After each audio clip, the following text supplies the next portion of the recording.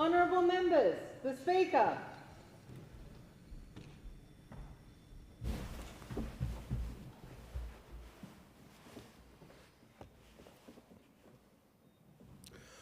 I acknowledge the Ngunnawal and Ngambri peoples through the traditional custodians of the Canberra area and pay respect to the elders, past and present, of all Australia's Indigenous peoples. Almighty God, we humbly beseech Thee to vouchsafe Thy blessing upon this Parliament. Direct and prosper our deliberations to the advancement of Thy glory and the true welfare of the people of Australia. Our Father, which art in heaven, hallowed be Thy name. Thy kingdom come, Thy will be done in earth as it is in heaven. Give us this day our daily bread, and forgive us our trespasses, as we forgive them that trespass against us. And lead us not into temptation, but deliver us from evil. For Thine is the kingdom, and the power, and the glory, for ever and ever. Amen.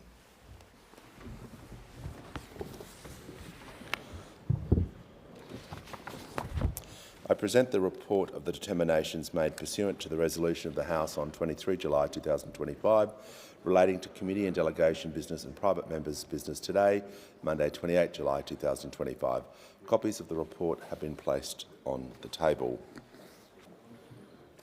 I call the clerk. Committee and delegation business, presentation of a report from the Australian Parliamentary Delegation to the NATO Parliamentary Assembly. Give the call to the member for Barara. Thank you, Mr Speaker. I present the report of the Australian Parliamentary Delegation to Canada and the 70th Annual Session of the NATO Parliamentary Assembly, Ottawa and Montreal, from the 20th to the 28th of November 2024. Mr Speaker, this delegation was led by the former Senator Louise Pratt. There'd be few people in the Parliament with perhaps more diametrically opposed views than myself and Louise Pratt, but I want to place on record that Louise was an excellent delegation leader. Despite our differences, we focused on the national interest, and I want to thank Louise for her constructive approach. I also want to take this opportunity to wish her well in her post-parliamentary career.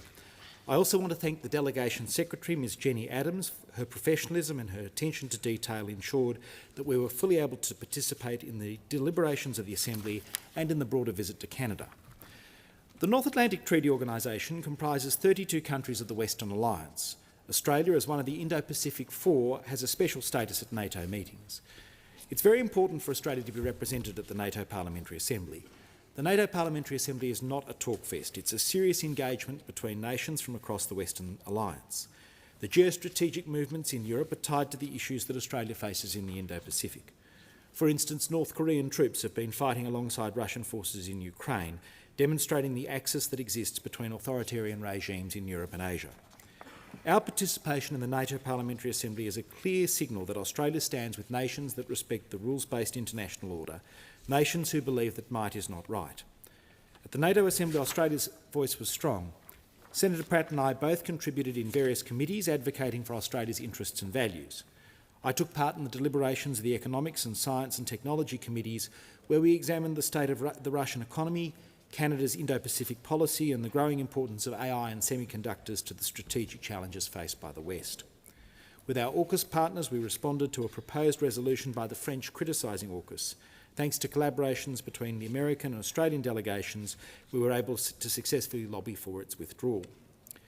This is a time of consequence for NATO as Ukraine seeks admission to its membership and NATO members grapple with the ability of Russia to skate around the international sanctions regime. The 2024 Parliamentary Assembly also took place shortly after the election of Donald Trump as the President of the United States.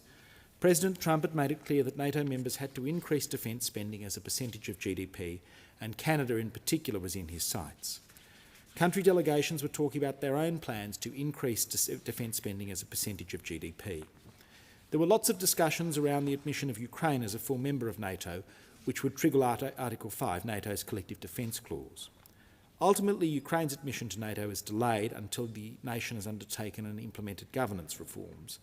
But I personally think this is more about NATO's reluctance to be drawn into the war than wishing to see Ukraine improve its governance. I had the privilege of meeting with the Speaker of the Ukrainian Parliament, Ruslan Stefanchuk, and the Chair of the Ukrainian Friends of Australia, Gadiana Milyahuk. Their bravery and resolve in resisting Russian autocracy is inspiring. When the coalition was in government, Australia was the largest non-NATO contributor to Ukraine. The Ukrainians were grateful for the military hardware support that Australia has given.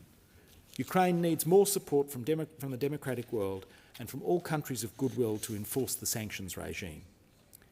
In addition to the NATO Parliamentary Assembly, Senator Pratt and I had a series of meetings relating to the Canada-Australia bilateral relationship, including a very fine briefing from the former High Commissioner, the Honourable Scott Ryan. I want to thank him and his team for the assistance they provided in organising meetings on issues as diverse as Canadian genetics, the way Canada is dealing with anti-Semitism and the Canadian nuclear program. While visiting the Canadian Parliament, Senator Pratt addressed the Finance Committee and I helped to inaugurate the Canada-Australia-New Zealand Parliamentary Friendship Group. Whether it's in defence, health or the safety of our citizens, Canada and Australia face many of the same challenges and we've much to learn by comparing approaches. Finally, I want to take this opportunity to address an unfortunate episode from the federal election that related to this delegation. Teal campaigners in my electorate accused me of missing Parliament to go on a holiday to Canada. The claim was disgraceful and significantly misrepresented the nature of the work and parliamentary delegations more broadly. This was a visit of strategic and national importance to Australia. It was an opportunity to advocate for Australia's interests, engage with key allies and ensure that Australia continues to have a seat at the table when matters of collective security are being debated. The idea that the Teals would try to score some cheap political points by misrepresenting this work shows how unserious they are about foreign and defence policy. It also reveals a significant misunderstanding of the responsibilities of federal parliamentarians, particularly at a time when the rules-based international order is under strain. The NATO Parliamentary Assembly was a reminder of the value of Australia's engagement, both with our allies abroad and across party lines at home. It was a privilege to represent Australia, and I thank the House for the opportunity to be part of the delegation. I call the clerk. Private Members' Business, Notice Number 1, Repeal Net Zero Bill 2025. Call to the honourable member for New England. Well, thank you very much, Mr Speaker. I present the Repeal Net Zero Bill 2025 and explanatory memorandum. I move that this bill be now read... Just a moment, we'll get the clerk to read the bill.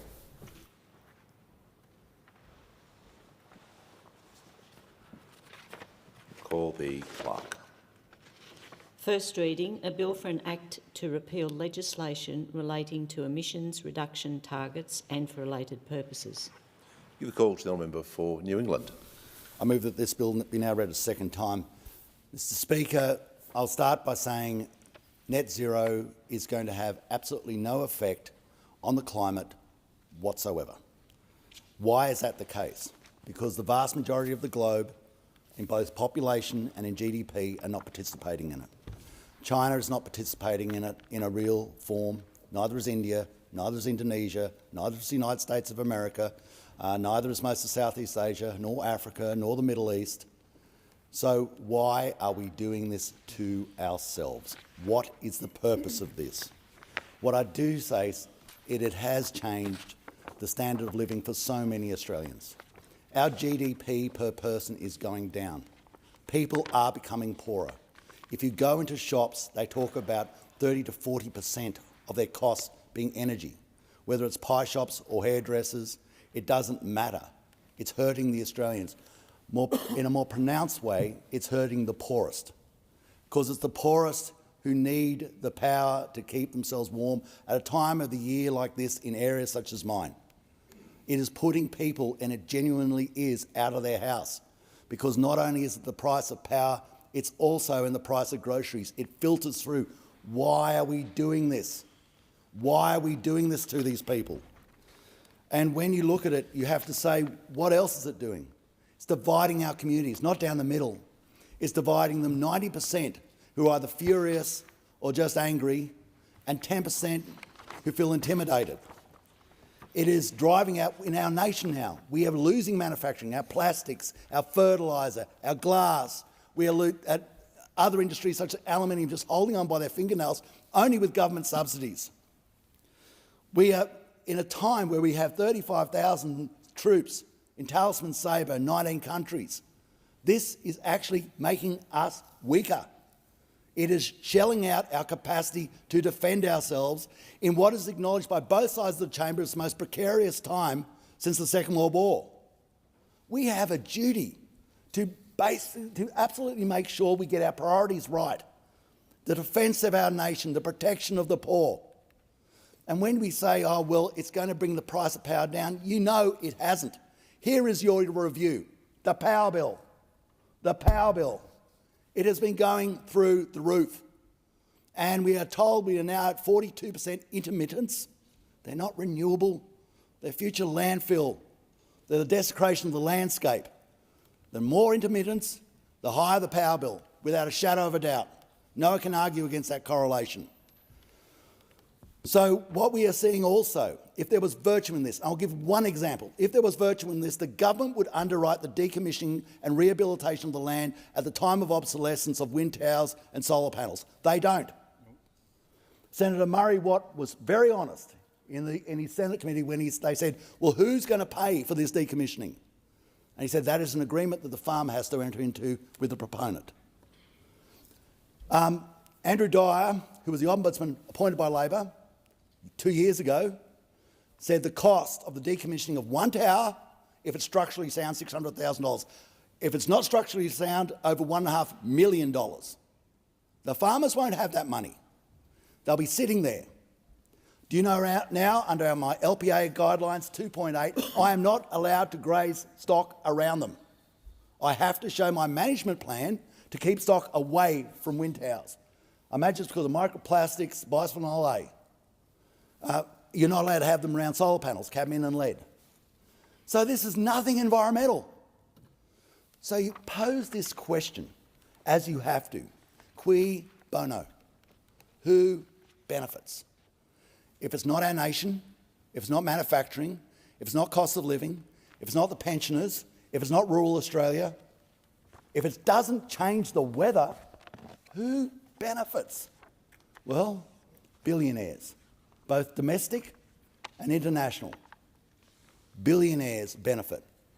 And the thought that they would have an underwritten scheme, underwritten by you, the taxpayer, with borrowed money from overseas, in secret agreements called capacity investment schemes, so that you, as the Australian people, can't see the details of this. Who devised this? Who dreamt this up? It is amazing. And I tell the Fourth Estate, look under the bonnet on this. It's not an issue about whether you believe in climate change or not. It's about net zero. It's about how we're getting done over. And we have got to stop. And there has got to be an epiphany. And it cannot wait. Every time you say wait, you say, and I'm thinking of the person, you say to the lady who's been kicked out of that very poor house into a pretty poor car, you have to wait. Wait for what? Us? On between $200,000 to $500,000 a year. Why has she got to wait for us? It's got to happen now. It's got to happen now. So I put this to the room, to the chamber. Of course, I can say it now because I'm not bound by cabinet solidarity. I acknowledge that. Maybe it was cowardly of me in the past. I acknowledge that, right? But I've got to do it now. And others are going to do it as well. And I commend this bill to the House, and I'll let the seconder speak. Is the motion seconded? And give the call to the Honourable Member for Flynn. Thank you, Mr Speaker. And I rise to support and second this Repeal Net Zero Bill 2025 put forward by my colleague, the Member for New England, Barnaby Joyce. And he is absolutely right. Net zero ultimately will destroy our economic base here in Australia. And the question that I want to know is, what will it cost? What will it cost in manufacturing jobs? What will it cost for the prosperity of ordinary Australians? In Gladstone, in the Flynn electorate, we have got the CSG gas industry and the fourth largest coal exporting terminal in the world. Those two resource sectors are worth $160 billion to the Australian economy. And by net zero, what we are doing is overseeing the demise of both of these industries. And if we continue on this path and we do that, how do we fill that economic shortfall? And furthermore, the cost of energy to these industries is becoming more and more. The alumina smelter and the refineries in Gladstone and Australia are asking for billions in government handouts just to stay competitive. What happens to the thousands of jobs that are connected to these industries if we continue down this road? Already we've seen this sort of thing in Germany, for an example, where there is now an economic crisis that is the worst thing that they've had, that the German people have had since the Second World War, all based on this green dream of renewable energy and net zero. In the Flynn electorate, there are over 90 renewable energy projects that will be covering agricultural land and the ranges up and down the Great Dividing Range. Thousands of turbines, millions of solar panels. This is dividing communities. It is all subsidised, and it makes absolutely no sense because this power generation, the renewable energy sector, is unreliable. We also have 3 coal-fired power stations in the electorate of Flynn. Callide, Gladstone and Stanwell at Rockhampton. What becomes of that baseload power when it gets put in a position where it cannot compete in the marketplace to sell energy because of the mandates and the RET subsidies that the renewable energy sector gets? And what we are doing are driving small business and individuals to the wall. We've got people living in cars and people living in tents because they cannot afford their electricity bill. And it's time this stopped. Let's dump this net zero. It is economic madness. It is overseeing the demise of business, industry and prosperity that Australians have. And it's time for the debate. It's a line in the sand. And people need to understand the ramifications of what happens if we continue down this road of 82% renewable energy by 2030, 43% carbon reduction by 2030. We've got things like the safeguard mechanism, which is an impost on those 215 big companies around Australia, 30% of which are in central Queensland. And on the other hand, now we've got them putting their hand out for government subsidies. It just makes absolutely no sense at all. Let's have this debate. Let's have it properly. Dump net zero. The question is the bill be now read a second time, and the time allotted for this debate has expired. The debate is adjourned and the resumption of the debate will be made in order of the day for the next sitting. Call to the clerk. Private members' business, notice number 2. Criminal Code Amendment Using Technology to Generate Child Abuse Material Bill 2025. Give the call to the honourable member for Curtin. I present the Criminal Code Amendment Using Technology to Generate Child Abuse Material Bill 2025 and the explanatory memorandum.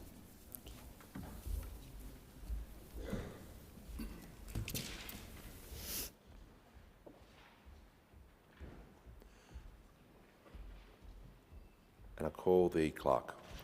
First reading, a bill for an act to amend the Criminal Code Act 1995 and for related purposes. Give the call to the honourable member for Curtin. I move that this bill be now read a second time.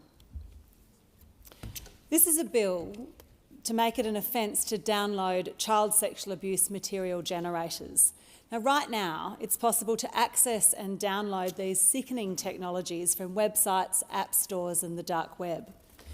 The bill focuses on this particular type of artificial intelligence tool that's designed for this purpose of creating unlimited, on-demand material depicting the sexual abuse or exploitation of children, often tailored to specific preferences. Images can be deleted before detection, and the proliferation of this material makes it harder for law enforcement to identify actual child victims. Now, possessing a single image is already illegal, but the capacity to infinitely produce, delete and reproduce abusive images through AI tools represents a new and urgent threat. This is by no means the only legislation that needs to be passed on this topic, but this would plug an immediate hole in the criminal code.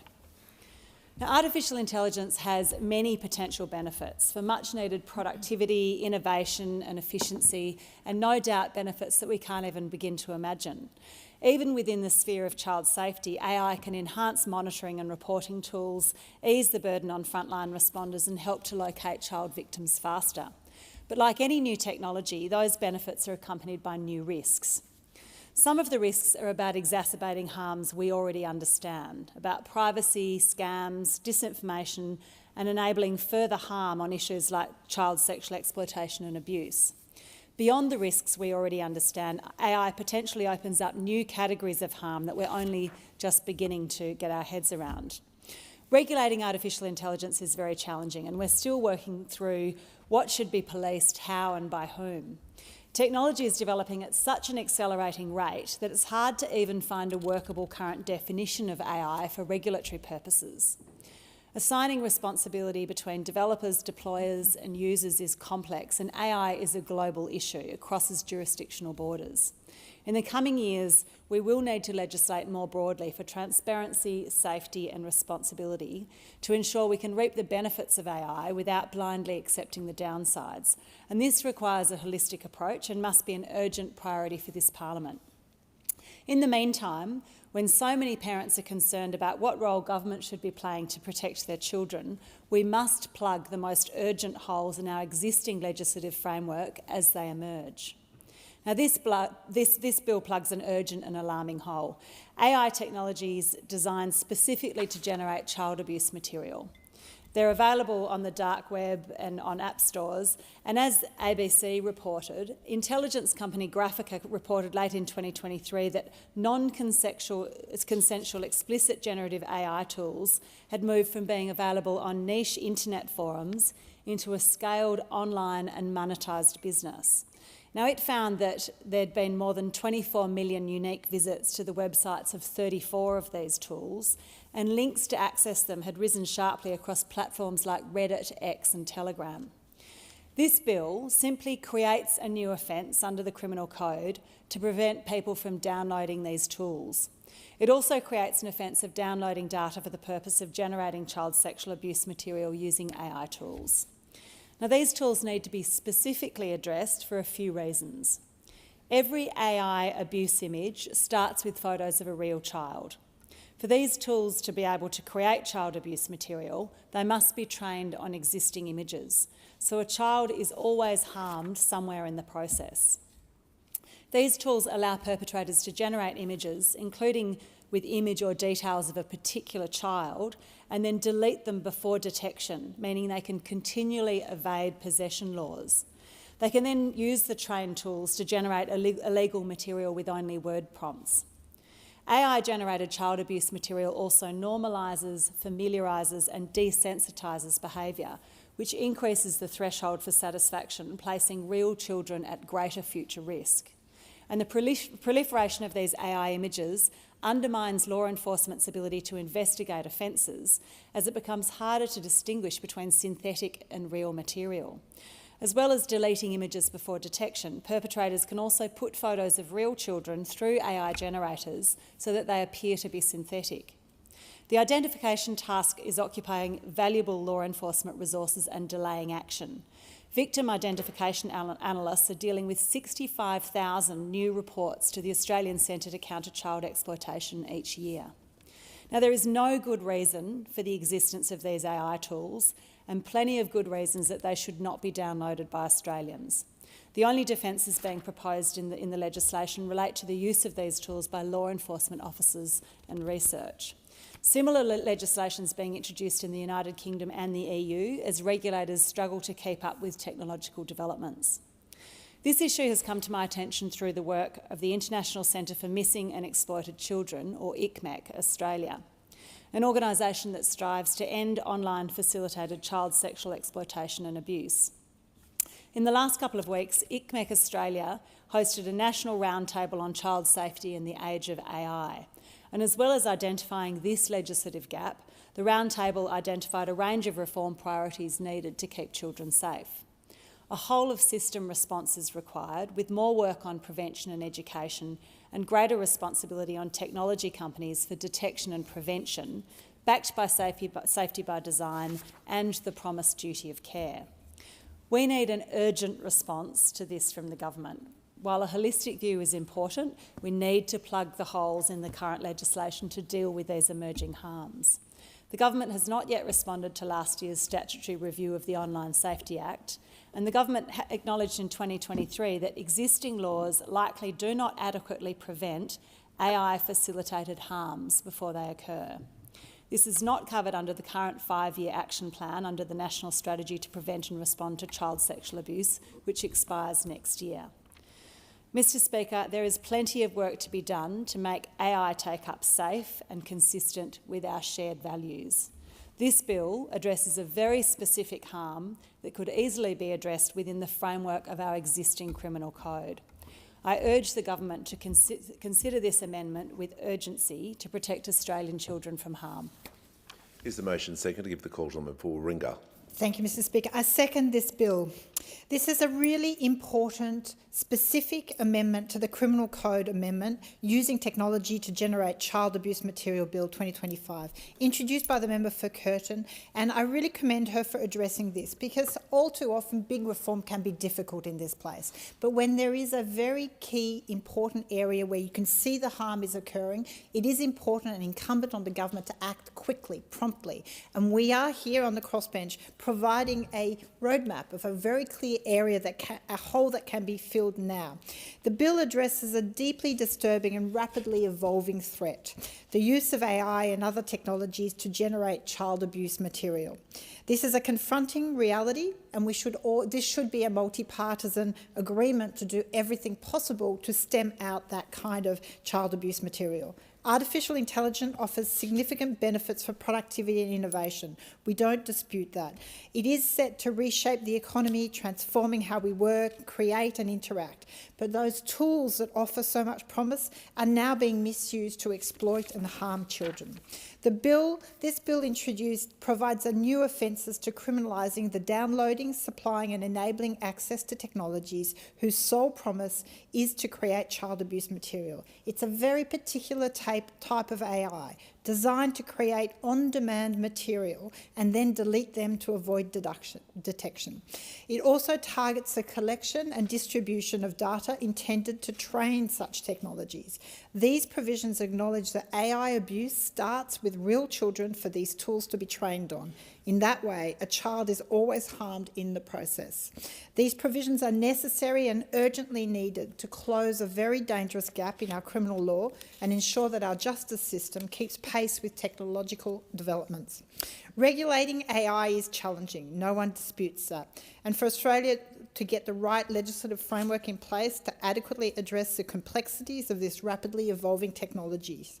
We know the current national framework for child exploitation, for example, drafted in 2021, is already out of date when it comes to the threats of AI. We know the UK and the EU are already introducing similar provisions to ensure that they do protect children from this kind of material. Australia will fall behind unless the government acts, and that is the warning of this bill today. There is a growing recognition around the world for this kind of legislation and for these guardrails. We have to act decisively and with urgency to protect children from the exploitation in all its forms. And so I commend this bill to the House for the government to act urgently to close this loophole. The question is the bill be now read a second time. The time allotted for this debate has expired. The debate is adjourned and the resumption of the debate will be made in order of the day for the next sitting. I call the clerk. Private members' business, notice number 3. Electoral Legislation Amendment, Electoral Communications Bill 2025. Give the call to the honourable member for Warringah. I present the Electoral Legislation Amendment, Electoral Communications Bill 2025 and the explanatory memorandum.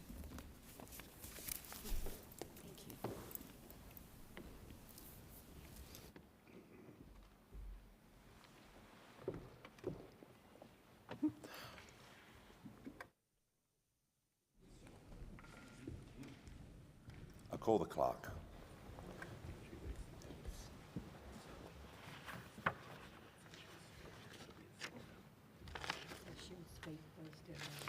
First reading, a bill for an act to amend the law relating to elections and referendums in respect of electoral communications and for related purposes. Give the call to the honourable member for Warringah. I move that this bill be read a second time. This bill that I present today reflects the government's very own bill that was introduced in December last year.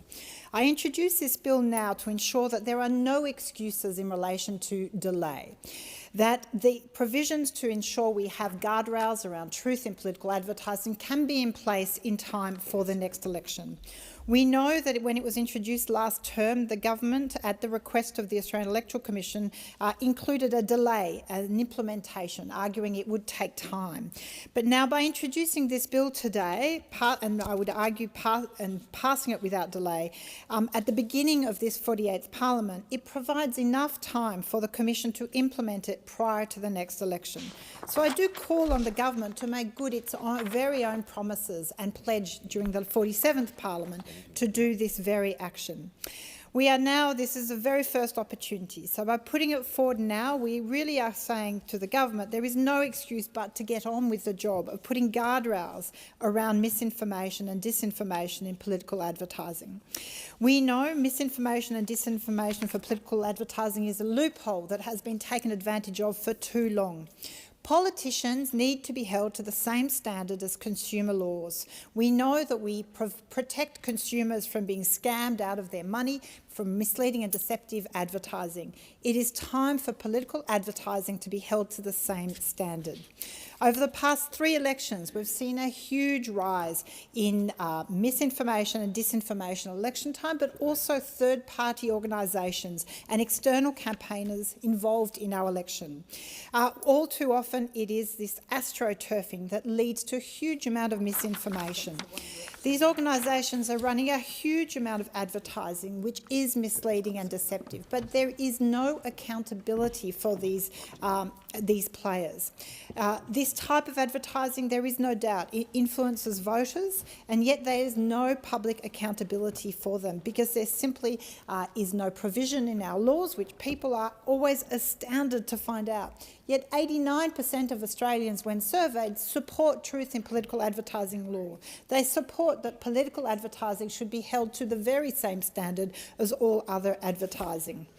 On top of that, we're now seeing the growth of AI and deepfakes in political advertising. We saw in 2020-22 the use of AI depicting and changing imagery. We know through AI and deepfakes you can create an ad alleging someone has said something that is completely false and fabricated, and there are no protections on voters. So again, to really put some guardrails to protect our democracy, I call on the Albanese government to support this bill. This is their very own bill from the last Parliament. We know that there is a huge amount of need for this because it really it has been recommended. The Joint Standing Committee on Electoral Matters will review the latest election, no doubt, but already for the previous election it recommended that something has to be done around misleading and deceptive political advertising. We know there is a huge problem. The question is there a political will to fix it? There really is no excuse. There is a 3 years ahead of time, and there is an opportunity on the government to make good its promise to do this. We know around the world already that it is increasing. In the UK, there is an organisation already pushing for there to be guardrails around misinformation in political advertising.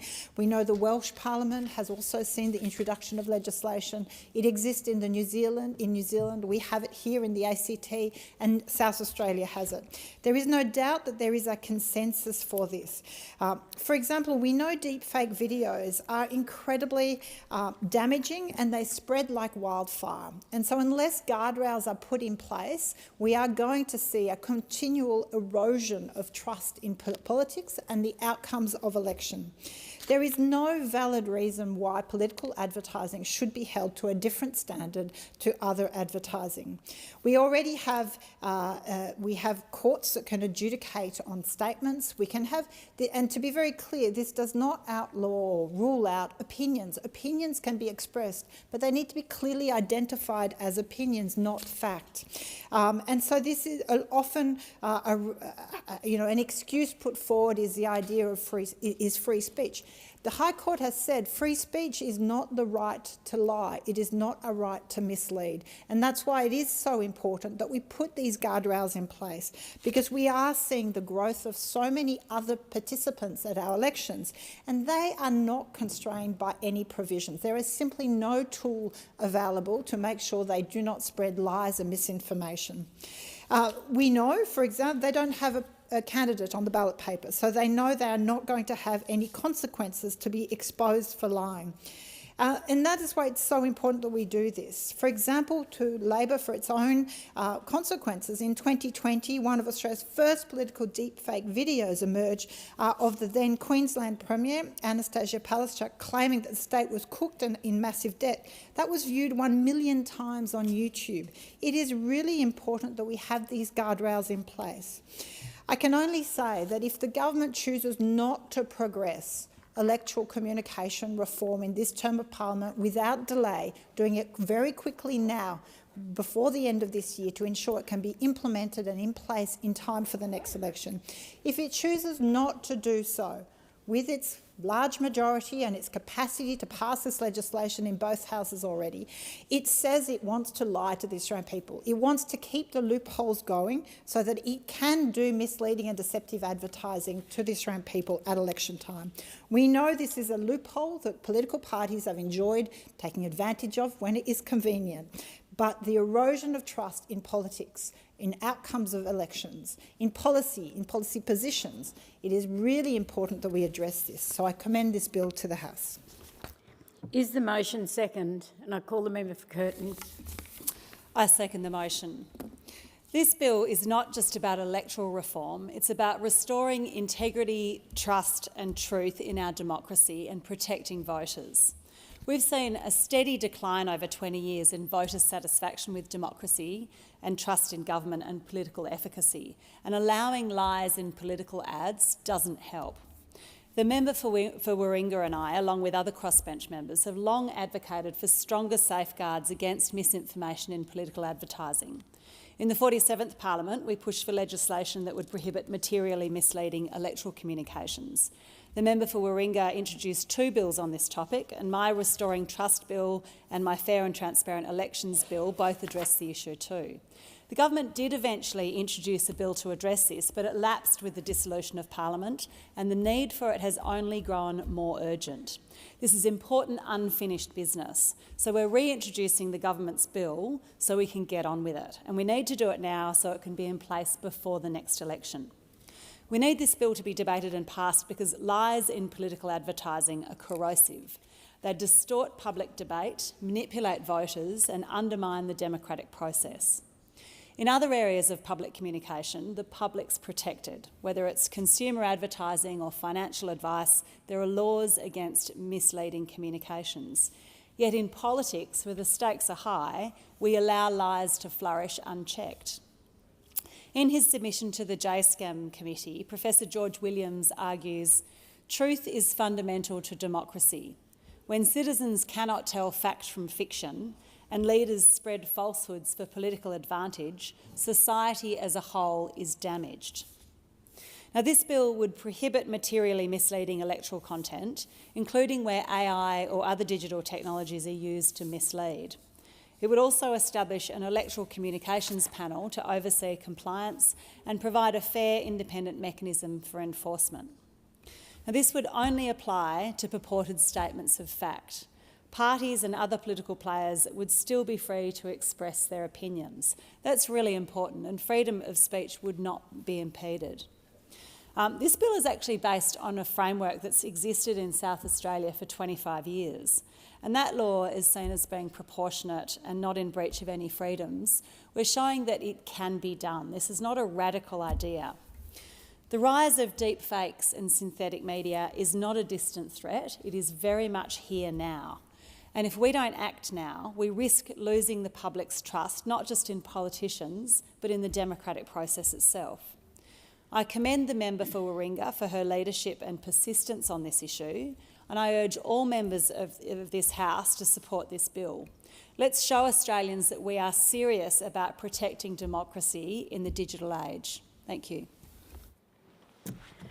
The time allotted for this debate has expired. Oh, the question is that the bill be now read a second time. All those the opinion say aye. All right. The time allotted for this debate has expired. The debate is adjourned and the resumption of the debate will be made an order of the day for the next sitting, and I call the clerk. Private members' business, notice number 4, for a motion in relation to student debt. I call the member for Swan. I move the motion relating to student debt in the terms in which it appears on the notice paper. I call the member for Swan. Do we need a seconder? Do we need a second? Okay, great. Okay, cool. Excellent. Thank you, Deputy Speaker. Thanks to the member for Chisholm who will be seconding this motion. Both of our electorates are homes to excellent Australian universities, Monash and Deakin in her case and Curtin University in mine. Curtin is what brought me to Perth from the goldfields. As with many first-generations Australian families, my parents did not complete high school, but they placed a very high value on education. This is such a strong belief for so many migrant families. My parents were thrilled to see my sister and I graduate from university. It is because of this value that keeping the promise to cut student debt, making higher education fairer and more accessible is the Albanese Labor government's priority, and we are delivering. Delivering debt relief to 3 million Australians. That's 22,000 in my electorate of Swan. Constituents like mine, Giovanna in Wilson, has been looking forward to this change. And no, Giovanna doesn't have a debt, but she has 3 adult children who have studied things like architecture, law and engineering. She has explained to me how having less debt, her adult children can set their sights on housing and owning their own homes. I think that this is very exciting, and I'm looking forward to see how this policy, combined with 5% deposits, brings home ownership closer to young people like them. Giovanna embodies what's great about education. She is a student by trade, and she talked about her students like uncovering stars. You never know what will be the surprise and who will shine the brightest. And sometimes it might be a student whose parents didn't go to university, but making education that little bit more accessible makes it easier for those stars to shine bright. Sonia is another constituent of mine, a First Nations nurse with an old SFSS loan. She's an inspirational woman, and she has done amazing work with young people, but is now working as a mental health nurse. She explained how long-term debt can cast a long shadow, and she explained that she hasn't seen a tax return for a long time. I'm pleased to say that this policy will also apply to her, and I hope that this 20% debt brings a debt-free future closer to her. Sonia is an inspirational woman, and her knowledge has been powerful and for those who have been facing mental illness. And I think it's wonderful that she's a role model for other First Nations people who might be interested in studying nursing. She has been like a sister to old folks and a grandmother to the young. And I also note that it is the Deputy Speaker's first time in the House that we have had a First Nations person in the House. And what I think is amazing is that we have the opportunity for people to actually see the change they want to see. And whether that's in nursing or here on the floor of the Parliament, that's very exciting. Corrosive debt is what HEX tries to avoid with interest-free loans and income-dependent repayments, but the increasing cost of degrees and the Liberals' deliberate flatlining of wages have made HEX a burden. Indexation would have added to this until this government intervened. Now we are set to put a major dent in costs and also make the payment system fairer. There will be a higher minimum repayment threshold of $67,000. Repayments will be a percentage of what is earned above this. That means for someone earning $70,000, they were paying $1,700 annually. Now they will only pay $450 a year. Those on low incomes feeling the sting of the cost of living at the moment can earn more and keep more of what they earn. Deputy Speaker, real wages are finally moving again.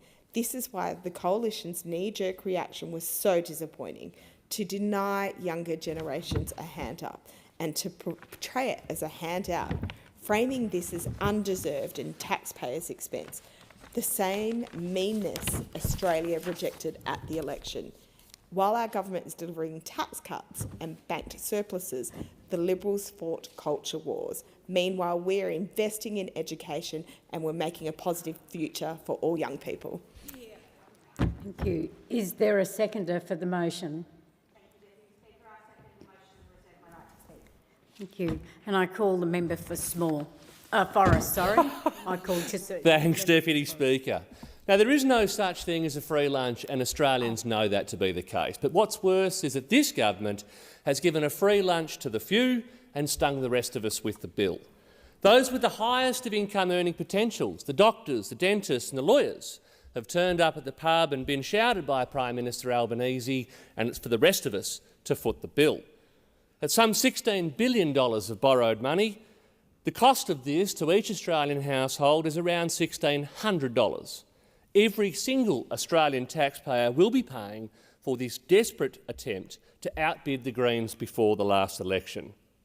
With more than 24 million Australians struggling with Labor's homegrown cost of living crisis and seeing no benefit at all from this policy, and yet 27 million Australians being left to pay for it, it is grossly unfair. But let's not forget where this started, because HEX debts began to increase at eye-watering rates as the Albanese government's complete failure to manage the economy bit hard. Indexation rates have exceeded the Reserve Bank's upper target of 3% for inflation for the last 4 years. And that's even after they artificially lowered the rate of indexation in both 2023 and 2024 to mask how completely they had lost control of inflation. More than 55,000 people in Australia have a help debt of between $100,000 and $200,000, meaning under this policy, the Labor government has delivered them an average cheque of $25,000. How is this fair when so many young Australians aren't or haven't been students and are struggling to pay the rent or put food on the table because of this government's cost of living crisis? It is also grossly unfair to the millions of Australians who have, in good faith, worked hard to pay off their help debt with no discount at all. Take, for example, Hayden, a physiotherapist I've met in Bunbury. He's worked extremely hard in recent years to make additional HEX repayments of some $30,000 on top of the mandatory minimum that he had to pay, and he's now debt-free. But having scrimped and saved and done the right thing, he's just seen this Prime Minister take his tax money and give it to his colleagues who didn't do the right thing, who didn't do the hard yards and who didn't pay down their debts early. What sort of message does this send to the next generation of Australians? Now, as an opposition, of course we will be critical where we see this sort of industrial-scale pork barrelling, but we will be constructive. And I welcome Senator Henderson's proposal today to amend this bill and see the help indexation be limited to the lower of CPI or a maximum of 3%. Because why should tertiary students pay the price for the Albanese government's complete failure to control inflation in this country? This cap on help indexation would apply to all future students, unlike Labor's bill, which leaves them high and dry and subject to the same sorts of failures in the future. Senator Henderson's proposed help loan inflation guarantee provides a crucial safeguard against large increases to future student debt driven by high inflation. As Senator Henderson said, and I quote, "Australians with a student loan or those planning to undertake tertiary studies should never be blindsided by high indexation driven by high inflation, as has occurred under this government for the past 3 years." And that's why we're proposing that this limitation on indexation would deliver both appropriate cost of living relief, but importantly, much needed certainty into the future, which stands in stark contrast to Labor's one-off sugar hit, being a 20% discount to current HECS help debtors, and in fact deprives those who have done the right thing of being rewarded for their hard work. As at 1 June just this year, student loans increased by another 3.2% because Labor's help loan scheme is currently uncapped and provides no protection at all against the risk of ballooning indexation into the future. Indeed, since Labor was elected and the changes to the way that help indexation was calculated, student debt has increased by a staggering 14.3%, which puts this policy into stark perspective. And this is in contrast to under the former coalition government, when annual indexation averaged just 1.7%. Let's not forget where the blame for this crippling student debt belongs, and it is over on the government benches. Thank you. The question is that the motion be agreed to, and I call the member for Boothby. Thank you, Deputy Speaker. Well, it's great to hear that those opposite have obviously given away their previous job-ready graduates, which increased the cost of tertiary education substantially. So it's good to hear that they finally realise that there is a value to tertiary education and that there is a value to intergenerational equity. Now, we speak often about the importance of education in this place, and we speak about how it changes lives, and many of us, like me, are the first in our families to have the benefit of tertiary education. And we have that personal experience of opportunities that tertiary education can provide. One of the really important tenets of the Labor Party is our commitment to making good quality education available to all Australians, of ensuring that everyone has opportunity irrespective of your family wealth. And of course, as a country, as an economy, it is also very much in our interest to ensure that we are developing Australians with the education and skills to do the highly skilled work that we need. Every business I speak to talks to me about their need for more skilled workers. So encouraging people to take up tertiary education and skills training is a productivity issue, it's a quality of life issue, and it's an equity issue. During the campaign, the Prime Minister promised that the first bill to be introduced under a re-elected Albanese Labor government would be this one, to cut 20% off student debts and to increase the threshold that you need to start paying your student debt. And here we are. This bill cuts the student debt of over 3 million Australians by 20%, and in Boothby, just under 24,000 students and former students will benefit from this. The average student debt today is $27,500, and this legislation will cut that by about $5,500. All up, it will cut student debt by more than $16 billion, and the cut will be backdated to the 1st of June 2025 before this year's indexation occurred. And this policy applies to uni students, vocational education students and some apprentices. Speaker, this bill also changes repayment systems. So it raises the income threshold before you have to start making repayments from $54,435 in 2024-25 to $67,000 in 25-26. It also replaces the current repayment system with a new marginal repayment system. The current system is based on your entire income, and once you earn above the minimum repayment threshold, you pay a percentage of your entire wage as repayment. Under the changes in this bill, you'll only pay a percentage of your wage above the minimum repayment threshold. For example, right now, if you earn $70,000, you'll pay $1,750 each year. Under our changes, you'll only pay $450. That means you'll pay $1,300 less a year, and you can still pay more off if you want to. While cutting student debt will help young Australians to get ahead, this change to the repayment threshold and structures is an immediate cost of living measure. Many of the people who will benefit from this are of the younger generation. They're just starting out, building their careers and lives in some very tough international economic conditions. This cost of living measure will mean they will keep more of their income in their pocket. Earn more, keep more of what you earn. Speaker, I've paid my fair share of HECS debts, and I've been lucky enough to be able to pay my student debts off, so I won't personally benefit from this.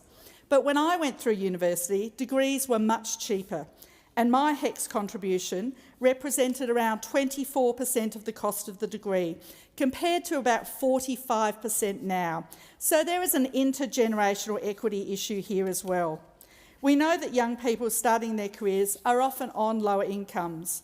They're trying to enter a housing market suffering from a 40-year backlog in housing, thinking about maybe having a family. So this bill, the Universities Accord cutting student debt by 20% bill, and the changes to the repayment threshold and calculator goes to levelling the playing field a bit for them. And Speaker, it also builds on our previous work in the tertiary education sector. We've wiped $3 billion of student debt and fixed the indexation system. We established a Commonwealth PRAC payment to support teaching, nursing, midwifery and social work students. We locked fee-free TAFE into law, and we've asked the banking regulators to review the rules to make it easier for those with a student loan to get into the housing market. Our changes provide relief for students and young people while continuing to protect the integrity and value of the help system, which has massively expanded higher education access for millions of Australians. Thank you. The question is that the motion be agreed to, and I call the member for Robinson. Thank you, Deputy Speaker, and it is excellent to see you in that chair. History is definitely being made today. I rise in this chamber today to speak on an issue that is at the very heart of Australia's long-term prosperity, long-term resilience and long-term security, and that is our commitment to tertiary education and reducing that growing burden of student debt that people have been crippled by over the preceding decades. Australia has always had a big presence on the international stage, not because of our size, but because of the strength and intelligence of our people. And nothing strengthens a nation more than well-educated, than critically thinking and a highly skilled population.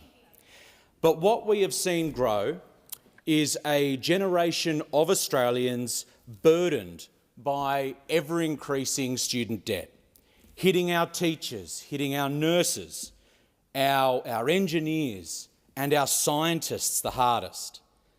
These are the very people that safeguard Australia's future.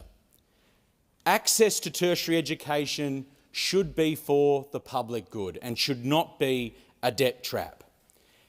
And this is not just an economic issue at the end of the day, Deputy Speaker. This is a national security imperative.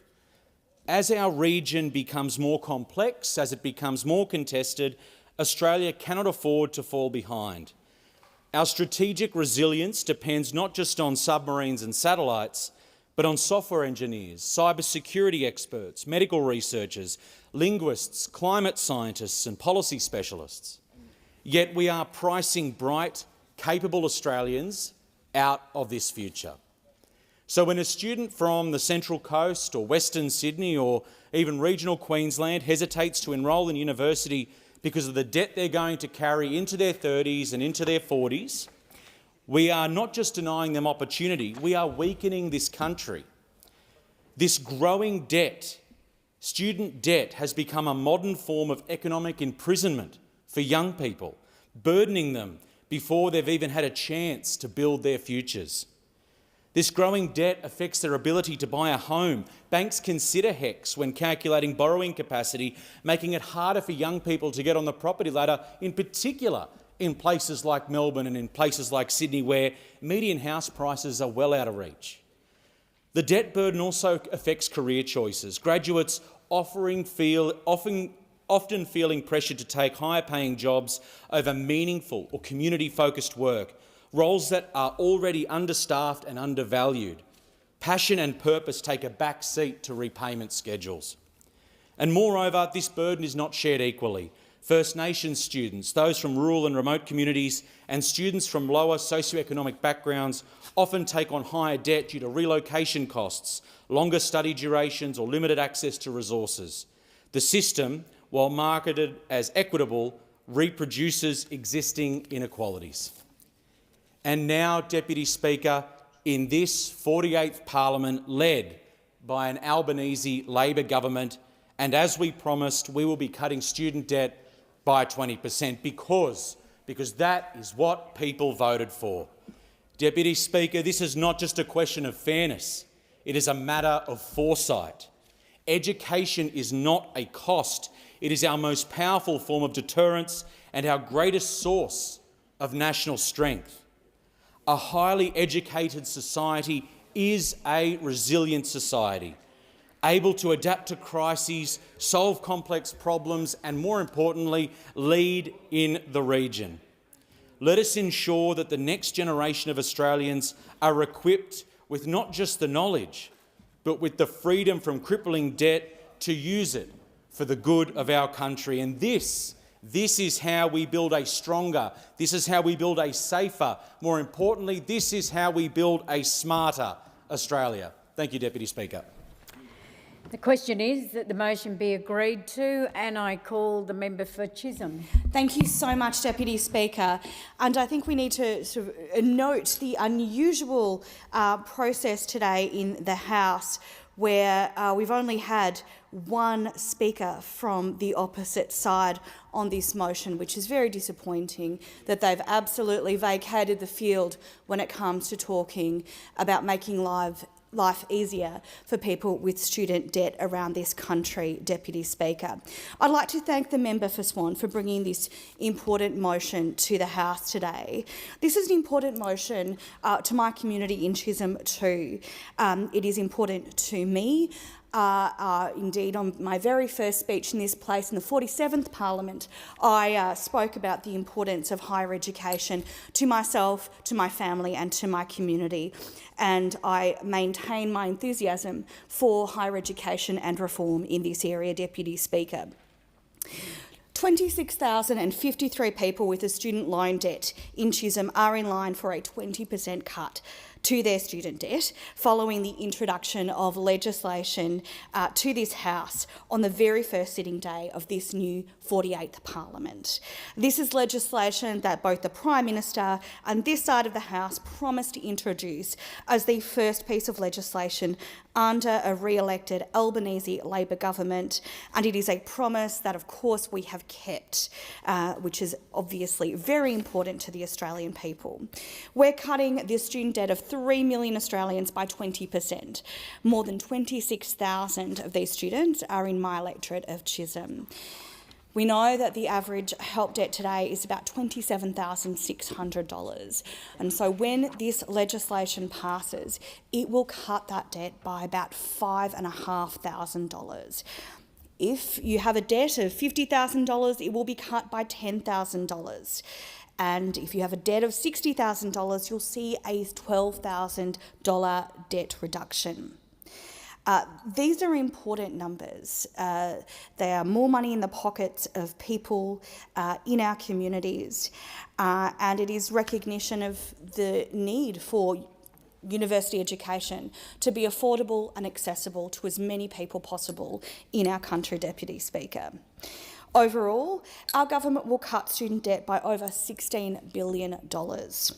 Student debts will be cut by 20% based on what it was on the 1st of June this year, before this year's indexation occurred.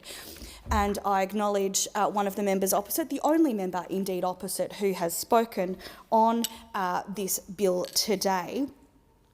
who was talking about indexation. And I know that it has been a while since he served in the other place, but I would, for his benefit, let him know that we have changed arrangements to indexation since we came to government in 2022, meaning that it will either be the lowest of WPI or CPI that will be what the indexation is based on, just for the member opposite's benefit. So what we will see through this bill is that students right across the country will get the maximum benefit possible from this student debt reduction. It'll happen automatically, which is really important. Students will not have to apply, as the ATO will process changes at their end. They don't need to do a thing to access this 20% debt reduction. While it might take a bit of time for the ATO to do this work, once this bill passes, cuts will be guaranteed. This was a really prominent issue, Deputy Speaker, in my electorate of Chisholm, both before the campaign and throughout the campaign. It was a decisive issue for households, not just for students with debt, but for their families too, when they went to cast their vote on the 3rd of May. That we were doing what we could to support people through higher education was seen as very important in my electorate.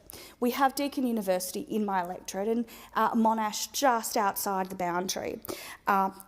I know that we've got lots of academics as well as students in my electorate who are eager to see this change, and indeed all the changes so far that we have brought to this place based on our reforms from the University Accord process. These changes will make a meaningful difference to people with student debt, and I know both current and former students in my electorate do welcome these changes. These are not the only changes we're making to life for students. We've wiped $3 billion of help debt already, and we've also established a Commonwealth prac payment scheme, which will make it easier for so many people to study and complete the courses they want to do. Thank you so much, Deputy Speaker. The question is that the motion be agreed to, and I call the member for Adelaide. Thank you, Deputy Speaker. And Deputy Speaker, I'm very proud to be standing here today in this chamber to speak about one of Labor's promises at the last election and now bringing it to fruition through policy in this House. And at the last election, we spoke about the cost of living and that this government will do all it can in helping with the cost of living because it was at the top of Labor's agenda. We promised to cut student debt. We promised to cut student debt, and the Albanese Labor government is delivering, and today is proof of that. This is a significant policy for the more than 3 million Australians with a HECS or student debt, and that's why, as promised by the Prime Minister, the Universities Accord cutting student debt by 20% bill, which was presented last week, was the first bill to be introduced under the re-elected Labor government. Deputy Speaker, I am so proud that this Albanese Labor government will cut student debt by 20%. What this means in my electorate of Adelaide is that the 28,520 students and graduates with a HECS or student debt, including VET and TAFE loans, will enjoy an average saving of $5,000. An average saving of $5,000, and that's why Labor is building Australia's future through its policies. We know that this will make life easier for more than 3 million Australians with student debt and their families and local communities, whether they're just starting out in their career, saving for a home, or juggling a mortgage and a young family. Every single dollar counts.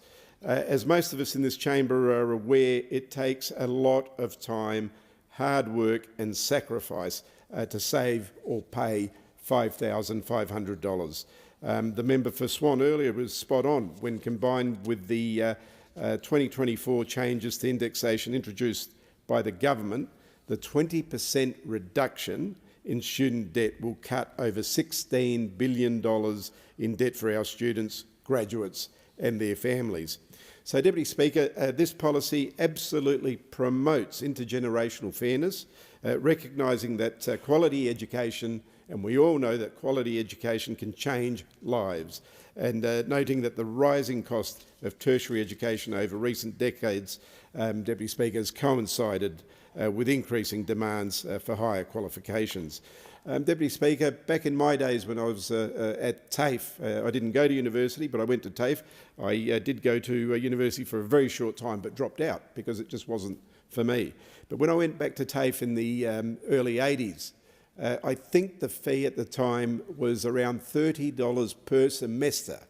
That enabled me economically to be able to work and have a decent wage at the time, but also be able to afford to get an education and go on in life and do bigger and better things, Deputy Speaker. So it is so important that we make education as affordable as possible for people.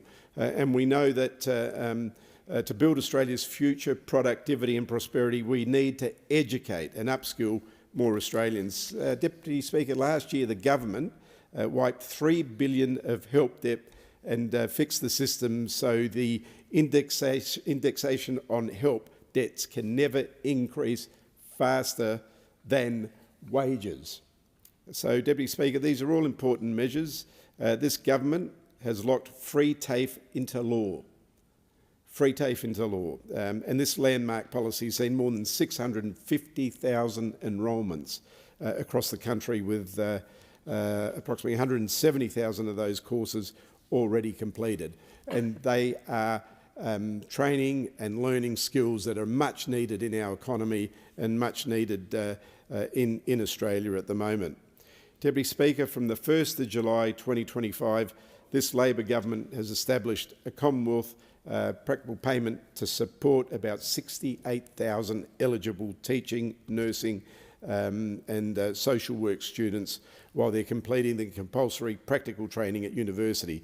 Again, important skills in industries, in the health industry, that we need. We have a huge shortage, and this is all making a difference in our nation and in our health system.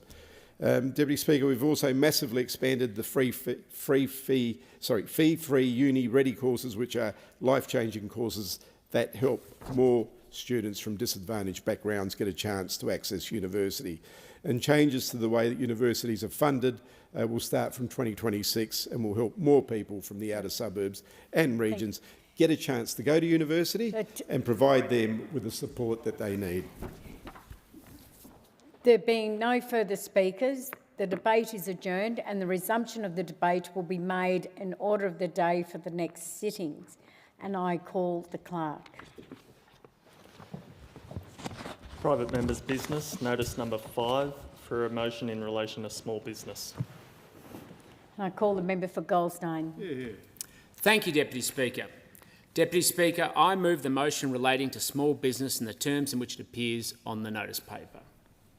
Deputy Speaker, firstly, can I congratulate you on your elevation to office? Congratulations.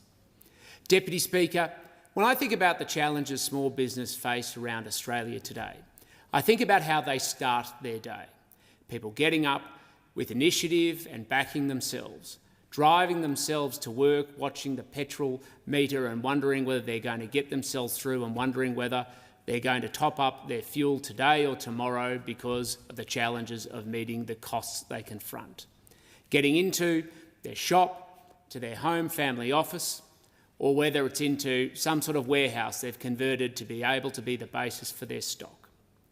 And where they're going to be able to pay for their wages and salaries for the people that they employ. Every day in this country, small business faces real and significant challenges to meet the stresses, to be able to back themselves and to get ahead. And they don't ask much of government, Deputy Speaker. All they ask is that the government backs them to be able to get ahead and do the work that they need to do. The challenge, Deputy Speaker, since the election of the Albanese government, since 2022, is we have seen a consistent decline in the number of small businesses in this country. More disturbingly, we have seen record small business insolvencies in this nation right now. And we are facing a crisis for small business where nothing is going their way as a conscious decision of this government.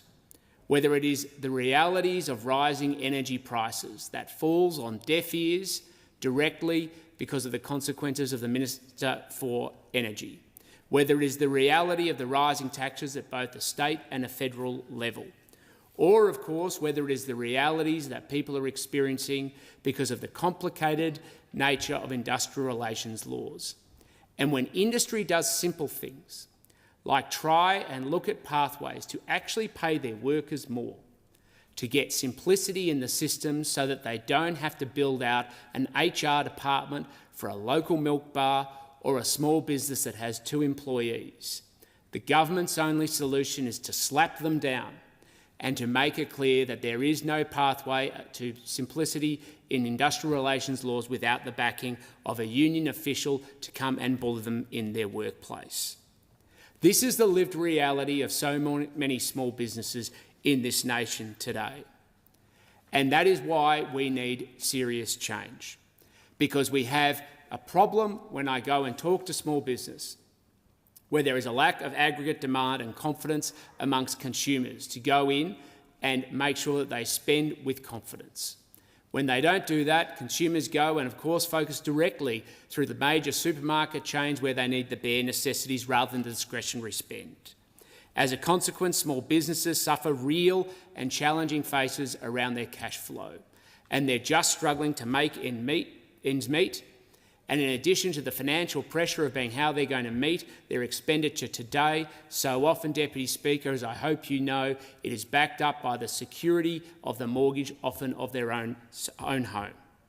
But even worse than that, Deputy Speaker, so many small businesses in this country are not just the source of an income for small businesses today, they are also the basis of retirement security for tomorrow.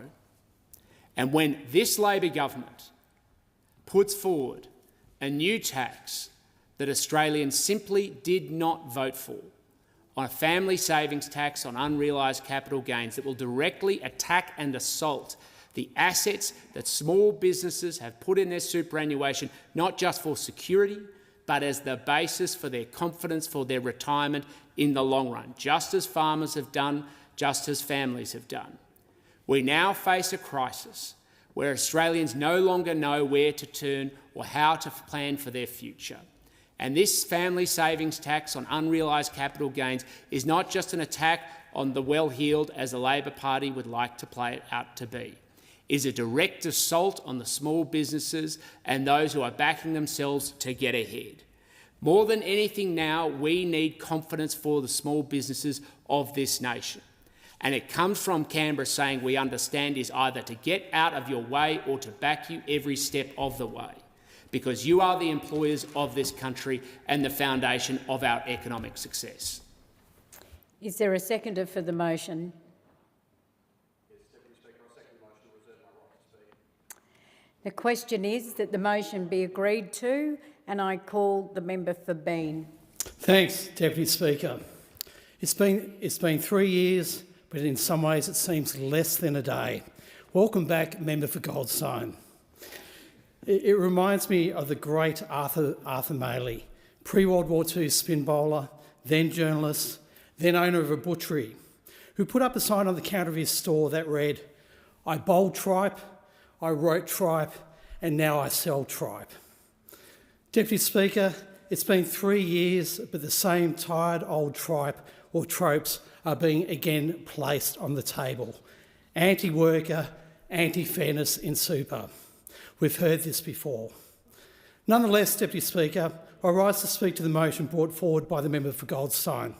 I want to thank the member for bringing this motion forward, because despite its manifest shortfalls and negative tone, it gives all of us on this side of the House an opportunity to set the record straight about the great work that the Albanese government is doing to support Australian small businesses to grow and thrive. Let's talk about what the government has actually been doing to support small businesses. Over the last 3 years, our government provided $2 billion in targeted support for Australian small businesses. This targeted support is there for small business in the good times and the not so good times. These supports have been developed through engaging with and listening to small business and working with them to deliver what they need. Let's talk about some of those supports. Let's talk about our efforts to tackle energy costs for small businesses. We continue to deliver targeted energy bill relief and energy efficiency grants.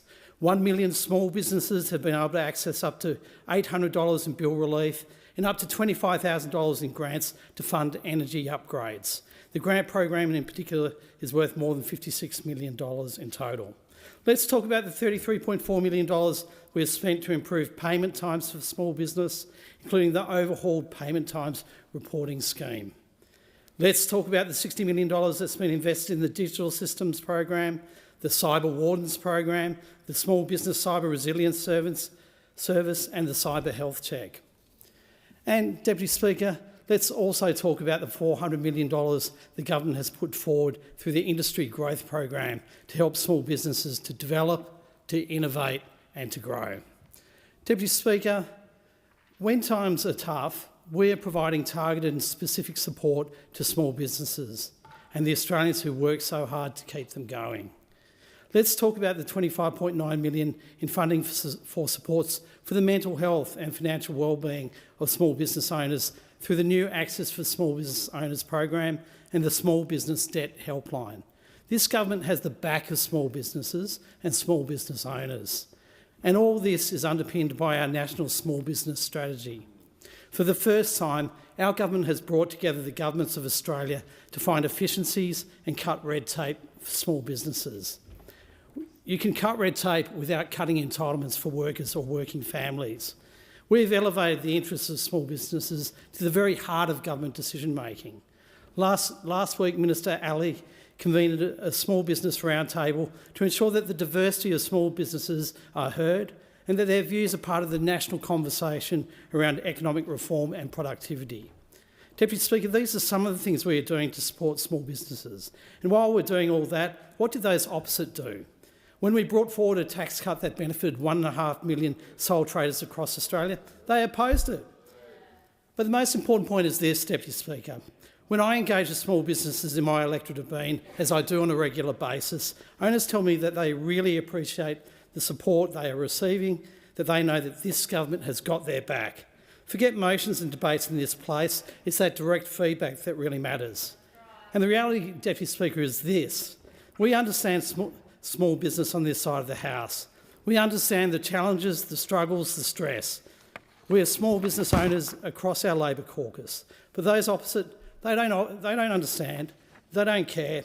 This motion is emblematic of much we hear from those opposite these days. Pointless, tired and missing the point entirely. Selling tripe and tropes. They are lost in the wilderness and motions such as these suggest they have still some way to go to come out the other side. The question is that the motion be agreed to, and I call the member for Fadden. Thank you, Deputy Speaker. I rise today in strong support of this motion that's been moved by the Shadow Minister for Small Business because it speaks to a simple truth. Small businesses across Australia are under siege, and it's this Labor government that is front and centre of that attack. And I'll join with my friend, the member for Bean, in welcoming back the Shadow Minister, the member for Goldstein, who is a strong advocate for small businesses across our nation. Now, I know those opposite love a good talking point, but here's a fact that cuts through all. Under Labor, Australia has recorded the highest number of small business insolvencies in history. Real people, real businesses, real livelihoods, and they're being failed by a government that's too busy managing headlines to manage the economy. Deputy Speaker, we on this side of the House understand what's at stake. Small businesses aren't just part of the economy, they are the economy. They create jobs, they train apprentices, they sponsor our local footy clubs. They're at the school fetes, the Saturday morning markets. In my electorate, from Coomera to Coomera, Labrador to Ormeau, small businesses are the glue that holds our community together. And let me proudly remind the House that the Gold Coast is the small business capital of Australia. More than any other region, we know what it takes to take a risk, back yourself and build something from the ground up.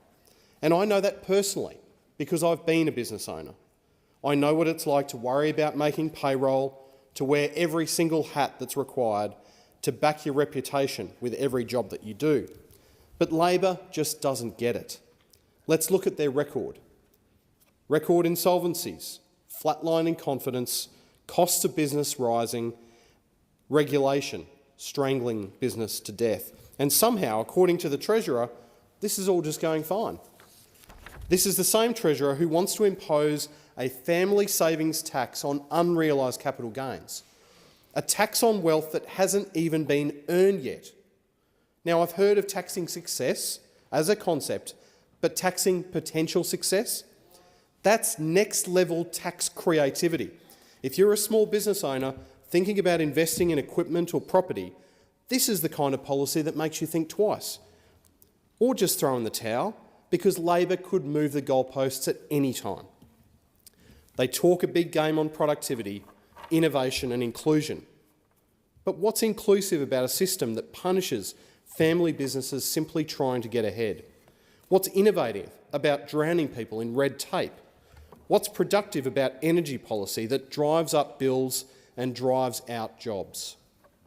And what kind of government thinks it's a win when fewer Australians have the confidence to go and start a small business? These are salt-of-the-earth Australians doing their best every day in spite of the barriers that this government continues to put in their way. And so what are these businesses telling me? They're sick of being ignored. They're sick of being taxed more, regulated more and appreciated less. They're sick of this Labor government that views them as political collateral instead of economic partners. And they're absolutely right. Deputy Speaker, on this side, we stand for small business because we know that every job starts with a risk taken. Every apprenticeship begins with a business that's willing to invest, and every strong community is built on local enterprise, not bureaucratic interference. So let me be clear. The Coalition will always back small business. We believe in lower, simpler and fairer taxes. We will cut red tape, not add to it.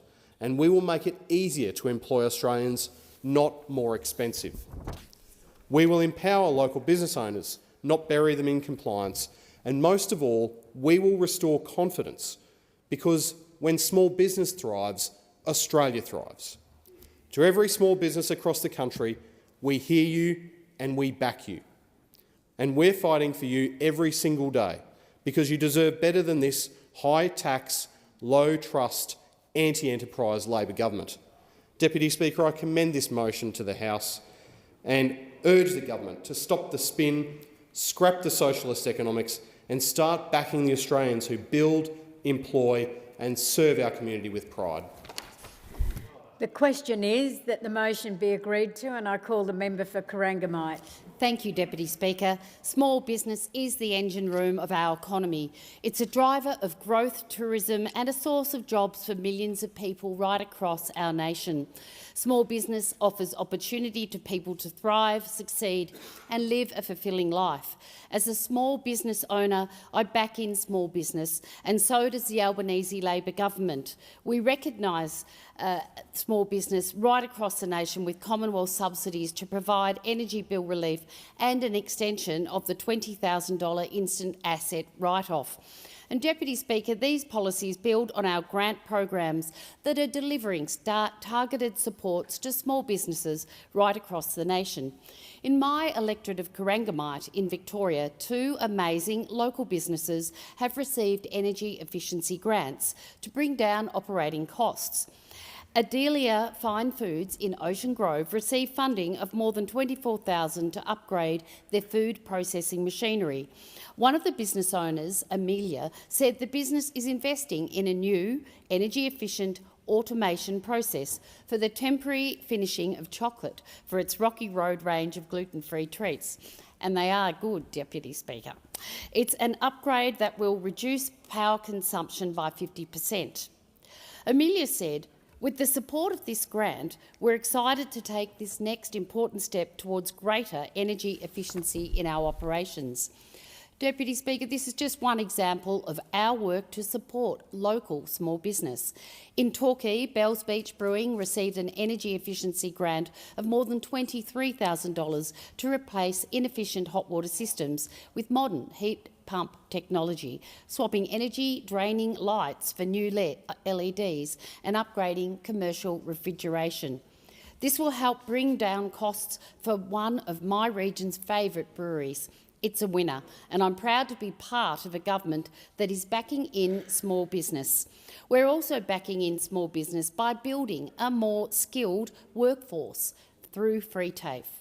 Free TAFE is changing lives. New data from the states and territories showed Free TAFE is being embraced. And of course, completions are delivering new employment prospects for countless Australians. More than 170,000 Australians have now completed a Free TAFE course, whilst more than 650,000 have taken up the offer of Free TAFE since it began in early 2023. Many of these students are still studying at TAFE right now, with many more students soon to enter the workforce. For small business, this is a game changer. It will mean more opportunities for small business to expand their horizons and to take on the workers of the future. This is a win-win-win, Deputy Speaker, a win for workers, a win for small business, and it's a win for Australia. I'm also proud that we have so many small businesses being created. Our Treasurer said recently that 25,000 firms were being created each month, despite the headwinds that have been facing our economy. We know there's great uncertainty in the global economy, and our government is responding to this by engaging with our regional trading partners and creating certainty for business to invest in their assets, their technology, their energy and their workers. But we know there's much more to do, and I'm confident our August Productivity Roundtable will go some way towards addressing the challenges we are facing together as a nation. In closing, the Albanese government is working together with sectors across the nation to ensure small business can thrive. I know many small business representatives will soon join with our Treasurer at the upcoming Productivity Roundtable. And I know our new Minister for Small Business is absolutely focused on continuing the important work of delivering for the amazing small businesses we have across our nation and across our regions. What is good for small business is good for Australians. Thank you. I call the member for Casey. Thank you, Deputy Speaker. And it's a pleasure to rise and speak on the motion from the Shadow Minister for Small Business. Like so many in our community, small business plays a key role in Casey. Proud to represent the electorate that has the highest number of trades as a percentage of workforce, and many of those are small businesses running their own business, working hard every day. And small business is at the core of community. I am fortunate to visit many sporting grounds, many footy clubs, cricket clubs in my electorate, and all around the boundary you see those small businesses giving back to the sporting clubs and the community infrastructure in Casey. And that is why it is so important that we have strong and growing small businesses. A strong small business is a family business. It's good for the individual, it's good for the family, it is great for the community, and it's great for our nation. And unfortunately, in this cost of business crisis that small business is under, with every cost going up, they have been completely abandoned by the Albanese Labor government. We now have a new Minister for Small Business, but in the last term, it's no wonder that there's a new one coming through, because in the last term, the Minister for Small Business was completely absent. I asked the Parliamentary Library to do a bit of research to see how many bills were introduced to support and help small business in the last term. There was one bill in 3 years from this government, from the Minister for Small Business, to support small business, completely abandoned by the Albanese Labor government. I've just been asked what it was called. It was called the Payment Times Reporting Amendment Bill of 2024. It was actually a good bill. It was a good bill to make sure that big business were paying small business. I'm not arguing with the quality of one bill. I'm arguing with the quantity. One bill for a whole term. I know those opposite are a little bit sensitive about that. We also know that they have laid on regulation after regulation. The Prime Minister has finally woken up to it. The Treasurer is so devoid of economic ideas that he relies on two journalists from the United States for his inspiration. And so it's all about deregulation now from this government. The Prime Minister has said, and I quote, It's about government doing less, clearing away unnecessary or outdated regulation. This is the new modus operandi now that abundance is what we're all reading on the government sides. Now, the problem with that, the rhetoric of this government does not align with its actions. In the last term, this government added 5,000 new regulations, 153 new regulations in employment and workplace relations, 199 in agriculture, and 82 in industry, science and resources. They talk about deregulation, but they've made it harder and harder for small business. And they said when they brought in all these new regulations around industrial relations that they would have an independent review. They would get an independent body and experts to look at the regulation. But we now know through FOIs that it was not independent. The Workplace Relations Minister appointed their own people to mark their own homework, ignored the departmental advice. And in a Senate hearing in February, the Workplace Relations Department First Assistant Secretary Jodie Anderson said, and I quote, "They were chosen by the minister."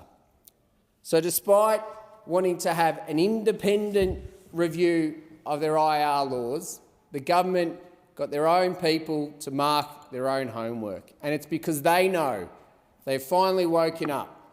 The more regulation you add, the more cost you add to business.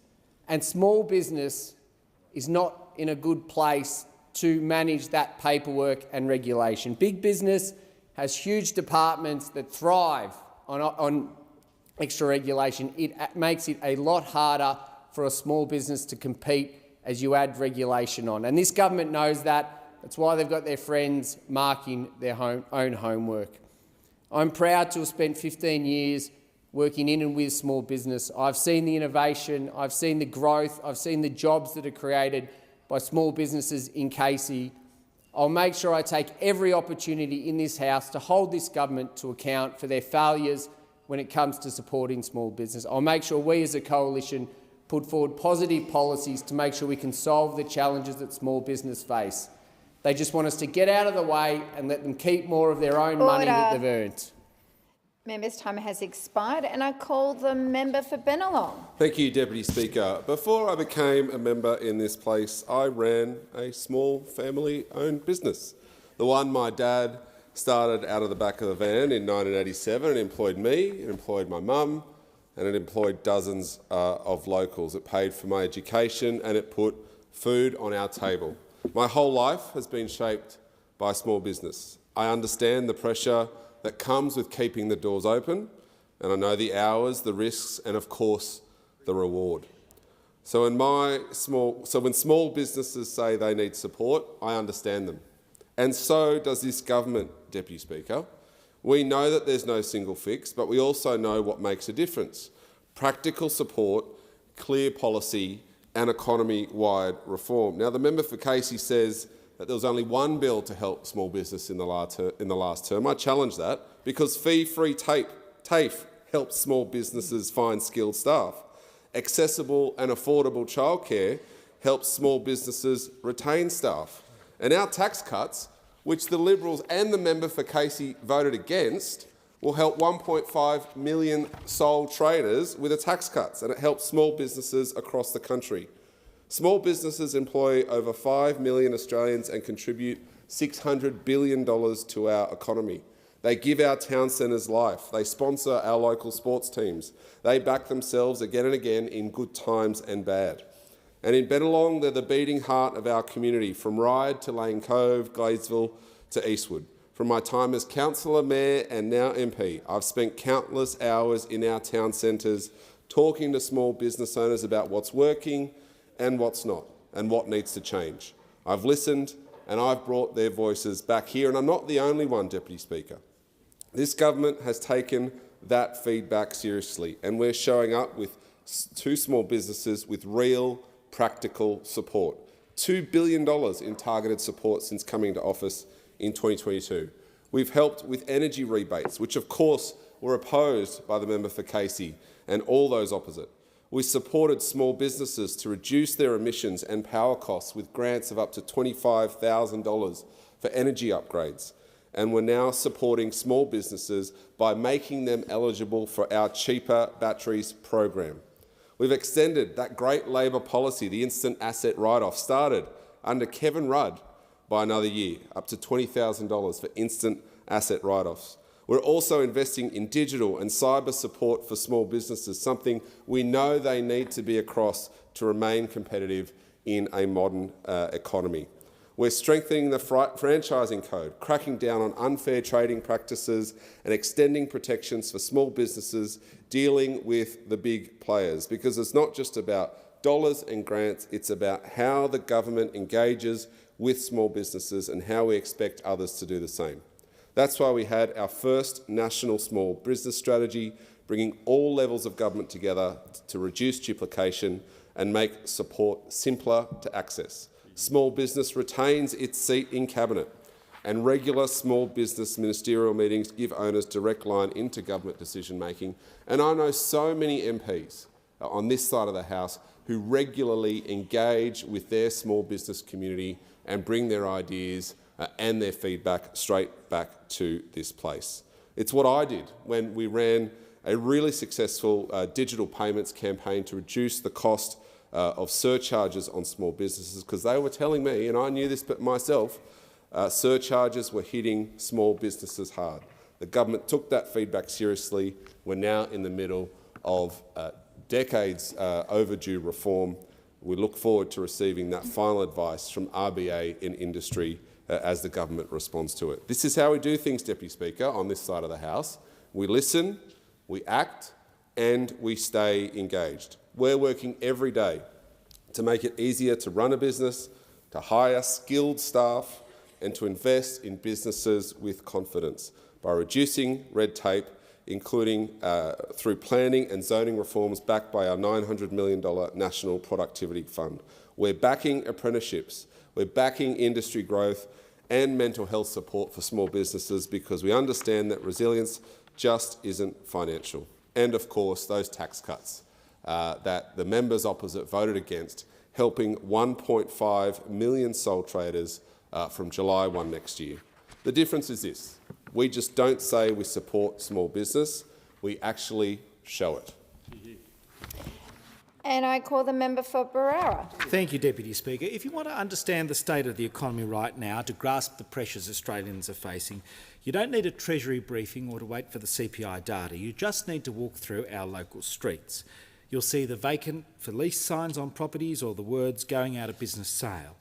Across my community, from Barara to Cherrybrook, from Hornsby to Epping, and indeed across Australia, small businesses are hurting. I think of the local nursery owner who wrote to me outlining how inflation has hit their family-run nursery, a business that's operated successfully in my community for 33 years. They ask, why is the government stifling us? Their costs, their fuel, their electricity, machinery have all continued to climb, rising faster than the business can adjust for. Compliance and employment red tape is chewing up more time and more money. Despite continued demand for their products, staff have had to be cut, equipment sold and payment plans negotiated with the ATO just to stay afloat. Unfortunately, their story is not an isolated situation. It's a pattern being repeated across the Barara electorate and right across the country. This is the legacy of the Albanese government. It's turning once proud, thriving small businesses into case studies in how a government's poor economic management and policy indifference break confidence and punish success. The 2.5 million small businesses across Australia aren't just a number. They're our butchers and our bakers, our family-run mechanics, our after-school tutoring centres and our local tradies. They employ our neighbours, they sponsor our local sporting clubs, and they give young people their first jobs. Under Labor, they've been left behind. Last year, we saw a record number of small business insolvencies, and this year has been no better. Since coming to government, Labor has made it harder to run a small business. They've created uncertainty through their industrial relations laws. They've done nothing to shield small businesses from skyrocketing energy prices, and now they're floating a tax on unrealised capital gains, a policy that would hit mum and dad investors and small business owners alike. Their misguided tax on unrealised gains in superannuation isn't just bad policy, it's fundamentally unfair and unprincipled. And it's the small business owners with self-managed super funds who'll be caught in the crossfire. It fails every good test of tax policy. It isn't simple, it isn't fair, and it certainly isn't low. It's a tax on ambition, it's a tax on aspiration. It's an attack on the idea that people should shouldn't be punished for saving for their future. This sadly is part of a broader pattern. We hear the talk of reform from this government, but what we get is more taxes and more regulation. In its first term, Labor added over 5,000 new regulations. Productivity flatlined. Business investment fell. Australian households are going backwards. The economy grew by just 0.2% in the March quarter, and our real GDP per capita growth has plunged from Australia being 20th to being 60th in just 1 year. These aren't abstract numbers, they reflect the real worsening pressures on small businesses and families. The Treasurer's Press Club speech was an admission of how much damage this government has done to the economy in its first term and how much work is now needed to get it growing again. The Coalition supports efforts to hold an economic roundtable, and we genuinely hope good ideas emerge from it. We want our small businesses to thrive once again. We want to see life brought back to our town centres and local villages. But let's be very clear, this won't be achieved by more meetings. We need reform, and that means seeing excessive regulation strangling our small businesses removed. Yet while the Treasurer says he's not ruling anything out, he's already taken industrial relations off the table. The Prime Minister's also ruled out revisiting the GST. If Labor isn't willing to have an honest conversation about productivity and efficiency, this process risks becoming nothing more than a talkfest. A serious conversation about tax reform and productivity means that nothing should be ruled out for discussion. We're deeply concerned that what Labor is actually doing is laying the groundwork for more tax and more union control over Australian workplaces.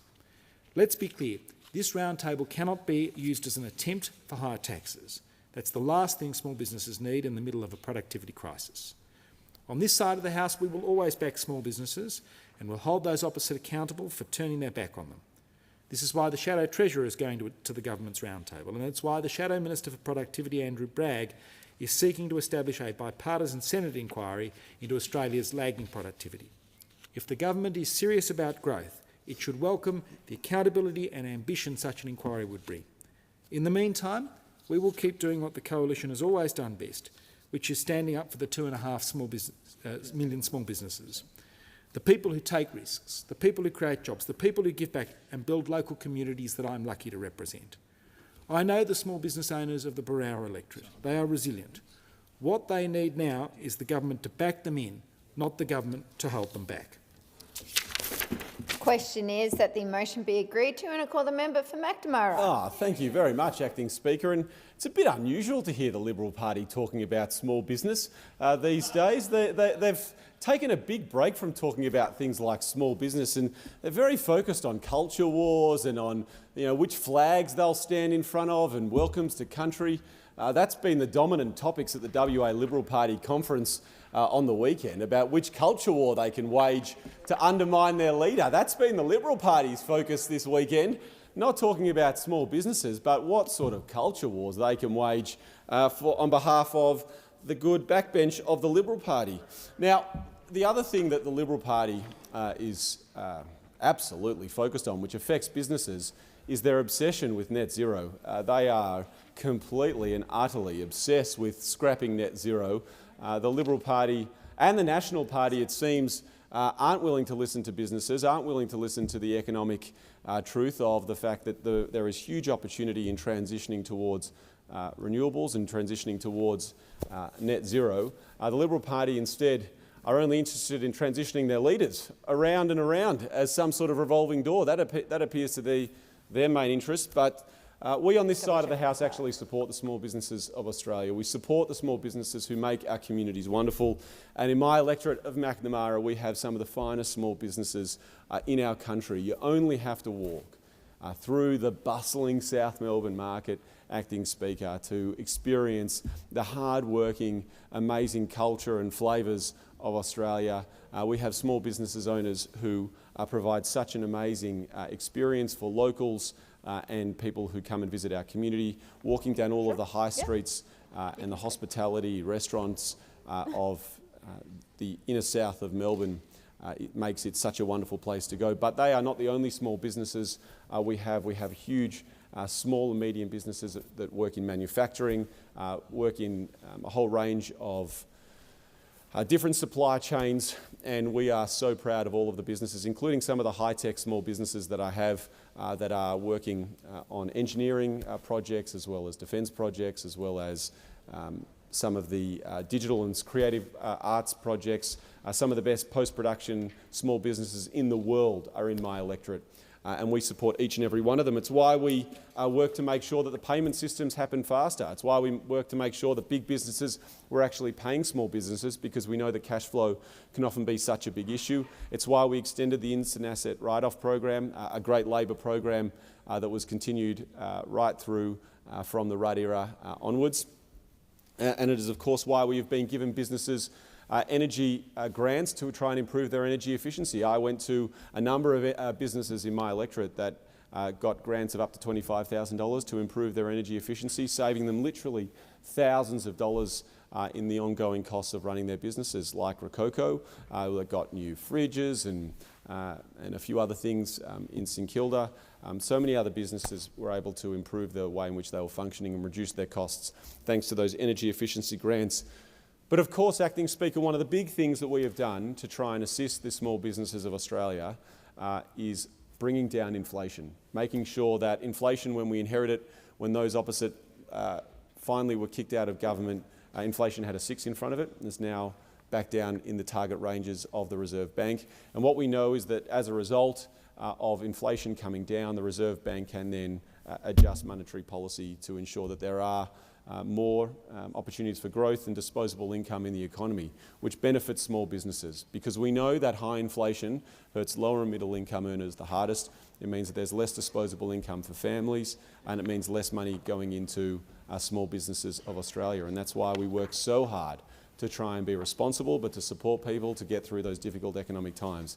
And there was one common thing that happened along that way, was that the Liberal Party opposed each and every measure that we put in to try and ease the cost of living, ease the cost of doing business, to try and give energy bill relief to businesses. They opposed that. They even opposed capping the price of coal and gas in the last term of Parliament, something that we knew would be critical for small businesses and medium businesses across the country. And those opposite, in their absolute obsession with saying no, opposed each and every measure. So we won't be taking lectures from the Liberal Party, who pretend to now all of a sudden care about small business when they spend all of their free time waging culture wars and wars against each other and wars against the leaders of both the Nationals and the Liberal Party. We on this side of the House will continue with sound economic management, bringing down inflation, supporting businesses and reducing the cost of doing business so that our amazing businesses can be successful in Australia. There being no further speakers, the debate is adjourned and a resumption of the debate will be made in order of the day for the next sitting. I have received a message from the Senate informing the House that it concurs with the resolutions conveyed by messages number 1 to 16 of the House relating to the appointment of certain joint committees and to the powers and proceedings of certain other joint committees, and B, informing the House of the appointment of senators to certain joint committees. As the list of appointments is a lengthy one, I do not propose to read the list to the House. Details will be recorded in votes and proceedings. And I call the clerk. Government business, order of the day number 1, Governor-General's opening speech, resumption of debate on the proposed address in reply. The question is that the address be agreed to, and I call the member for Boothby in continuation. Thank you, Speaker. Only a Labor government will protect Medicare and the NDIS. Only a Labor government will fully fund public schooling, because we know that a good quality education for all is important to our future prosperity as a country and to the future of those children.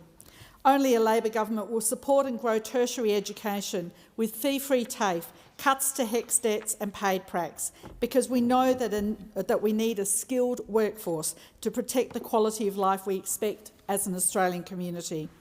Only a Labor government has delivered 2 back-to-back surplus budgets after a decade of deficit after deficit after deficit drove up our national debt. And at the same time, as delivering surpluses, this government also brought down inflation. When we came into government in 2022, inflation was at 6.1% and rising. Now it's at 2.4% and falling, and as a result we've had 2 cuts of interest rates. And we've achieved the miracle of keeping unemployment rates down while inflation came down as well. But we know that the last 3 years were just a start. After a lost decade of flat wages, climate denialism and lost opportunities, poor international relationships and deficits, what the Albanese Labor government achieved in the last 3 years is just the start. There is still a lot of work to be done, and it's great to be back in Parliament. I spent the last 3 years of the 47th Parliament representing my constituents here in Canberra, in committees, in decisions and in the House. Back home, I've attended community events, met with countless individuals, door-knocked, advocated to ministers and departments, and I'm always honoured that people choose to share their stories and experiences with me, trust me with their personal details and trust me to advocate for them. At an electorate level, some of the issues that have been talked about for years and years are finally underway. Having worked in the health sector for many years, I do have a particular interest in ensuring we have access to top quality health services. Flinders Medical Centre in my electorate is the major tertiary hospital serving southern Adelaide and the regions, Boothby, Kingston, Mayo and Barker. But it was opened in 1976, almost 50 years ago, and medical standards and hospital standards have changed quite a lot since then. And the population in southern Adelaide has significantly grown. So in 2022, I was very pleased to be able to commit $200 million of federal money, matched by the state government, for a redevelopment and expansion of Flinders Medical Centre and Repatriation Hospital. This development will see an additional 150 beds. It includes a geriatric evaluation and management unit to provide focused attention on older people coming in through ED. The Margaret Tobin Inpatient Mental Health Service will be expanded by an additional 12 beds, and there'll be a new emergency department, new theatres and new ophthalmology facilities. We've also seen additional MRI licences, a very popular urgent care clinic providing bulk billed urgent walk-in services, an endometriosis clinic which is changing the lives of women who've lived for years with chronic pain, a kids hub which will be open any day and will provide mental health services to kids and families, and on top of all this, a 4% increase in bulk billing rates and cheaper medicines, including 60-day prescriptions. In the 48th Parliament, I look forward to delivering a Medicare mental health clinic and a very exciting project in conjunction with Flinders University. This project will mean an additional 1,300 nurses and allied health workers being graduated every year, an additional 10,000 allied health appointments in student-led clinics, and the project will work with the adjacent Flinders Medical Centre to reduce their outpatient lists. They will help older people stuck in hospital beds to recondition so that they can return home and provide free or low-cost appointments for members of the community. We've also had a fair bit of major infrastructure in Boothby. The long-term north-south corridor project continues and we're now at the groundbreaking stage. There will be 3 large tunnel boring machines and 2 smaller ones in operation, and at the moment we're building the capsules where the tunnel boring machines will be built, and the entire project is expected to be completed by 2031. We have the Majors Road on-off ramp for the Southern Expressway being built. This was something that the former state Liberal member campaigned heavily on, but when he was elected as part of the former SA Liberal government, he didn't do it. And then when we announced we were doing it, he campaigned against it. This will take commuter traffic off Brighton Road in Boothby, so we're eagerly looking forward to its completion later this year. We have 3 new tram overpasses on Marion Cross and Morford Roads being built at the moment. They form part of campaign promises from both sides of politics in the 2016, 2018, 2019 and 2022 elections. It took the election of an SA Labor government and Labor federal government in 2022 to actually get these projects underway. The boom gates will go next month and the project will be completed by January next year, including an upgrade of the existing South Road tram overpass. These boom gates are down 20 minutes every hour, so the impact on traffic flow will be amazing. In the 2025 pre-election federal budget, this government committed $525 million to the Greater Adelaide Bypass. This is an enormously big deal in South Australia, and it's something I've been involved in since 2012. Currently, Adelaide is the only capital city in the country that doesn't have a freight bypass. Heavy vehicles making their way from Victoria to WA or the other way, or heading to Outer Harbour or to distribution centres north of the city, have to make the treacherous trip down the very steep southeastern freeway, which we hope they do in low gear, otherwise we end up with major crashes and fatalities at the intersection at the bottom. They then have to make their way through heavy suburban traffic and multiple traffic lights, either along Cross Road in Boothby to South Road or Portrush Road in Sturt. Either way, it's slow, it's often dangerous, and it costs freight drivers in time and fuel. The freight bypass is another much-promised project, with the former Liberal state and federal governments promising it in 2018, then cancelling the project in 2020. This Labor federal government has now put 50% of the money in the budget, and the SA government has submitted a plan to Infrastructure Australia. We are closer than we have ever been to seeing this come to fruition. Speaker, as the Prime Minister promised, our first legislation introduced in the 48th Parliament is to reduce student debts by 20%. Along with paid prac payments for nursing, midwifery, social work and teaching students, and the $10,000 completion payments for apprentices in building trades, this builds on our commitment to ease cost of living pressures on young people and help them build the skills they need for a bright future in high-paying, secure jobs. And also build our skilled workforce in Australia. Every business I speak to tells me about the shortage of skilled workers and how it's limiting their productivity and activity. Every young person I speak to talks about the barriers to getting ahead. Enabling young Australians to get well-paid, secure jobs while also addressing the skills shortage is a win-win. Speaker, before I came to this place, I worked for many years in the housing and homelessness sectors. In this country, we have a 40-year backlog of social and affordable housing. Only this government has, pardon the pun, concrete plans to address this shortage.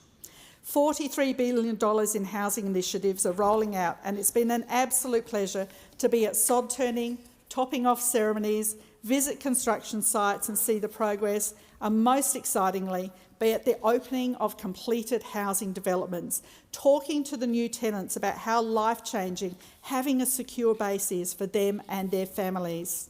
Make no mistake, this 40-year backlog was never going to be fixed in the last 3 years. It takes a while to build houses on scale or an apartment block, but we're well underway. My friends in the community housing sector are ecstatic about the Housing Australia Future Fund, the HAF, which was under threat from those opposite in the last election. The HAF enables community housing to have certainty to build their large-scale affordable housing this year, while also getting planning approval for another development to start next year and accessing the land to start a development plan for yet another development in following years. Only with this steady pipeline of social and affordable housing will we be able to turn around the housing shortage we have, which is making finding a rental property, let alone a property to purchase, so difficult for the next generation. Deputy Speaker, I'll end where I began, with thanks and gratitude to the people of Boothby, to the volunteers on my campaign, to the staff in my office who diligently serve the people of Boothby, to my colleagues here in the chamber, and to the Cabinet and the Prime Minister for their leadership, not shying away from these big, sticky problems: reconciliation and Indigenous disadvantage, climate change, a fair go for all, gender equity, health, education, the skills shortage and housing. Labor is the party that makes the big changes that make everyone's lives better. We're the party of Medicare, affordable tertiary education, superannuation, NDIS, and Labor is the party that will tackle the new generation of changes needed to deliver a better future for all Australians. Natalia. The question is that the address be agreed to. Before I call the Honourable Member for Bradfield, I remind the House that this is the Honourable Member's first speech, and I ask that the House extend to her the usual courtesies. And I give the call to the Member for Bradfield. Thank you, Deputy Speaker. I acknowledge and pay respects to the traditional custodians of this land, elders past and present, and those of nations right across this land and its seas. Let me start with the problem: trust. Trust in our democratic institutions is declining, and partly, I think, because the key assumptions have turned out to be mistaken. In recent history, the three key assumptions most of us accepted were that democracy could cosily coexist with more or less unfettered capitalism, that it could be successfully navigate between technocracy and ideology, between culture warriors and pragmatists, and that externalities like climate change and global conflicts could be ignored. None of these assumptions are correct, and worse, they're likely misleading distractions from the real challenges that we face. My 3 decades of working in finance, energy and climate has shown me that capitalism needs well-functioning democracies, ones where governments set clear rules, where independent institutions referee those rules, and where the rules are efficient and effective to protect the citizens and the consumers from bullies, scammers and corrupt actors. Market players cannot effectively contribute to a strong economy amid uncertainty when the direction of play is unclear, or when the rules of the game are changed every time the red and the blue team change the captain's chair, and with them they take their ideologies and their special interests. And what's more, and I've heard this over and over again from the people of Bradfield, there's a widespread conviction that political parties, and therefore the Parliament itself, are incapable of dealing with systemic, long-standing issues. We fail to properly regulate online media platforms. We fail to implement the reform agenda necessary to act on climate change, the existential crisis of our time. We tinker around the edges of housing affordability, Australia's gambling addiction, and making our taxation system fairer. And worse still, even if there is an inquiry or a commission that delivers a report which is a thoroughly public and deliberative process, our Parliament, the parties that comprise it and the special interests that they represent usually fail to deliver on the recommendations. Gonski on education, Samuel on the environment, Henry on tax, Sackville on disability, I could go on. And it's little wonder that the public feels that the people elected to represent, serve and protect us do and affect the exact opposite. So, where are people turning? Well, I, like a growing number of Australians, believe that one way we can avoid these fates is by electing people that have the communities and not the party's interests at the centre of what they do. And that's why I'm so proud to be associated with the Community Independence Movement, and it's more than 1 million supporters. The movement is a step towards a more decentralised and people-centred rather than party-led system. We listen, we're inclusive, we're patient, we're respectful, we're generous, and the movement is gaining momentum. And most beautifully, it's rebuilding trust. Trust between neighbours, communities and generations, and trust in the idea that our future can be a hopeful one because we create it intentionally together. And for the almost 1,500 volunteers involved in my campaign for election in 2025, some whose faces I see here today, I know that these relationships connect us by a common purpose, and it provides people with a renewed sense of membership and belonging. Not power over, but power with, by and for the people. Now, as a third-year undergraduate, a light was turned on when my planning law lecturer shared a quote from the founder of Taoism, Lao Tzu. Go to the people, live with them, learn from them, love them, start with what they know, build with what they have. But with the best leaders, when the work is done, the task accomplished, the people will say, we have done this ourselves. And it's as true today as it was 2.5 millennia ago, and I've lived it and I've learned it my entire life. I was born and raised in Bradfield. My parents migrated from the Netherlands in 1965, and I settled in Gordon, which is the contested green heart of Bradfield. Like so many in this nation, when they arrived, there were challenges fitting in, finding their tribe and that sense of belonging. My father, Peter, for him it was going back to university to redo his engineering qualifications so he could practice here in Australia. And for my mum, Inika, it was finally being invited by school mums to join a morning tea and being told to bring a plate, which she did, literally. Things switched up when my Aussie-raised stepdad, Keith, joined our family journey in 1976. He knew how to navigate Aussie norms and culture. He brought with him to our family his National Geographics and Scientific Americans lined up on the shelves in chronological order, yellow and white. They fuelled my nascent love for our natural world and science, seen through these glossy pages of most fantastic publications. It's where I saw my first photovoltaic array, strapped to a satellite orbiting our tiny planet, powering communications with back home. This was Australian solar technology. Something foundational that I learned from my folks was that people with completely different life experiences and outlooks can be a team. But it takes patience and commitment. And from the countless heated family debates, I learned that the art of listening and compromising, and that it's okay to disagree. In fact, disagreement is not a bad thing. It is a byproduct of a very important exercise, an exchange of ideas discussed and supported by deep listening.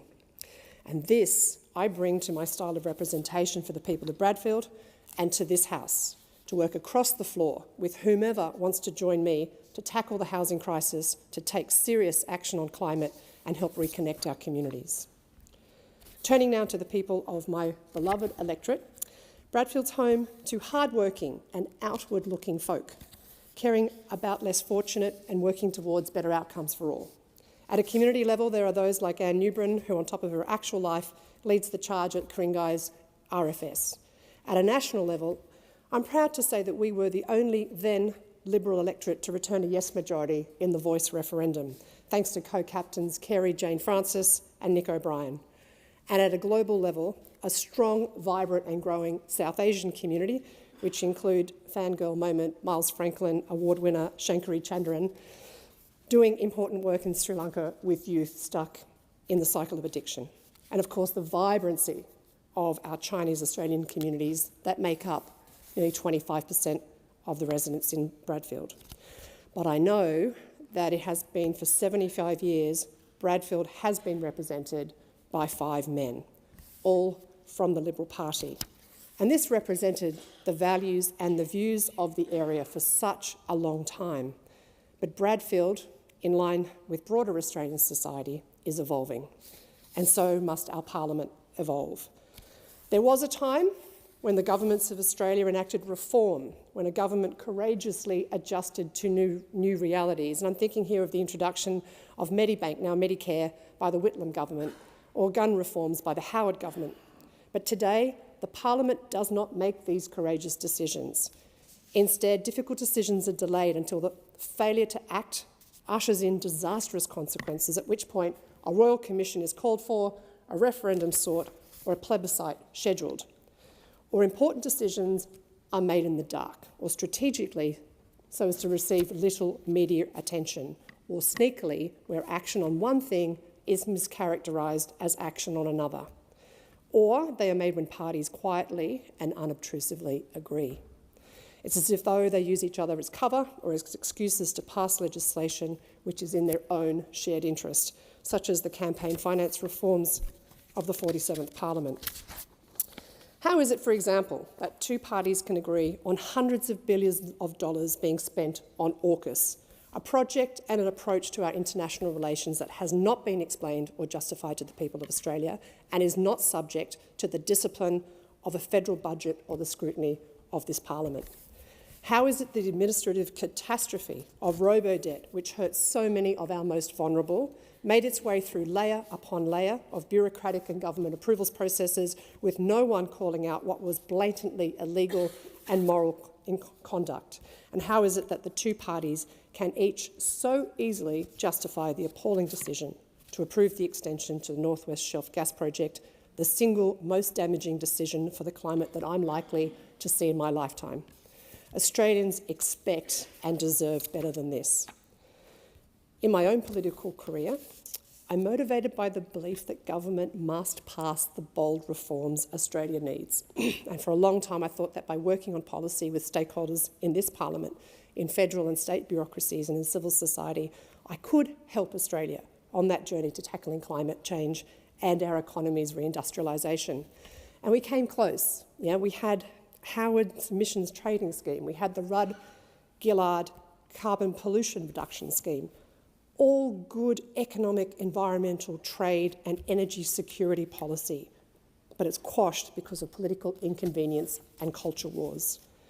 Tired of banging my head against a wall, I turned to investment and worked there for years with the custodians of trillions of dollars, who recognise both the risks of unchecked climate impacts and the opportunities of acting on climate. And here I also rekindled my joy in science and technology, marvelling at PV rays, albeit in a new context. I worked on developing and commercialising emission reduction technologies, renewables, energy storage, soils and even fungi. And I saw how companies that put people and planet at the centre of what they do achieve better business outcomes. I came to understand the potential for business to do good. But my efforts to shift the dial to speed up the progress of climate action through business met obstacle after obstacle. But not from business, not from customers and not from NGOs, from government. Government protecting special interest from a grand ideological war that has set Australia behind decade after long, infuriating decade. So that became my next move, to take my 3 decades of real-world relevant experience and apply it in the sphere in which the rules are made, here in this place. And what will I do with this humbling and extraordinary trust, I suppose, given to me by the people of Bradfield? First and foremost, I will push the government and the opposition to act urgently and meaningfully to address the climate crisis that we have created. I will work tirelessly until the people in this place make laws to reverse biodiversity collapse and commence in earnest to repair country, from our woodlands and wetlands to our old-growth forests and our kelp ones. The other priority for Bradfield and this nation is the provision of secure shelter for every one of our people. For a country that is one of the wealthiest in the world, it shames me to think that we cannot provide shelter for our most vulnerable. And according to the 2021 census, there are as many people experiencing homelessness in Australia as there are voters in the electorate of Bradfield. Shame on us. And yet we know that when we give people secure, stable places to live, they improve on every single metric: physical health, mental well-being and employment, just to name a few. Our system of home ownership, or as we now call it, property in this country, works solely for the lucky ones who are blessed with it. And new entrants be damned. The system fails so many, those without already wealthy parents and future generations, but particularly the dispossessed, like just so many of our First Nations Australians.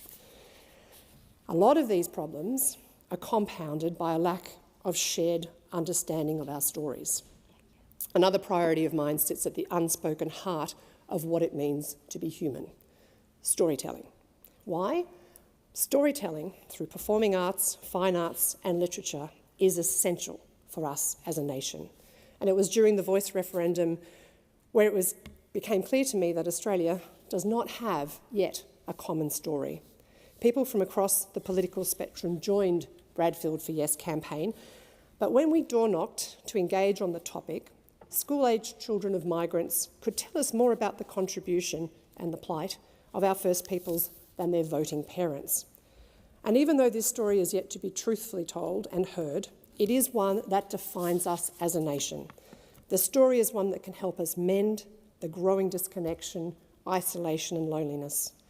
And the role of the arts, from its ability to inspire reflection, to challenge, to entertain, and to its utility as an industry, an employer of creative and technical Australians, is one that needs nurturing and strengthening. There is so much to do. But equally as important as what needs to get done is how best to get it done. And I'll be trying a few different ways. Firstly, I'm going to push the government to be more courageous. I will hold the government to account on the decisions it makes and doesn't, and I will demand explanations and throw sunlight on dark places so that citizens understand the mechanics of the national governance that shapes the conditions of their everyday realities. Secondly, I will support laws that enhance the relevance and the efficacy of Australian democracy in a post-truth era.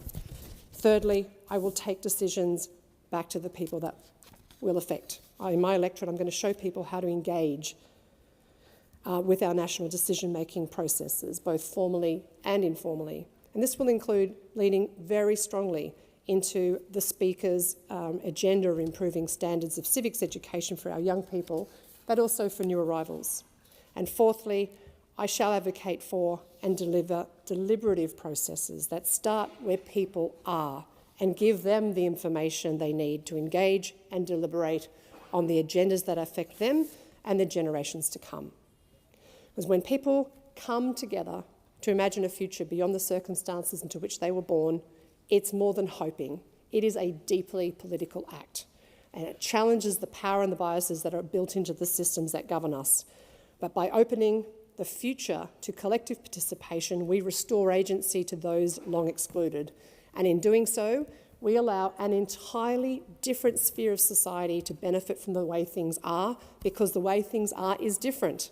And this is not just desirable, it is necessary. And this should be our collective aspiration. And now to acknowledge just some of the people that have brought me here today. First and foremost, the traditional owners and custodians and elders of the lands right across Australia. Thank you for your care, your wisdom, patience and determination. To my parents for having my back and being my cheer squad. To my kids, Finn and Saskia, my teachers. To Richard and Heike for telling me to go and get some street cred. And to the rest of my amazing siblings and in-laws. To my nieces and nephews, and particularly the late Bodie Buller, disability and trans advocate, elite athlete and mentor. Yes, people do come in more than 2 teams. And to my besties, Marianne, Isabel, Sharon, Amanda, Kate and Vanessa, the Kalara family, the St Ives crew, Freddie. To the voices of Bradfield, particularly Robert, Paul, Ayres, Mills, and Dr. Sam Graham for believing that better is possible. And to every single supporter of our 2022 and 2025 campaigns, and particularly for the captains for leading out in front. And to the formidable and gracious Ms Kylie Tink, treasured independent representing the former federal seat of North Sydney, for her support and encouragement. Politics, as usual, isn't working. Parties are stuck at best or captured at worst. And independents like me have been elected to put people back into the process of creating our future. This is how we fix things. And when the work is done, the task accomplished, the people will say, we have done this ourselves.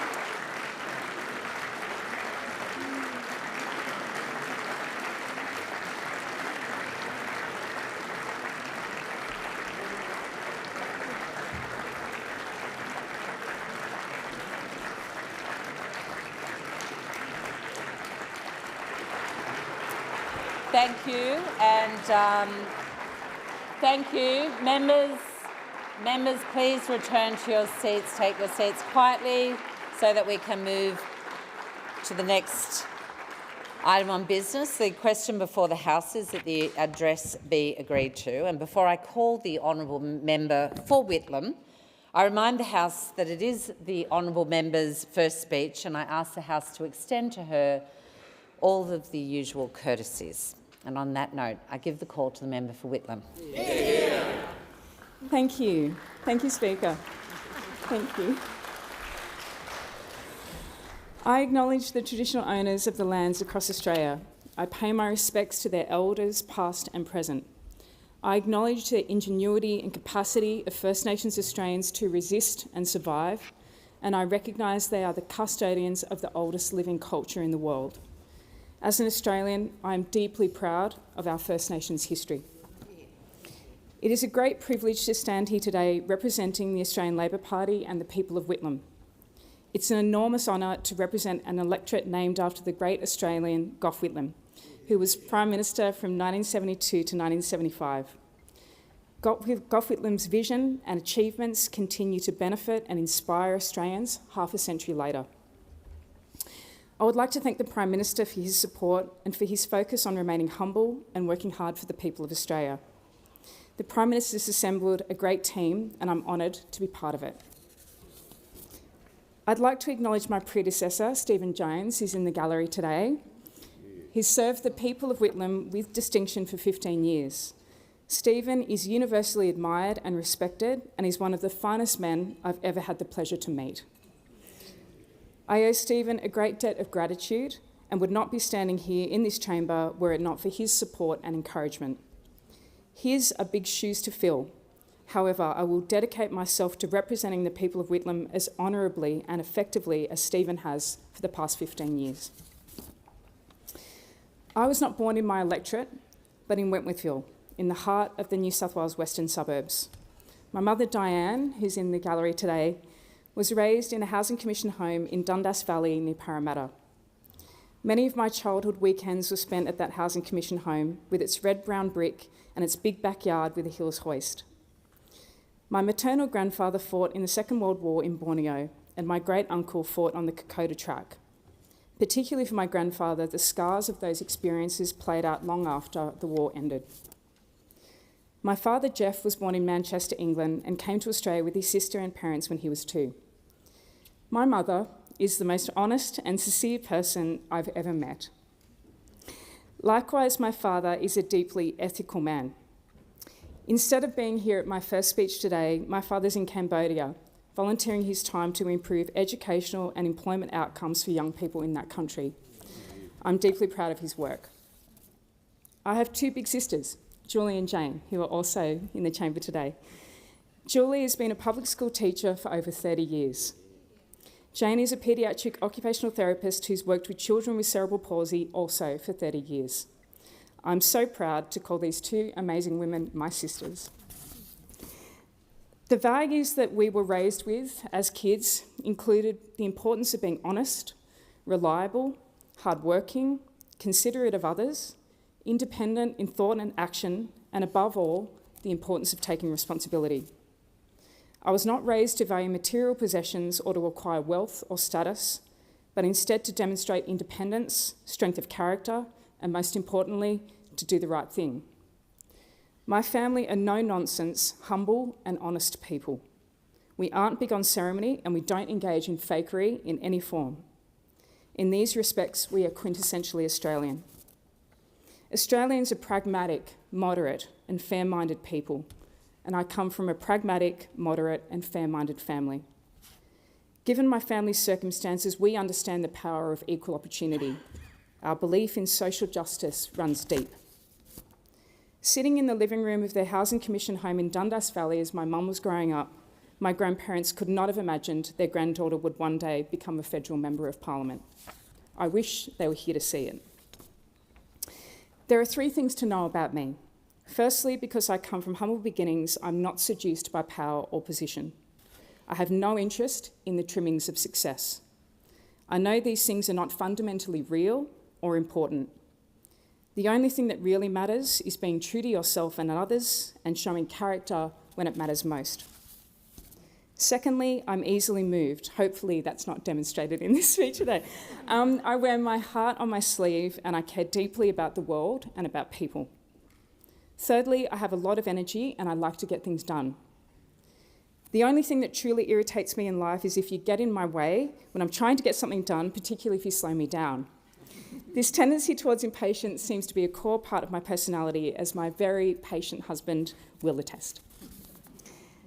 On all sides of my family and in my close personal relationships, you'll find fiercely independent women.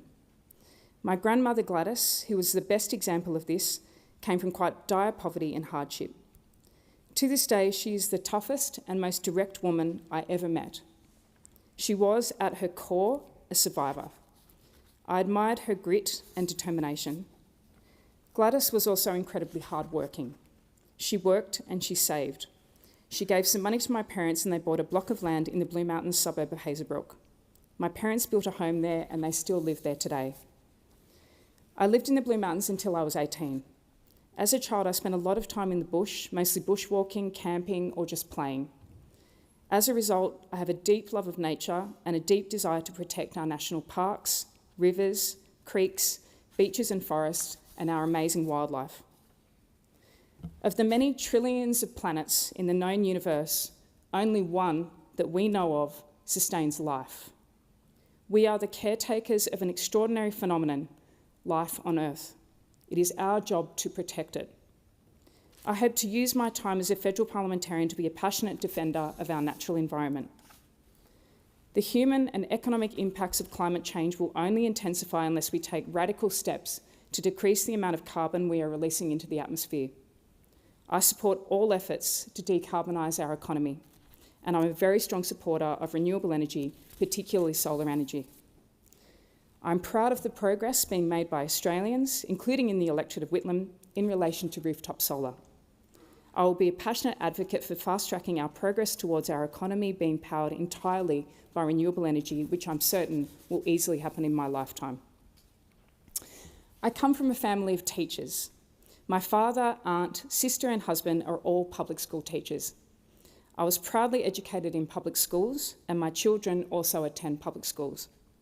I'm a fierce advocate for public education because it safeguards Australia's tradition of fairness and equal opportunity, which is the core tradition which makes Australia the greatest country in the world. When I was 18 years old, I moved to the Illawarra to study arts law at the University of Wollongong. I became deeply involved in campus life and made many lifelong friends, many of whom are in the chamber today. I was elected president of the Students' Association and immersed myself in many causes related to the environment, gender equality, the right to affordable education and other community issues. When I moved to Wollongong, I knew I'd found my spiritual home. The layers of First Nations history and the waves of migration that have made our region so rich in diversity and community spirit make the Illawarra a very special place. The history of the labour movement also runs deep in our town, and we have a very proud tradition of activism. I'm proud to have raised my children in the Illawarra community. It is my home and I'll never leave. However, if I was to move anywhere, the Southern Highlands would be my choice. The Southern Highlands is a magical place with its national parks, farmland and wonderful villages and towns. I've fallen in love with this beautiful region and it's an honour to represent the Southern Highlands community as part of the Whitlam electorate. The Whitlam electorate is blessed with some incredible landscapes and so many wonderful communities. Dapto, Coonawarra, Warilla, Shell Harbour, Shell Cove, Albion Park, Robertson, Burrawang, Mossvale, Mittagong, Bundanoon and Bowral, to just name a few. One of the jewels in our electorate is the farm at Killalea, named the best beach in New South Wales and the second best beach in Australia. This extraordinary place was protected by the local community and was also where I taught myself how to surf. For anyone who harbours a dream to learn how to surf, can I assure you that if I can do it, anyone can. I should also let people know that my surfing is far from impressive, but I can stand up, albeit not for very long. I've tried to make my life one of service to the causes I believe in. One of my first jobs was with Family Planning Australia. I worked on reproductive rights campaigns and I'm a staunch advocate for gender equality. I'm passionate about women's health. In a later role, I was the CEO of the Illawarra Women's Health Centre, where I worked with the local community, particularly the First Nations community, to enable women to connect with and support other women. We promoted women's health and supported women escaping domestic violence. I worked as a solicitor for the Public Interest Advocacy Centre, where I ran multiple test cases and law reform projects in the public interest. A core focus was supporting people living in institutional care settings to have their rights upheld. It was in this role that I gained a much better understanding of the life experiences of people with disability, particularly those who'd been institutionalised from a young age. I was so moved by the life experiences of people with disability that I've worked mostly for and alongside people with disability ever since. I became the CEO of the New South Wales Council for Intellectual Disability, where we advocated for people with intellectual disability and their families to be able to get access to better supports and services. I worked alongside amazing advocates such as Robert Strike, Fiona McKenzie, Christine Regan and Jim Simpson. I met the amazing Doogie Hurd and learned so much from him. This was all pre-NDIS. It's been amazing to watch the difference the NDIS is making to Australian society. While the NDIS obviously has its issues, it's a world-leading scheme that reflects the fair-mindedness and decency of the Australian people. Most recently, I was employed as the CEO of one of the largest providers of disability services in Australia, the Disability Trust. I'd like to thank Dr. Peter Langkamp and the board, including former CEO Margaret Bowen, and the broader family of clients and staff at the Disability Trust. The support afforded to me by the Disability Trust as I transitioned into my new role as an MP was extraordinary, and I'm incredibly grateful. Working alongside people with disability for so many years changed my life. My humanity, compassion, and perspective has deepened, and I'm quite simply a better person for that experience. I'd like to do a very big shout out to people with disability and their families, carers, therapists and staff across the country. You are a truly wonderful group of people who contribute so much to the fabric of Australian society, and I'm so proud to have been in your ranks. I'm profoundly lucky to have been influenced and shaped by amazing people who I've worked with and known throughout my life. Often these people started their careers or their advocacy efforts with no power at all, and with the sheer force of their integrity and belief in a better world, they've bent the world to their will and have had a lasting impact. I can only hope to emulate the path of these impressive leaders. I'm a believer in our big public systems. While I'm an MP, I'd like to be a strong defender of our public systems which make such a difference in people's lives and are fundamental, absolutely fundamental to ensuring that we live in a decent and fair society. Our public education and public health systems could and should be the best in the world. Our aged care system, the NDIS, our mental health system, our social welfare system, how we support early childhood education, how we support veterans, these are all the hallmarks of our collective decency. It's critically important that Australia is a place where everyone can get access to a quality and affordable education and healthcare, and that we have a strong and effective social welfare system where we treat all people, particularly pensioners, with respect. These foundations provide security for all Australians so that irrespective of our circumstances, we have the foundation to be healthy, to have a job if we want one, where you can reskill, retrain and get access to the skills and education you need to flourish. Combating ageism is also incredibly important. It's also vitally important that all Australians can have a roof over their head.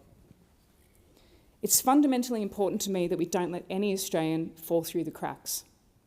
I intend to be a voice for the voiceless to ensure that the stories of everyday Australians in the Whitlam electorate who are struggling financially, who are isolated and lonely, who are afraid to speak out, who are lost or broken, are told in this place. I'm not afraid of vulnerability. I see it as an opportunity to deepen and strengthen who we are, both individually and collectively. I'm passionate about the importance of fostering community spirit. Community spirit matters. It's real and it's alive. And in my electorate, I see the evidence of it every day. Through sporting clubs, community organisations, local businesses, organisations that facilitate volunteering, like the RFS and the SES, through RSLs and surf lifesaving clubs, just to name a few. These organisations are the lifeblood of the Whitlam electorate and the soul of our great nation. I do ask myself the question, where will Australia be in 20 years? We can be a mature voice for peace. We can be a thriving, open, dynamic and energised low-carbon economy. We can be excelling in the areas of tourism, creative and digital arts and design, manufacturing, construction, food production, human services, science and technology, finance and IT, and educational and professional services. To me, our nation must be grounded in three key ideas: One, that we care about each other and our future, and that we live in a nation where trust, kindness, respect, and dignity matter. Two, that we value connection, that we'll support one another to be connected at all stages of our lives, as we know this is crucial to overall well-being. And three, that we'll continue to create opportunities for all Australians to achieve their potential at all stages of life. If we pursue these ideas, in my mind, our future looks bright. I'm passionate about democracy and specifically social democracy. I will defend and uphold human rights and democratic processes and freedoms. I also believe in the power of private enterprise. The innovation and wealth that can be created by harnessing the power of private enterprise is extraordinary and often in the broader public interest. I'm supportive of local businesses that employ local people and add so much flavour to our local economies and communities. The people of the Whitlam electorate have told me they care about ensuring that there's a strong economy and local jobs, both now and into the future. We care about the environment and ensuring that all Australians are looked after. We care about our quality of life and that as our communities grow, that we ensure this growth is well managed and well planned. It is easily the greatest privilege of my life to have been elected the member for Whitlam. I would like to dedicate this victory to my family and to all my supporters, many of whom are in the gallery today. Without you, I would not have this opportunity, and I'll be forever grateful. I'd like to thank the member for Sydney, Tanya Plibersek, for her many years of support and encouragement and for being an inspiration to me for over 20 years. I would also like to thank the member for Newcastle, Sharon Clayton, for her support and for being my wonderful Emily's List mentor. I'd like to thank Senator Jenny McAllister and Senator Tim Ayres. I'd also like to thank the member for Cunningham, Alison Burns, and the member for Gilmore, Fiona Phillips, and I congratulate both of them on their re-election. I'd like to thank the New South Wales Minister for Health, the member for Keira, Ryan Park, and the New South Wales Minister for Planning and the member for Wollongong, Paul Scully, and the Lord Mayor of Wollongong, Tanya Brown. I'd particularly like to thank the member for Shellharbour, Anna Watson, who's in the gallery today, who was such a wonderful support to me during my campaign. I'd also like to thank George Simon, the Assistant Secretary of the New South Wales Labor Party, Josh Lloyd and Amy Knox for all their support and assistance.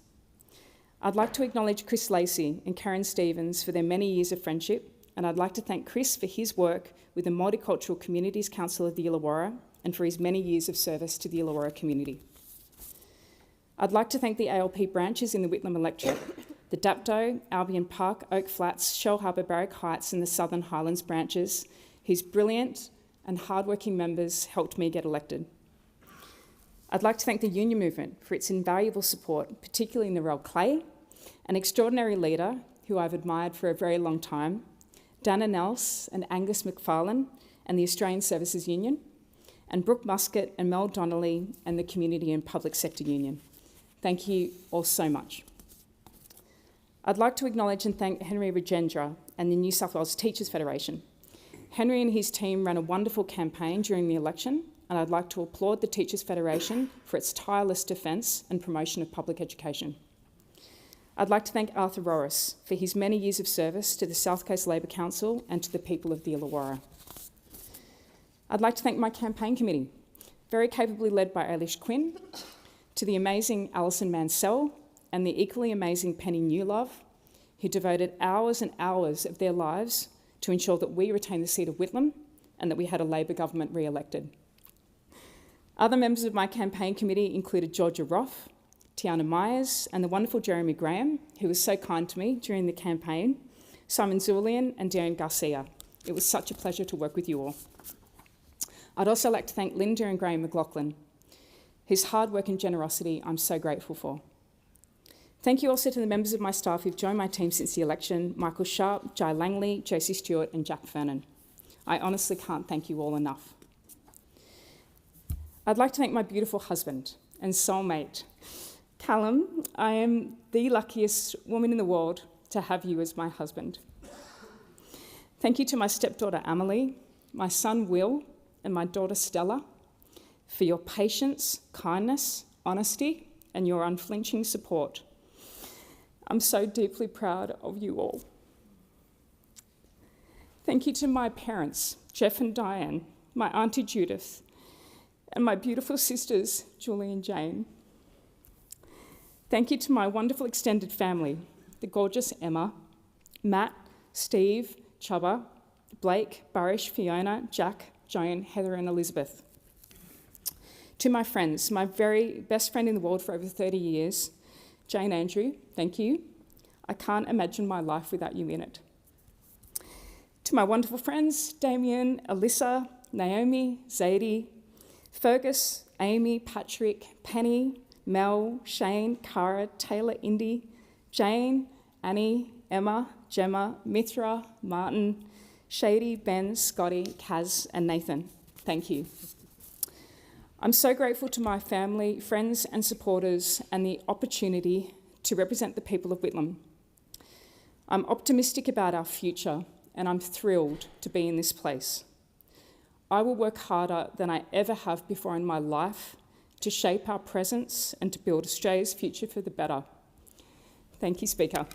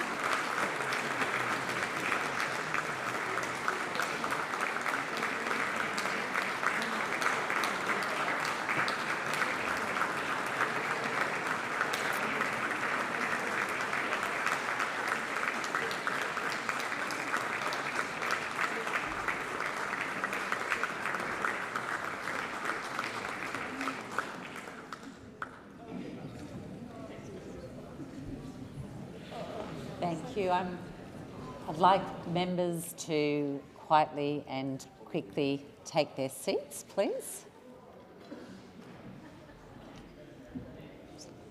Are you on?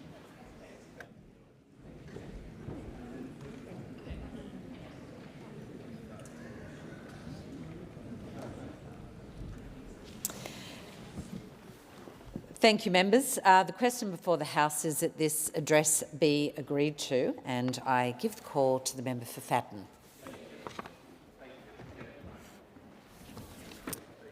Yeah. I don't think, I might just get broadcasting. I need the mic on for the member for Fatton, please.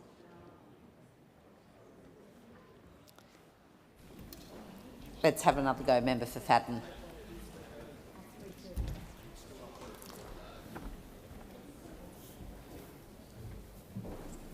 Just give me a moment and I'll try and get that resolved for you.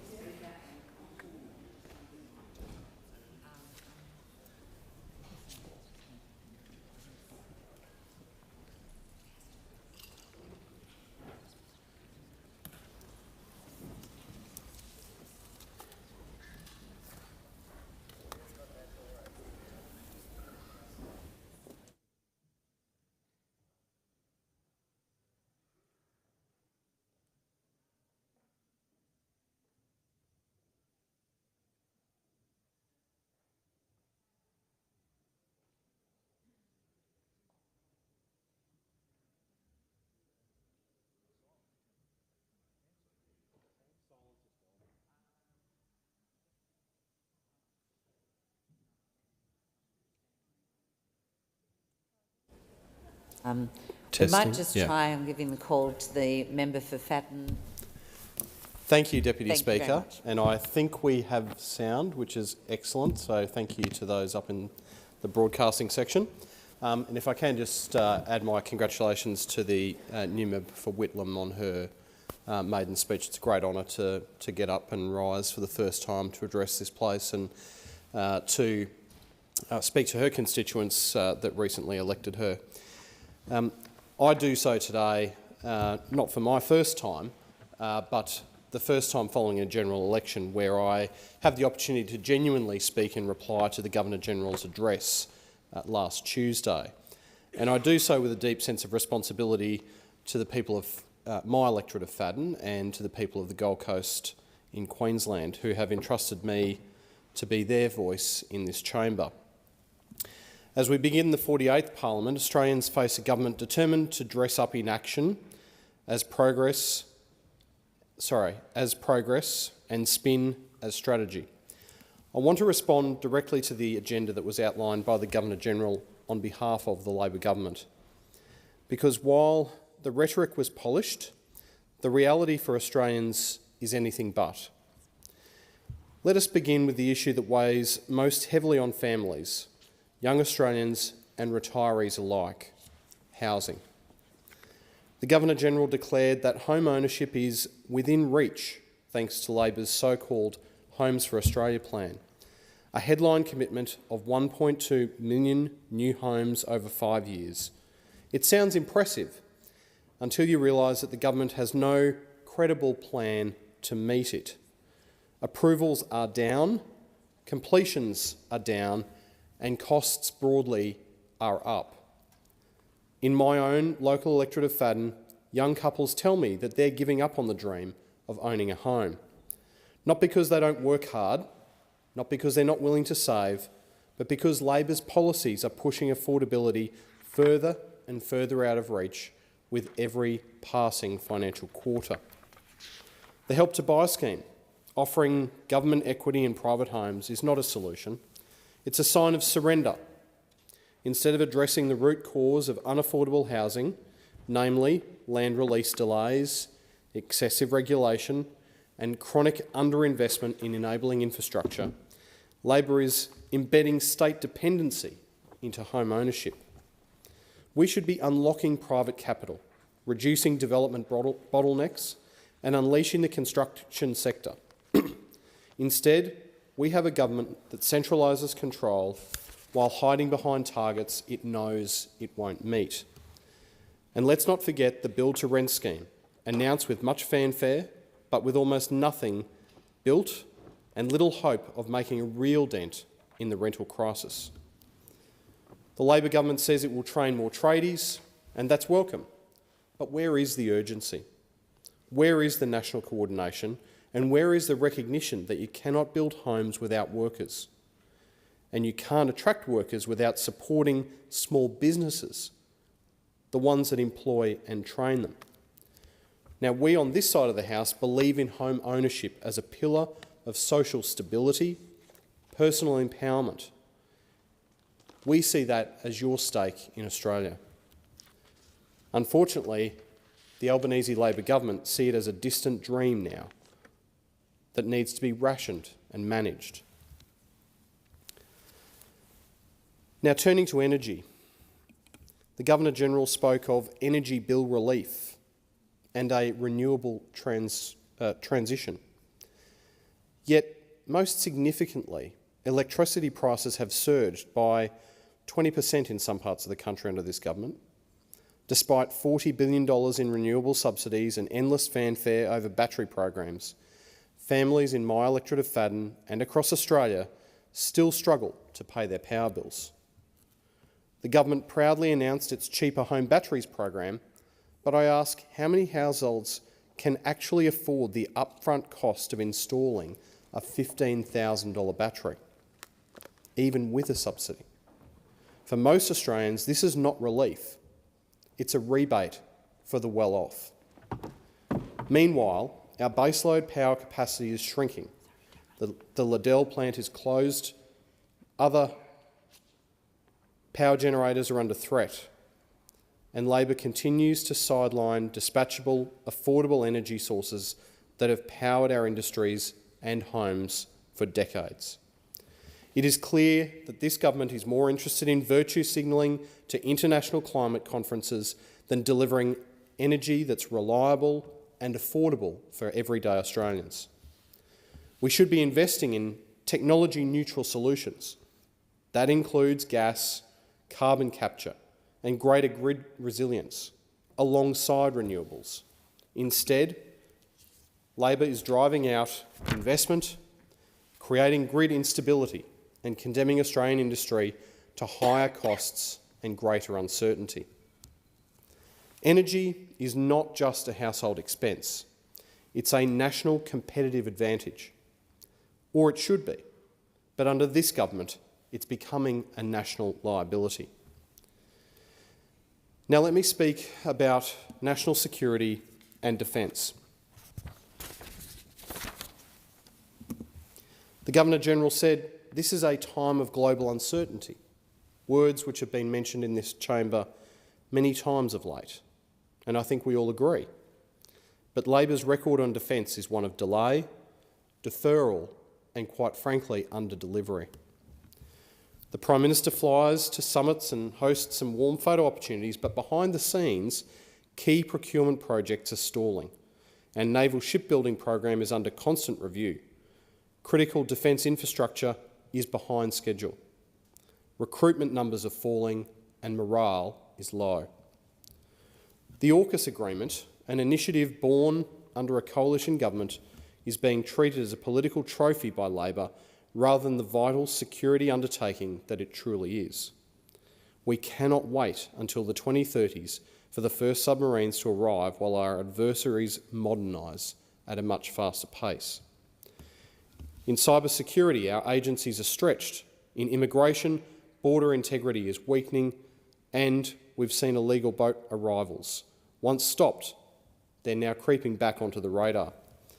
The Coalition has always believed in strong borders and a strong defence force.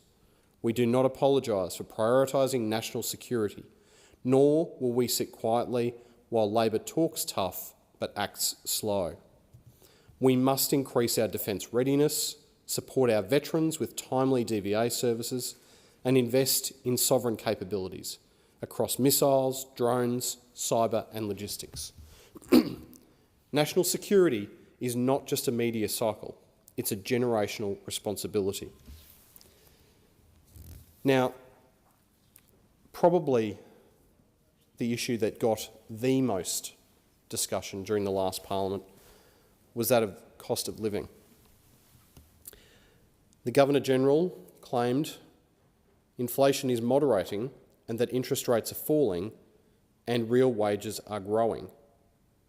This, of course, in terms of headlines, comes as news to millions of Australians who are still paying over $4 for a litre of milk, $2.20 for a litre of petrol, and thousands a year extra on their mortgage repayments. The government boasts of tax cuts, but let's be clear, these aren't really new tax cuts at all. They were a repackaged version of coalition policies. And they do not undo the financial pain caused by Labor's reckless spending and inflationary budgets. And of course, bracket creep continues to penalise aspiration.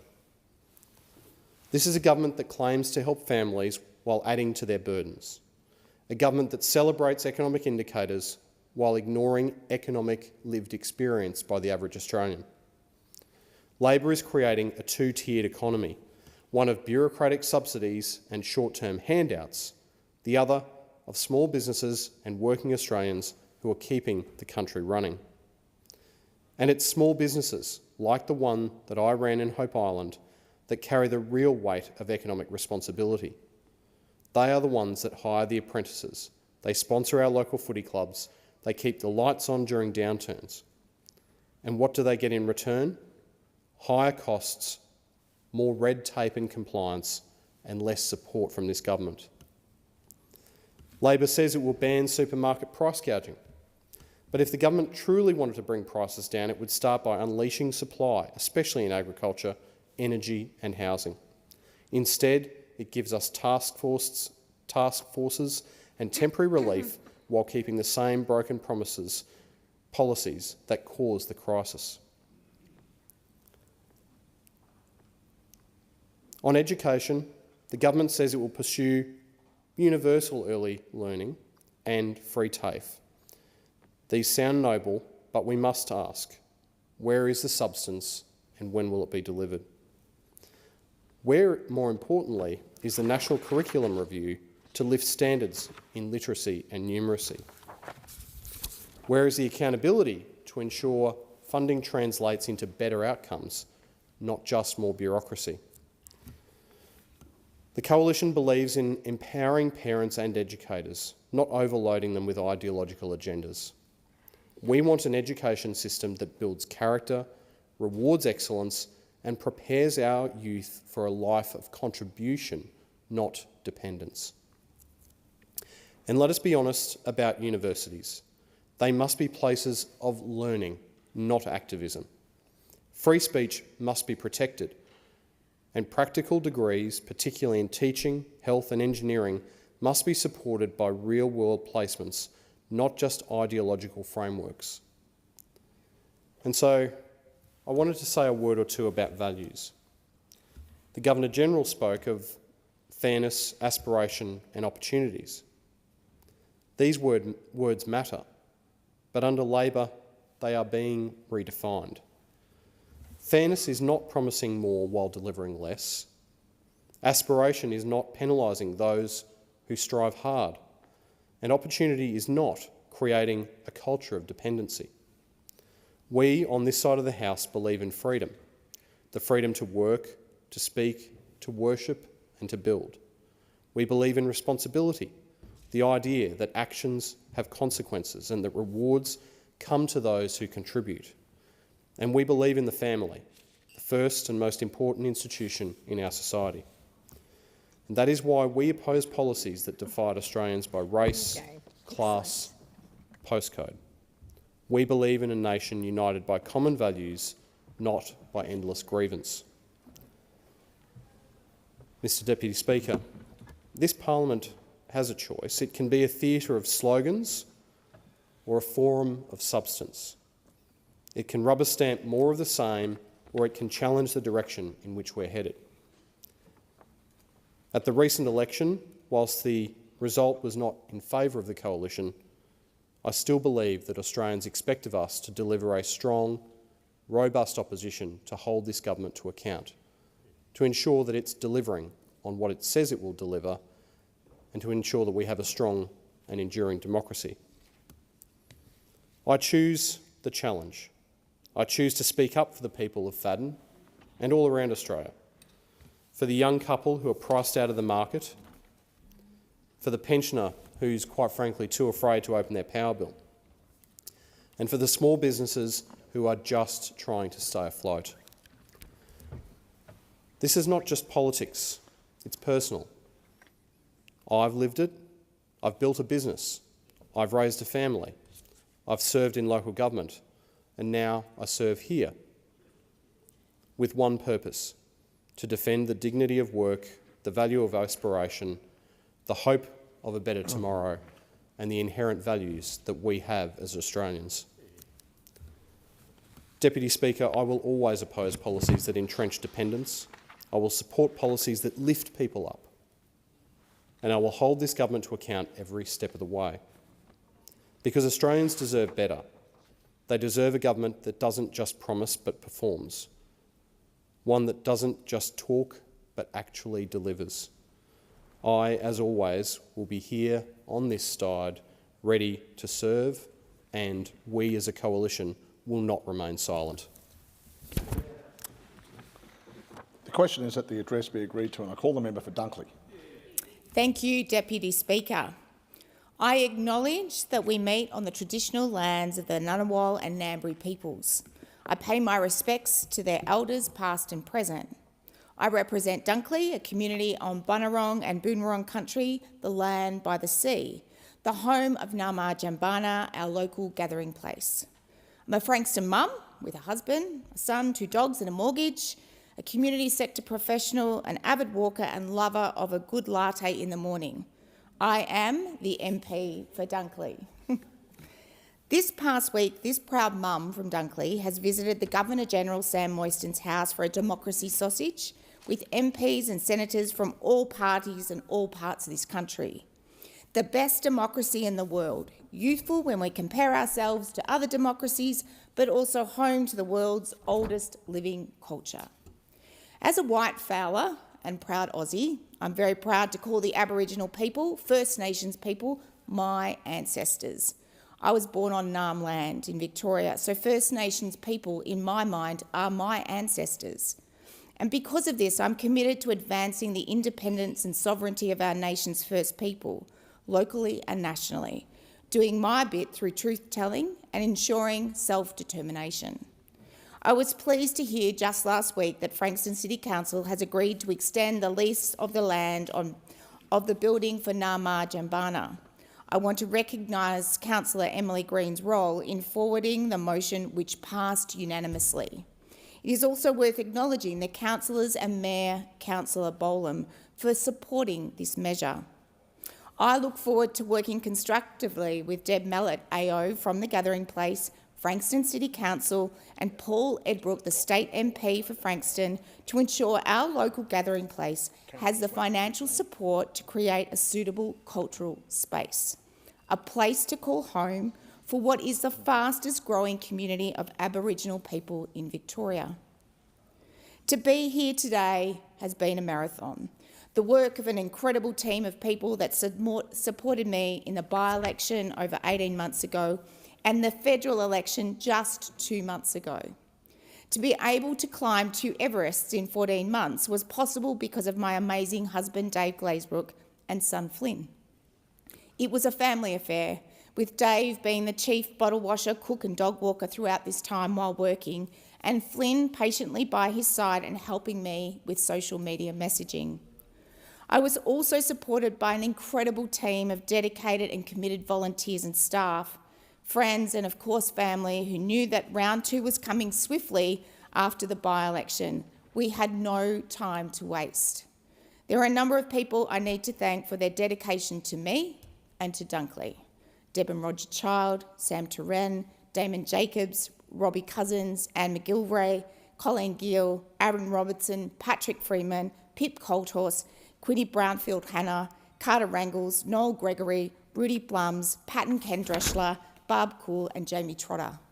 And Rod Glover for always being there on the other end of the phone, no matter what.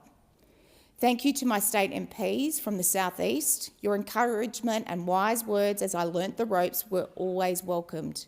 Paul Edbrook, Sonia Kilkenny, Paul Mercurio, Lee Talamis, Pauline Richards, Michael Galea and Tim Richardson. To my staff and campaign team, campaign manager Hamish Morrison, Magella, Jared, Maddie, Louis, Anna, Erin, Alyssa, Jasmine and Neo, and of course Alfonso. This win is our win because of your work. Thank you also to the supporters from the ALP, ASU Private Sector, ASU Authorities, Finance Sector Union, United Workers Union, Alan Griffin and Kat Hardy, and to also Senator Lisa Darmanin, Senator Jess Walsh, the member for Bruce and the member for Isaacs. I may be the federal MP for Dunkley, the face on the building, but this win was our win, a result of dedication by all of you to our community, the party and the values of justice, equity and fairness. To the Joint Standing Committee on Electoral Matters and the Australian Electoral Commission. Participating in 2 elections in 14 months means I can say with some experience that we must make the election process more engaging and safer for voters. We need to lift the bar and raise the standards to ensure all candidates operate with integrity, as our positions of office require of us here in Parliament. Furthermore, as we work to reduce the pollution caused by plastics, we must reduce corflutes and bunting and the number of DLs we place in people's letterboxes.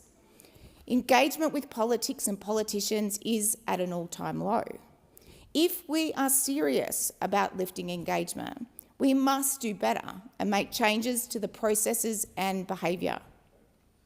I cannot forget election eve when the Prime Minister and the Deputy Prime Minister visited a pre-poll centre in Carrum Downs with me and the horrendous, intimidating and aggressive behaviour from the opposition. We do not condone bad and inflammatory behaviour on social media for other sectors and professions by young people on the streets. We must expect the same for candidates, politicians, parties and the political process, and walk the talk we legislate. I was part of the 47th Parliament for 14 months. I landed with a thud, dusted myself off after the by-election and got down to learning as much as I could before the federal election. I need to create a shout out to the MP for Layla for being a fabulous mentor during this time. You kept me moving in the right direction, despite being a deer in the headlights, sometimes going around in circles in the big house on the hill. I also want to take the time to thank all of my parliamentary colleagues. Unfortunately, politicians get a bad rap. Question time or Hollywood hour theatrics is often what the public judges us by. But actually, my colleagues, the ALP caucus, are an incredible bunch of humans who care deeply about their communities, their constituents and this fine country. Their care and support of me in my first term was heartwarming. Thank you all. When people say to me that parliamentarians like to hear the sound of their own voices, I now politely respond with confidence that parliamentarians are some of the best listeners going around.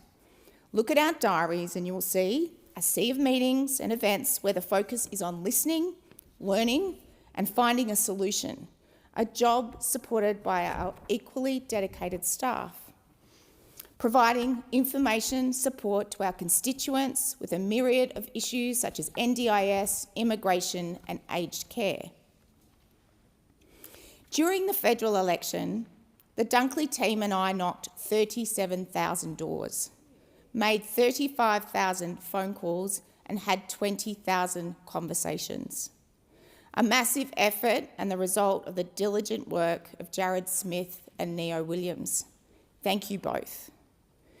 When I was out on doors, I was able to listen to locals' issues and concerns and support them to get help from the many incredible organisations in the electorate of Dunkley. I was able to provide insights into what we are delivering to help Aussies, government policy, and provide civics education, a doorstop take on the 3 levels of government in Australia and why voting is important. I learnt we must deliver more civics education in our communities to ensure we bring politics to the people. In my second term, I now have the incredible opportunity to action a number of priorities I spoke to in my first speech. One such commitment is building on the civic leadership agenda of the Governor-General and Speaker of the House and delivering the Dunkley Emerging Leaders Program. I will be launching this in September, so young people aged 16 to 19 from Dunkley interested in becoming change makers in the community can learn how to do just that. I will also host a series of forums and roundtables, a women's roundtable with the Minister for Social Services and Assistant Minister for Social Services and Family Violence, where leaders from community organisations and women with lived experience will be able to discuss experiences, issues and explore solutions with federal representatives. And I cannot wait to welcome the member for Hunter, the Special Envoy for Men's Health, to host a forum with the men's sheds in Dunkley and a round table with service providers. All of this and more will be included in my September newsletter. The reforms the Albanese Labor government have initiated are phenomenal. On the 1st of July, we announced cost of living measures being introduced last week and this week, building on the important cost of living relief the government delivered in its first term.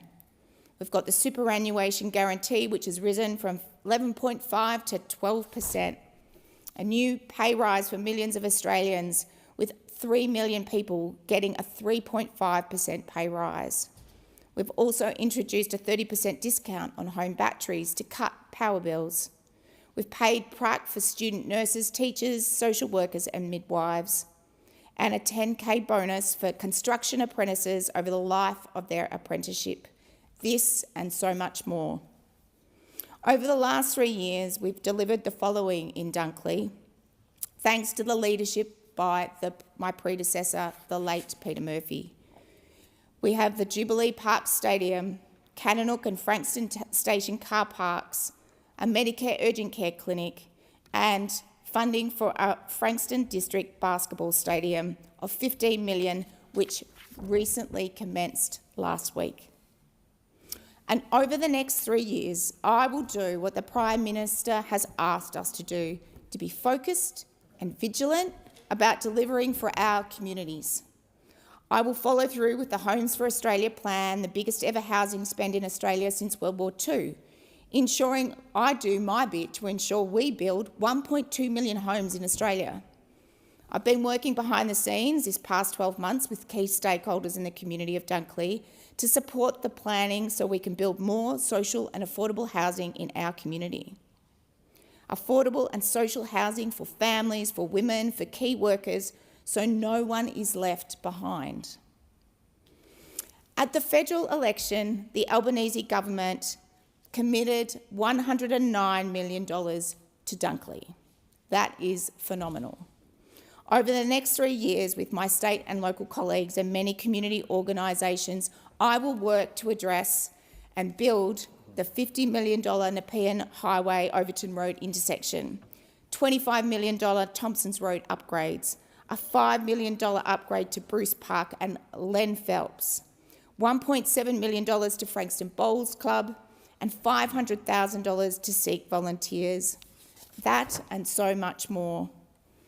Just last week, I announced that 12 organisations received a share of $120,000 through the Stronger Communities funding.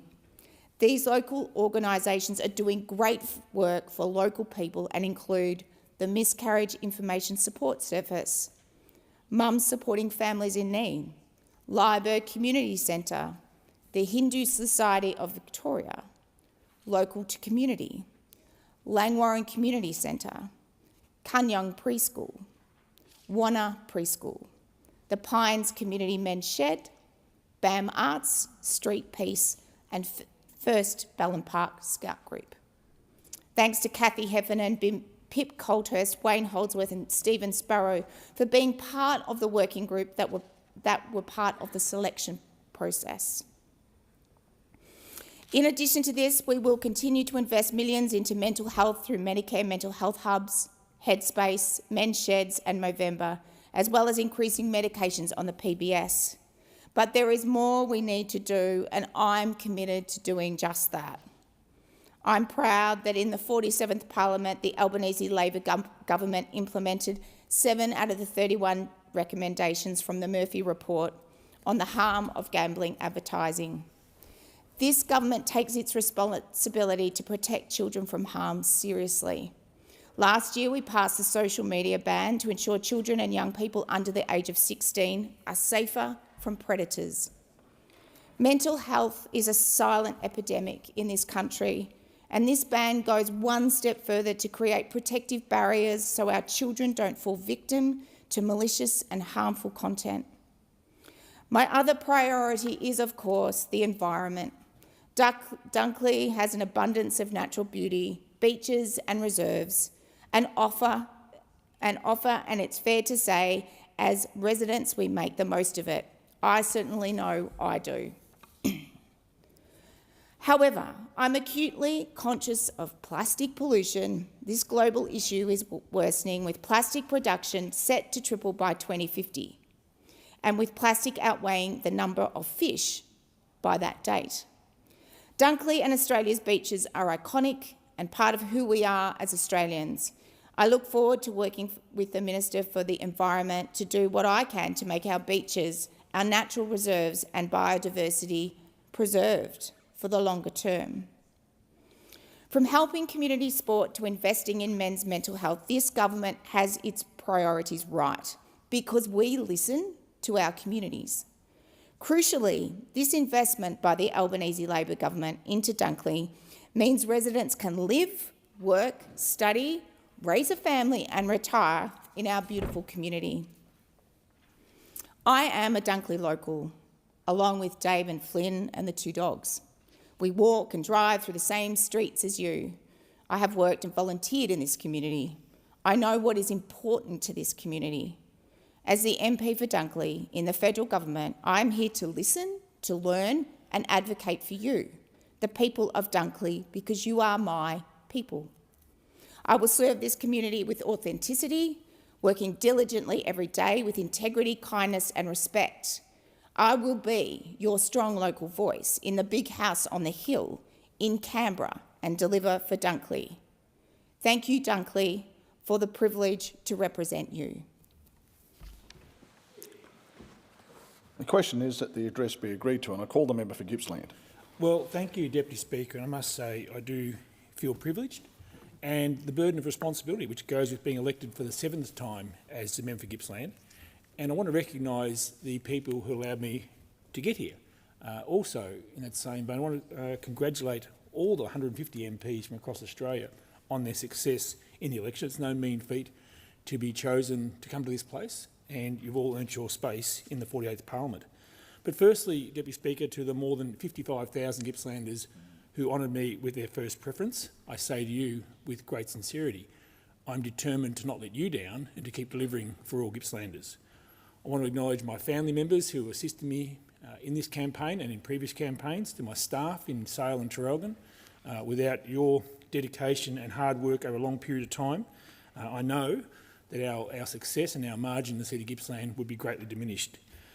To the party members of the Nationals, to our booth volunteers, to our state and federal directors and their campaign teams, all of these people make a contribution to helping individual members win their seat, and I don't take that support for granted. I also want to acknowledge, Deputy Speaker, the Australian Electoral Commission, both its senior staff and also the workers on the ground who make sure that we run an election here in Australia which is not contested in terms of the integrity of the process and the result and the outcome, the final outcome of the counting of votes. It is a good process. It's one that requires constant supervision and regulatory oversight, and I congratulate the AEC on another great performance across the seat of Gippsland. Of course, Deputy Speaker, on my side of the House, the final result in the election campaign was not the one we were hoping for.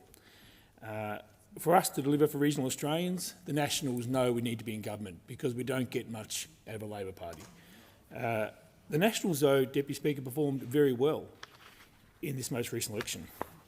We were able to hold all the existing seats that we held going into the election. We managed to transition 3 seats, which is always a difficult task in our regional areas.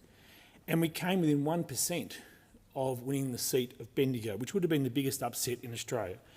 We achieved the biggest swing in Australia against the Labor Party, a 10% two-pay preferred swing against the Labor Party in Bendigo. And the reason we were so successful, Deputy Speaker, in our own seats, but also in the seat of Bendigo, was because our approach is to have local champions as our candidates. And in this case, in the seat of Bendigo, it was Andrew Lethlean, a local champion, a grassroots campaigner, someone who was focused on the issues that mattered to the people of Bendigo district and delivering on local priorities. Our localism, our focus on local issues, stands in stark contrast to the Canberra knows best attitude which has come to dominate the modern Australian Labor Party. Sadly, Deputy Speaker, when you look at the outcome of the election, it's become apparent that Australia is more divided now on city-country lines than perhaps ever before. Regional Australians are being left behind by a government that makes no apology whatsoever for buying votes in the cities with policies like the HEX debt reduction. Now, Deputy Speaker, this proposal, which will go through the House this week, will potentially benefit 12,777 people in Gippsland. But it helps 28,009 former students in the Prime Minister's seat of Grayndler and 25,901 people in the Education Minister's seat of Blaxland. And this is data from the Parliamentary Library, Deputy Speaker, which shows the average number of people who would benefit under this scheme in seats held by the Nationals in rural and regional Australia is 13,384 per seat.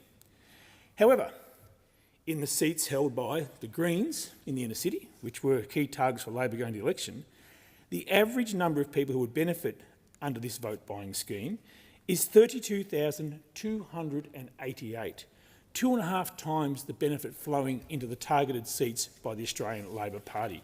This was industrial-scale, tertiary-level vote buying, with working-class people in my electorate picking up the tab for students who will earn more over their lifetime as a result of having benefited from Australian university education. Deputy Speaker, the address in reply, delivered in the other place, was consistent with the Albanese government's first term. There was no plan for the future of Gippsland, no plan for the future of regional Australia. In fact, regional Australia hardly rated mention in the entire speech. I think it was mentioned once in the entire speech. And this was meant to demonstrate the government's second-term agenda. Now, we shouldn't be surprised, Deputy Speaker, because this is a cynical, city-focused government which has been elected on the back of deception, misconceptions and the mother of all scare campaigns targeting the former member for Dixon. Now, throughout the campaign, Deputy Speaker, the Prime Minister repeatedly waved his Medicare card around and told Australians this is all you're going to need to see a doctor. But it's not true. We now learn, just this week, that 23% of GP clinics won't be taking up the new bulk billing initiatives. So you won't just need your Medicare card, you'll need your credit card as well. This is just like the Prime Minister told the Australian people before the 2022 election their energy bills would go down by $275. He repeated that claim, I think, 97 times in the lead up to that election. And guess what, Deputy Speaker? The bills went up in your electorate and they went up in my electorate as well. And now we have the most recent fiasco, the did he or didn't he fiasco, surrounding US beef imports and whether the Trump administration raised it with the Prime Minister during discussions. Now, we have the Trade Minister who told a journalist, and I quote, "Of course, the President of the United States has raised it with the Prime Minister." But the PM, the Prime Minister, says that's not true. And now the Trade Minister has had to back down. So I want to know, Deputy Speaker, who pressured Senator Don Farrell to change his story? Because we know from previous experience that this Prime Minister is very loose with the truth, whether it's on Medicare, whether it's on energy bills, and now it's in relation to beef imports from the United States. What we've seen, Deputy Speaker, and you've got to give credit where credit's due, Labor is very good at campaigning. It's just appear they're so hopeless at governing. This Prime Minister has promised to govern for all Australians. But the 1/3 of Australians who live outside our capital cities will believe it when they see it. If you take a look at the electoral map, Deputy Speaker, you'll see what I mean. Regional Australians, rural, regional, remote Australians, didn't buy what the Prime Minister was selling at the election. And there's plenty of reasons for that, Deputy Speaker, as I explained to the House last week. In his first term, the Prime Minister, the Albanese government, cut the guts out of regional programs. There's no pipeline of projects in regional Australia in this second-term agenda because the Prime Minister cut the Roads of Strategic Importance program. He cut the Building Better Regions Fund. They cut regional airports funding. They even cut the local roads and community infrastructure program after turning up the opening of all the projects. They cut the Stronger Communities program for a year and then they brought it back. Who knows when they'll cut it again.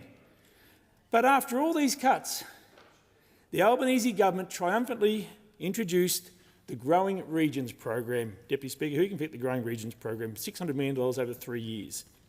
But then they cut that too. It's quite extraordinary, Deputy Speaker, to think you set up your own regional grants program and then you cut it anyway. Not satisfied with cutting all the coalition-era regional grants programs, they cut their own program, Deputy Speaker. It begs the question, Deputy Speaker, just why do they hate regional Australians so much? And it's probably because regional Australians don't vote for them. Regional Australians got the common sense to see through the bulldust. They don't vote for all the spin and the bulldust coming their way. Now, I've woken a few of them up. Are you going to defend the cuts to the Building Better Regions Fund? You're going to defend the cuts to the Roads of Strategic Importance? What about defending regional airports funding cuts? I can't hear you. So far back, I can't hear you. It's hypocritical of these Labor ministers who spent the entire first term, Deputy Speaker. They spent this entire first term coming into this place and they complained about the coalition government. They talked about a decade of wasted years, they'd like to say. But then they'd leave this place, Deputy Speaker, they'd race out in their electorates, and what they do, Member Riverina? Oh, they cut the ribbons. They opened the plaques. They got their names in the paper. They were very good at ribbon cutting, but not very good at actually announcing projects of their own and funding them, delivering in their communities. In fact, Member Riverina, I'm not sure about you, but I'd like you to fact-check this for me.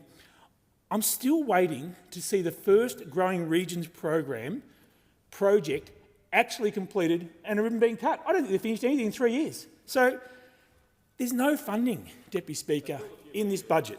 There's no funding in the budget this year that provides a pathway to the community facilities that we need in our regional communities.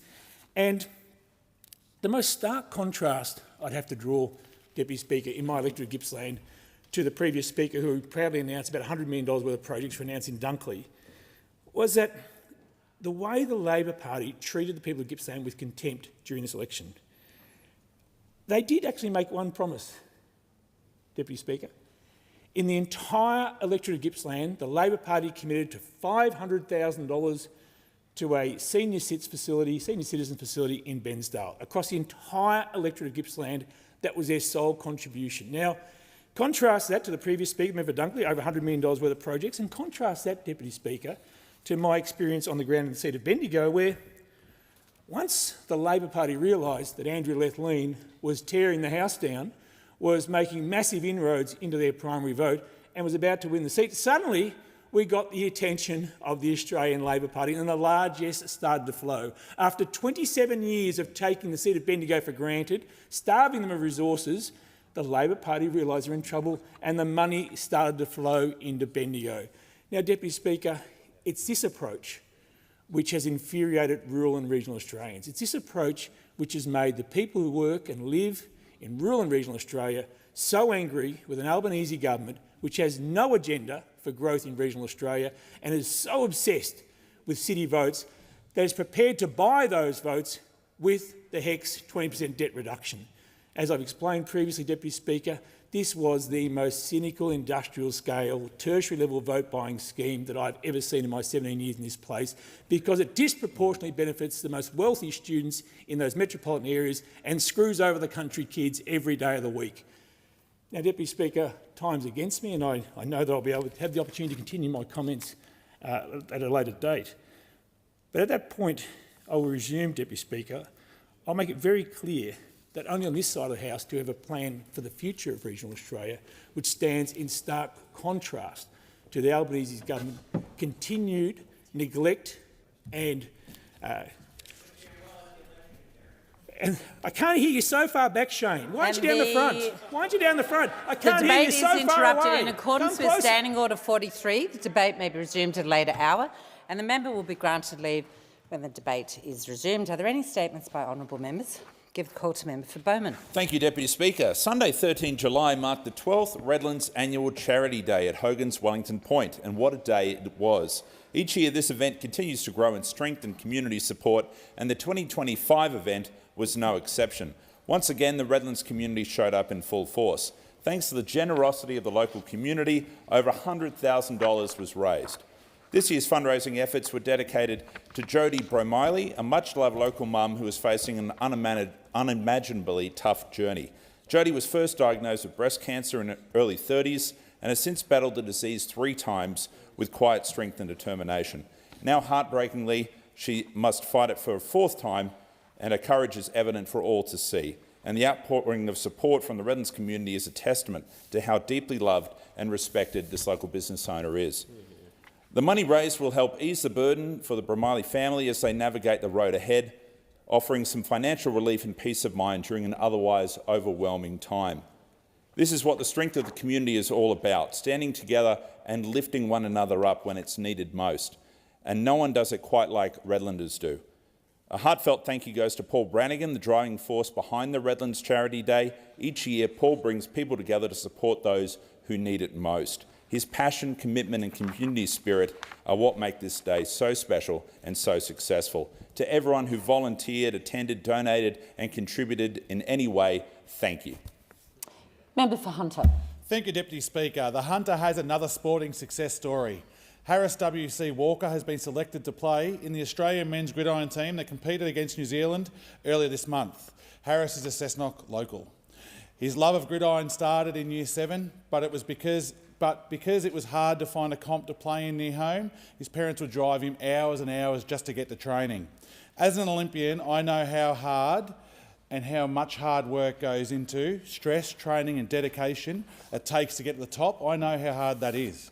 Harris played for the Central Coast Sharks, Sydney, New South Wales, and then went off to play in America in Division II college competition before coming home to wrap up his 2025 season with an MVP for both the UTS Gators and the Newcastle Mariners. Selection of the national team is well-deserved recognition for yourself. It means that the countless hours that you and your family have put in to make this happen, the hundreds of kilometres, the endless support has all paid off. Harris is an absolute superstar wide receiver, and I know that he didn't look a slightest bit out of place in the national team. It's a bloody great honour to be selected to represent your country, but all good things unfortunately come at a bit of a cost, and Harris had to raise $8,000 towards travel, uniforms, training and accommodation. Thank you to everyone that helped Harris with this support, and thank you to raise the cash that he needed to be able to go and play for Australia and represent the country. And thank you very much, Harris. Keep up the great work and looking forward to seeing what else you can do in the future. Thank you. And Member for Riverina. Thank you, Deputy Speaker. Today I've been accused as being irresponsible and gutless by Zoe Daniel. And she's accused me of that because I'm sticking up for the people who send me here to Canberra to represent them. Now, maybe if she had have done a little bit more of that herself when she was a one-time member for Goldstein, maybe she'd be here, she could say it to my face. But you know what? I'm not going to listen to the likes of Zoe Daniel. I'm going to listen to the likes of Tracy O'Reilly from Gregadoo, Kerry Langfield from Mangapla, Leanne Dunn from Talbingo. They are worried about battery energy storage systems which are cropping up in their neighbourhood. And I'm going to listen to the likes of Jasmine Jones, the Yass Valley Mayor, who was out the front of Parliament House this morning, and this is what she said. Don't decimate it on this insane quest of virtue signalling when we're doing all the heavy lifting in the regions for our metro mates. We're already keeping the lights on. We're already doing our heavy lifting. But there's things that we need to look out for, and those things include how do we fight bushfires in Yass Valley surrounded by 1,000 turbines. That's what's proposed. We're already doing the heavy lifting for our metro mates. Please consider how we put two farmers, one who has 90 turbines on their property, making a lot of money, and their neighbour with no benefit in the same RFS truck, and get them to go and fight a fire that probably is also including an area with best storage, lithium batteries, and send them home to their families safe. Enough is enough for our regions. They're the sort of people I'll be sticking up for. Blair. Thank you, Deputy Speaker. The Show Society movement is the biggest volunteer movement in the Commonwealth of Australia, and it contributes to the Show Societies about $1 billion to the Australian economy. I'm blessed to have 7 country shows in my electorate: Ipswich, Rosewood, Marburg, Lowood, Toogoolawah and Kilcoy. I look forward to working with the Ipswich Show Society with the millions of dollars that we're investing in the Show Society and their evacuation and upgrades the necessary facilities that they have there. But last weekend I was pleased to attend and, of course, sponsor and assist the Kilcoy Show Society with their biggest and best country show they've ever had. I want to congratulate President Susan Pratton, Senior Vice President David Moffat, Junior Vice President Alistair McDonald, Secretary Lisa Kirkman and Treasurer Tracy McDonald. Last year the Kilcoy Show Society was so successful in this show, they contributed $2,000 extra at the end for local organisations. I want to thank all the sponsors, exhibits and volunteers who assist all the country shows in my electorate. The talent, skills and abilities from showing cattle and horses through to the quilting, painting and crafts and crocheting is there in all display. I want to thank all of them for what they do. Magnificent contribution to our local community. This is the lifeblood of rural communities, and I'm pleased to represent a rural and regional electorate in South East Queensland. Thank you. Member for Mayo. Thank you, Deputy Speaker. I want to express gratitude for one of our country's most generous and caring organisations, the volunteer-run Lions Clubs project Need for Feed. I recently attended a dinner with the Lions Clubs of Victor Harbor and Goolwa in my electorate of Mayo, where I had the pleasure of meeting the pioneer for Need for Feed, Graham Cockerell, and he's an inspirational man. It started with just one small truckload of Graham's own hay, which he delivered to a drought-affected farmer 20 years ago. And over the weekend, Graham and Need for Feed were part of a huge convoy of trucks that crossed the Nullarbor Plains from Western Australia, carrying 6,000 hay and straw bales to drought-hit farmers across South Australia, including in my electorate of Mayo. In the last 2 decades, Need for Feed has delivered more than $45 million worth of fodder across the country to farmers impacted by drought, flood and fire. I'd really like to thank Graham. He's an inspiration. He's a true Australian, and all the Need for Feed volunteers for showing such incredible care and assistance for our farming and rural communities. And it's about saying, we're there with you, we're standing with you. Now, we've had good rain in South Australia, but there's no food on the ground, and this work is life-saving, not just for the animals, but for the farmers too. So thank you, Graham, and thank you, Need for Feed, and the Lions Club of Australia. Member for Bend. Deputy Speaker, despite the views of the member for Gippsland, our work in reducing HECS debts is nation-building work. This work is part of our strategy to promote intergenerational fairness and recognising that quality education can change lives. Deputy Speaker, this work has already begun in this place with the introduction of the Universities Accord, cutting student debt by 20% Bill 2025 last week. What this means is that every Australian with a help debt, loan or other form of student debt will enjoy a 20% reduction in that debt. This is an average saving of $5,500 for more than 3 million Australians. In my electorate of Bean, that means relief for 15,645 students. Students like Laura entering the final semester at the Australian National University. And Deputy Speaker, this is only happening because of a Labor government. Before the election, those opposite attacked this policy and said Australians would see no benefit. Well, the Australian people, and particularly young Australians, disagree. Deputy Speaker, on the 3rd of May 2025, Australians made their voices heard. They voted to cut the debt of 3 million Australians by 20%, and they voted for this important step in helping those who will build Australia's future. Those opposite would do well to listen to the voices of the Australian people and join the government in supporting this measure, this intergenerational investment in young Australians. Member for Mackellar. Thank you, Speaker. I am extremely proud that Mackellar on the northern beaches of Sydney is home to the largest community of Tibetan Australians in the country. We are so fortunate to be enriched by this wonderful community. The birthdays of His Holiness the Dalai Lama, the spiritual leader of Tibet, are always a cause for the great celebration for Tibetans in exile around the world. And this year, the 90th birthday of the Dalai Lama was an incredibly auspicious occasion. And there was even greater cause for joy and celebration this year with the announcement by His Holiness that the spiritual institution of the Dalai Lama will continue after his death, and that the search for the 15th reincarnation of the Dalai Lama will be done in accordance with past tradition by his inner circle only. This is the news that many millions around the world, both Tibetan and other, have been hoping to hear for many, many years, as the Dalai Lama has long been a beacon of hope and compassion in our world. And so recently I was delighted to attend 2 vibrant celebrations to mark these auspicious occasions. The first, a day-long joyful celebration of traditional culture in my electorate of Mackellar. And the second, a dinner at New South Wales Parliament House when we were extremely honoured to have the Sikyong, or President of the Central Tibetan Authority, present with us to celebrate. These events were particularly significant because such celebrations are not possible inside Tibet. Member for Menzies. Thank you, Deputy Speaker. During my first speech, I spoke of some of the stalwart rank-and-file branch members in Menzies. It is because of these true believers that I have the honour of standing in this House today as the first Labor member for Menzies, and for that I am eternally grateful. I would like to take this opportunity to place on record the names of those to whom we, as Labor people, owe an enormous debt. To Ian Rogers, Meg Downey, Vida Paul, Alastair McInnes, Brian Jones, Greg Dixon, Sue and Peter Jonoff, John Stragalinos, David Ellis, Renate Boulay, Marie Klein, Lynn Wood, John Spicer, Max and Regina McDowell, Lorna Dent, Clinton Cook, Graham McMillan, Donna McKinnon, Lisa Fraser, Jeff Cranston, Warren and Sharon Ellis, Susan Brooks, Martin Pascal Murray, Peter Chandler, Yvonne de Souza, Nana MacArthur, Brenton Ward, Katerina Toussis, Alexander Law and John Spate.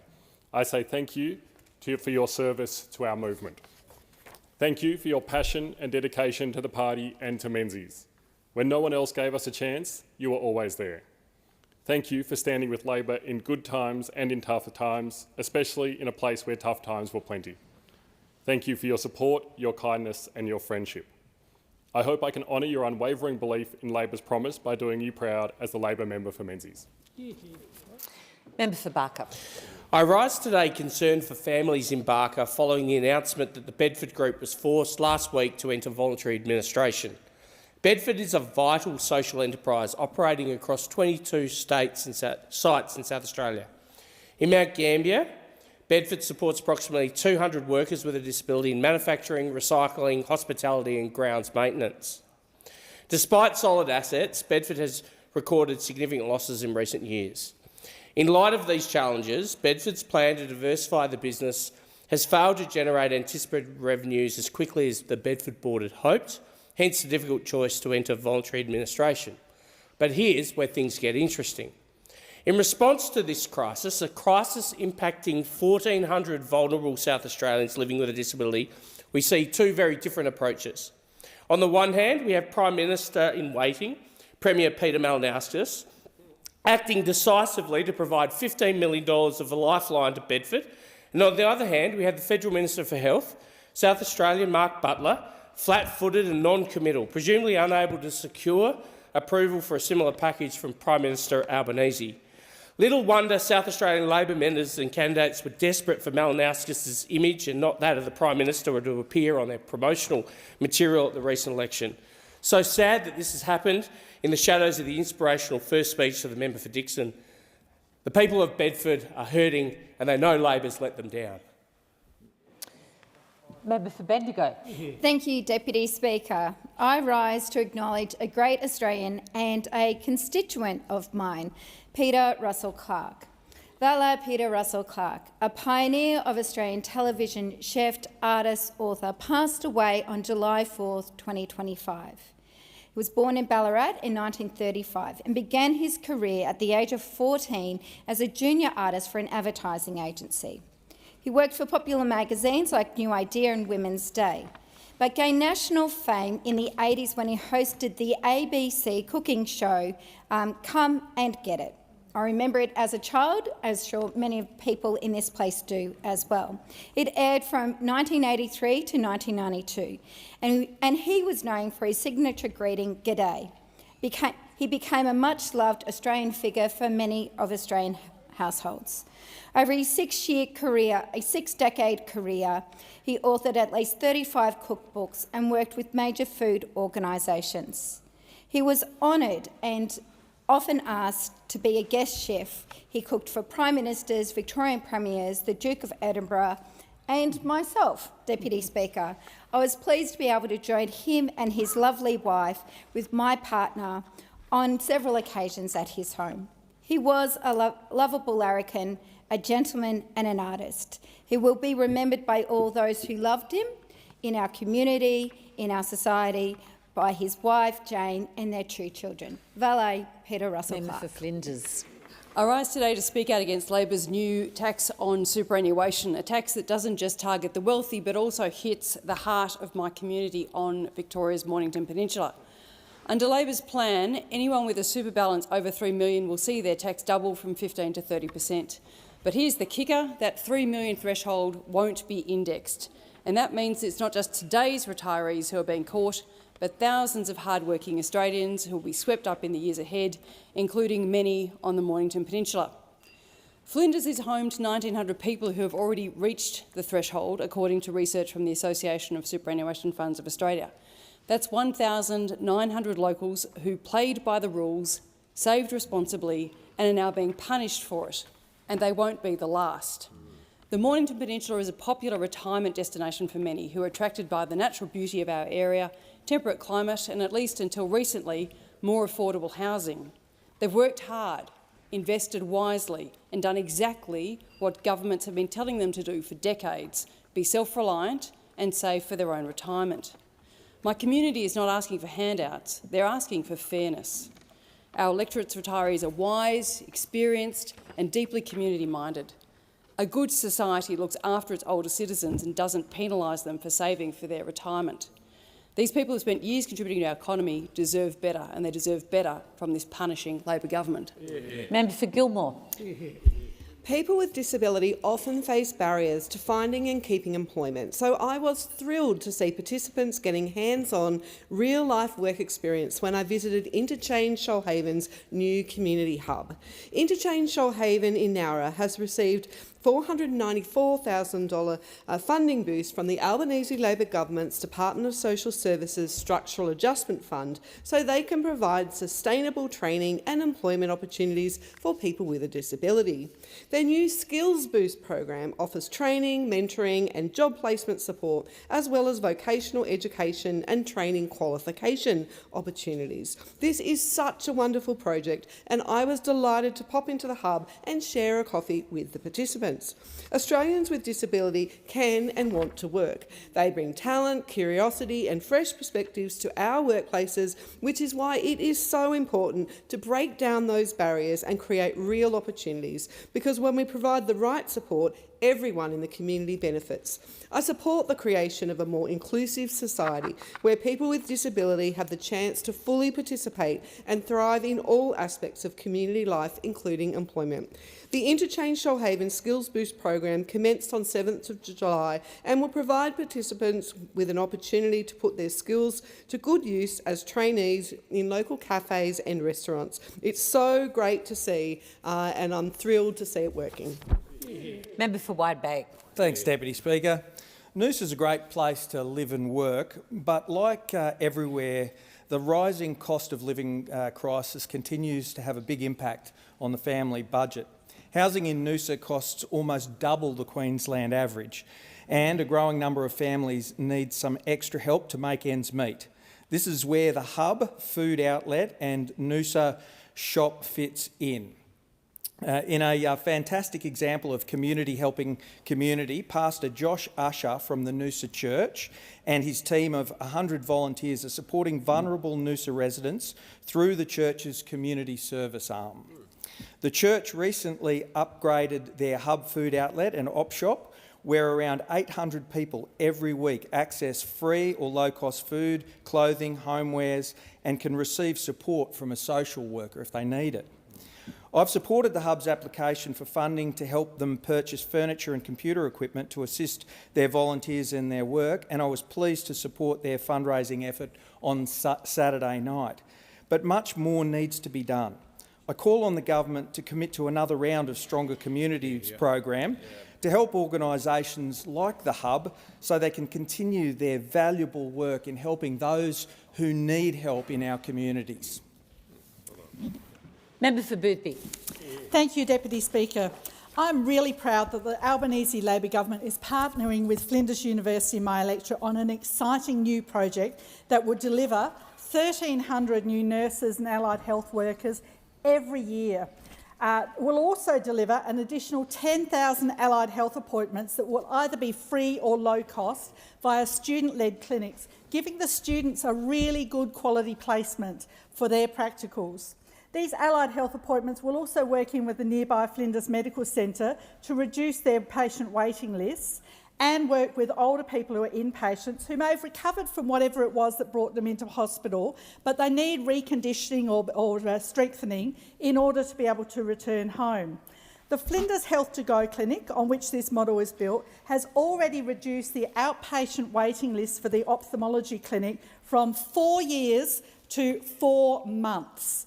All of those people on the waiting list who've now been seen quickly, so they know that if there's nothing wrong, they know there's nothing wrong and they can stop worrying. Or if there is something wrong, they can actually get fast-tracked back in and see the specialist quickly. With the growing and ageing populations of Southern Adelaide, this is a fantastic step forward into the healthcare of the future, working on solving our health workforce at the same time. Member for Fairfax. Thanks very much, Deputy Speaker.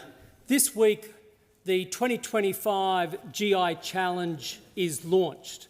Run by Generation Innovation, the GI Challenge unleashes the innovative genius of young Australians, of entrepreneurs. Now, the younger you are, the harder it is to start a business. Typically, you are challenged by three things. One, you don't have business experience. Two, you don't have a business network. And three, you don't have money to start a venture. And this is where Generation Innovation comes in, wrapping support around these young entrepreneurs, helping them meet these challenges. Thanks to a range of sponsors and very generous and experienced business people who donate their time. This year's GI Challenge will see 10 ideas in the mix. These ideas ranging from energy to mental health, to sport, to safety and to recycling. They demonstrate the best of ideas and the best of entrepreneurship. Colleagues, if we as a nation want to unlock the economic capacity of this country, then we have to back enterprise. We have to back entrepreneurship. And in particular, we have to back young Australians who have the guts to take an idea and take it all the way through to make it a reality. Go the GI Challenge. Member for Reid. The start of the 48th Parliament last week was extraordinary, thanks to some incredible and moving speeches from new members of Parliament in this place. What was also extraordinary was the contrast between this side of the House and that side of the House.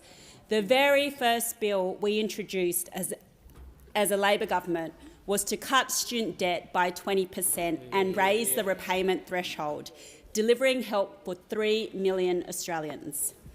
What was the very first question in question time from those opposite? It was about the Coalition defending generous tax concessions for 80,000 Australians with more than $3 million in their super. The contrast here speaks volumes about their priorities, which we're seeing again this week. This morning I hosted an event to bring Labor members together to hear from experts from the Climate Council to discuss our missions targets for 2035. While Labor is discussing our path to get to net zero by 2050, those opposite are looking in the rear-view mirror. The member for New England has launched a retrograde crusade to repeal net zero, calling it lunacy. The member for New England's bill is not just backwards, it's bizarre. It's nostalgia masquerading as policy. While the world moves on, they're stuck in the past. Member for Lindsay. Thank you, Madam Deputy Speaker. I'm here to remind the government of some of its commitments it made to the Australian people at the election. And one of these I was reminded of when a local school came to see me, lovely young kids, and it's actually going to be something that you agree with, opposite, because we came to Parliament in agreement to protect kids online from bullying, from inappropriate content. And it doesn't take much to get a reminder when you read a story about a child who unfortunately has taken its own life because of bullying online. It's a reminder of why we had a bipartisan commitment to protect Australian children online because of these harrowing and distressing stories. So I want to just encourage the government to make a decision on which platforms are in or out. Australian families are waiting, those platforms are waiting too, because there's a 10th of December deadline looming, and we have to remember that the reason why we're all doing this is not for the tech platforms but to protect Australian children. I just want to remind the government as well that they made some other commitments around protecting kids online. They announced a digital duty of care, but this hasn't gone anywhere. They've committed to the regions to make telecommunications better, but we haven't heard anything from them on that. And also they've got a commitment to do something about gambling harm online, a major commitment to the Australian people. They should get on with the job. Member for Spence. Thank you, Speaker. With the Hope Cup 2025 fast approaching, and as the premier spinner for the All-Star side, some would say the Prince of Spin, I thought I should do my bit and make sure we have a good turnout for next week's gala night dinner at the Nixon Centre in Gawler. That's right, next Friday, 8th of August from 6 p.m. till 10 p.m, you'll be able to hear how the All-Stars team steamrolled to a crushing victory over the Gawler Police 11, all backed up by some great yarns from none other than Aussie cricketing legend Ian Chappell. This event is about raising money for a great cause for those doing it the toughest in our community, those experiencing homelessness and rough sleeping, and to make sure we get it kicked off on the right foot. We want the house to be full, but your wallets to be even more so. There will be some great auction items up for grabs, and oh, did I mention the All-Stars #1 spinner telling a few yarns. Andrew McDonald, my phone is on. I am looking for a call up to the national team. Please don't keep me waiting. But to all the good people in Gawler and the surrounds, if you've got time next Friday night, please buy a ticket, get down and support a really good cause. This will be its 4th year. All-Stars are looking to have another victory, led by my front in the bowling attack, but also we've got some fine batters lined up this year. We want to kick off with a really strong start, starting on Friday night next week. Thank you. Give the call to the Honourable for Gippsland. Well, thank you, Mr Speaker, and I'm afraid the Prime Minister is rapidly becoming the George Costanza of Australian politics, because everyone remembers George in Seinfeld. Just like Seinfeld, this government has become a show about nothing. But one of the most famous lines of George Costanza was, and I quote, "Remember, it's not a lie if you believe it." What else could explain the misconceptions, the deceptions, the scare campaigns of the Labor Party election campaign? Every time the Prime Minister pulled out the Medicare card and said, "This is all you need to see a doctor. This is all you need to see a doctor." Oh no, the Prime Minister was being very, very loose with the truth, because he was channeling his inner George Costanza. It's not a lie if you believe it. It's not a lie if you believe it, because the Prime Minister never mentioned that under his time in office, the Prime Minister never mentioned this during his time in office, that Medicare bulk billing rates had actually fallen. It's fallen under his leadership. And just last week, his own health department confirmed that 23% of GPs won't be taking up the new bulk billing initiatives. But it's not a lie if you believe it. Now, just like the Prime Minister promised Australian families 97 times that there would be a 275 reduction in energy bills before the 22 election, he has failed to deliver again. It's not a lie if you believe it, is it, Prime Minister? Concluded. Give a call to the member for McNamara. Thank you, Speaker, and I love a good headline. I love a good headline, Speaker. Our friends at the Daily Oz had a great one. The 20% HEX debt discount has been introduced to Parliament, and that was on the 23rd of July. What a fantastic headline by an up-and-coming media outlet. There was a couple of other headlines that caught my attention of late. There was one in the Sydney Morning Herald on June the 27th, and it read, "Taylor undercuts Lee on gender quotas, saying they subvert democracy." Subvert democracy. It only took a couple of days, and the Shadow Treasurer was there, ready and waiting to undercut the leader. But he's not the only one. It seems to be the fashionable thing to do in the coalition these days, to take a couple of days and then announce a policy that is in direct contradiction to the Liberal leader. In Welcome to Country, I actually think the Leader of the Opposition took a principled stance at the opening of Parliament, where she backed in the appropriate and respectful conduct of a Welcome to Country, and I congratulate the Leader of the Opposition on that. The member for the member's time has concluded. Order. In accordance with Standing Order 43, the time for members' statements has concluded.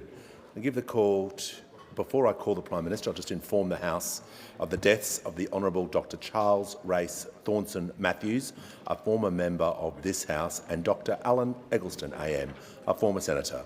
The Honourable Dr Race Matthews died on 5 May 2025. He represented the division of Casey from 1972 to 1975.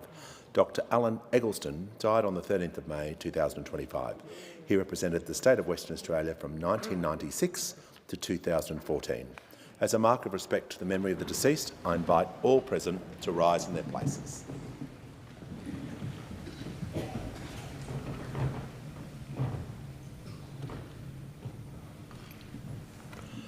Thank the House. The call to the Honourable the Prime Minister.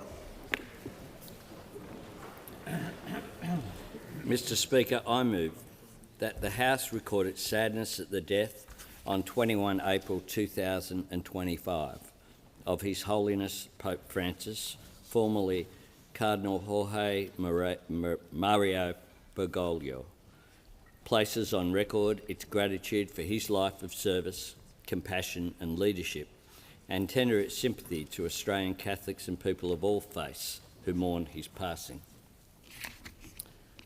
Mr Speaker, Pope Francis was the first pontiff to take the name of St Francis of Assisi.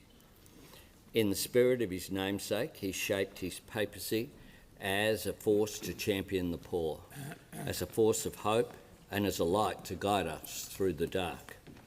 Like St Francis, the late Pope sought to fashion a gentler, kinder and more loving world. No matter how overwhelming and how elusive that goal must have sometimes seemed, Francis's compassion remained tireless and boundless, embracing all humanity. In a world rife with division, the Holy Father reminded us of all that we have in common, and that what connects us above all is our humanity.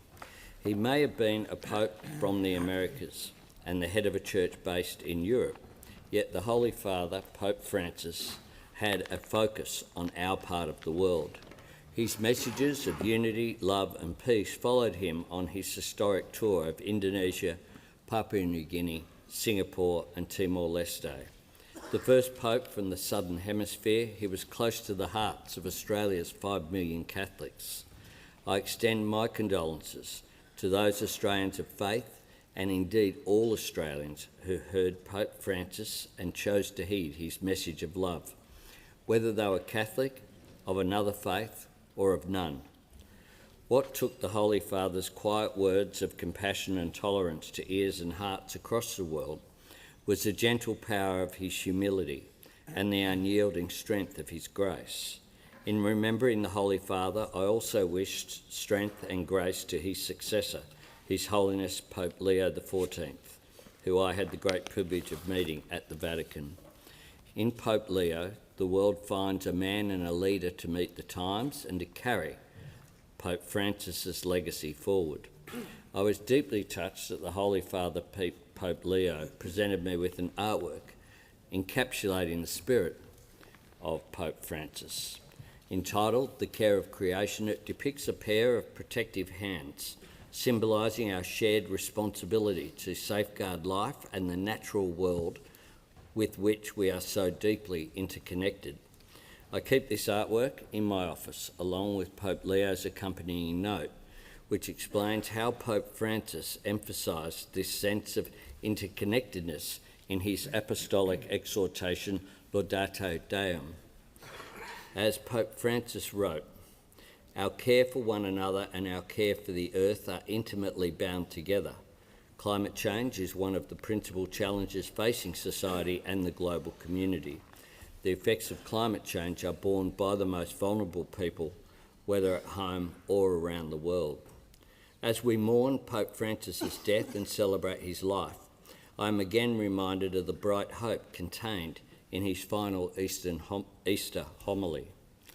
The light quietly shines forth, even though we are in darkness. The promise of new life and a world finally set free awaits us, and a new beginning, however impossible it might seem, can take us by surprise, for Christ has triumphed over death. May this man of peace be granted everlasting peace. May his example of a just and loving way to live on among us always. And may God welcome Pope Francis to eternal life. The call to the Honourable the Leader of the Opposition.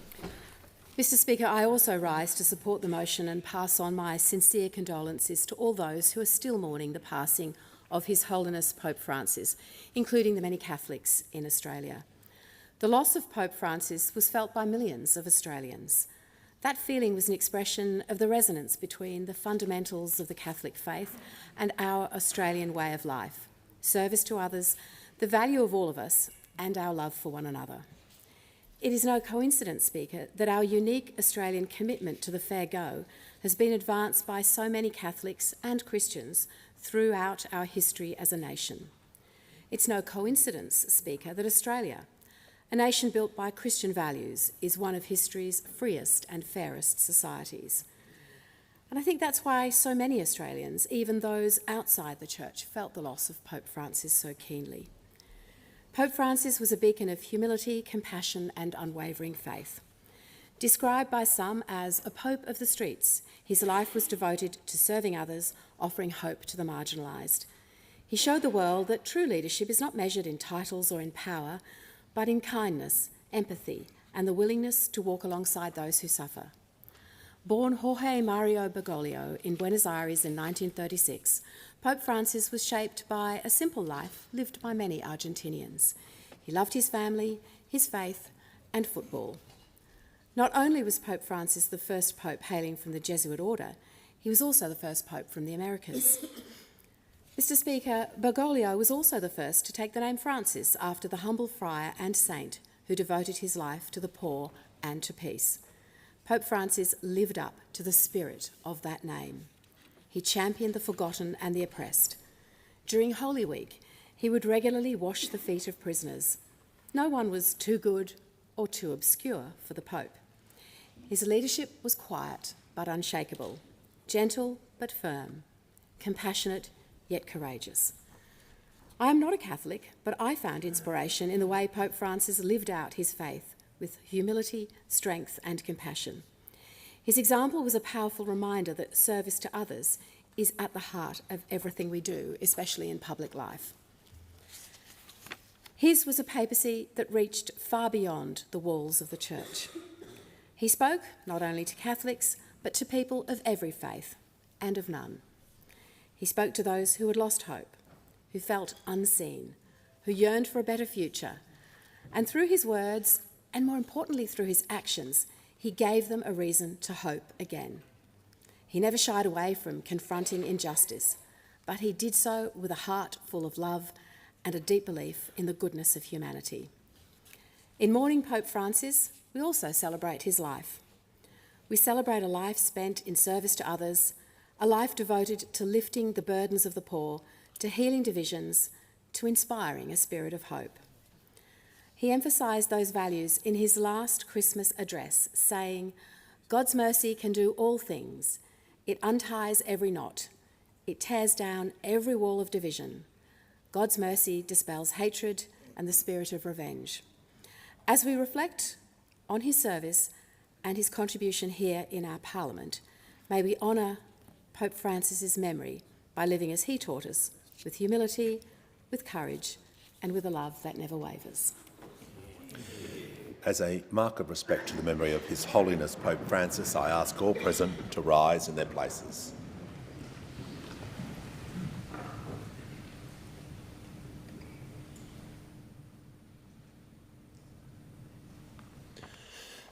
I thank the House. I call the Leader of the House.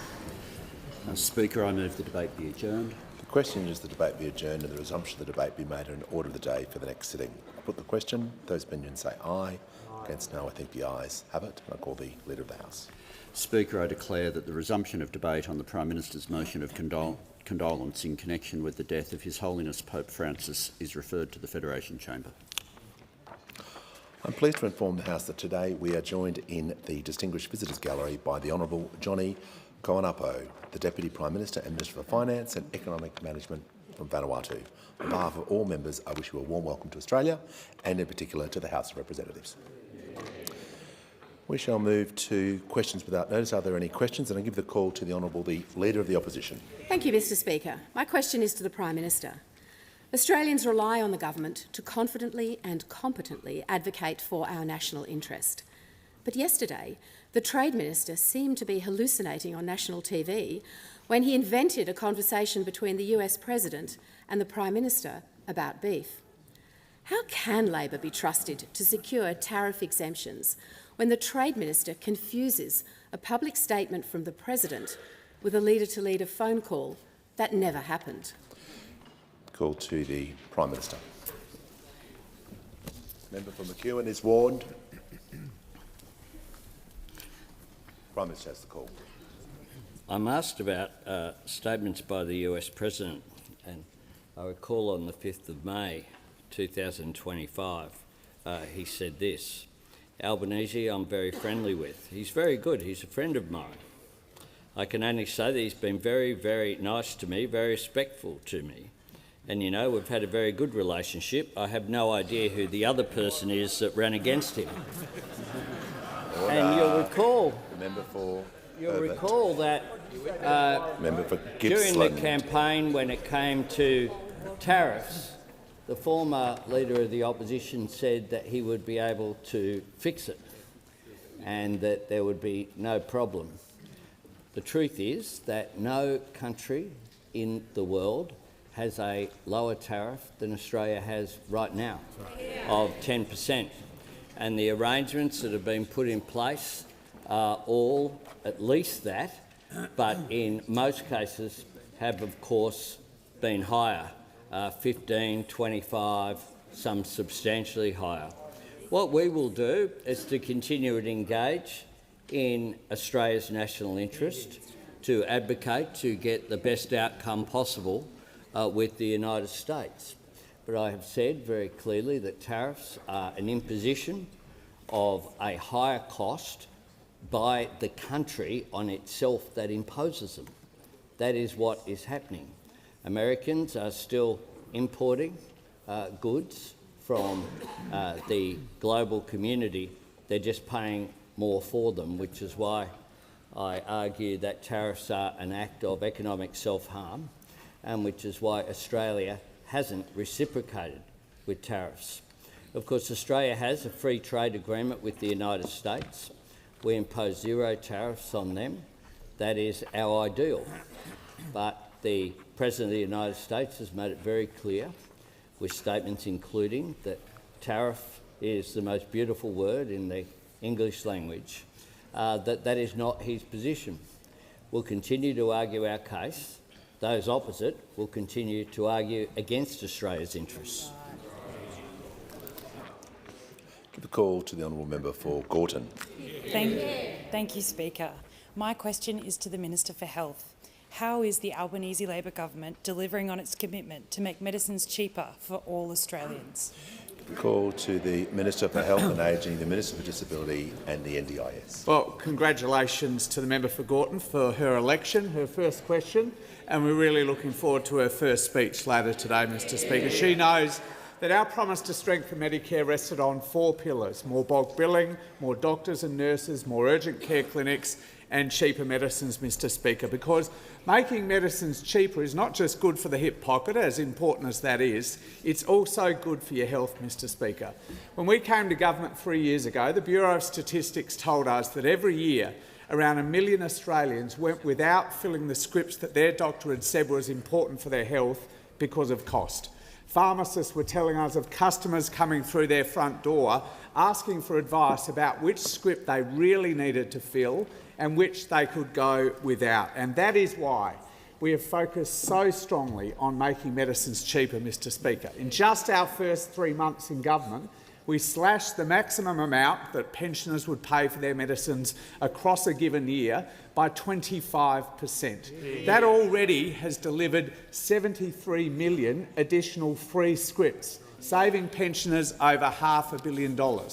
We then delivered the biggest cut to the cost of medicines in the history of the PBS, Mr Speaker, from $42.50 for a script down to $30, and already that has saved general patients $770 million in their hip pocket, Mr Speaker.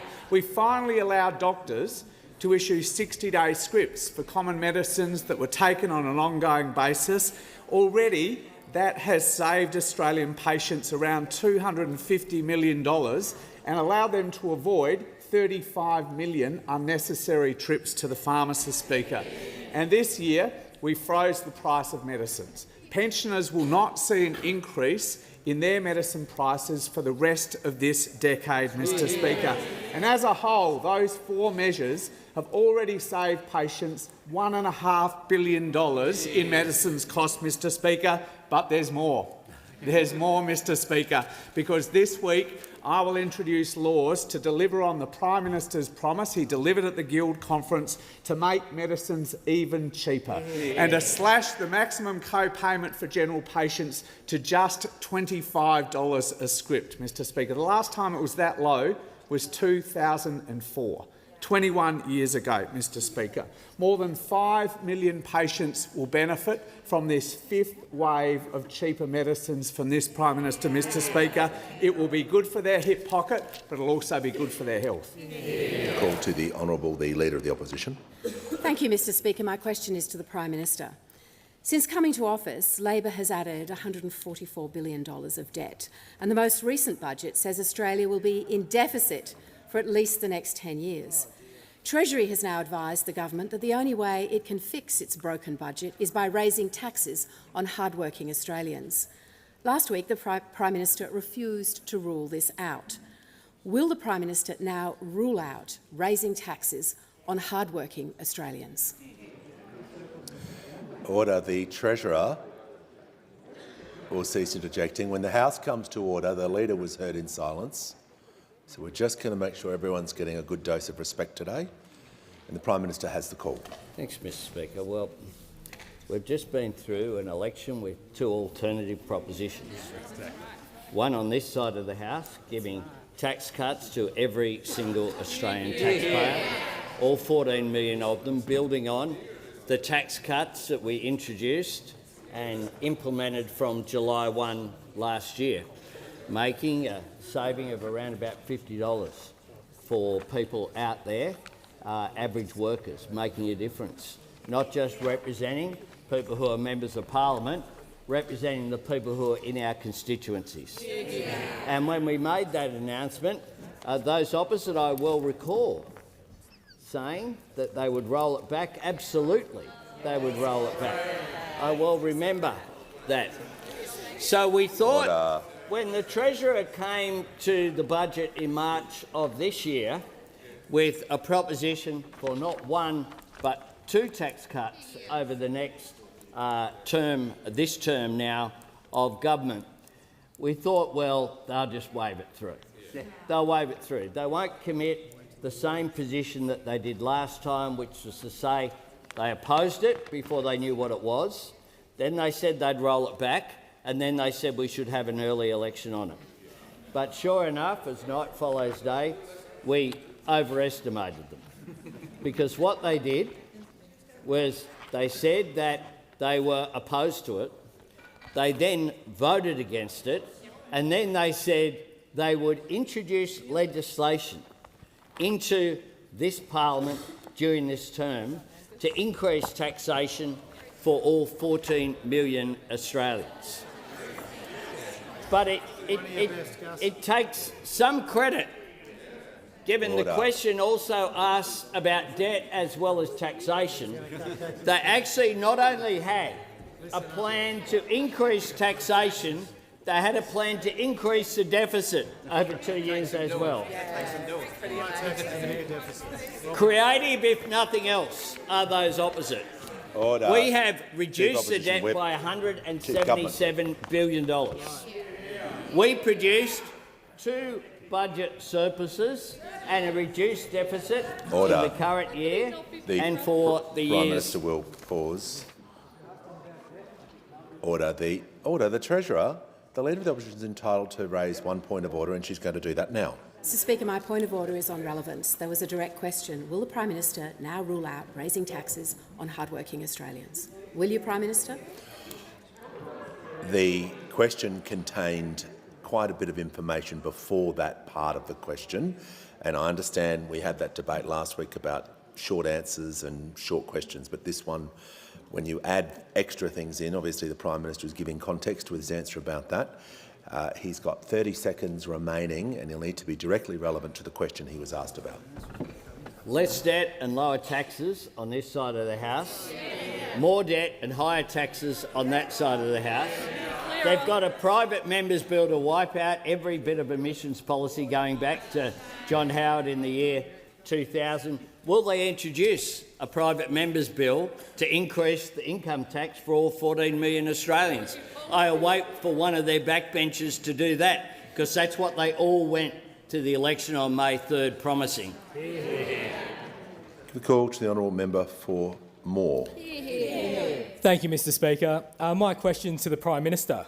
So how is the Albanese Labor government strengthening Medicare while easing the cost of living for Australians? Call to the Prime Minister. I thank the member for Moore for his question, and he certainly was good enough on May 3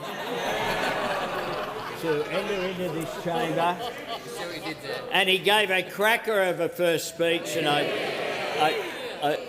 I'd encourage people to have a look at his speech, in which he outlined the path from being a Sparky to going to do law so he could represent the members that he did his apprenticeship with and the people in that profession. An honourable career path that has brought him here to this House. Now, one of the reasons why he's in this House is because of our cheaper medicines policy. Our government is making medicines even cheaper for all Australians. In the last term, we promised to bring down the cost of a pharmaceutical benefit scheme script from $42.50 down to $30. We promised it and we delivered it. This was the first reduction in the cost of medicines in 8 decades. 8 decades. But we knew there was more to do. So we're reducing the cost again. A PBS script will cost just $25, the same cost that it was in 2004, more than 20 years ago.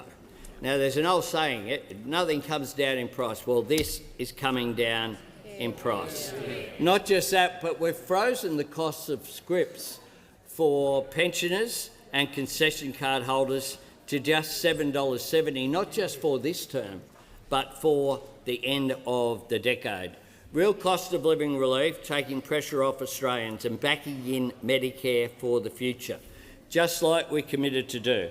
It comes on top of our record of delivering to strengthen Medicare. $8.5 billion to expand bulk billing. Promised 50 Medicare urgent care clinics before the last election. We delivered 87 and we're going to deliver another 50. And more than 1.5 million Australians have visited an urgent care clinic. 60-day scripts. They said all the pharmacies would be shut everywhere. It's amazing. It's amazing that they're still open. It's amazing they're still open.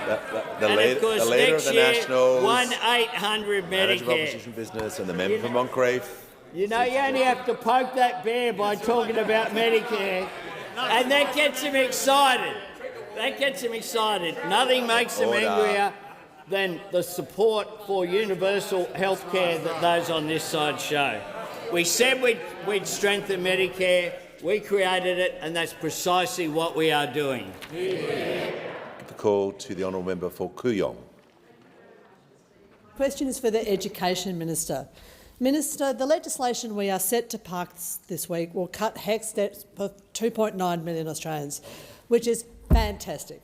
However, the legislation does not help current students undertaking law and arts degrees, whose fees were massively inflated by Scott Morrison's Job Ready Graduate Scheme. I've put forward an amendment to this bill which would scrap Job Ready graduates. Will the government accept my amendment so we can get rid of the scheme tomorrow? Call to the Minister for Education. Thanks, Mr Speaker, and can I thank the member for Kooyong for a question? Probably the best member for Kooyong the Parliament has ever had.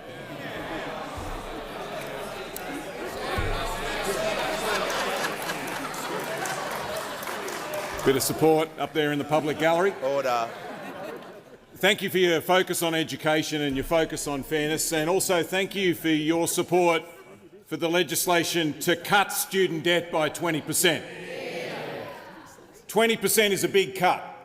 It's not as big as 33%. That's how much the Australian people cut the number of Liberal MPs in the chamber at the election. But 20% is still a big cut. Order. And it's going to help a lot of Australians. 3 million Australians will get their student debt cut when this legislation passes the parliament.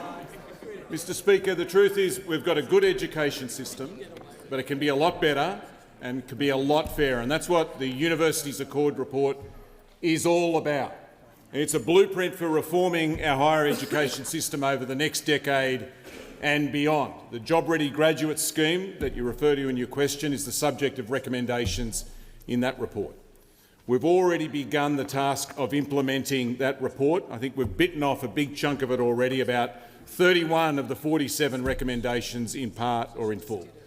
That includes paid prac and the Australian Tertiary Education Commission that began this month. It also includes measures in the bill that we're debating this week in the Parliament to fix the repayment system for HECS, something that Bruce Chapman, the architect of HECS, described as the most important change to the system in 35 years. Now, there's more work to do. We'll keep working through the recommendations in the Universities Accord report and take advice from the Tertiary Education Commission as well. The call to the honourable member for Whitlam. Thank you, Mr Speaker. My question is to the Treasurer. How is the Albanese Labor government continuing to help ease the cost of living for Australians while managing the budget in a responsible way?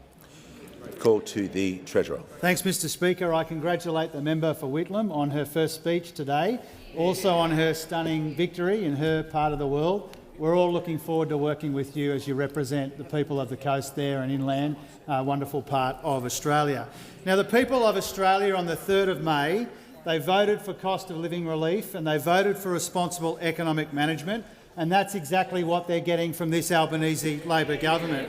Now, this week we're introducing new legislation to make medicines cheaper. I pay tribute to the Health Minister, the member for Dobell, the Prime Minister and others who are making this a reality. We're putting cheaper medicines into the Parliament, we're making cheaper medicines law, and this will make a tangible difference for millions of Australians, Mr Speaker.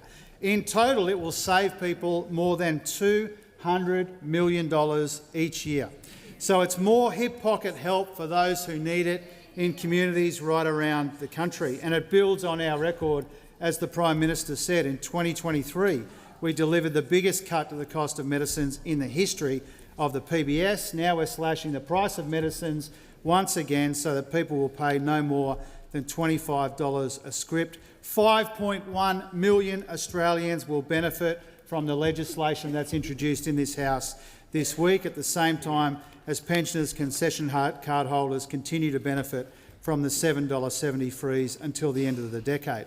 Now, Mr Speaker, we have made a lot of progress together as Australians in our economy over the past few years. We've got inflation down, we've got real wages growing again, we've kept unemployment low, we've got the debt down, we've delivered a couple of surpluses and smaller deficits for the year just finished, Mr Speaker.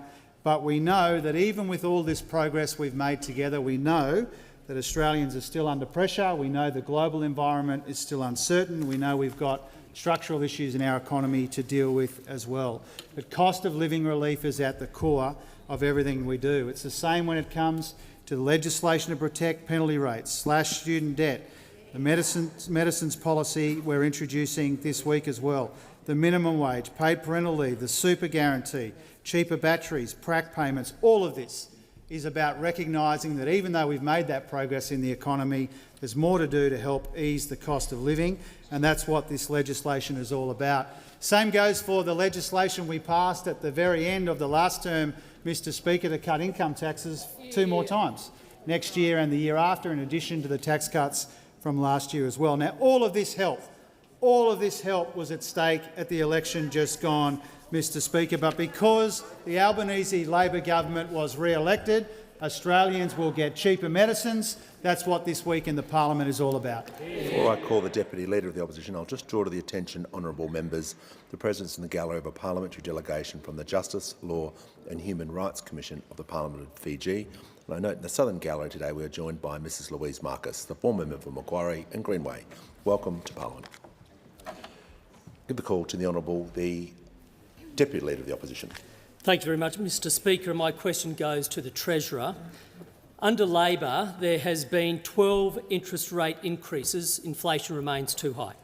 A 5% productivity collapse, a household recession, and the fastest fall in living standards on record. Yet the Treasurer has boasted about the unemployment rate. What does the Treasurer tell the Australian people now that the unemployment rate has spiked to its highest level in almost 3 years? Give the call to the Treasurer. Thank you, Mr Speaker. I say to the Australian people that unemployment is average lower than any other government in the last 50 years, Mr Speaker. That's what I say to the Australian people. If you compare every single government of the last half-century, Mr Speaker, the government led by this guy has overseen the lowest average unemployment of any of those governments for half a century, Mr Speaker. This is precisely why the people in front of the member for Fairfax are more excited about his promotion than the people behind him, Mr Speaker, because he bowls up these absolute dollies, Mr Speaker. He's doing his best to make the former Shadow Treasurer look good. Now, Mr Speaker, I'm asked about the progress that Australians have made in our economy, and I invite the Shadow Treasurer, I invite the House to cast their mind back to the day that we were elected in 2022. Interest rates were already going up. He forgot to mention that, Mr Speaker. Inflation was much higher and galloping. It had a 6 in front of it. It now has a 2 in front of it. We saw a substantial fall in living standards in the last quarter of those opposite, Mr Speaker. Real wages had been going down, not by accident, but as a deliberate design feature of their economic policy, Mr Speaker. Now, we don't pretend that every challenge in our economy has been solved, but we do acknowledge that Australians together have made substantial and now sustained progress in our economy. Inflation has a 2 in front of it now. It had a 6 in front of it under those opposite. Real wages have been growing for 18 consecutive months under this government. Again, not by accident, but a deliberate design feature of our economic policy. Mr Speaker, living standards have turned around and are starting to grow again, recovering some of the losses that they made under those opposite, Mr Speaker. When we came to office, there were only deficits in the budget. We turned 2 of them into surpluses. When we came to office, there was $1 trillion in Liberal Party the Treasurer debt. is just going to pause. I'm sorry to interrupt the Treasurer. We can't have that sort of interjection, member for Fairfax. 14 times you've interjected in one. I know it was your question, but we're just going to cool it for the remainder of this answer to assist the House so I can hear what the Treasurer is saying. He has the call. Thank you, Mr Speaker. And because of the progress we've made on the budget, not pretending that the work is done, but we have made progress, a couple of surpluses, a much smaller deficit this year, less debt than what we inherited for this year, saving on interest costs, all of the other progress that Australians have made together. And what that's meant is that we've been able to find room to help people with the cost of living, make their medicines cheaper, to cut their taxes 3 times, all of the other ways that we're helping Australians with the cost of living, Mr Speaker. Now, the Shadow Treasurer was asked on the 14th of July on 2GB what the main feedback was from the election, and he said he's been getting lots of feedback, and he said his feedback was that people liked their policies. Mr Speaker, well, that's news to me. Their policy was for higher taxes and bigger deficits. We've taken a different approach and we're making progress. The call to the honourable member for McNamara. Thank you, Speaker. My question is to the Minister for Workplace Relations. How is the Albanese Labor government supporting workers who rely on the safety net of minimum award wages, and what could place that safety net at risk? Call to the Minister for Employment and the Minister for Workplace Relations. Well, thank you, Speaker. I'd like to thank the member for McNamara for his question and congratulate him on his big personal news, but also thank him for his commitment to helping some of our lowest paid workers. Of course, the government's #1 focus is delivering cost of living relief, and this is particularly true for our lowest paid workers, where we are committed to get wages moving again. Of course, in our previous term of government, our government made proudly submissions to the Fair Work Commission every single year to advocate for a wage rise for our lowest paid workers. And this year we made a submission calling for a real wage increase for the workers that rely on minimum and award wages. And from the 1st of July this year, almost 3 million of our lowest paid workers will receive a 3.5% wage increase, representing a real wage increase. Now, at the election, we also committed to protecting penalty rates. Last week, the government introduced legislation to do just that. So if you rely on penalty rates through the modern award safety net, that you work weekends, public holidays, early mornings, late nights, you deserve your wages to be protected.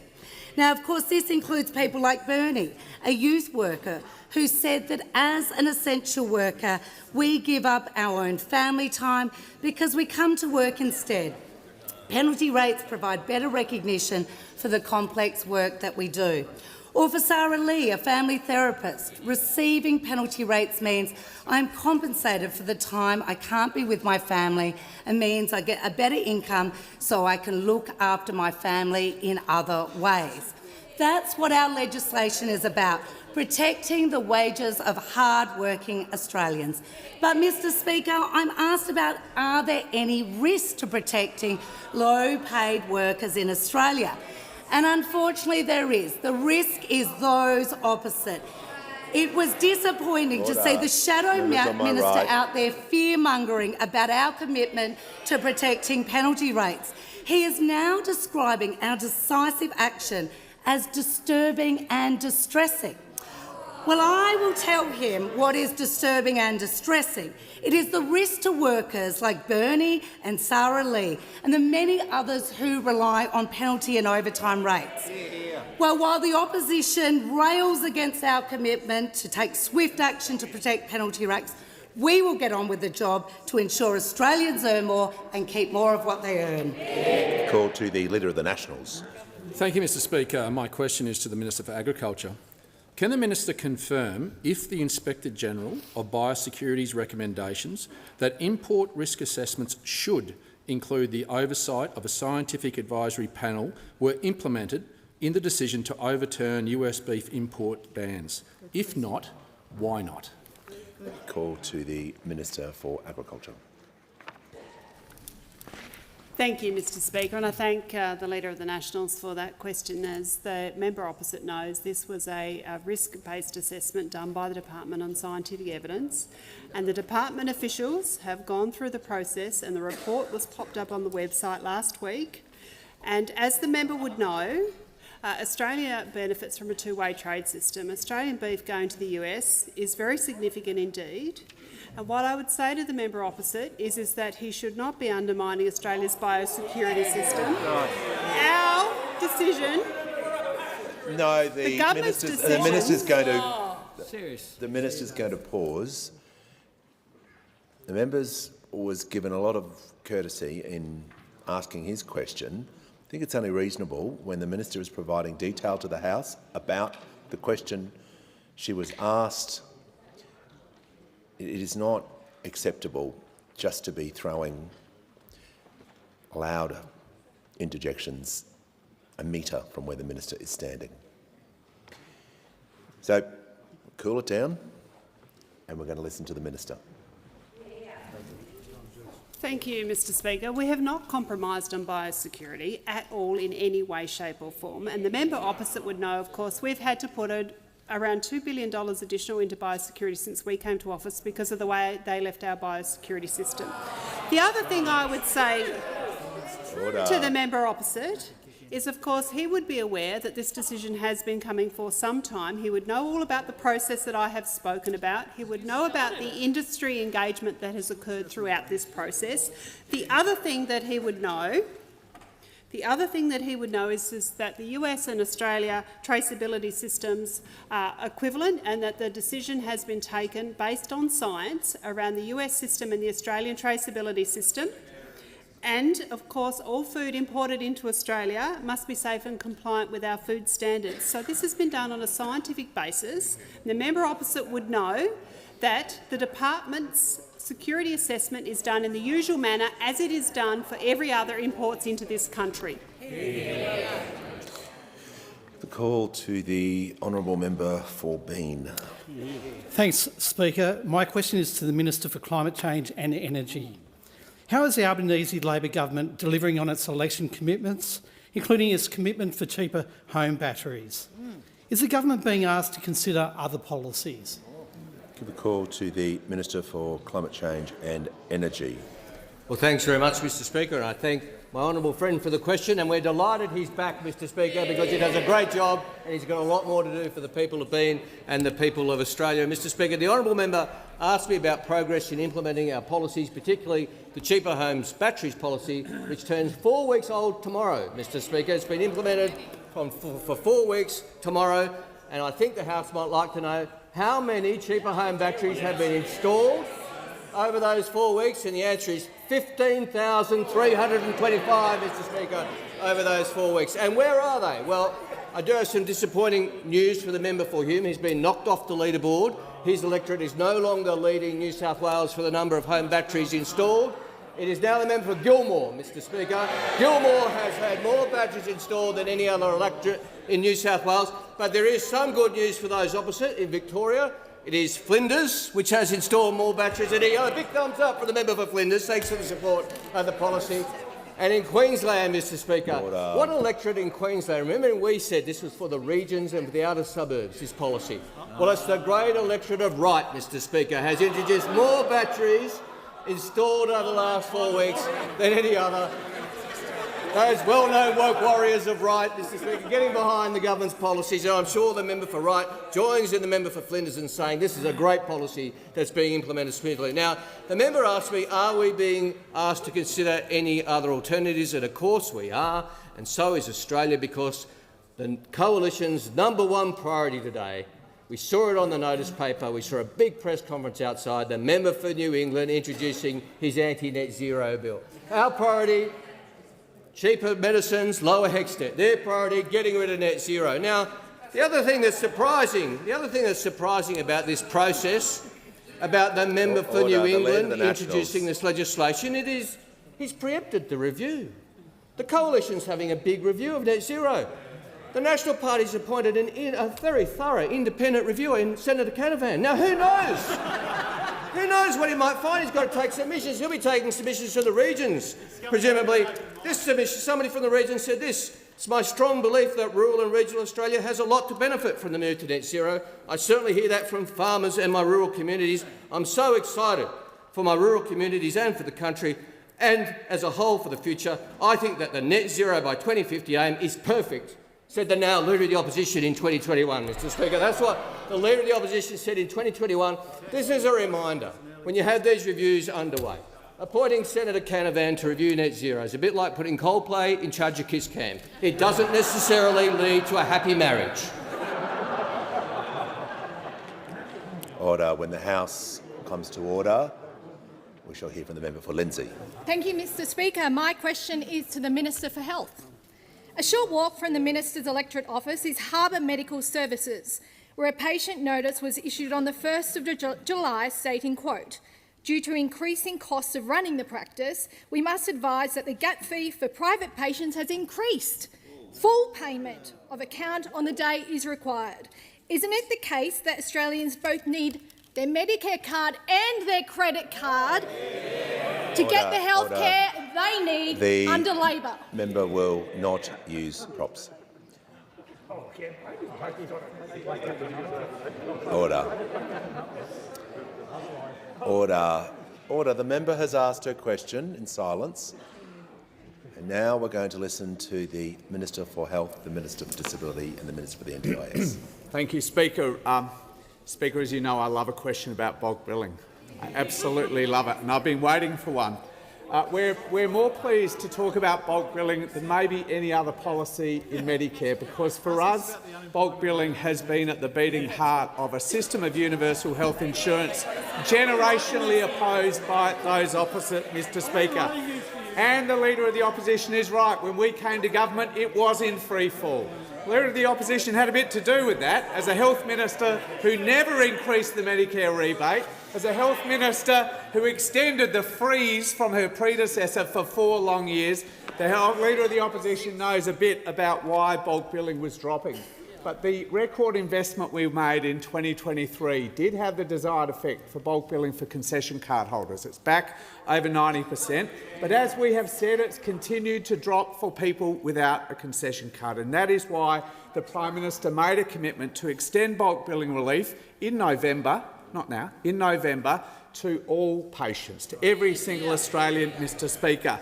Clinics are already telling us that they'll be moving to a full bulk billing model. Now, I've been a little puzzled by the coverage over the last couple of weeks, Mr Speaker, that, a quarter of clinics would not move to 100% bulk billing, as if that was some revelation. It was actually in our media release in February, because that was the modelling that the department put in place. But then I was even more puzzled at the opposition seizing on this as some great new deception by us, Mr Speaker, because it was their policy as well, Mr Speaker. And I'd imagined that the leadership group that got together when we announced the policy to consider whether or not they'd support it might have actually asked some questions, sitting around with their Peter Dutton for PM keep cups, might have asked a couple of questions about the policy they endorsed half an hour later, Mr Speaker. The Minister's going to pause. I want to hear from the Manager of Opposition Business. Yeah, direct relevance, Speaker. He wasn't asked about opposition policy, but if he wanted to get unpuzzled, he could read the notice at the Harbour Medical Services just near his electorate office about this.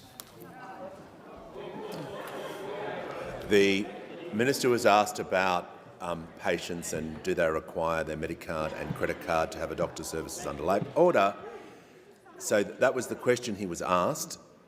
He'll need to refine his answer to make sure he's being directly relevant. He can do some compare and contrast. He has been on topic, but he's got a minute to go. He just simply can't use the remaining minute to talk about opposition policy because he wasn't asked about opposition policy. Thank you, Speaker. I'm helping those opposite understand the policy they took to the last election, which will take effect on the 1st of November, and clinics will decide whether to take up the very generous offer we made and those opposite matched to extend bulk billing support to every single patient in the country. We're very confident in the modelling. They may not have bothered to look at it as they were considering whether or not to support our policy, but we're very confident about the modelling. 3/4 of clinics will move to full bulk billing. The rest will have something less than that. And when you add those two up together, we'll get to 90% bulk billing by the end of this decade. We're very confident. But what this has done, Mr Speaker, is cleared up whether the support they apparently gave to our policy was some road to Damascus conversion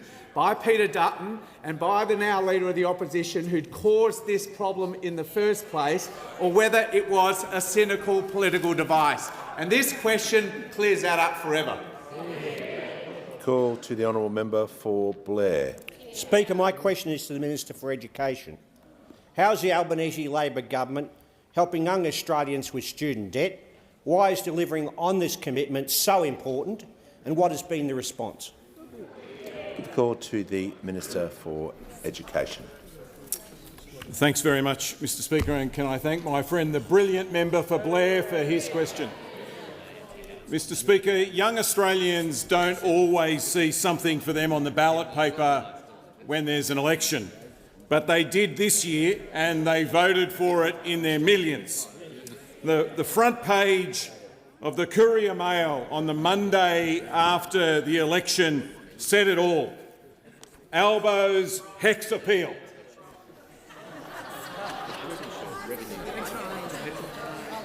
The truth is, Mr Speaker, the legislation that we've now introduced into the parliament to cut student debt by 20% is going to help millions of young Australians.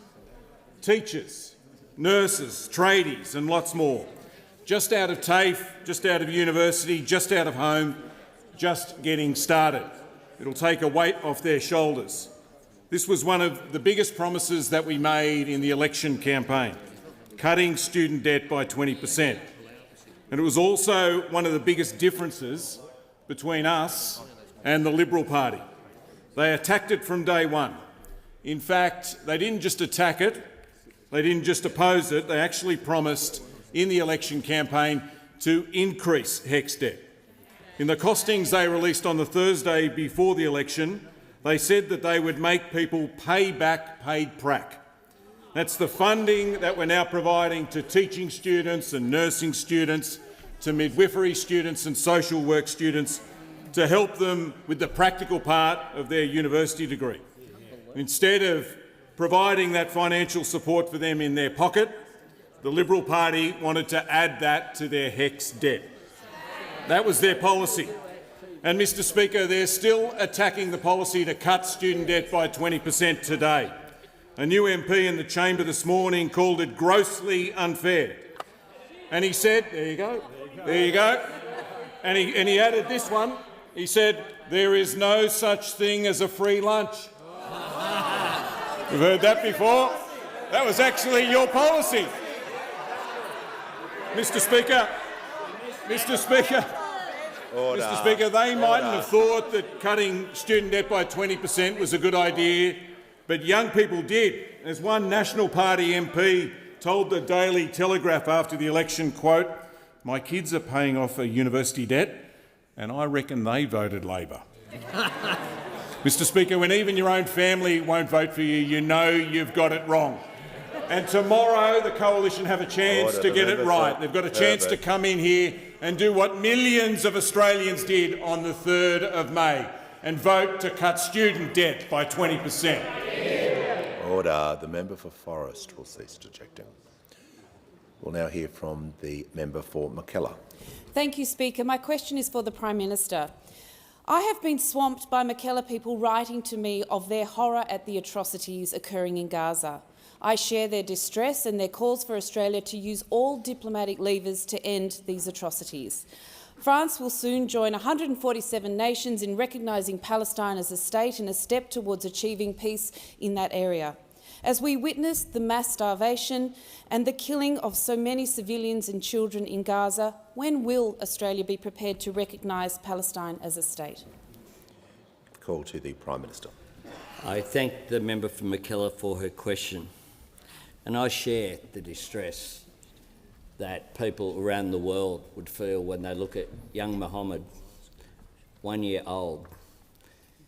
He is not a threat to the State of Israel, nor is he someone who can be seen to be a fighter for Hamas.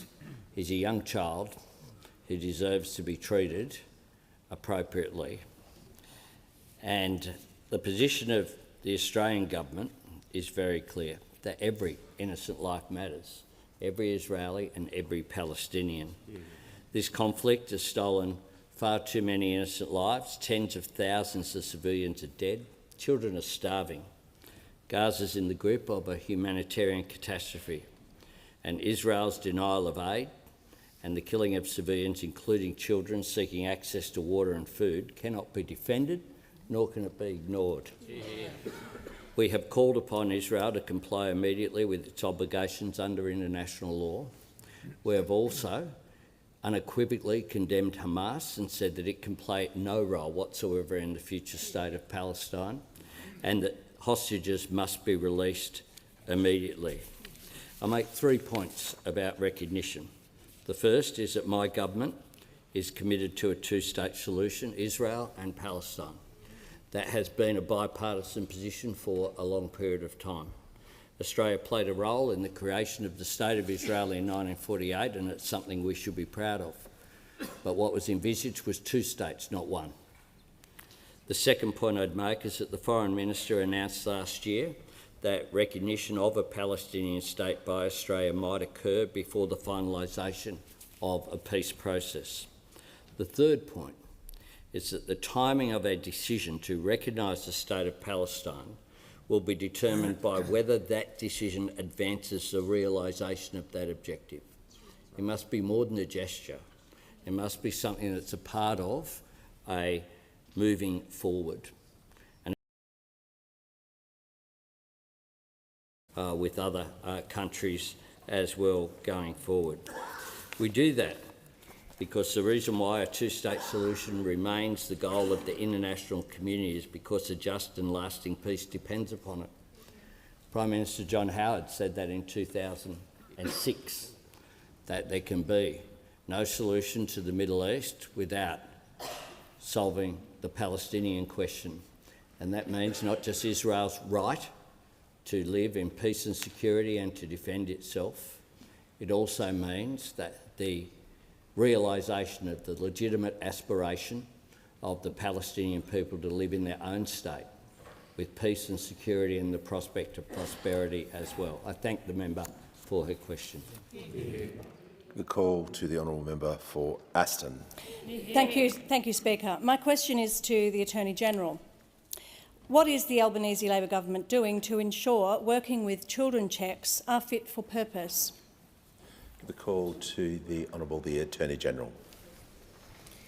Thank you, Mr Speaker, and I thank the member for her question. She knows that the first priority of government is to keep Australians safe, especially our most vulnerable. And the recent reports of sexual abuse in childcare centres are horrifying. We know that its impacts have lifelong, highly damaging consequences for victims and survivors and their families. The Albanese government is committed to strengthening safeguards to give parents and the community the confidence that their children are safe in all settings. To support this, I am working with the states and territories to implement long overdue improvements to working with children checks. The facts are these. Different states and territories have inconsistent schemes covering eligibility and reportable conduct. They do not talk to each other, and there is no system of national oversight or real-time monitoring. A 2015 report of the Royal Commission into Child Sexual Abuse recommended strengthening this regime. It's been 10 years, Mr Speaker, and those recommendations have not been implemented. This has taken too long. We need meaningful change, and we need it urgently. It's time to stop predators exploiting cracks in the hodgepodge of separate systems around the country. I continue to engage with my state and territory counterparts, and I make clear that this is agenda item number 1 when I chair my first meeting of the Standing Council of Attorneys General next month. And I ask my colleagues to prioritise working together to enhance consistency of all requirements to do with information sharing across jurisdictions and to develop a national solution to support continuous monitoring and access to data. Mr Speaker, this is part of a broader suite of work the government is leading to prevent and respond to child sexual abuse. This includes work across jurisdictions by the Minister for Education to enhance safety outcomes in the early childhood education and care sector. And these efforts reflect the Albanese government's commitment to ensuring that every child and young person in Australia is safe from sexual abuse. The call to the honourable member for Goldstein. Thank you, Speaker. My question is to the Prime Minister, or this guy. The Albanese Labor government decided not to deregister... Order. Member's going to resume his seat. Yeah. I don't even know what that was, but I'll hear from the Leader of the House. Speaker, on a point of order, there are times when abuses of the standing orders are by people who know it's an abuse and it's completely deliberate, and I put to you that this was one of those times. Yeah. Order. Member for Latrobe. When we address each other, we address each other by titles without descriptors. You know, it's just about showing a level of respect and decency. So the member's going to be called again. He won't use that sort of terminology when he's ever asking a question again. Otherwise, we'll just move to the next question. Member for Goldstein has the call. Thank you, Speaker. The question is to the Prime Minister. The Albanese Labor government decided not to deregister the out-of-control CFMEU and instead appoint an administrator. Now CFMEU union boss Michael Crosby has called on his union to break into the New South Wales residential building sector, saying, quote, "The builders who are going to get the state government money are not our builders. The challenge for us is we've got to get into that non-union sector." Will the CFMEU's plan to unionise the New South Wales residential housing sector increase prices or decrease prices? The Prime Minister has the call. I thank the member for his question. we on this side of the House are the only political party in here that actually took action against the CFMEU construction branch. Those opposite presided over 10 years of growth in the power of John Setka in the CFMEU construction branch. 3 weeks after I became leader of the Labor Party in 2019, I kicked John Setka out of the Labor Party. And during the last term, we took action. Forrest and the member for Fisher are going to cease interjecting. It's just not appropriate. Just show some decorum. And during the last term, Mr Speaker, we took action to remove the power of people who had gone, someone like John Setka, who had gone from controlling the Victorian branch to then controlling the South Australian branch de facto as well, had increased his power in the union. In the Labor movement, the construction branch of the CF... Yep. The Prime Minister concluded his answer. Order. Order. Order. The manager will cease interjecting. Order. When the House comes to order, we'll hear from the honourable member for McEwen. My question is to the Minister for Small Business.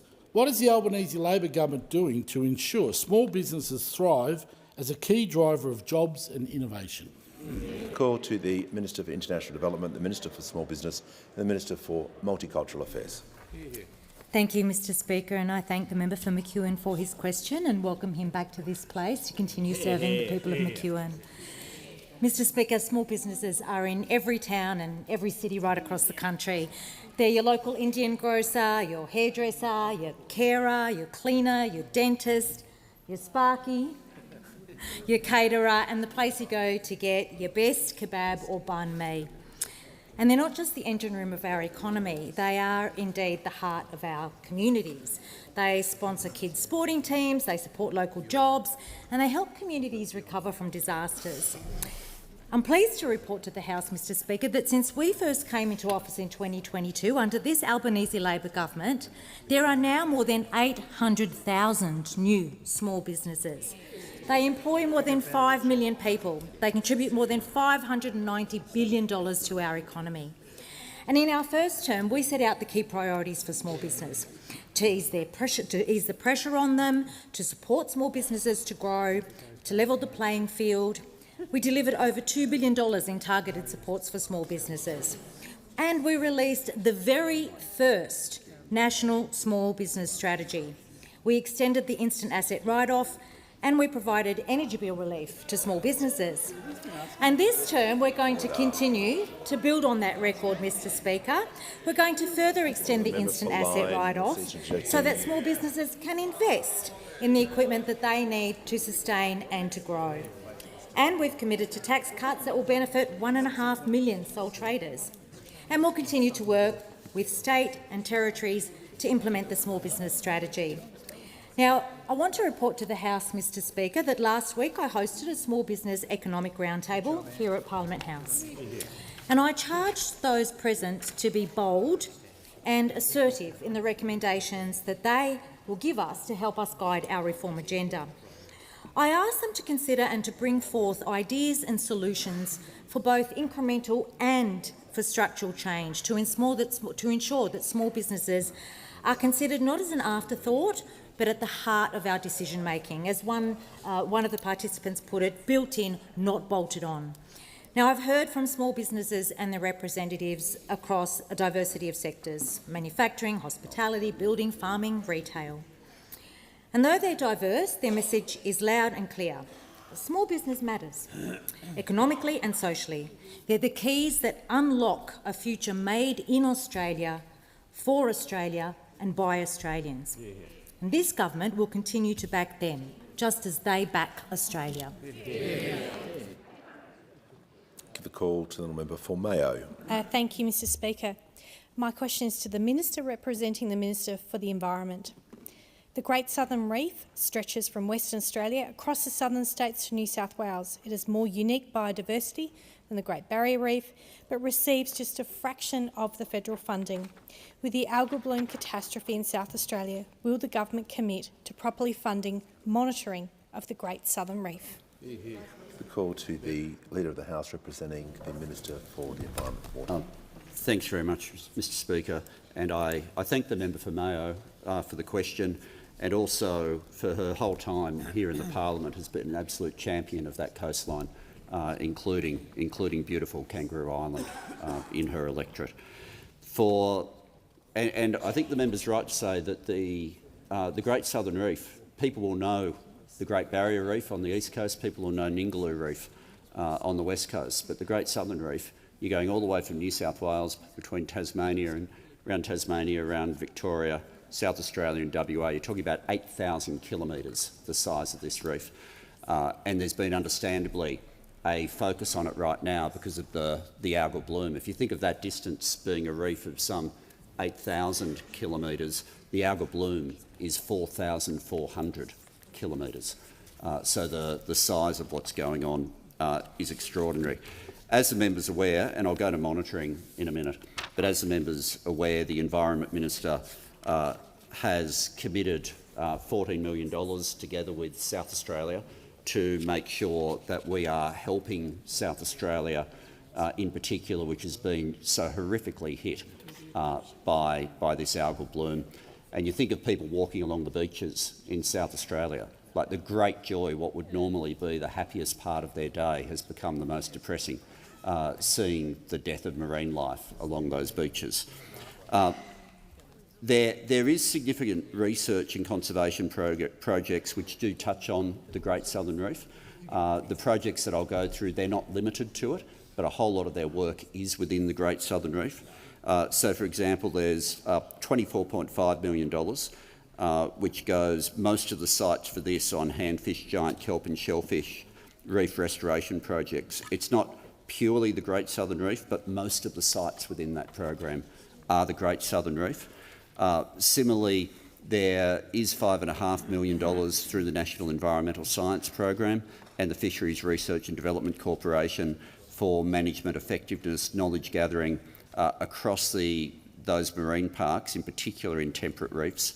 And the Bureau of Meteorology, together with the CSIRO, is also looking at having a marine heatwave forecast tool. People would be aware that the challenge here has been three things that have come all at once. We had from the Murray River a nutrient runoff of extraordinary proportions combined with a cold water upwelling and also a marine heatwave. So all of that has caused what we've been seeing by the best of scientific research so far. But the commitment that I certainly can give as well is that the Albanese government will continue to support the South Australian government to address what is horrific. Give the call to the honourable member for Tangney. Thank you, Speaker. My question is to the Minister for Resources. How is the Albanese Labor government building a future Make in Australia by supporting a strong and resilient resources sector? Thank you. Give a call to the Minister for Northern Australia and the Minister for Resources. Thank you very much, Mr Speaker, and I thank the member for Tangney for his question. I congratulate him on his re-election in the wonderful seat of Tangney. As he knows, Australia's resources sector has been the bedrock of our nation's prosperity for decades. The sector underpins hundreds of thousands of jobs right across this great country and will be integral to a future made in Australia. Today, the iron ore industry is exporting well north of $100 billion a year of this commodity alone in the last year, and investment in new iron ore mines remains strong. Take, for instance, Mitsui's $8.4 billion investment in Rio Tinto's Rhodes Ridge iron ore project, which is a magnificent vote of confidence in the Pilbara. Now, Mitsui is one of Japan's premier global investment houses and has been a driver of Australia's iron ore industry since the 60s. And this $8 billion investment is the single largest investment Mitsui has ever made anywhere in the world in its nearly 80-year history. In the Pilbara, in the resources sector, and its importance cannot be underestimated and demonstrates the stable investment environment the policies of this Albanese Labor government are creating to ensure a future made in Australia. And in June, I attended the opening of Rio's $2 billion Western Ridge iron ore mine with Premier Cook, and that's, of course, a significant extension of the Chenna mine and builds on the important relationship between Australia's resources sector and China's Bao Group. And it says a great deal, Mr Speaker, of how disconnected the coalition is from our exceptional resources sector. They all lined up. They all lined up to have a crack at our largest trading relationship, while the CEOs of Rio Tinto, BHP, Fortescue and Hancock Prospecting lined up alongside this Prime Minister on a successful visit to China to support the ballast of our trading relationship, the great iron ore industry of the Pilbara that employs hundreds of thousands of Australians. Now, this blinkered and dense response of the coalition is the same one that saw them vote against the production tax credits for critical minerals. The Minister will pause. The Minister has concluded her answer. The member for Wannon on a point of order. Yeah, just a point of order, Mr Speaker. The question said nothing about alternatives, the coalition or anything Order. So like your point of order is on relevance. Relevance, it is, Speaker. The Minister wasn't asked about alternative approaches. She wasn't asked about opposition policy. I'm going to draw her back to the question. If she continues her argument, she'll be sat down. The Minister, I'll just ask you to be directly relevant to the question you were asked. Thank you, Mr Speaker. Rare earths from Eneabba, another site I visited last week, will be mined and refined here in Australia, supported by the production tax credits that this government introduced in legislation and passed last term. And lithium is set also to benefit from production tax credits, which some have not agreed to. Liontown's Kathleen Valley Lithium Project, which I opened earlier this month, an hour from Leinster in the Northern Goldfields, is the world's first underground lithium mine. It is powered 80% by renewable energy and includes the largest wind turbines in the country. That's a lithium mine powered by renewable energy. So while this government will support such endeavour in clean energy, we see those of it, particularly led by former Deputy Prime Ministers, trying to scuttle the Leader of the Nationals as well as clean energy in this country. The Minister's time has concluded. Give the call to order. Give the call to the Prime Minister. Mr Speaker, I ask that further questions be placed on the notice paper, and give a shout out to Blake Solly and the great Cody Walker, who were in the gallery today for question time. We shall move to papers and give a call to the Leader of the House. My apologies. Before I move to papers, the member for Moncrief had indicated she was seeking the call for a misrepresentation, understanding Order 68, and I'll give her the call now. Thank you, Mr Speaker. Do I claim to be misrepresented? Does the member claim to be misrepresented? Yes, indeed I do, Mr Speaker. That's right. On Thursday last week, the member for Fremantle made a statement that, quote, what the member for Moncrief said was untrue. They never introduced legislation to deliver reforms of the EPBC Act, end quote. I put to the House that this is incorrect. It's the member for Fremantle's statement that is actually untrue, because the coalition government did introduce legislation on multiple occasions. The Environmental Protection and Biodiversity Conservation Amendment Standards and Assurance Bill 2021 was introduced and it was debated in this chamber in February and June 2021 and in the other place on the 3rd of August 2021. Further, for the member of Fremantle's information, the Environmental Protection and Biodiversity Conservation Amendment Streamlining Environmental Approvals Bill 2020 was introduced and debated in this chamber in August and September 2020 and in the other place in October 2020. So I seek leave, Mr Speaker, to table the votes and proceedings documents for when the legislation was introduced in the chamber for the benefit of the member for Fremantle and the Albanese government to assist them in searching publicly available information for the facts.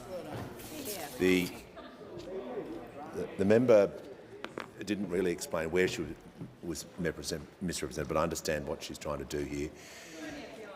Yes. The Leader of the House. Mr Speaker, tabling is to make something a document of the Parliament, and the member is proposing to table something that is already a document of the Parliament in order to make it a document of the Parliament. Leave is not granted. Yeah. I thank the member for Moncrieff. You may now resume your seat, and we shall move to papers, and I call the Leader of the House. Speaker, these documents are tabled in accordance with the list circulated to the honourable members earlier today. Full details of the documents will be recorded in the votes and proceedings. And give the call to the Leader of the House. I've received advice from the... Oh, sorry, this is you. You do the I've received advice. That's what I've got next. Or did you... Okay, I think I've just got a different order to you, Mr Speaker. Okay. You've got archives next. Speaker, I ask leave of the House to move a motion for the appointment of a member of the House as a member of the National Archives of Australia Advisory Council. Leave is granted. Opposition business. I move that in accordance with the provisions of Section 10 of the Archives Act 1983, this House appoints Mr D Smith as a member of the National Archives of Australia Advisory Council for a period of 3 years. And we'll now move to the National Library. Motion. Oh, I'll put the question to those opinions. Say aye. Against no. I think the ayes have it. Shall move to the Council of the National Library of Australia. Speaker, I ask leave of the House to move a motion for the election of a member to the Council of the National Library of Australia. Is leave granted? The manager. Leave is granted. And I call the Leader of the House. Thank you, Mr Speaker, and I thank the Manager of Opposition Business. I move that in accordance with the provisions of the National Library Act 1960, this House elects Ms Claydon to be a member of the Council of the National Library of Australia and to continue as a member for a period of 3 years from this day. I'll put the question. Those opinions say aye. Against no. I think the ayes have it. I have two committee memberships now, and I've received advice from the Chief Government Whip that she has nominated Ms Chesters to be a member of the Committee of Privileges and Members' Interest in place of Mr Laxal. I call the Leader of the House. Thanks, Speaker. I ask leave of the House to move a motion for the appointment of a member to the Committee of Privileges and Members' Interests. And is leave granted? The Manager of Opposition Business. Leave is granted.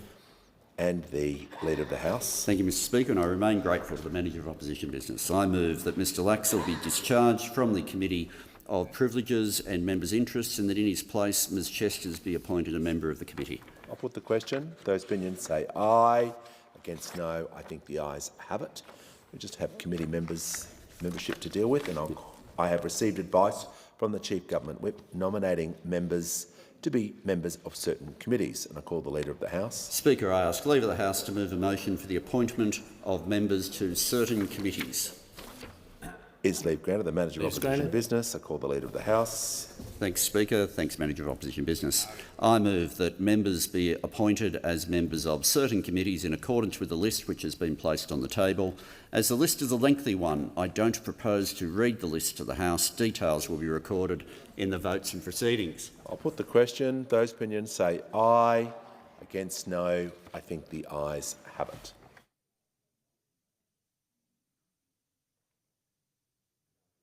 Call the clerk before I call the member for Gippsland in continuation. No, just call the clerk. Government business, order of the day number 1. Governor-General's opening speech, resumption of debate on the proposed address in reply. The question is that the address be agreed to, and in continuation I give the call to the honourable member for Gippsland. Well, thank you, Mr Speaker. And before question time I was making the point just how divided Australia's become on city-country lines, and the Minister for Education may like to understand why there's so much antipathy towards his vote-buying scheme by retiring HECS debt, because what the Minister needs to understand is in the electorate of Gippsland, it seeks to support in the order of 12,777 people, that's according to the Australian Parliamentary Library, but in the Minister's own seat, in his own seat at Blacksland, it's 25,901 people. Twice as many people in the minister's own seat benefit from this vote-buying scheme, and he wonders why there's a city-country divide in this nation. In the Prime Minister's seat of Grainler, it's 25,901 people. Again, twice the number of people that this vote-buying scheme would support in the electorate of Gippsland. And when you go further, Mr Speaker, you need to understand that there's also the target seats, those green target seats that Labor was after, and across the average of those seats, it was 32,288 people per electorate would benefit from the vote-buying scheme, whereas in Nationals held seats, it was 13,384, 2.5 times the benefit, and you wonder why there's a city-country divide in this nation, because I do give the Minister for Education credit. As a vote-buying scheme, it was a ripper and it worked. I do congratulate him for that. Credit where it's due, it worked. But this was industrial-scale vote-buying, and the Minister knows it, the Prime Minister knows it, and judging by the silence on that side, you know it as well, because you understand that in those metropolitan areas, the HEX vote-buying scheme disproportionately benefited your seats compared to rural and regional areas, and it's a simple fact of the matter. So, Mr Speaker, the contrast between the proposition taken to the people of Gippsland at the election and the Australian Labor Party couldn't have been more stark. And there's a reason why 55,000 Gippslanders voted for the Nationals and not the Labor Party at this election, because the Labor Party simply offered no plan for the future of our region.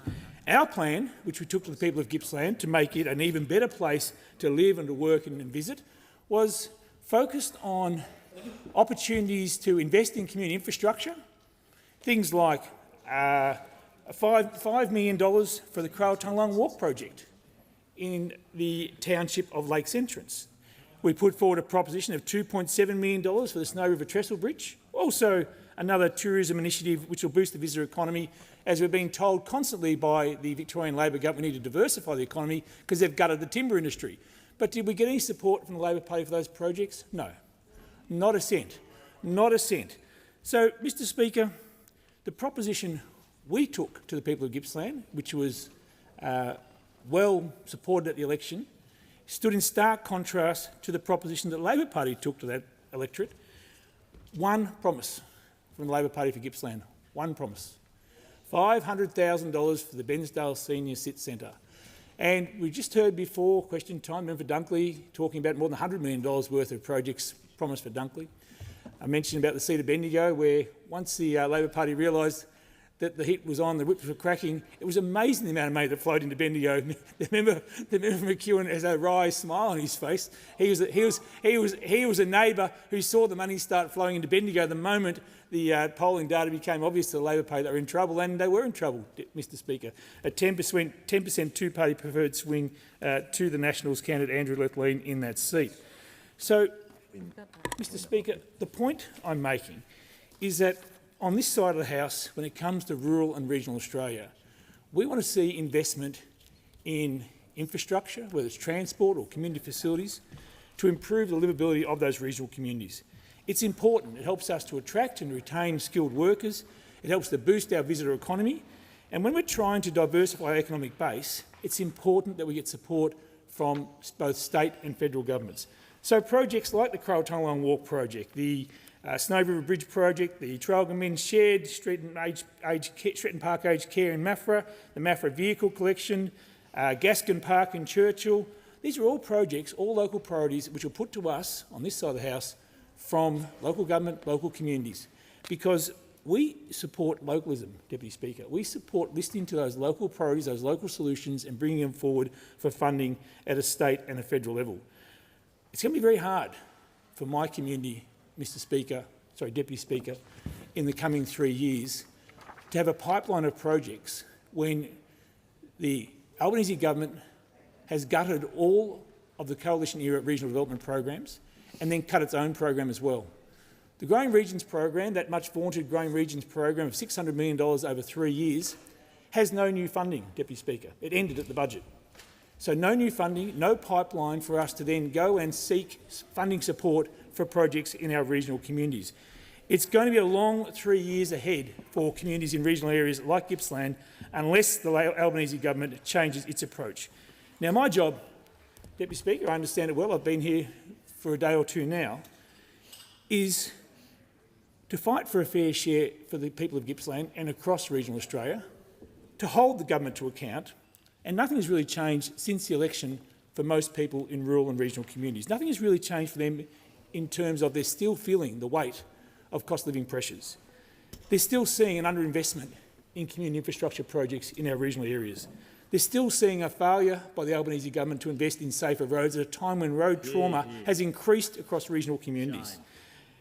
And they're still seeing a lack of investment in the connectivity which is critical for the social and economic prosperity that we need to grow in our rural and regional areas. So, Deputy Speaker, I look forward to continuing to work with my people, the great people of Gippsland, as we seek to see improvements in our critical services like health and aged care and childcare, because it's failed to keep up with demand in the last 5 years, and I accept that there were many challenges under the previous coalition government. There remain challenges today. But what we're not seeing, Deputy Speaker, is any investment to try and address those challenges in partnership with my community. And even more troubling, Deputy Speaker, at a time where we have significant global uncertainty, we have a government which has a very muddled strategic outlook. We have seen a Prime Minister who has spent a lot of time cozying up to China and alienating our most important ally in the United States of America. These are challenging times, Deputy Speaker, and the Prime Minister needs to understand he needs to actually respect the United States as well and work in a way to achieve the strategic outcomes Australia is seeking to achieve to keep us safe and prosperous in a challenging world. So, as I said, Deputy Speaker, my challenge is to make sure we focus on receiving a fair go for Gippsland. There is no new funding from this current term of the Albanese government, just as there was no new funding in the first term of the Albanese government.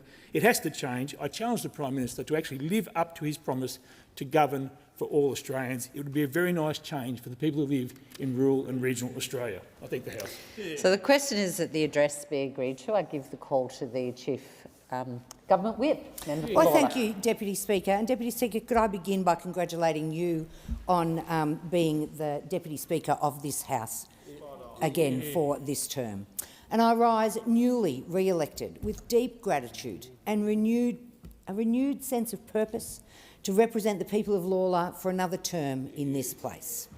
I want to begin by thanking the people of Lalor for placing their trust in me once again and assuring them that again I feel the weight of responsibility and the privilege of service. Deputy Speaker, I will obviously be called shortly to make way, to cede for my good friend, the new member for Gorton, in her first speech. But I want to pay tribute before that to the volunteers, supporters and campaign workers who worked tirelessly to support my re-election and the return of the Albanese Labor government, and to thank them and to thank those who join us today to hear from the member of Gorton who helped on that campaign, and to the people who worked across the country to see the re-election of the Albanese Labor government. My deepest gratitude, and I know the gratitude of all who sit on this side of the House. Thank you for the early mornings, the late nights, the phone banking, the door knocking, the letterboxing, and for standing with me in the typical Melbourne elements of the rain, the wind and the sunshine, often in the same hour, at pre-poll. To all of those across the country who worked so hard, your belief in our collective mission keeps not just my drive alive, but drives all of us on this side of the House to be the responsible Labor government, a second-term Labor government set to deliver on our commitments, to support people in this cost of living and support them to ensure that they can keep the roofs over the heads of their family, food on the table, and more importantly, to keep themselves healthy through our commitments to Medicare. Deputy Speaker, it is an absolute pleasure to be in a chamber full of some recently elected Labor MPs who believe in this collective mission as well. And I know that people in my community at home, when they see this speech, will be warmed by the numbers in this chamber, but not just by the numbers, by the diversity that's reflected in this chamber. Because, Deputy Speaker, this chamber is starting to look a lot like my electorate, just quietly. And I know it's looking a lot like the member for Gellibrand's electorate and a lot like the member for Gorton's electorate. In fact, it's starting to look like electorates across our country. Obviously, we've got more work to do, but we're really pleased, and I know that there's a minister behind me who's really pleased to see us as a majority government with a majority of women in this government, something that I know 30 years ago when we passed affirmative action laws at a national conference, that those women on the floor that day fighting so hard for gender equality would be so, so proud today to see us all take our places in this chamber. I'll continue, Deputy Speaker. I know that in my electorate, from the Werribee South Farms to the burgeoning new housing estates in Manor Lakes and Mamburran, from the long-established communities of Werribee and Hoppers Crossing to the communities growing around our newest schools in Tarneet, we are a community consolidating and deepening connections and finding our collective voice. We're a thriving snapshot of modern Australia, with multiple languages spoken, vibrant places of worship, sport, education, food and businesses. Our schools and our shopping centres, our sporting fields and our recreation areas, our workplaces and our growing restaurant scene all reflect the broader world.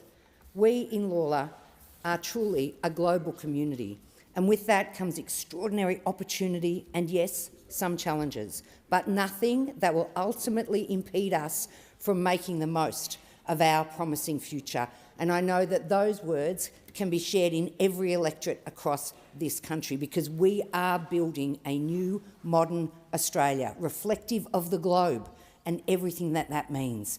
I look at the classrooms, I walk into classrooms in my electorate, I'm so proud to see the multiculturalism reflected back at me, but not just because of its difference or its diversity, but because at the core of it there's an aspiration about what this country can be, an aspiration about where we might end this journey with a truly, truly global country in the South Pacific, and what that will mean for the world. We will be a beacon for how we can live together, for how we can plan together, for how we can create communities across our country and across the world where people's race, ethnicity, colour, gender, where diversity is celebrated everywhere, not just in the schools in my electorate, but across our great country and across the globe. Deputy Speaker, I believe you're calling time on my contributions at the moment. I will give that time and look forward to returning to my address and reply at a later hour. I thank the Chief Government Whip. You'll be able to seek leave to make your remarks in continuation a little later on. The question before the House is that the address be agreed to. And just before I call the Honourable Member for Gorton, I do remind the House that this is the Honourable Member's first speech, and I ask the House to extend to her all of the usual courtesies. And on that note, I give the call to the Member for Gorton. Thank you, Deputy Speaker. It is the greatest honour of my life to rise before you today as the Member for Gorton. The golden wattle above your chair, Deputy Speaker, is a powerful symbol of our country. Golden wattle is our national flower. It reminds us of our connection to this place, to flora and fauna, our lands and our waterways. For our First Peoples, it's a connection tens of thousands of years strong. I want to begin by acknowledging the lands on which we are gathered, the Ngunnawal and Ngambri people, the traditional custodians of the Canberra area, and in my own community, the Wurundjeri Woiwurrung and Bunurong people of the Kulin Nation. I pay my respects to elders past and present, as well as any First Nations people joining us today. 65,000 years as the longest continuing culture in the world is something we can all be proud of. I too am proud of our reconciliation journey towards treaty as we walk country together. Always was, always will be. I'm also extremely honoured to be the first woman elected to the seat of Gorton and join such a large group of incredible women in our Labor caucus. I'd like to begin my thank yous by paying tribute to my predecessor, the Honourable Brendan O'Connor. He was the first ever member for Gorton, and prior to that, the member for Burke. It's an honour to follow in his footsteps, and I'd like to thank him for his mentorship, sage advice and wisdom over the last few months. Brendan can look around the electorate at all he's achieved locally and see his legacy in our community in Melbourne's West and around Australia through his contribution to this Parliament. Brendan, thank you for your commitment and service to the people of Gorton. I wouldn't be here without the thousands of hours that hundreds of volunteers from our incredible Labor branches and union movement put into our grassroots campaign. It can be daunting being a new candidate in a federal election, but I was surrounded by a band of warriors that were with me every step of the way. Thousands of doors knocked, phone calls made, real conversations with people about real issues. Callum Rees steered the ship of our amazing campaign team with support from field organiser Amelia Sevier, together with Gabriella Dawson, Sky Griffiths, Ian Herbert, Ruby Nuns, Basil Talal, Ben Fortiotis, Zainab Yassulyurt, Corey Perkins, Mem Suleiman, Gamini Pereira, Ravi Singh, Sisay Dinku, Matt Pearce, James Macaron, Tanmay Kabir, Avtar Singh, Simajit Singh, Gary Verma, Jared Sheehan and Ria Verma. Speaker, there's an even longer list of people that gave their time, energy and heart to our campaign. I'm here today because of you, all of you. Thank you for your passion and belief.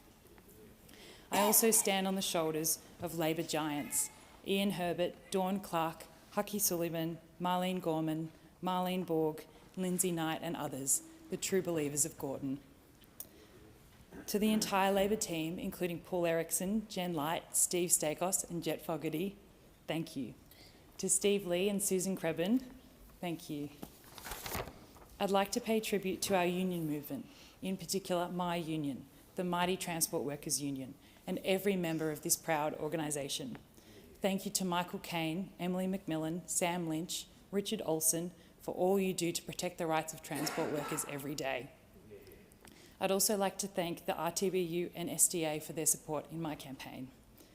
To the Prime Minister, it feels like years ago we had coffee at Sweet Lulu's Cafe in Keilor and shared stories about how AFL is better than NRL.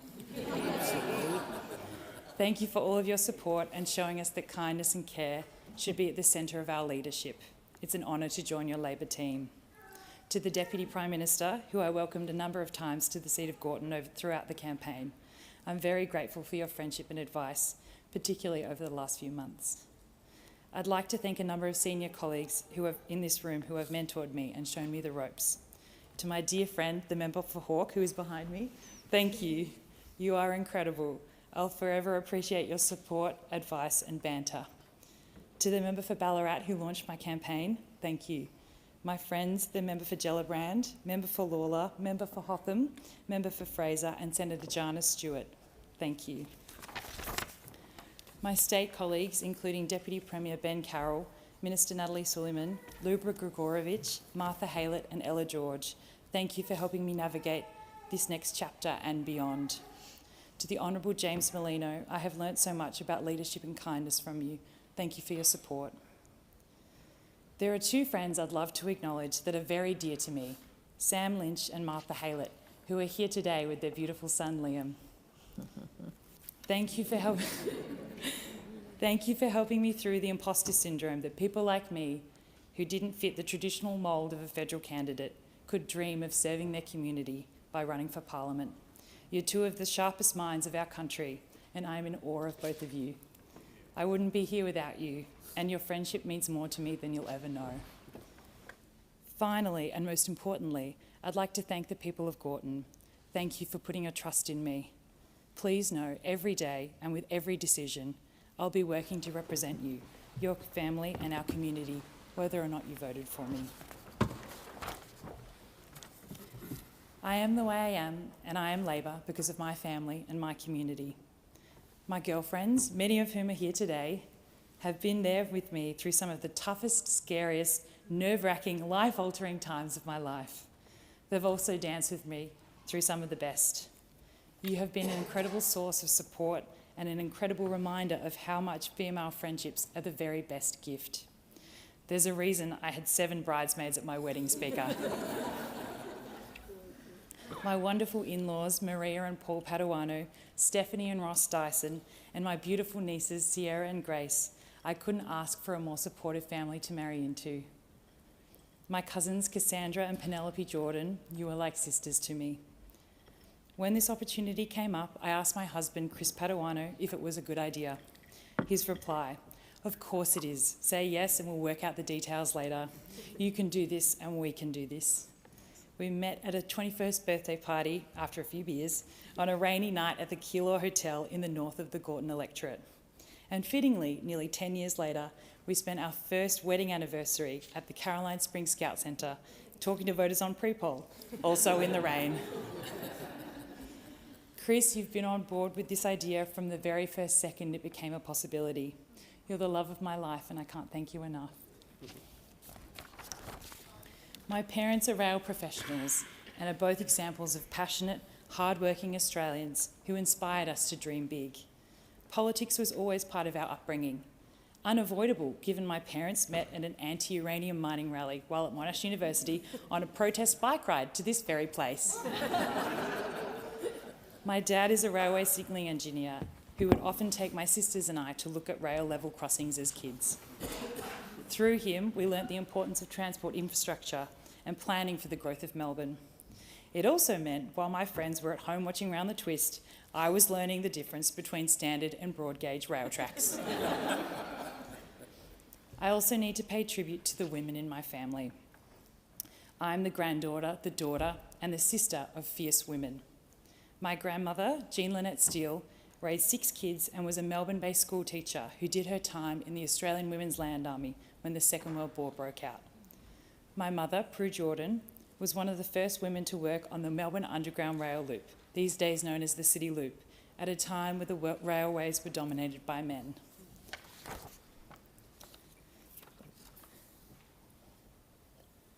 My older sister Emily continues that legacy as an amazing infrastructure lawyer, working on some of Melbourne's major transport projects.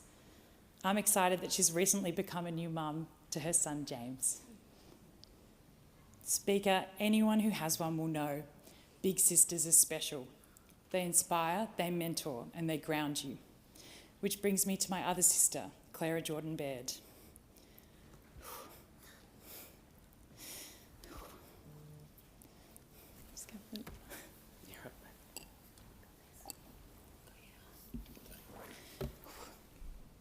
Clara is the reason I had the courage to put my hand up for public office.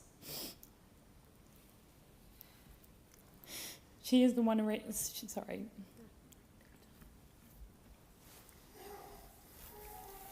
She is one of the reasons I am here today as the member for Gorton.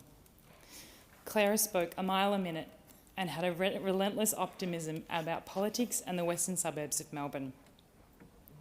When I was a teenager, I started working in hospitality for a local burger joint.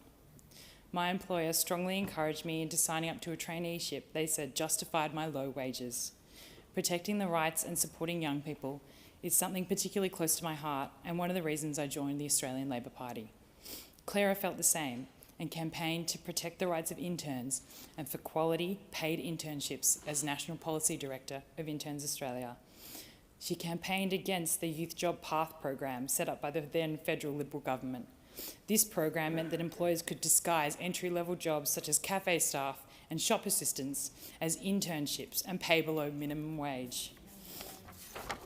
Together, we both joined Young Labor and supported candidates and members in state and federal campaigns, knocking on doors, winning hearts and minds. Some of the members of this place knew Clara, and she loved her time in Canberra while she worked for my friend, the member for Gellibrand. After a stint as an associate in the Supreme Court, she went on to become a property lawyer, paving the way for housing estates to be built in Melbourne's western suburbs.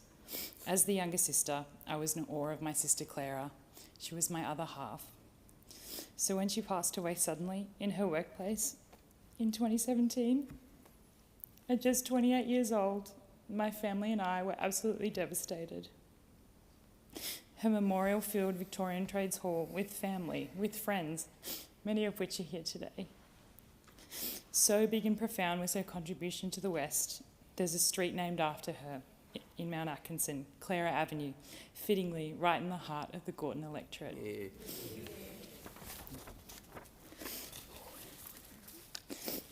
Speaker, grief can be paralysing, raw.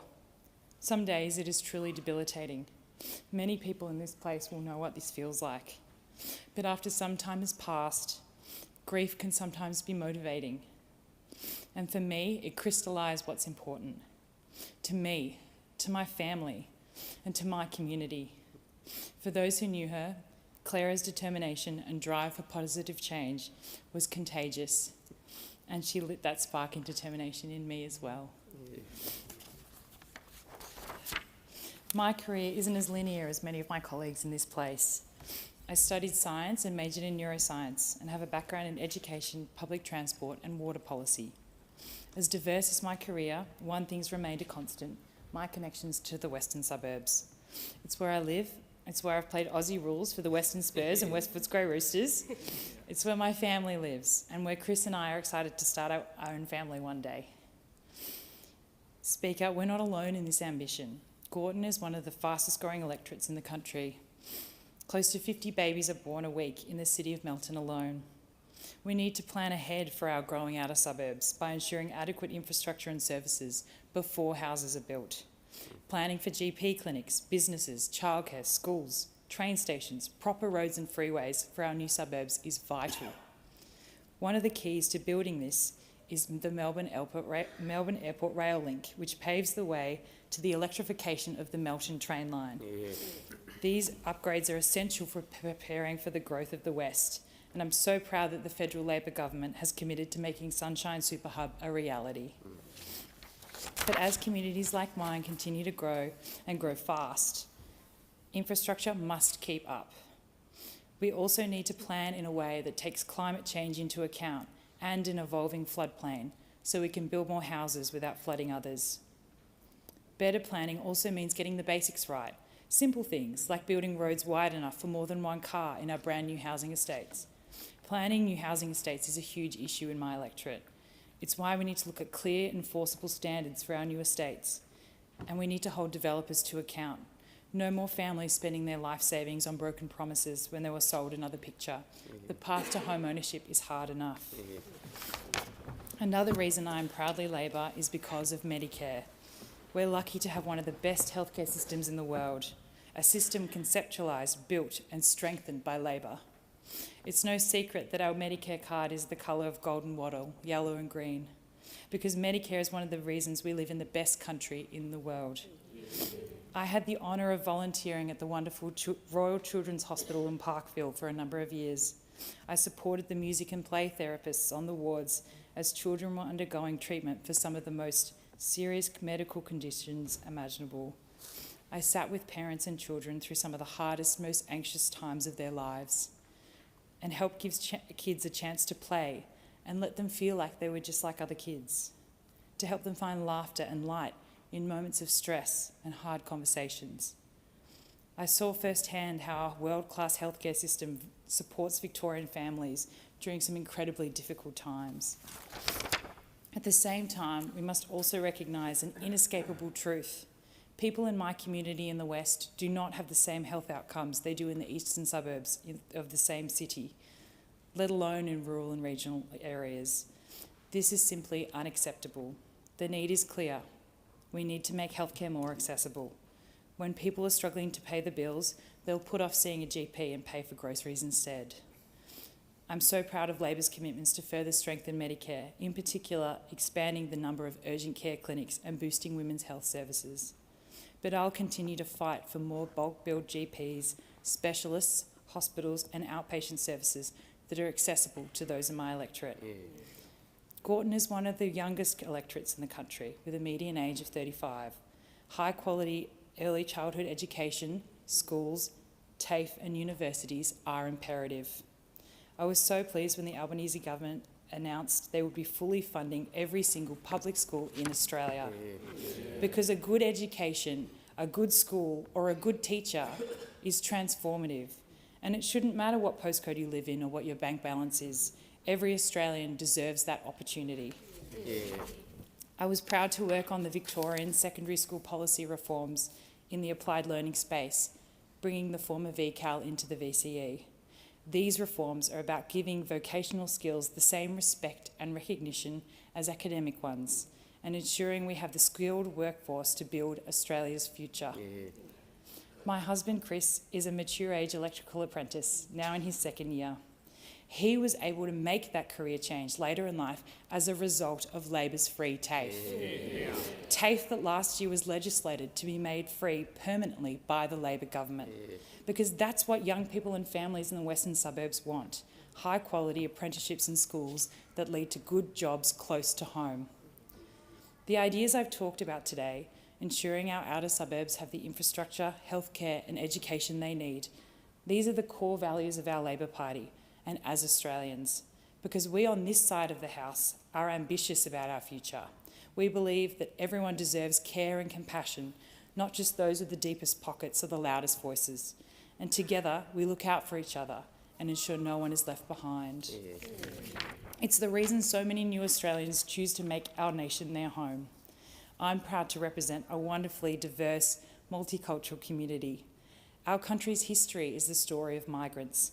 It's in our national anthem, for those who come across the seas with boundless plains to share.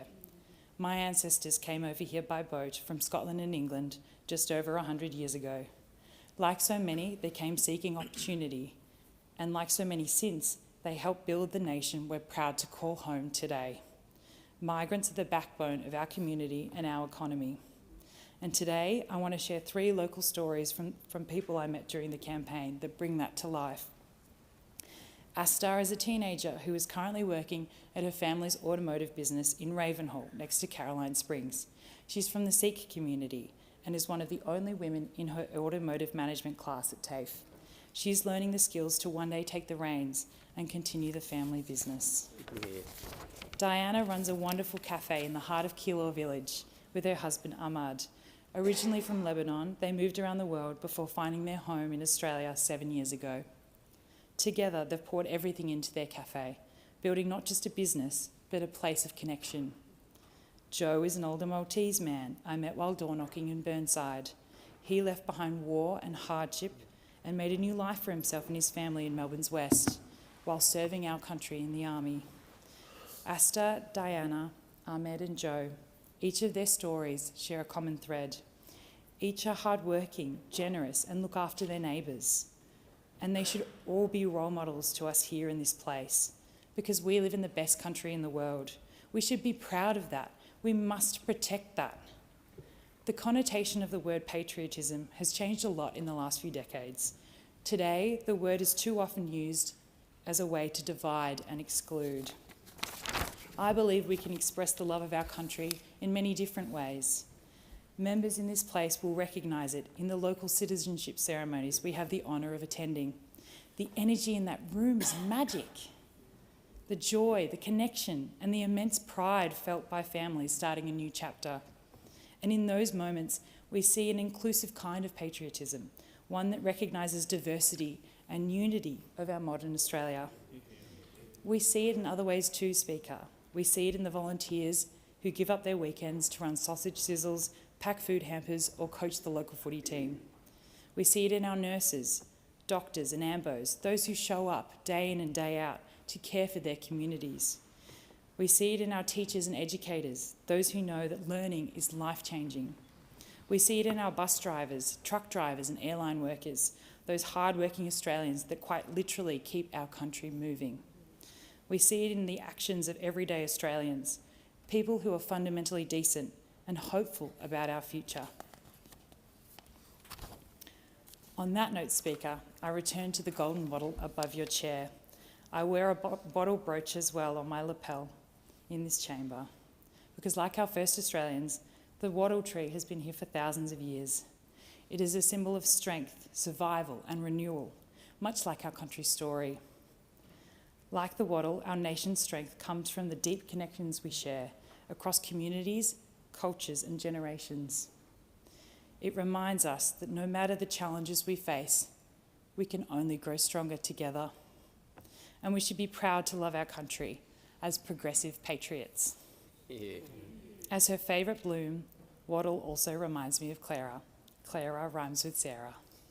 Like me, she loved our nation profoundly and believed deeply in our democratic institutions. I remember early on in my career asking for her advice. She told me, go where the work is interesting. Now I know she really meant was, go where you can make a difference. So here I am, Speaker, and I can't wait to get started. Thank you.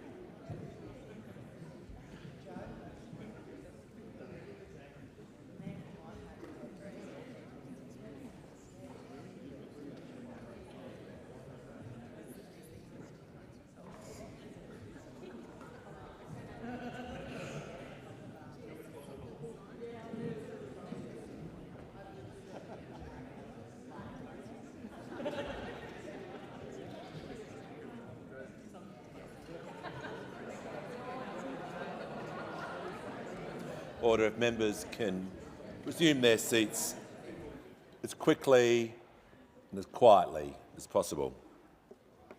The question is that the address be agreed to.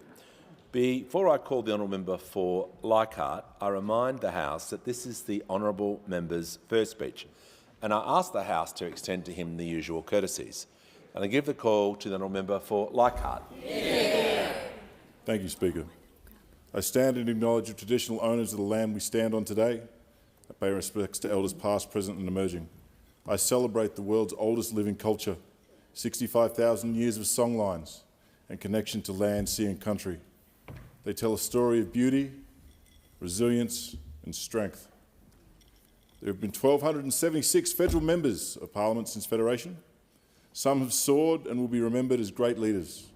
Some have broken down barriers, created change. All have entered this place to make Australia better. The first speech was their way to introduce themselves, their ideas, their values and their ambitions. The tradition has endured. 1,270 or so speakers later, it's my turn. This is not as easy as it sounds. How does one person distill everything they are, their ambitions for the electorate, for the country, into 20 minutes while wearing a tie? A tie that he had to buy 4 weeks ago because he only owned one. That last sentence is not a part of the collective MP experience, and I apologise. Leichhardt, which I have the honour of representing, stretches from the southern suburbs of Cairns, hugs the coast, taking in Coranda, Mossman and Port Douglas, takes a hard left, runs right up the Cape all the way to the Torres Strait. Leichhardt is a place of unfathomable beauty and diversity. It is the most Australian place in Australia. Leichhardt is home to two ancient and distinct cultures. The culture of Zenith-Kes, meaning the people of the land, sea and sky of the Torres Strait. And of course the dreaming, the songlines of the many different Aboriginal peoples of the Cape York and the far north. Travel to community or to one of the islands in the Torres Strait and the culture breathes, and you can feel it. In Arakoon, children speak to me first in Wick. Everyone else there they know speaks Wick, so they figure I should also speak Wick. And that is beauty. The Midnight Oil song Beds Are Burning, allegedly the 18th best Australian song of all time. Should have been higher, but I didn't vote for it, that's on me. References the forced removal of the people of Marpoon from their traditional homes. Well, this year marks the 50-year anniversary of those people giving the finger to governments and mining companies and going right back. And that is resilience. The Torres Strait also punches hard above its weight.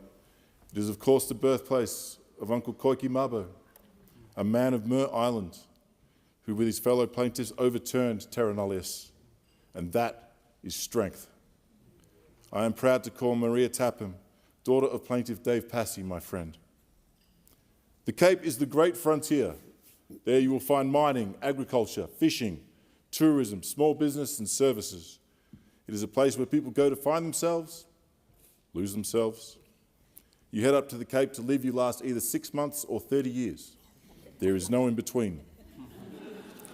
I met a bloke in Weipa who told me he'd drifted up north on a fishing trip in the mid-80s, wet a line off the bridge, caught a barra and was like, yep, I live here now.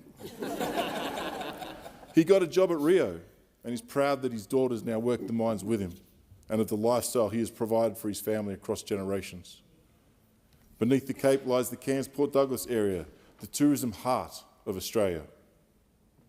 Our tourism industry is second to none and works hard to protect and promote our natural assets, most importantly being the Great Barrier Reef, which supplies 64,000 jobs. When international tourists think of Australia, they think of our reef. And Cairns, well, Cairns is a thriving modern city, welcoming people from all over the world on holiday and to live, which is reflected in the celebrations held by our communities. Each cohort of migrants has brought something new to the area. The Italians played a massive part in our sugar industry. The Chinese ran the market gardens. Now the African and Nepali-speaking Bhutanese refugees are calling Cairns home and bringing with them vibrancy and hope for their lives in Australia. The far north, and especially Leichhardt, sits on the edge of greatness, and we are uniquely positioned. We could be a global powerhouse for renewable energy. We have the wind, we have the rain, we have the space, and and we have the sun. Our critical minerals are in abundance. And if I sound optimistic, it's because I am. A future made in Australia could just as easily be a future made in the far north. Our region has so much untapped potential. We are the gateway to the South Pacific, our proximity to Asia. All roads lead north. Of course, the area does have its challenges. Our tourism industry is still trying to find its way back from COVID, and the reputational infrastructure damages from natural disasters have not helped. But I say this very clearly. Come north. You will have the time of your life. We are open for your business. Connectivity remains an issue, and I was heartened when it was announced during the campaign that we'll be working to get all of Leichhardt to have mobile coverage. This will improve business, health and educational opportunities right throughout the electorate. It will make people safer. A large chunk of the electorate is cut off by road every wet season and relies on sea freight, driving up costs for small business and creating other challenges. Climate change is hurting the Torres Strait. On the island of Masig, the bodies of the ancestors and more recently departed family members, including babies, are washed out to sea when the cemetery gets inundated. I have spoken to members of the threatened communities who have told me quite clearly that they will not leave their babies. And when the sea comes for them, they will sit, wait, and accept their fate. For saltwater people, the sea being a threat is an existential crisis in and of its own. And this is the stark reality. The first lot of climate refugees will not come from the South Pacific, but from our own country. The far north represents 10% of all domestic violence calls out in Queensland, and we have had enough tragedy. I was deeply affected by a murder-suicide that rocked our region. I attend many rallies calling for an end to domestic and family violence and gendered violence, events like Reclaim the Night. Too often I'm one of the only male voices in the room. Men of Australia, I challenge you to step up on this issue. Recent statistics say 32% of men have confessed to using coercive control on women. 10% cop to using physical violence. To put that into perspective, on a cricket team, statistically one teammate beats his partner. Far too often violence begets violence, and intergenerational trauma is a real thing. For children witnessing domestic and family violence, the prism through which they see the world is darkened. Sons are taught to be perpetrators, and our daughters are taught to accept it. As men, we have to call out this behaviour, protect those we love, and help other men to break the cycle and deal with the mental health issues that exacerbate violence. We owe this to our children and to ourselves. I have been an athlete, a sport and record officer, a union organiser, and now I'm here. Why is a good question. When Senator Green walked into my office last year, I'd been in Cairns nearly 20 years. I arrived there at 25 on my last chance in the NBL. I found a good home, good coaches, led the league in field goal percentage in 2007. I won a national championship with the Marlins in the QBL with the first Indigenous NBA player, Nathan Jawai, and the rest of my friends. My NBL career came to an end in 2008-09 when the Taipans went broke. The GFC had hit everyone hard and the Taipans were not immune. The owner, John O'Brien, generously sponsored most events and sporting teams in Cairns. John came into training one morning, told us what had happened.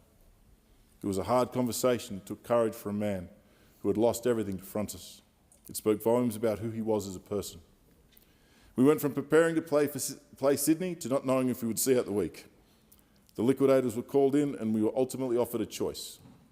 Take a redundancy of sorts, get paid, and the Taipans disappear forever. Or play on, take a 75% pay cut, and maybe the Taipans survive. We, the players, were also told we had to fire two of our teammates to continue, Dave and Larry. Thankfully, Dave and Larry quit before we were forced to vote. I caught up with Larry a couple of years ago in LA. I've not seen Dave since. I had just turned 29. My daughter Sienna was not yet walking, and many of us were experiencing the early stages of fatherhood. To ask the players to take that hit was too much, but we did it.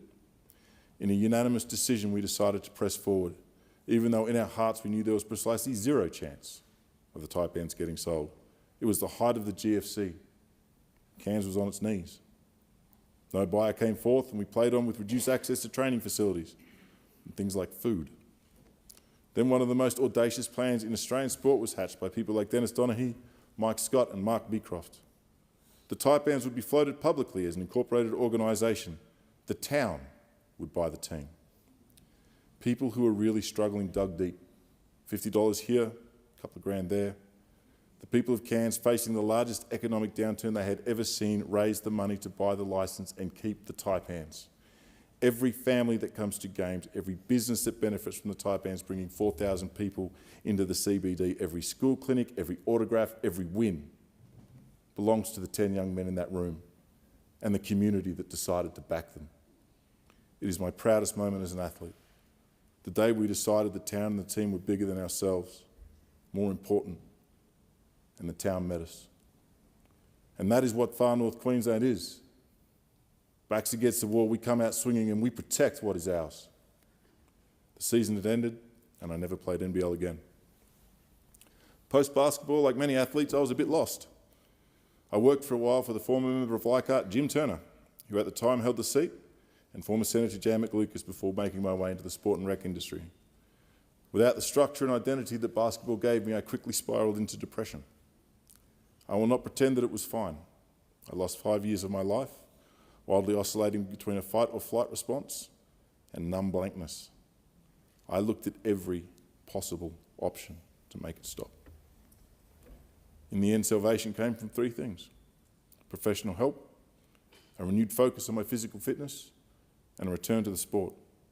With the encouragement of my friend Jamie Perlman, a former Taipans player turned state league coach, I found my way back into the Queensland Basketball League, and then I rediscovered me. I found the strength I needed to get out of depression in asking others for help, not drowning in my own ego and weird perceptions of masculinity. Professional sport asks you to be an invulnerable, unbeatable hero, and the people will love you for it, and you will love you for it. But when it's all over and the crowds go away, it can be hard for Superman to only be Clark Kent. I said goodbye to elite basketball on my terms in 2018. We'd had a beautiful run of over 20 years together, and as my body aged and my skills diminished, I learned that it's nice in being vulnerable, being available, being kind, being a real person, being Clark. After that, I had a brief but stroke-impacted dalliance with Australian rules football. I do not recommend strokes, 0 out of 10. But years of sport had put me in good stead. I played angry, my best work on the court was in an absolute rage. And having a stroke made me really, really mad. I aggressively attacked rehab and found my way back. I stand before you with no lasting impacts, except this little finger's a bit weird, which only impacts my guitar playing, which is fine. Because after all, how many times do you need to hear Wonderwall? You have no idea how long I debated whether I was going to sing that line. At the end of 2018, I found my partner, Renee. She found me. She is a world-class triathlete and coach, having represented New Zealand numerous times, and recently she became Australian. I love her very much. I'm very proud of her. I love having her in my corner.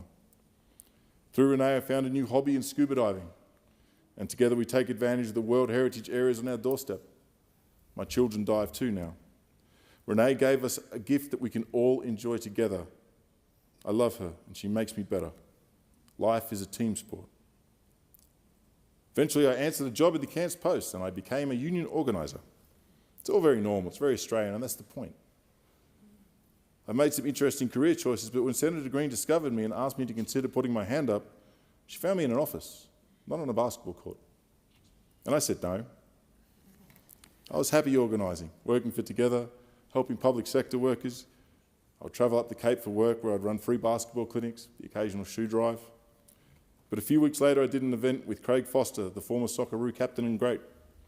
We chatted about our careers, how fortunate our lives had been, and some of the work we had done with community. Craig ended up challenging me. What do you do? You've been given a lot by this community. How do you give back? I'd been in Cairns 20 years. I owe it a lot. I was picked off the scrap heap by the Taipans. I have a family, a partner, a couple of chihuahuas, a community, and a home. As I considered all of this, it dawned on me this would be the best way to pay down that debt. And so I stand here to represent Leichhardt, not out of ambition, but out of obligation and out of love. My lens, like everyone, is tinted by the experience of the people who came before me. A deserter from the Second Fleet, a soldier in the second wave of Gallipoli, an illegal Chinese immigrant during the gold rush, and some who were already here when the rest of them arrived. My own immediate family exposed me to people who make a difference. My grandfather Bill was a food scientist at CSIRO who built Australia's first gas chromatograph and invented twisty flavouring. You're all very welcome. My grandmother Pat, a dispatcher at the taxi company, she took me to the zoo and to the theatre in Melbourne. My other grandfather John oversaw the building of the telephone lines in East Gippsland and was Mayor of Sale while I was growing up. My grandmother Mary was a teacher. They lived around the corner and she looked after me as a child. She read me Kipling. They loved me and my sister very much. John taught me pool. It was amazing how close the games were until the day I beat him. Never close again.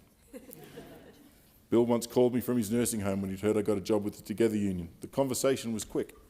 I hear you're a union man now, son. Good honest work, unions. And that was it. It occurred to me this was the first job I'd ever had that he could relate to. I reckon he would probably enjoy this moment. I was lucky to have all 4 grandparents into my adulthood. They saw me achieve many of my childhood dreams and were an integral part of my life growing up. My Aunt Michelle, who unfortunately couldn't be here today, made a career with the Victorian Police and let me live with her early in my basketball career. My Aunt Calleran, a gallery director and Mayor of Wellington Shire in Gippsland. She lived across the road as I was a child, which was kind of like a communal space for our kids rather than just 2 separate houses. Both my parents, Mike and Wendy, teach. Over the past 50 years, there will be very few kids in Sale that have not had some interaction with my folks. They have helped write the future of thousands and thousands of people. My sister is a geologist who works in mineral sands in Mildura, where she lives with her husband and their 2 boys. And I have 2 daughters, Sienna and Scarlett, who I'm immensely proud of. They are better than me.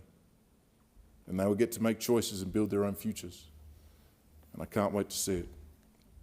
It was 12 months ago last week that the Prime Minister came to announce me as the candidate in Leichhardt. We walked the Cairns show together, and in watching him and those interactions, I was struck by the enthusiasm, the kindness and the generosity with which he chatted to showgoers, took selfies and just enjoyed the moment. The PM visited many times over the campaign. On one occasion, we ended up playing pickleball. I drop-shotted him, just, test the legs a little bit. He got onto it a little bit faster than I would have liked, so I started hitting it to the kid after that. I'm not losing on TV. Thank you, Prime Minister, for starting me on this journey. Thank you for your support and your confidence, even when mine would sometimes waver. In the intervening 12 months as a candidate, and now as a member, I've been asked a lot of questions about myself. To answer them, I've used first person a lot. I did this, I did that, I played in the ML, I ran fast, I. But when I take a step back and look at my life as a whole, the I simply doesn't exist. I grew up in a stable home with food, good medical care, love, built off the back of my parents and my grandparents. We wanted for nothing. I became good at basketball because my parents, Mike and Wendy, drove me everywhere, investing time and money in the dreams of a gangly youth. Other enthusiastic parents and friends tried their best to coach us, travelled to Melbourne, rebounded shots so that we could all enjoy our favourite sport. I got my first NBL look because a man I had never met saw me at a development camp and called in some favours. I got up to Cairns because my friend Vince Crivelli coached me and helped me through some tough times to get me back to the league, and made some calls to NBL teams, asking them, pleading to give me a shot. I had my first ever office job at age 30 because former Senator Jan McLucas took the time to house train me. And I got my shot at organising because Kate Flanders and Alex Scott from the Together Union saw something in a sport and rec officer and took a flyer on someone with limited experience.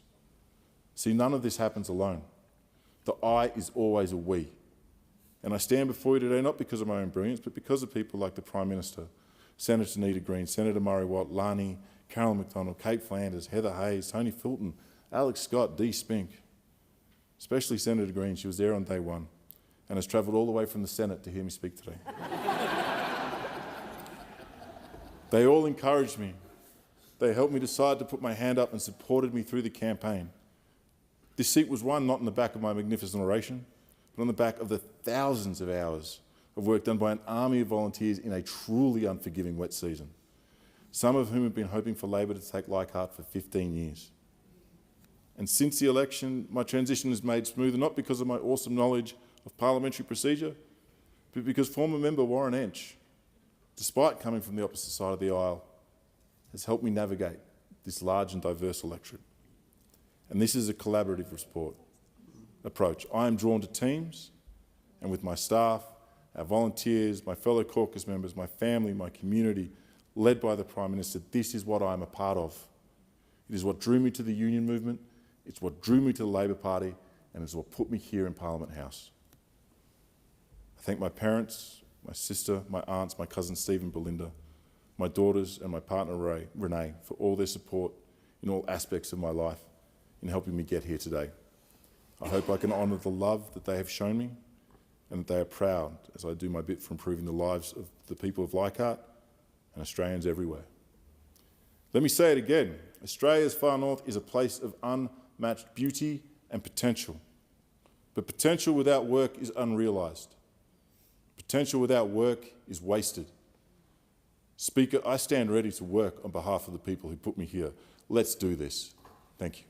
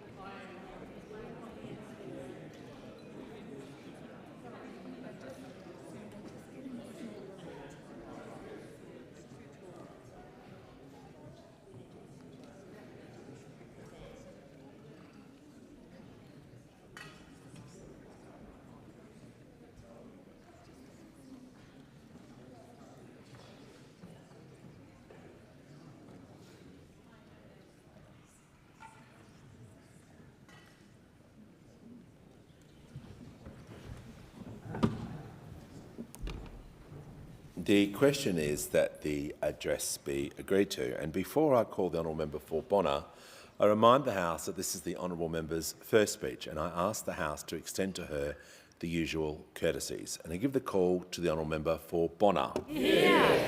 Thank you, Mr. Speaker. I begin by acknowledging the traditional owners of the land on which we gather and pay my respects to elders past, present and emerging. I also acknowledge the Turrbal, Yagara and Quandamooka people, the traditional custodians of the land and waters of Bonner, and all First Nations people across our country, including those joining us today. As the proud mother of 3 First Nations children and the wife of a proud Wanyi and Kalkadoon man, I carry into this place a deep responsibility to listen, to advocate, and to walk alongside First Nations people in truth, and justice. This was and always will be Aboriginal land. It is a great honour to stand in this place as the member for Bonna, particularly where my electorate was named after the very first Australian to become a member of this parliament, and acknowledge the importance of having a truly representative parliament, and am so proud to look around this chamber and see a rich and diverse representation of Australia today. And for the first time in history, women and men are equally represented in this place. To the people of Bonna, thank you. Thank you for putting your trust in me, for opening your doors and sharing your stories over driveways, dinner tables, and countless phone calls.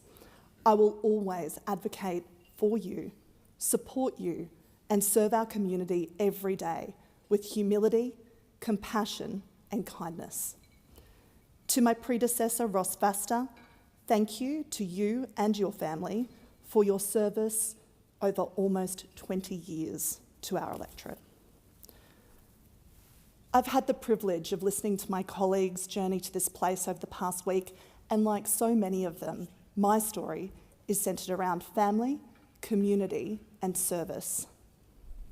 I grew up in Yeppoon, not Yeppen, on the central Queensland Capricorn Coast, raised by hardworking parents Dennis and Christine, who are here today, and who instilled in me the value of showing up for your mates, for your community, and for people doing it tough. My dad managed the local sailing club. My mum was a TAFE teacher in early childhood education. They are the truest example of hardworking Australians who have done everything they can to ensure their kids had a quality education and every opportunity to pursue their dreams. Even if that meant endless Pineapple Festival events and fundraising for the local Rotary in pursuit of the illustrious local Pineapple Queen crown, for me, not them. Or in more recent times, together with my twin brothers, Adam and Henry, donning Cara Cook shirts across multiple political campaigns over the past 8 years. Thank you for your endless love and support. You all mean so much to me. To my husband, Josh, who is also here today, he's a barrister, a champion of human rights, and was the former chair of Queensland's Truth-Telling and Healing Inquiry before it was axed by the Queensland LNP government last year. He's the one who backs me unconditionally, calls me the little engine that could, and keeps me grounded. Thank you, Josh, for supporting me and our family to pursue my dreams. Josh and I have walked this life together for over 2 decades now, from our university days, first jobs in the law, 3 beautiful children, and for me, not 1, not 2, but 3 melanoma diagnosis before I turned 30. Through it all, I've learned this: our resilience is collective, and our strength is in community, friends, and family. To some of my very first and best girlfriends who have travelled here to be with me today, thank you. Brianna, Giselle, Liz, and Jane. I appreciate your presence, love, and support over so many years and through so many seasons of life. It truly does take a village, and you have been mine. My personal experiences with melanoma also taught me that our access in this country to quality healthcare, medical research, clinical trials, and support organisations like Cancer Council Queensland can never be taken for granted. I'm so proud of Labor's record investment in and protection of Medicare, ensuring all Australians have access to quality and affordable healthcare when they need it.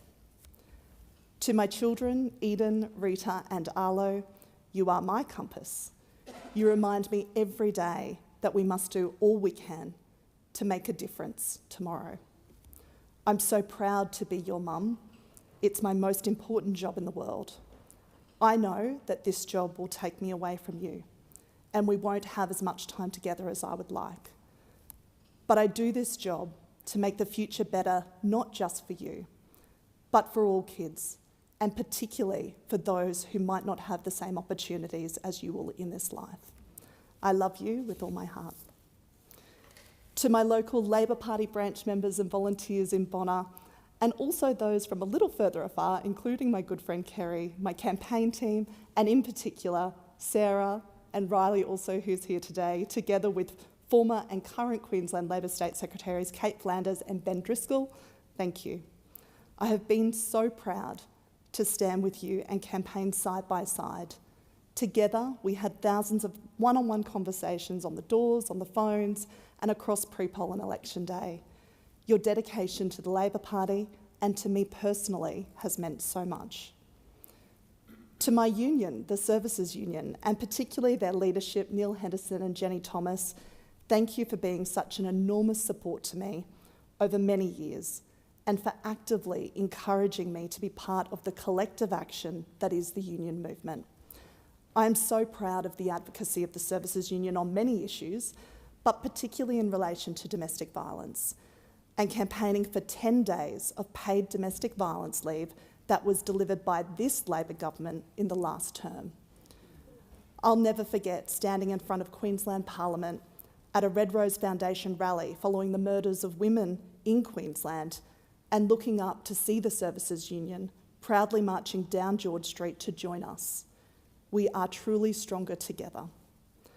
I also want to thank the United Workers Union, Transport Workers Union, Together and Emily's List, including my mentor through Emily's List, Claire Moore, for their support during the campaign. To my Queensland Labor parliamentarians who joined me on the trail, Joan Pease, Di Farmer, Corinne McMillan, Joe Kelly, Shannon Fentiman, Stephen Miles, Cameron Dick, Councillor Lucy Collier, Councillor Emily Kim, and the now Senator, Corinne Mulholland, I look forward to working together every day for the betterment of our community, and thank you for your mentoring and support over many years. To our Prime Minister, Anthony Albanese, thank you for placing your faith in me. You believed we could win this seat when few others did, and your visit to my electorate made the world of difference, not just to me and my community, but to the Labor faithful who had dreamed of winning Bonner back for almost 20 years. We did it together. I also want to thank all of the federal ministers who took the time to join me on the campaign, the Honourable Jim Chalmers, Richard Marles, Tanya Plibersek, Annika Wells, Chris Bowen, Senator Penny Wong and Senator Murray Watt. Thank you for your support. I won't forget your generosity of time and advice, both during the campaign and also following my election. I want to share the story of a woman who I met door knocking during the campaign. She was retired and during our conversation disclosed that she had been in a domestic violence relationship for over 30 years. It was only in the last few years that she was free of that violence and now lived as a carer for her adult son who had significant mental health concerns that prevented him from working. She had challenges. She had always voted for the Liberal Party. She told me that a significant barrier to her leaving the violence was access to somewhere safe to go. I was able to tell her that Labor was building transitional domestic violence housing for women just a few suburbs over. She told me that one of the ongoing challenges she faced was healthcare for herself and her son, which sometimes required outside normal hours care. I was able to tell her Labor would be building a new Medicare urgent care clinic just down the road and expanding mental health clinics so she could access healthcare for herself and her son when they needed it for free. When she asked about my background, I told her I was a former domestic violence lawyer and had helped women just like her safely leave relationships. She cried. She cried on my shoulder and told me she would be voting Labor for the very first time in her life. I have put my hand up for this job to help people like her. Before this place, I was a lawyer. I've spent my professional working life advocating for vulnerable people in our community, including women escaping domestic violence. I founded the very first expert domestic violence law firm in Australia because no woman fleeing violence should be navigating the legal system alone. I've worked and volunteered in the community legal sector as the Principal Lawyer at Women's Legal Service Queensland and most recently as the CEO of Basic Rights Queensland. These free legal services advocate for women's rights, workers' rights, and for some of the most vulnerable Queenslanders, including those who have experienced domestic violence, workplace discrimination, and disability discrimination. I also served as a Brisbane City Councillor, the largest council in Australia with a budget of over $4 billion, where roads, rates and rubbish were core business, but I also managed to fight for the big picture, for the first domestic violence strategy for the City of Brisbane, for the right for those who couldn't physically appear in the chamber to be heard remotely, and created a strong local community where inclusion and diversity were celebrated, not torn down with hate and division. These roles taught me that politics isn't about ego or headlines. It's about impact. It's about community, and it's about staying true to your authentic self and values, which for me means ensuring you work hard every single day to make a genuine difference in the lives of the communities we serve. And we stand up and we speak out when we see injustice and marginalisation.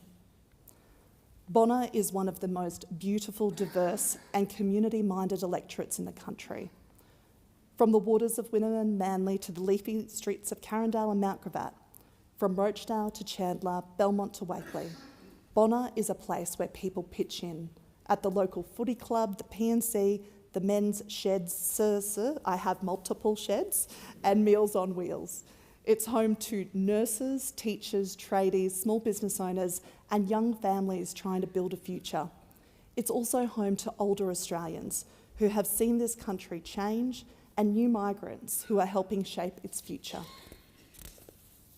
It's also home to struggle, to people working 2 or 3 jobs just to get by, to renters who fear a rent hike will push them into homelessness, to parents waiting for mental health support for their kids, to women and children who still face violence behind closed doors. My job here is to make sure those voices are heard. My job is to ensure that the marginalised and voiceless are not forgotten or ignored. I am a proud member of the Labor Party because I believe in a country where no one is left behind, where your postcode doesn't determine your prospects, where women and children are safe in their homes, where workers have rights and families have time to care for one another and are supported with quality and safe early childhood education, where First Nations justice is not symbolic but systemic, and where truth-telling is championed in every corner of our country, including here in our nation's capital, as a pathway towards reconciliation, and where everyone has a safe place to call home. We are a wealthy country. We need to ensure that our most vulnerable are housed and well supported by wraparound services. I will always fight for more access to bulk billing and Medicare urgent care clinics, more mental health support, support for domestic violence organisations, and access to justice for all. I want to see an Australia where women and children live free from violence and for systems that support, not re-traumatise survivors. I have sat in court with 90 domestic violence matters a day. I have seen firsthand the impact of that violence on generations. Generational trauma requires extensive and ongoing support. There are no quick fixes. I will always push for policies that ease the pressure on families, like cheaper childcare, energy bill relief, and for people to earn more and keep more of what they earn. I believe in a country honest about its past and united in its future. I will walk with First Nations people towards truth and healing. I didn't come here to play politics. I came here because I believe in the quiet power of local action and the loud power of collective purpose. Because when I walk through the schools in Bonna, when I sit with women at our local community legal centre or domestic violence support services, or when I speak to our local multicultural groups about their hopes for their kids, it reminds me that people haven't given up, but they want politics to be better. Less performance and more purpose. Less shouting and more solutions. To the people of Bonner, I will be your strong, present and passionate voice. I will fight for fairness, I will show up, and I will never ever take your trust for granted. Let's get to work together. Thank you.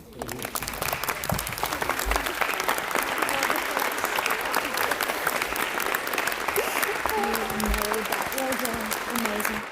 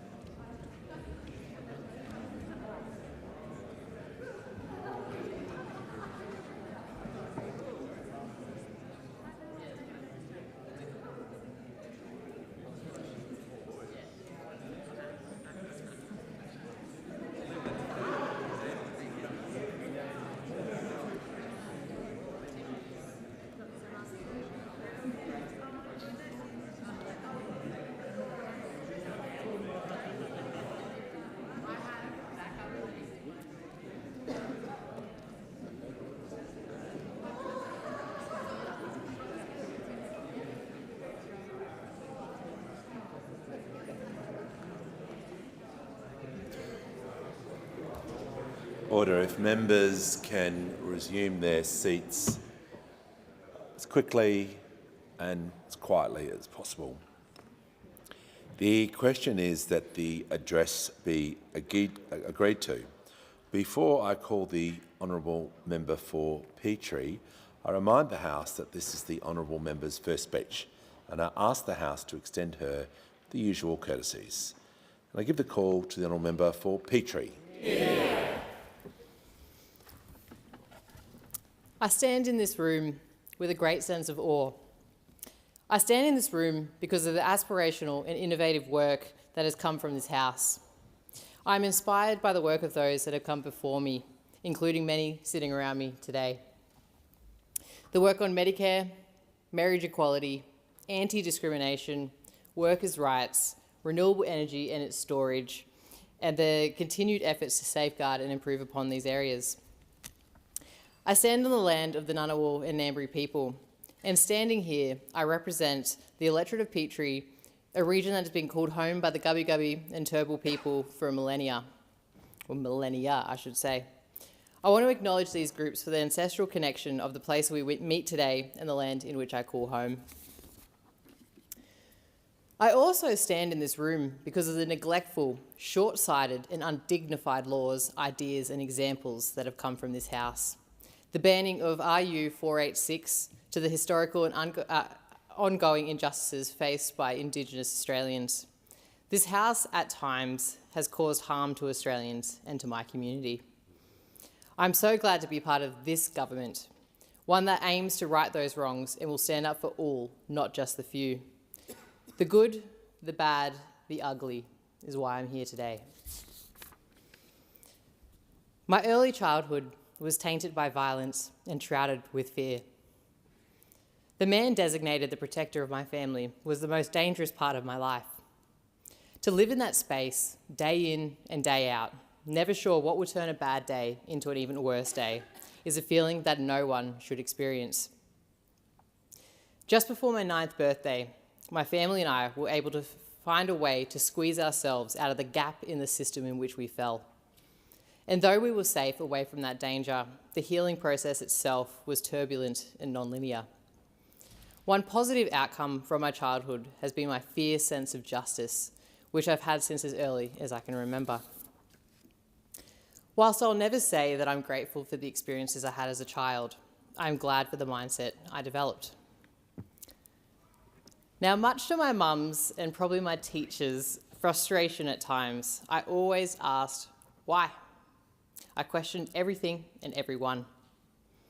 I still remember the day when I was 11, my mum said to me, "Em, just because I'm your mum doesn't mean I know all the answers." I was shocked, to say the least. During my teenage years, I grappled with depression, but I found my peace and strength in serving others. I developed friendships across diverse groups of people, finding commonality where others would only see difference. My mum is to blame for many of my values. She worked multiple jobs due to inconsistent hours while studying nursing full-time, first at TAFE and then at uni. She did all of this whilst raising 4 kids on her own. When work is inconsistent and you have to work multiple jobs just to make ends meet, kids and families miss out on time spent together. I watched my mum wear many hats, and everything she did for us kids, she did with love. But it meant she wasn't there for the important moments in my life, something both she and I are worse off for. That is why I'm so proud of our government's paid placements for nursing students at TAFE University. This will change lives. I know it would have changed my life and that of my mum's. Through this, I learnt the value of secure employment, fair wages, the power of education, and the importance of continuous learning, and that everyone should have the right to a fair go, no matter their background. I learnt that if I have the passion and give it my focus, nothing can stop me from achieving my goals. I also want to take this moment to say I'm so proud of the work of the Redcliffe Area Youth Space. Amy Mays and the team help young people that have been given a rough start in life. I can relate to those young people. My upbringing parallels some of their stories. To those young people, I see you and I want to assure you that things will get better. Now, I was a bit rambunctious in my early high school days, so much so that at one point in my late teens, I decided I needed more discipline. This coincided with my belief that we should all serve a purpose bigger than ourselves. I channeled this into being elected the school captain to develop my leadership skills so that I could enlist at the age of 18 into the Australian Army and attend the Royal Military College, Duntroon. My time in the service taught me many things, such as endurance, that I can always put another foot in front of the other, and the power of trust in teamwork. Unfortunately, I had to leave the Army early after a year due to an injury that meant I could no longer complete my training. I was fortunate in my late teens to know what I wanted to do after finishing school. I had direction and I had purpose, when most of my friends were struggling to find their purpose. After leaving the Army, I was at a loss. I'd put so much energy into getting there that I was unsure of what was next. Being part of a team, working towards something positive, and using my time to help others has always been important. So I found a new way to channel it, and I started volunteering at the local Sea Rescue radio tower. I still wasn't sure what career I wanted, so I did what most people in their early 20s do, and I started working in hospitality. I was young, injured, and broke, but I was gaining invaluable life experience. I learnt the feeling of living to work, with nothing left after the first round of bills, dreading unexpected car expenses and rent rises. I'm not alone in feeling that there must be more to life than living to work. Life should be about working to live. Life should be about the ability to enjoy the world around us, building and developing connections and relationships, and doing what you can to ensure others, all others, have access to the same privileges that the lottery of birth provides. That we lower the heights of the hurdles we got over to make it more accessible to those after us. New challenges will always arise, and it is our duty to ensure that we lower the heights of these hurdles for the next generation. Now, we often define ourselves by considering who we are not. But this way of thinking leads to division, to disunity, and to apathy towards others. The othering of cultures may be disguised as patriotism, but really it is nationalism. I am a patriot. I love my country that has provided me so much in my life. My world-class education, free and affordable healthcare, beautiful and inspiring natural spaces where I'm free to explore, reflect and enjoy, and the opportunity to represent my community here in this room. I prefer to define myself by my attitudes, my beliefs, and by the way in which I engage with the world around me. I'm a sister, an auntie, a partner, a friend, a neighbour, an adventurer, an environmentalist, a lover, a fighter, a fierce supporter of social equity, a confidant, a shoulder to lean on, an ear to listen, a voice for the marginalised, a platform for those less privileged, and a member of my community.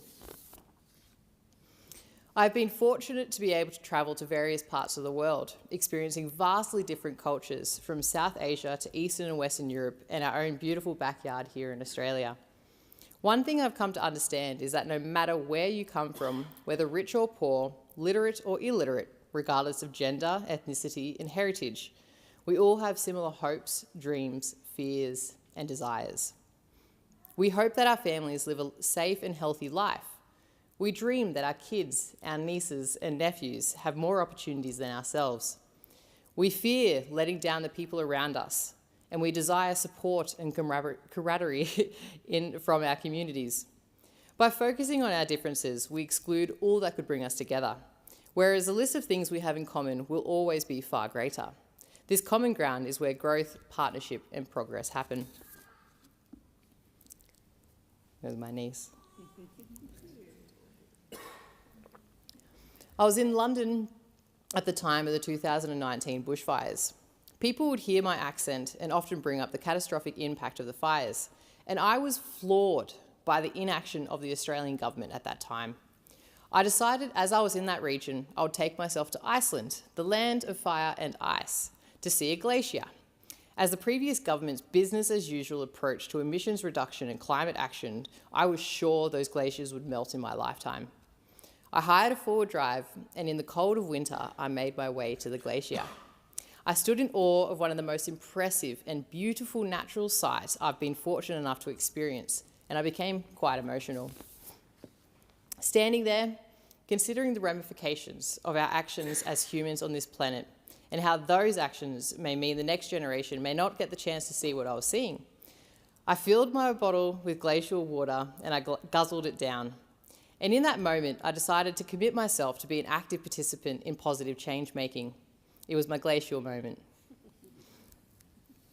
Climate change is the driver for a lot of our issues, such as heat waves killing more people than all other natural disasters combined. The damage of heat, flooding, coastal storm surges to our roads and railways.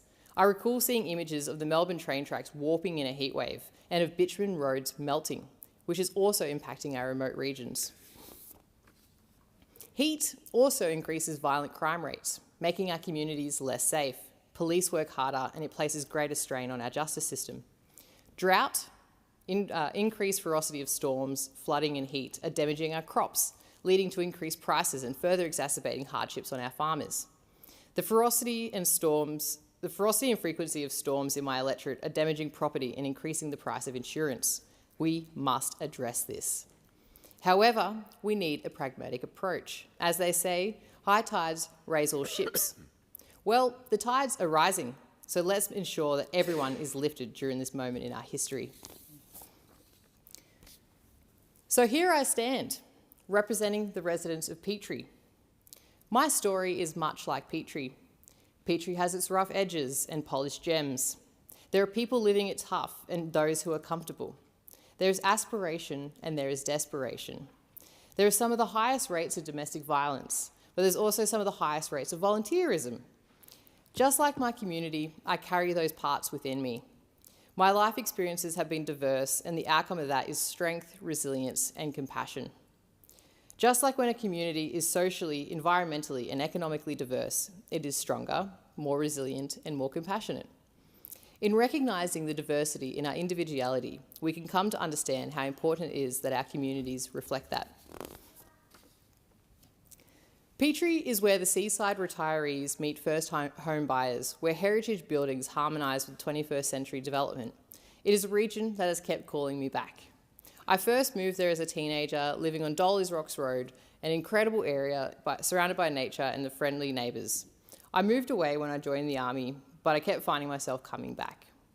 I love where I live, getting out kayaking around the peninsula or up the Pine River near Griffin and chucking a line in.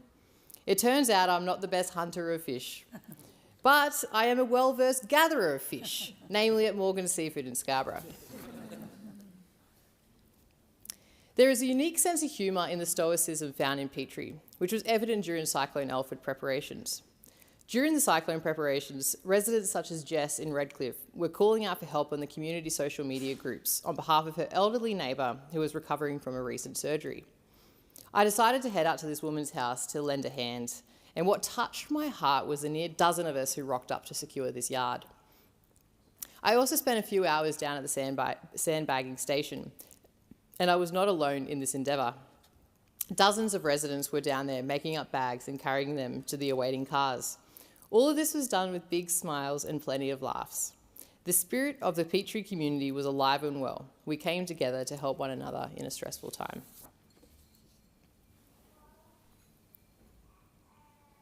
Sport also plays a major role in our community. It's a place to come together, to share, to laugh, to celebrate and commiserate. Petrie is home to some of the largest community football and netball clubs in Queensland and one of the oldest croquet clubs in the state. Importantly, Petrie is home to the best NRL team in the country. The Dolphins are a major part of my community, a community of fanatics. Fins up to those joining me in the gallery and those watching at home. Two of our players made up part of the Queensland Maroons, who recently decimated the Blues and wiped the smile off many members in this room. To those members, I say, hammer time, and may our victory be the beginning of another 8-year sweep. It is said yesterday's solutions are today's problems, but I am an optimist. I'm here to be part of long-lasting positive change. To the residents of Petrie that voted for me, I thank you for your trust. I want to acknowledge the honour you have bestowed upon me in representing you. For those that did not vote for me, I'm looking forward to hearing your concerns, learning what is important to you, and working on solutions and continuing to earn your respect. I want to acknowledge my predecessor, Mr. Luke Howarth, for his servitude to the Petrie residents, and to thank him for the 12 years he has given this House. I want to acknowledge the Honourable Yvette Darth, the former member for Petrie and the state member for Redcliffe who joins me here today. Yvette's excitement for my campaign and words of encouragement kept morale high, and her continued sage advice, even after I'd asked my 500th question, kept me focused. Her tenacity, conviction and compassion are the qualities of a great local member should emulate. To the branch members across Petrie, you were the engine room of this campaign. Our campaign was grassroots. We didn't have a lot of money, but we have a lot of heart. You were the boots on the ground and the best team I could have hoped for, a collective of true believers of our Labor values and of me. You all heard me say that battles are won on momentum and morale. Our momentum never wavered. Our morale was high because we had a mandate and a belief in a better future for our community. I'm happy that some of you could make it today, and I thank you for your continued support. I want to thank my local Labor state members and councillors for their support. I also want to thank the ALP National President, the Honourable Wayne Swan, for his support and mentorship. I also want to thank Kate Flanders, Ben Driscoll, Luke Richmond and Meredith Newman from Queensland Labor. You helped me get here. To my campaign team, you delivered above and beyond what I could have dreamed of. You all jumped on board when even some people said it was an unwinnable seat. I'll single out two members of my team, Alex Wetzel and Eric Ewan. You guys brought the Gen Z touch to my social media in a way I could never understand. I also want to thank Senator Corinne Mulholland. Corinne helped pave the way for me, and I congratulate her on being elected to the Senate. I want to thank Senator Anthony Chisholm for his consistent and enthusiastic support from the day we met. He has been my champion, pushing me to pursue my interests and to do more for my community. I want to thank Rob Skelton for giving me my first shot in politics. I also want to thank my incredible office team, Avalon, Emily, Alex, Arian, Archer and Stella. I am the face of the operation and you are all the operation. I want to thank the union movement, the backbone of our country's progress, particularly the Australian Workers' Union. To Stacey Chanel and Joey Kaiser, I'm constantly in awe of your fierce devotion to the rights of working Australians to live a decent and secure lives. I thank you not only for what you've done for me, but what you do to stand up for workers every day. I want to thank our Prime Minister for his support right from the start. He is unwavering in his values and is a leader I'm proud to follow. The Prime Minister set a very clear and progressive agenda throughout the campaign, but also throughout the previous term. He was one of the few that believed in a majority government, and that faith carried through. I want to single out two members of this chamber, the Prime Minister and Minister Plibersek, for the continuous support and allyship to people like me, advocating for my rights as an individual since before we'd even met. I want to thank my professors, Tracy Sedana, Stephanie Fischel and Shannon Brincat, for their support and guidance in shaping my vision. I want to thank the member for Dobell for joining me on the campaign. As you would know, there's always another Emma in the room, and I'm glad to be that for you.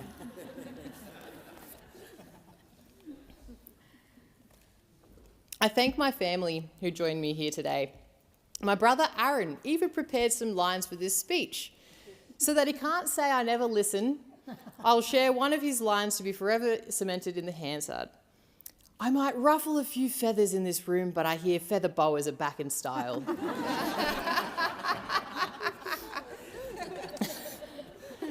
I also want to thank my incredible partner who joins me here. Whilst I'm a volunteer, she is a conscript. I bet you didn't think we would be here when we met in a bar those years ago. This place can swell one's head, but her piercing wit will always keep me grounded. You are my golden hour. Your light brings out the best sides of me and softens the rest. Your unwavering support has made all of the difference. I could not have done this without you, my love. Looking around me, I see a room that represents our nation. I never grew up thinking I would have a place here. When I was younger, I thought, well, I'm not worthy. My family don't own a home. But over the course of a couple of decades, a new style of political leadership was becoming more apparent to me. One of compassion, representative leadership, and one of working together. I learned that someone of my background, upbringing, and net worth is exactly the kind of representative we need. A person with lived and shared experience, not just empathy, but understanding. When I was in the army, I read The Art of War by Sun Tzu, and remember learning that to divide is to conquer. It paints a very clear picture of why some seek division, vilifying anything different, new or old, anything other from themselves. Diversity, however, is strength. Without diversity in our gut bacteria, we become unwell. Without the diversity in our environment, we see increases in disease and loss of species richness. Without diversity in our workplace, we see businesses struggle to remain viable and competitive. Without diversity in our trade, we see economic decline. Without diversity in our parliament, we see policies leaving people behind. Without diversity, we are weak in ideas and less resilient to change. Change is inevitable, and we must be ready to adapt and move forward. I'm so proud to be part of this government that is rich with diversity. Our government is representative of our modern Australia. The art of war also taught me that those who occupy the high ground will fight to advantage. In politics, high ground isn't literal, it's moral, and it matters. For my party, the Great Australian Labor Party, the moral high ground is not a tactic, it is who we are. From Medicare to minimum wages, from universal super to climate action, we've taken positions that were not always easy or popular. We've stood up for workers, for fairness, for reconciliation, and for the future. The moral high ground gives us the clearest view of what we stand for and who we're fighting for. It gives us the conviction to persevere and the integrity to govern. It is not the easy path, it is the Labor path. It is the Australian path. And as long as we stay on it, we will not only win the battle of ideas, we will earn the trust of the people we serve. Thank you.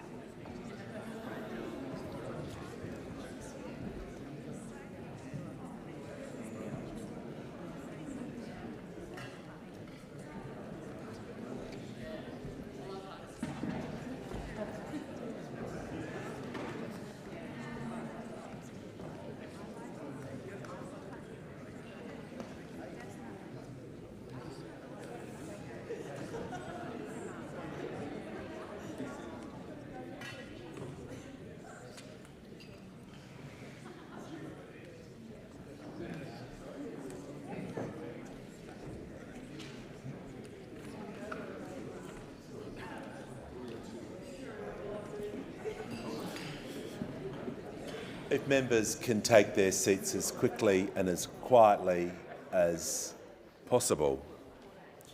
The question is that the address be agreed to.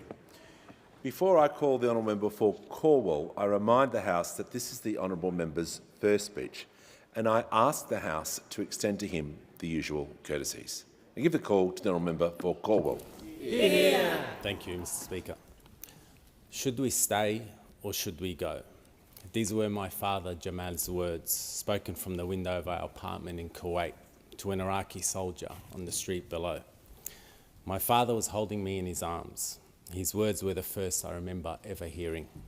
It was the beginning of the first Gulf War.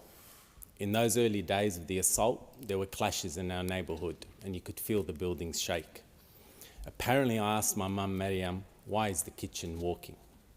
It's the kind of question a child asks when his imagination is trying to make sense of something too big and too real.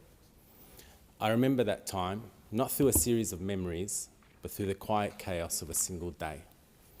Amidst that chaos, we left for another country. We were held up at the border because the number plates on the vehicles had to be changed. Through the night, we waited in the barren desert along the Jordanian border for the new plates to be sent from the capital. Because that's what war looks like too. Not just tanks and fear, but paperwork, approvals and delays. The administrative burdens and the never-ending weight of bureaucracy, even in war. I also remember the brown gaffer tape. It lined the windows of homes in Jordan and was meant to protect us from a non-conventional attack. Perhaps the supposed threat of chemical agents from the Scud missiles. The tape wasn't much protection, but using it was a ritual that made people feel a little less powerless. What else was there to do? From the moment war reached the window of our apartment, my brother, my sister and I came of age. We walked with our parents down a path that belonged to a people always forced to leave for the next place. Our story of intergenerational dispossession, again and always once more, never with any certainty that this would finally be the last time. No matter how much we contributed to the countries we lived in and where we almost always excelled, no matter how long our families had called the place home, we belonged to a people who were always the first to be made strangers in their own homes, simply because we were Palestinian, a suffering people, a steadfast people. Mr. Speaker, international law matters. The international rules-based order matters. Human rights matter. The right to peace, justice and recognition matters, deserving of an historic commitment. The morning war arrived, my father drove to work, unaware that while we slept, the country had been overrun. Unaware that tanks now stood between him and stable employment.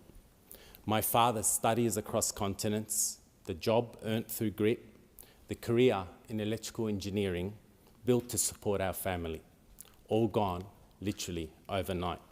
Not just that day, but every day since.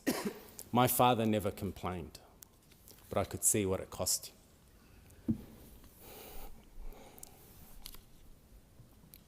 him. The tragedy of the human condition is that disruption and dispossession can also come through quiet, everyday means, even in a peaceful country such as Australia. Every day in cities, towns and suburbs, disruption and dispossession occur through political decisions, through social neglect and economic exclusion. Too often, it is working people who feel the first shock, who shoulder the greatest burden, who get the least support to recover and rebuild. I saw it in my electorate of Cornwall in northwest Melbourne, once the manufacturing heartland of Australia. Families in our area helped carry the weight of Australia's post-war economy into the 21st century. Workers who made things in Australia, and in doing so, helped make Australia. On the assembly lines in Broadmeadows, and factories in Camberfield, behind the counter and behind the wheel in our outer suburbs, on job sites in Craigieburn and warehouses across our northern corridor, in multinationals and local workshops. Growing up, we saw what good, secure, well-paying jobs and careers did for our community. Our area was home to industrial icons like Kraft Foods and telecommunications giant Ericsson. These were places of pride for thousands of workers. They anchored communities and projected a sense of permanence and place. Our workers didn't ask for favours, only fairness and opportunity. Living in a community built on aspiration, people believed that if they worked hard, they would be rewarded with something better for their children. The collapse of manufacturing in our area was the first real sign that this promise of social and economic mobility was broken. Factories like Ford and the vast supply chain that stretched along the Hume Highway, which once sustained thousands of families, were reduced to industrial graveyards. The decision to allow and even accelerate the demise of our automotive industry broke the social contract between government and working families in our area. It was more than economic failure. It was a failure of national self-belief. It showed what happens when governments stop valuing their own people and their vast potential. It was a failure to imagine what the future of Australian industry could look like. A failure celebrated literally with cigars on a balcony in Parliament House. Mr. Speaker, I joined the Australian Labor Party not to smoke cigars, but because of my commitment to social justice and the dignity of work. A commitment to Labor as the party of workers, of industry. The party that unites workers and their unions with businesses that build and researchers who invent, to drive the innovation that secures our future. And to never forget, not just what we fight for, but who we fight for. We fight for people in places like in Cornwall. Because the stronger Labor is in its purpose, the better communities like mine are able to withstand social and economic conditions. Mr. Speaker, if you look anywhere in the world, there is not one country with any weight that does not have a strong industrial base. You can still drive down Camp Road in my electorate and see places like CSL, a cornerstone of Australian ingenuity. CSL alone should have been enough to show us what's possible when Australia invests in sovereign capability, when we back our own skills, science and institutions. A resilient nation demands a strong industrial base, and sovereign capability means control over our supply chains. In an increasingly uncertain world, strategic dependency is a vulnerability Australia cannot afford. In other words, we still depend on what is made here, but not enough. We still depend on what is made, but not enough on what is made here. My community has lived through this failure to shape or even imagine Australia's industrial comeback. A failure to cushion the blow for communities such as mine, forcing countless numbers of people to take jobs that don't come close to reflecting their skills and training. We see it in young people caught in cycle after cycle of insecure work. We see it in the teenager who takes a bus, 2 trains, and walks the highway each way just to reach precarious work, as I had to when as a teenager I walked along the Nepean Highway in Brighton on the other side of town to a job washing cars. We see it in those who have been retrenched in middle age with no clear pathway back into stable employment, or in those who are told their experience doesn't count for much, as my father experienced when he came to this country and could not find work as an engineer, despite all his years of experience and education.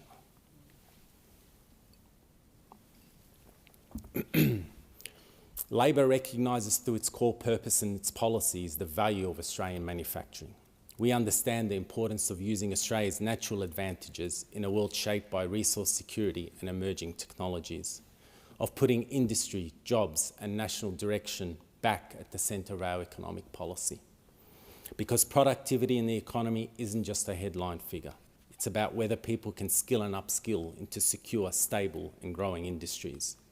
It's about ensuring emerging technologies aren't wielded as a blade against jobs, but create a new area of homegrown Australian industry. Mr. Speaker, working class communities aren't folklore. They're not a ragged-trousered throwback from industries past. They're people with aspiration and families who carry the weight of our economy. And we demand investment, dignity, and a strong place in what's next for our country. Otherwise, we risk breaking Australia's social contract and unravelling our democracy's credibility with working people, something all too evident in the dangers we are witnessing in the US, in Europe, and across the world.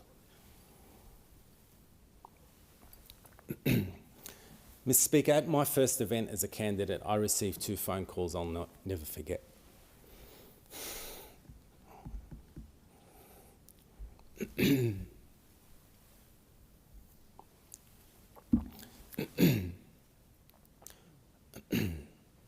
One told me my mum, Mariam,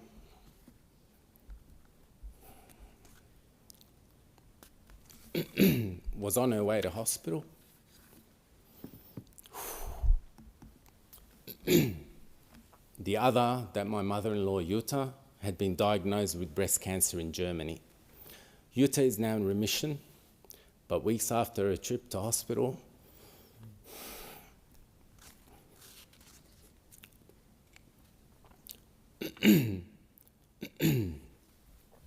my mum was treated for a rare and sudden illness that would take her from us so quickly.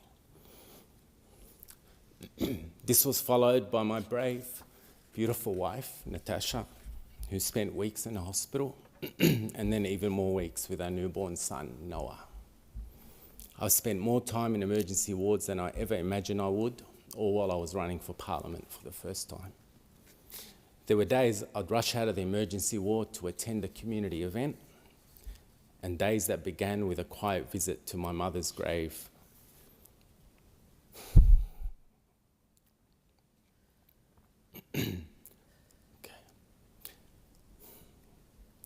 And ended back at the hospital in the evening to be beside my wife and later my son.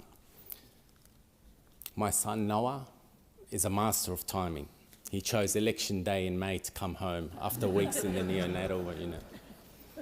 I want to pay tribute to the extraordinary nurses, doctors and all staff at the Northern Hospital where Noah was born. Thank you for your care and your compassion. The work that you do, as if we were your own family, saves lives and holds families together in their most vulnerable moments. To the staff at Peter Mac and the Royal Melbourne, you gave my mother the dignity of care. And you showed me that a society that puts the health and well-being of its people first, no matter their income, postcode or background, is a good society. Labor has always fought for this principle. A strong, universal healthcare system is one of our enduring commitments. It means Australians can live their lives with the confidence that if the worst happens, the country will have their back. That said, we need to get better at keeping people well before they get sick. Preventative health is essential to a fair and functioning system. And we need to do more to support the allied health workforce, professionals who are so often undervalued and underpaid, but play a critical role in recovery and care. Let us never forget Labor made Medicare. And we fight to protect it because it provides what Australians expect: fairness, access and security. When, as I have, you've waited in emergency wards, relied on nurses and doctors, and sat beside a hospital bed holding the hand of someone you love, you realise just how precious our health system is. It's a promise to our people that doesn't exist in many parts of the world. We must never let it slip away.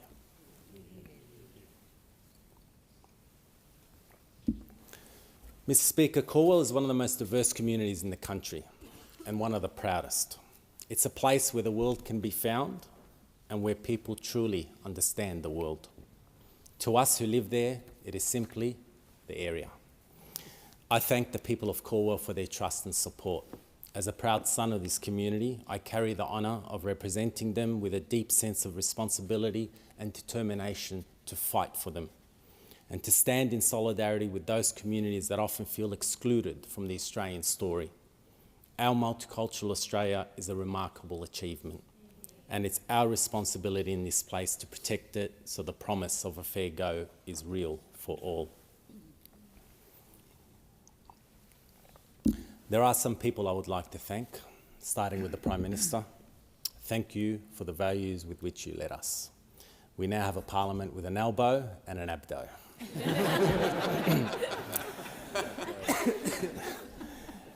To our branchies and the incredible volunteers who did a mountain of work, thank you to each and every one. This would not be possible without you. To Maria van Vakenu, former member for Calwell, for your service and contribution to our community. As a proud product of Australian multiculturalism, you carried out with purpose and we are so much better for it.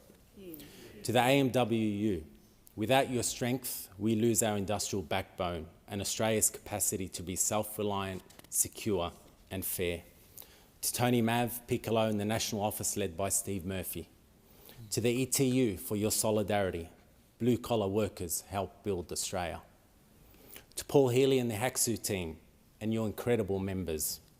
To the Victorian branches of the ASU and to everyone in our mighty trade union movement. In no particular order and by no means complete, to the campaign team, Juliana Todorovic, thank you for stepping up with such energy. I appreciate all your efforts and support. To Dylan McKenna, Stephanie Thusen, Molly Pilson, Matt Fanning, Tony Piccolo, Michalis Michael, Kos Samaras, Stephen Fedrosi, Asif Naeem, thank you. To Kos Samaras and Ross Spence, all your support, solidarity and your commitment to our area. To Doctor, Comrade and at heart artist, Michalis Michael, for all the support along this journey. To the member for Scullin, Andrew Giles, for your friendship and solidarity and the supportive reminders to focus on what matters. To the member for Bruce, Julian Hill, and the former member Alan Griffin for the unfiltered advice. Not for the Hansard.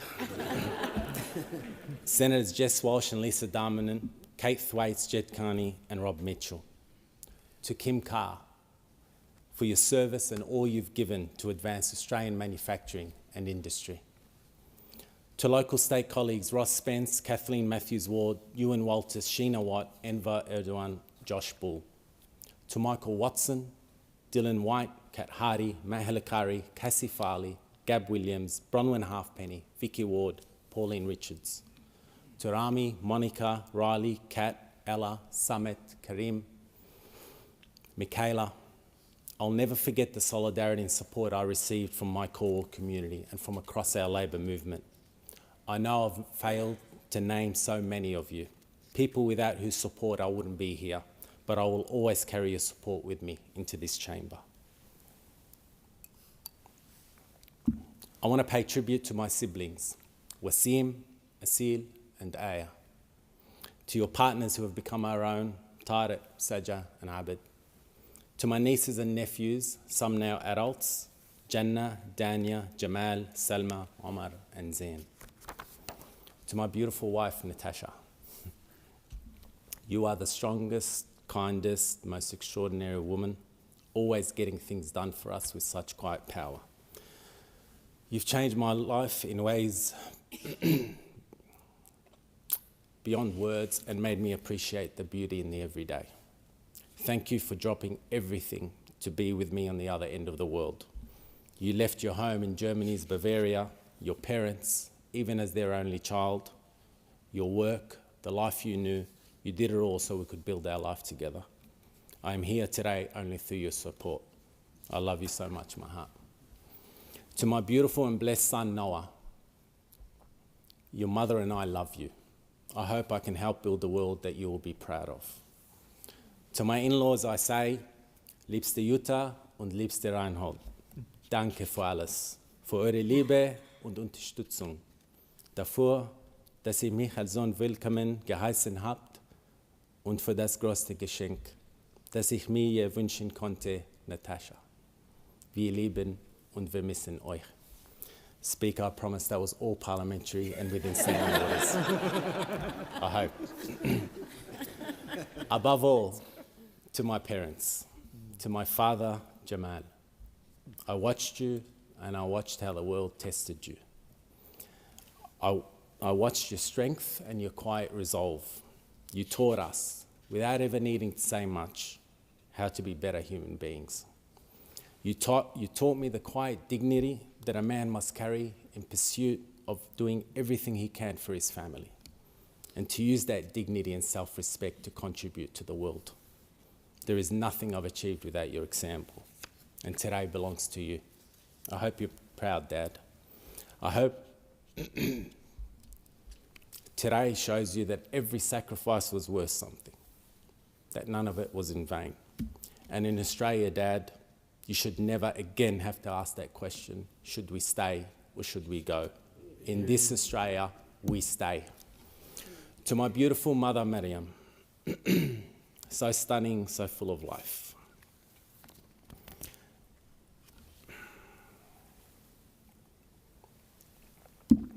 There is a boysenberry plant in our garden waiting to fruit.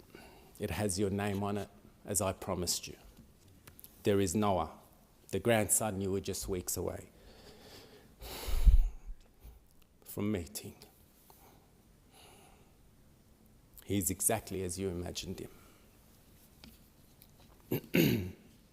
And here is your son standing in our nation's parliament, representing the very same community you raised us in.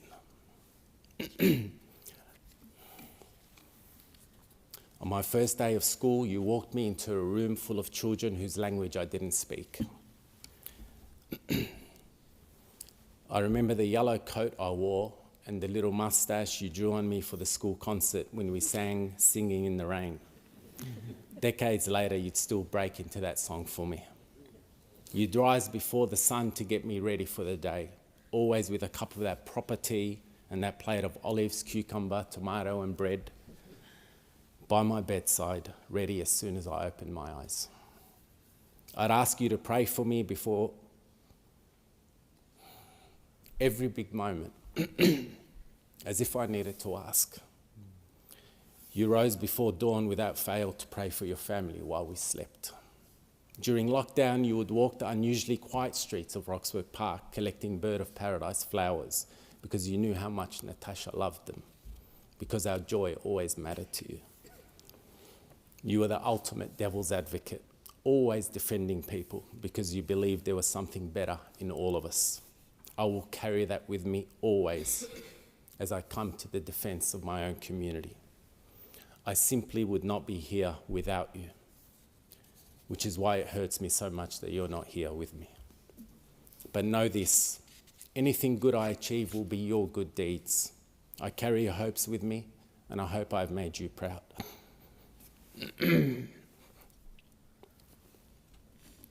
May God have mercy on your soul, my beautiful mother. I love you, and I miss you, Mama.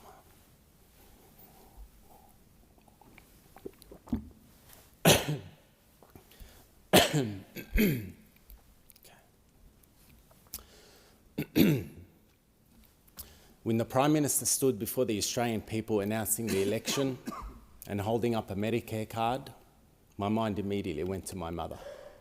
I thought of her words to me, look at the dignity in the way we are treated. The dignity of our healthcare system, the dignity that Medicare affords patients and their families, the dignity of work and the strength of secure, stable employment, the dignity of childcare and of aged care, the dignity of our community and our area, strength and dignity. This is the Australia I want to help build. This is what I'm here to fight for. Thank you.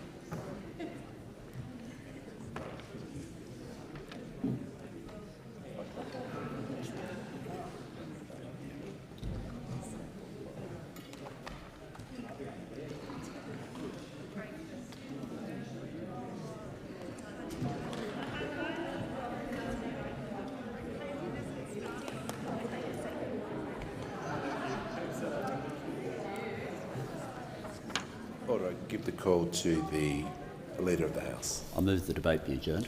The question is the debate be adjourned and the resumption of the debate be made in order of the day for a later hour this day. I'll put the question. Those opinions say aye.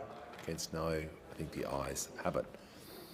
I have received advice from the Chief Opposition Whip nominating members to be members of the Selection Committee, and I call the Leader of the House. Speaker, I ask leave of the House to move a motion to appoint members to the Selection Committee. Is leave granted? The member for Cowper. Leave is granted. I thank the member for Cowper. Give the call to the Leader of the House. Thanks, Speaker. I move that Mr Caldwell, Ms Landry, Mr Pike and Ms Sharkey be appointed members of the Selection Committee. I'll put the question. Those opinions say aye. Against no. I think the ayes have it. Call the clerk. Government business, order of the day number 1, Governor-General's opening speech, resumption of debate on the proposed address and reply. If members can leave the chamber as quickly and as quietly as possible. The question is that the address be agreed to, and I give the call to the Chief Government Whip in continuation. Thank you, Speaker. And Speaker, I say with absolute conviction that in Lawler we are building the Australia of the future, but we are not there yet. There is still work to be done. As Lawler and the City of Wyndham transitions from growth corridor to a maturing city, the needs of our community are also changing. Infrastructure, services, education and planning must keep pace. We must continue to build that future now. That is why I continue to advocate fiercely for roads, schools, childcare, health services, aged care, education and public transport. We have already seen incredible investment in Lawler under the Albanese Labor government.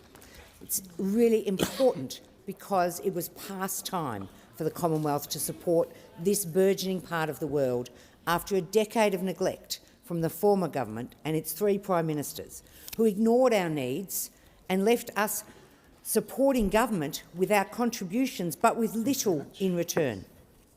I speak of major infrastructure and transport. The former government made not a single contribution to a major infrastructure project in the electorate of Lawler in over a decade in office.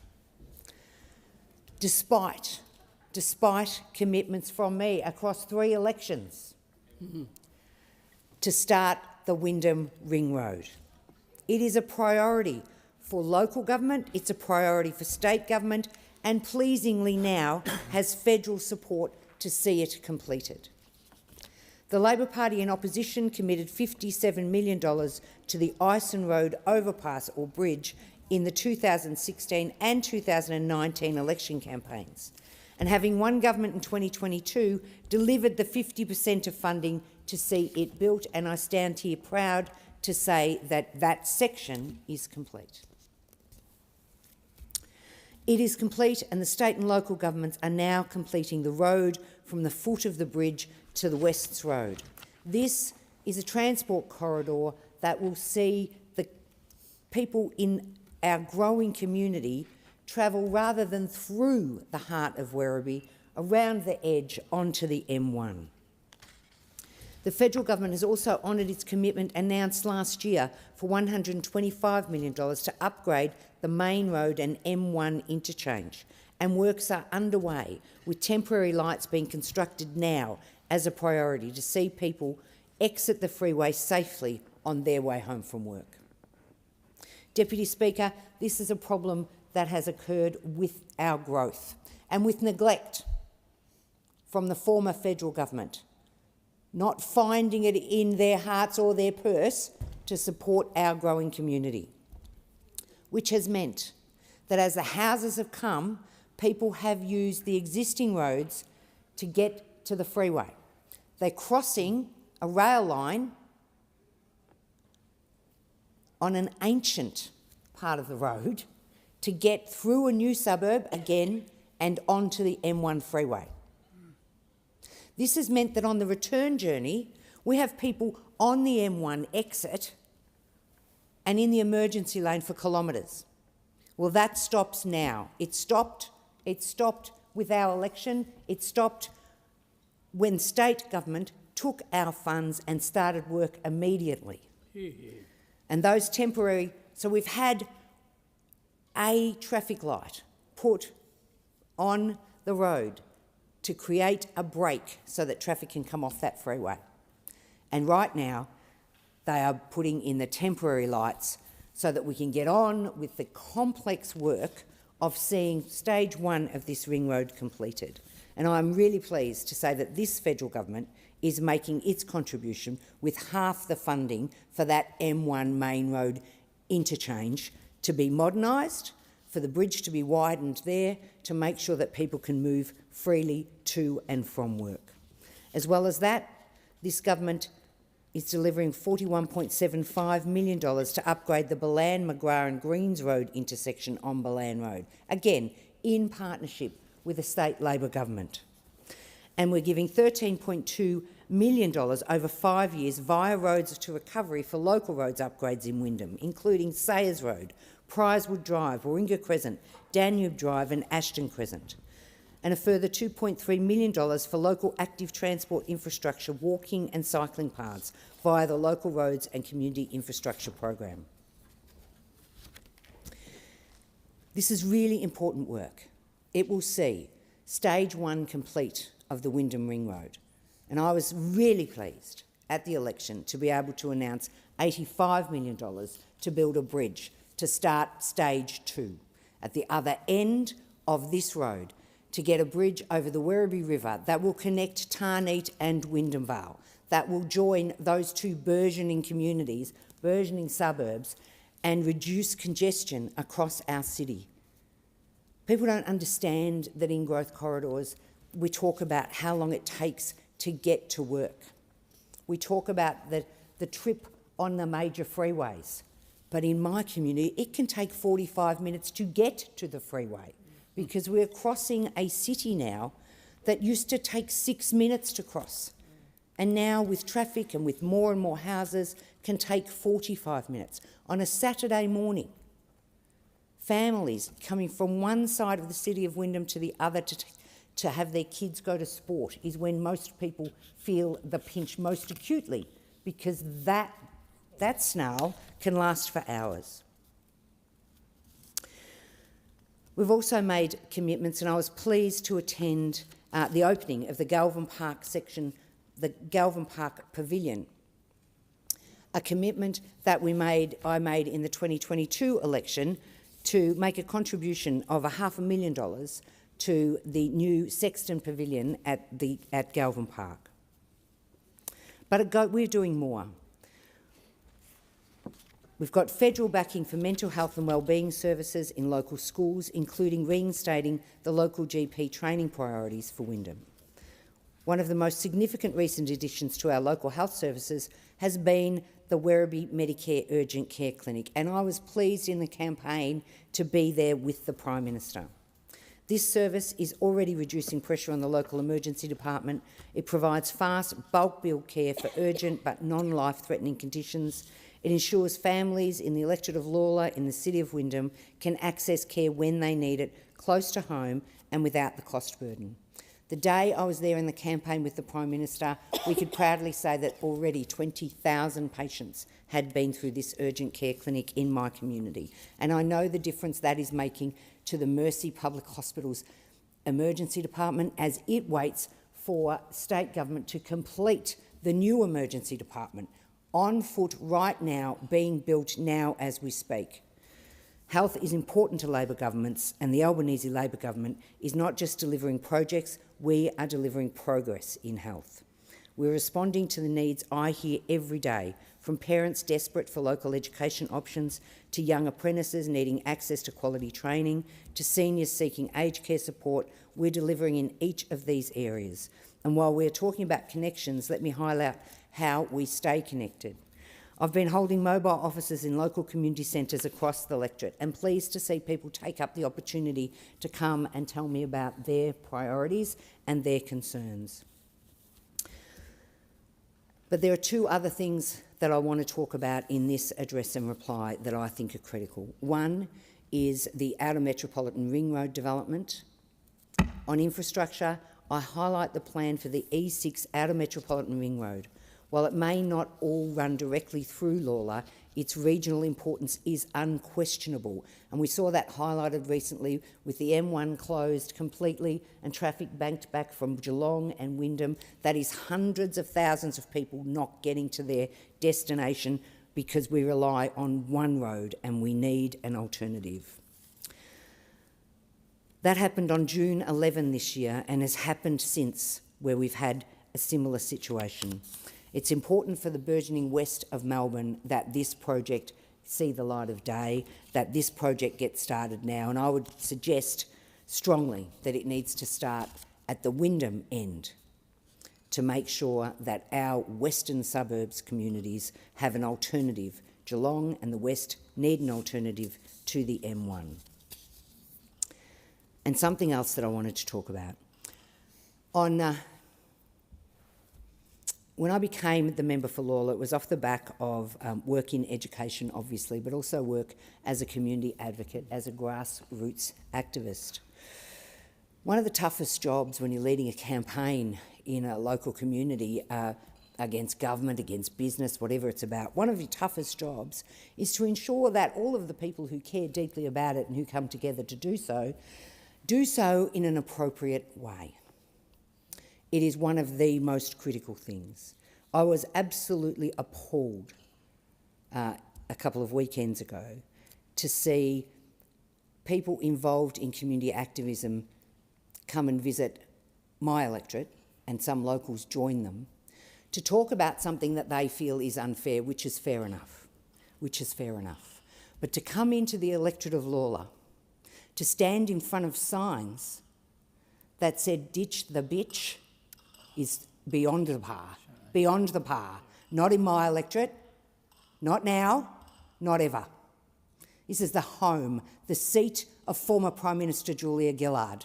And to bring those slurs into my community and to have people stand in front of those signs and recreate, knowingly or unknowingly, a scenario that my community completely reject, hinders the activists in terms of people hearing what their message was, because all we saw was a recreation of the misogyny that our community rejects. So I call on those who were involved in this to think carefully.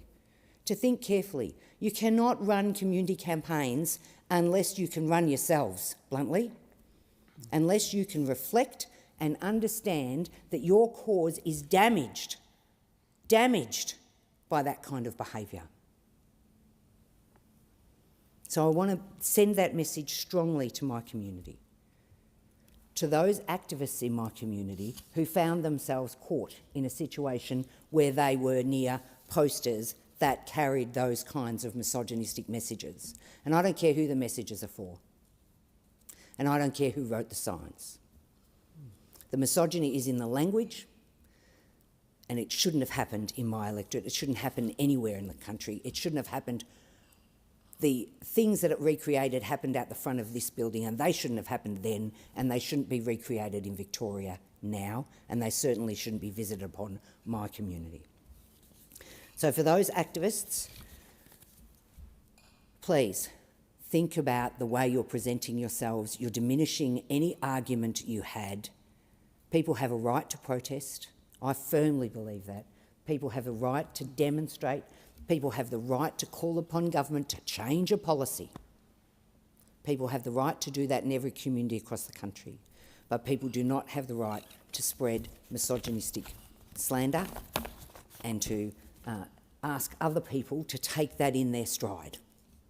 I won't take it in mine, and I'll stand against it every time I see it. Thank you, Deputy Speaker. Thank you. I thank the member for Lalor. The question is that the address be agreed to, and I call the member for Wide Bay. Thanks, Deputy Speaker. It's an incredible honour and privilege to be elected to the Parliament again, to represent the people of Wide Bay, my beautiful electorate that has so much to offer.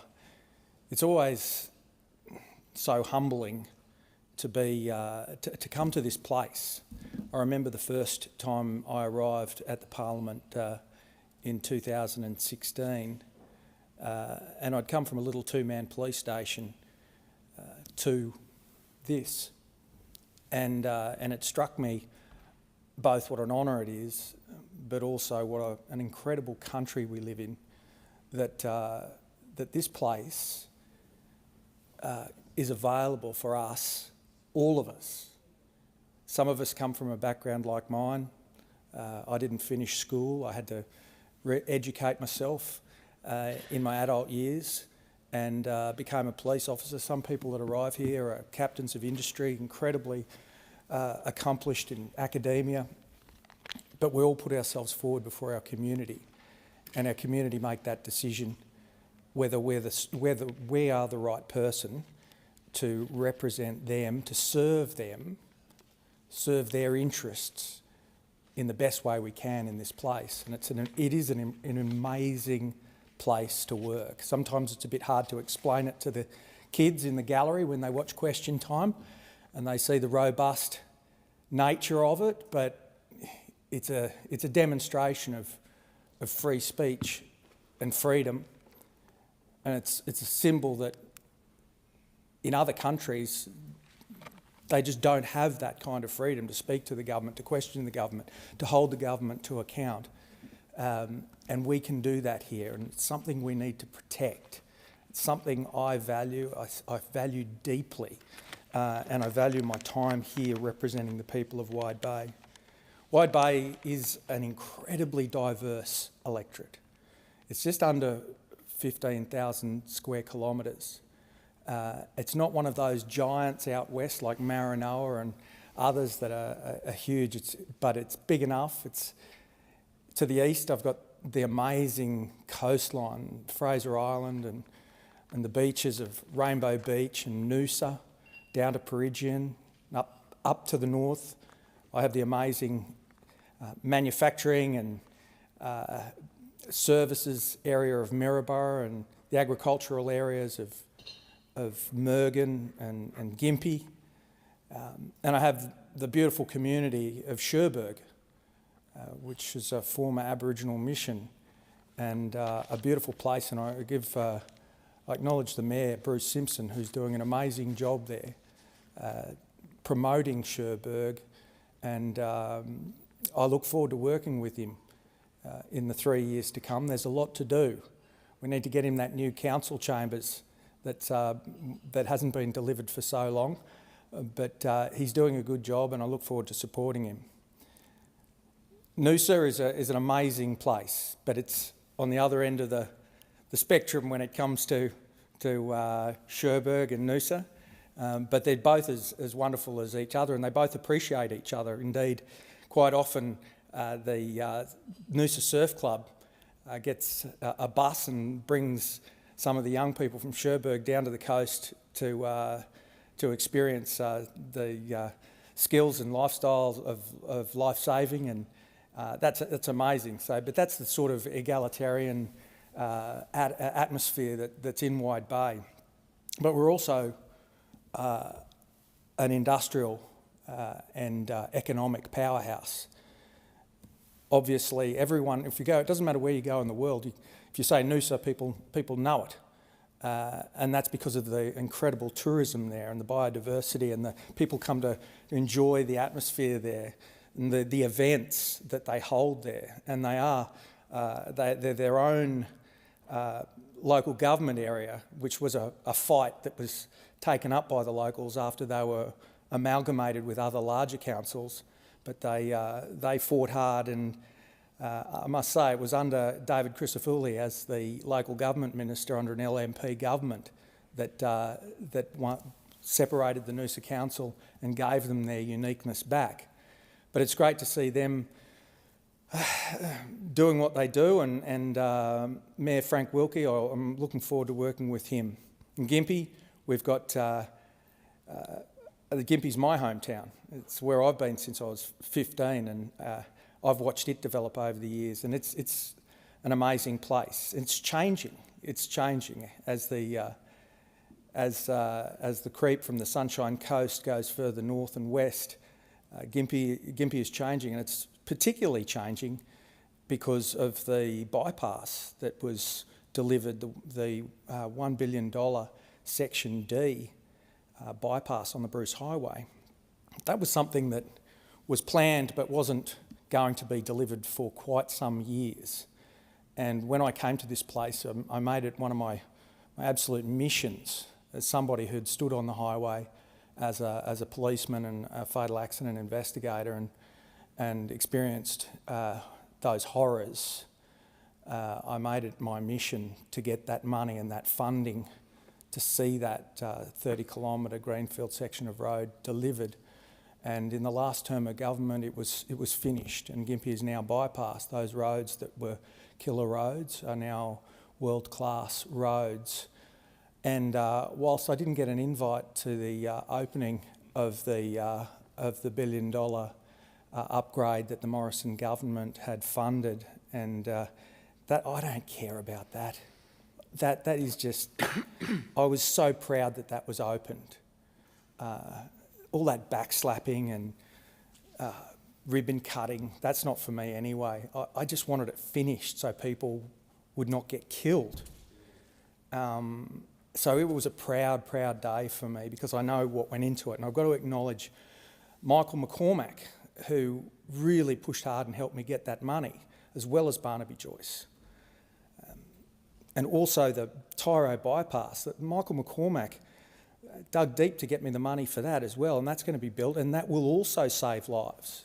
It's a bottleneck and a barrier for progress, but that'll save lives as well. And I'm glad that the new LNP state government are taking that seriously. I spoke to the Transport Minister and he's taking it seriously. He's taking it as seriously as me, so that's a really good thing. There's been so many things that we achieved in the years of government, the terms of government. I had 19 new towers, new mobile black spot towers delivered, and millions of dollars of stimulus going into industries that create jobs, whether it be Nolan's Meatworks in Gympie, which is the biggest employer in town, or the munitions factory, a new industry going into Maryborough with Rheinmetall and Rheinmetall Naia, which is over 100 jobs, brand new to the area and much needed. These are the things we did in coalition. Unfortunately, whilst the Labor Party have come to Gympie to cut a few ribbons and do a few things like that, they haven't delivered they haven't continued with the delivery that we did and that we fought for. It's been absent. And that's got to change. That's got to change. That highway going further north, that missing stretch between Gympie and Tyro, we need to fix that because that now will be the death zone. From Melbourne through to the end of Section D, the 4 lanes, that's 4 lanes all the way from Melbourne, and it's a world-class highway. But what you find is at the end of that road, where that ends, and this has happened as it's developed, becomes the next death zone. When people come off the 4 lanes onto the 2 lanes, undivided, that's where the fatals happen, and that's what's happening now, and we need to continue that on into an area where the density of traffic is far, far less than what it is, where the 11,000 movements are a day at Tyro. Mr. Speaker, a big focus for me has been supporting veterans. We only have the lucky country that we have because people have gone to serve this nation in war and have put themselves forward to be prepared to do that. And that's an incredible sacrifice and an incredible thing that needs to be honoured. And I've been, once again, very privileged and pleased to be able to deliver for our veterans where I can. Before the 2019 election, I made a commitment to fund a nearly $500,000 veterans drop-in centre in Mergen, a place where the veterans could go in and get counselling and the support that they need, as well as the camaraderie and all of those things. And we delivered that.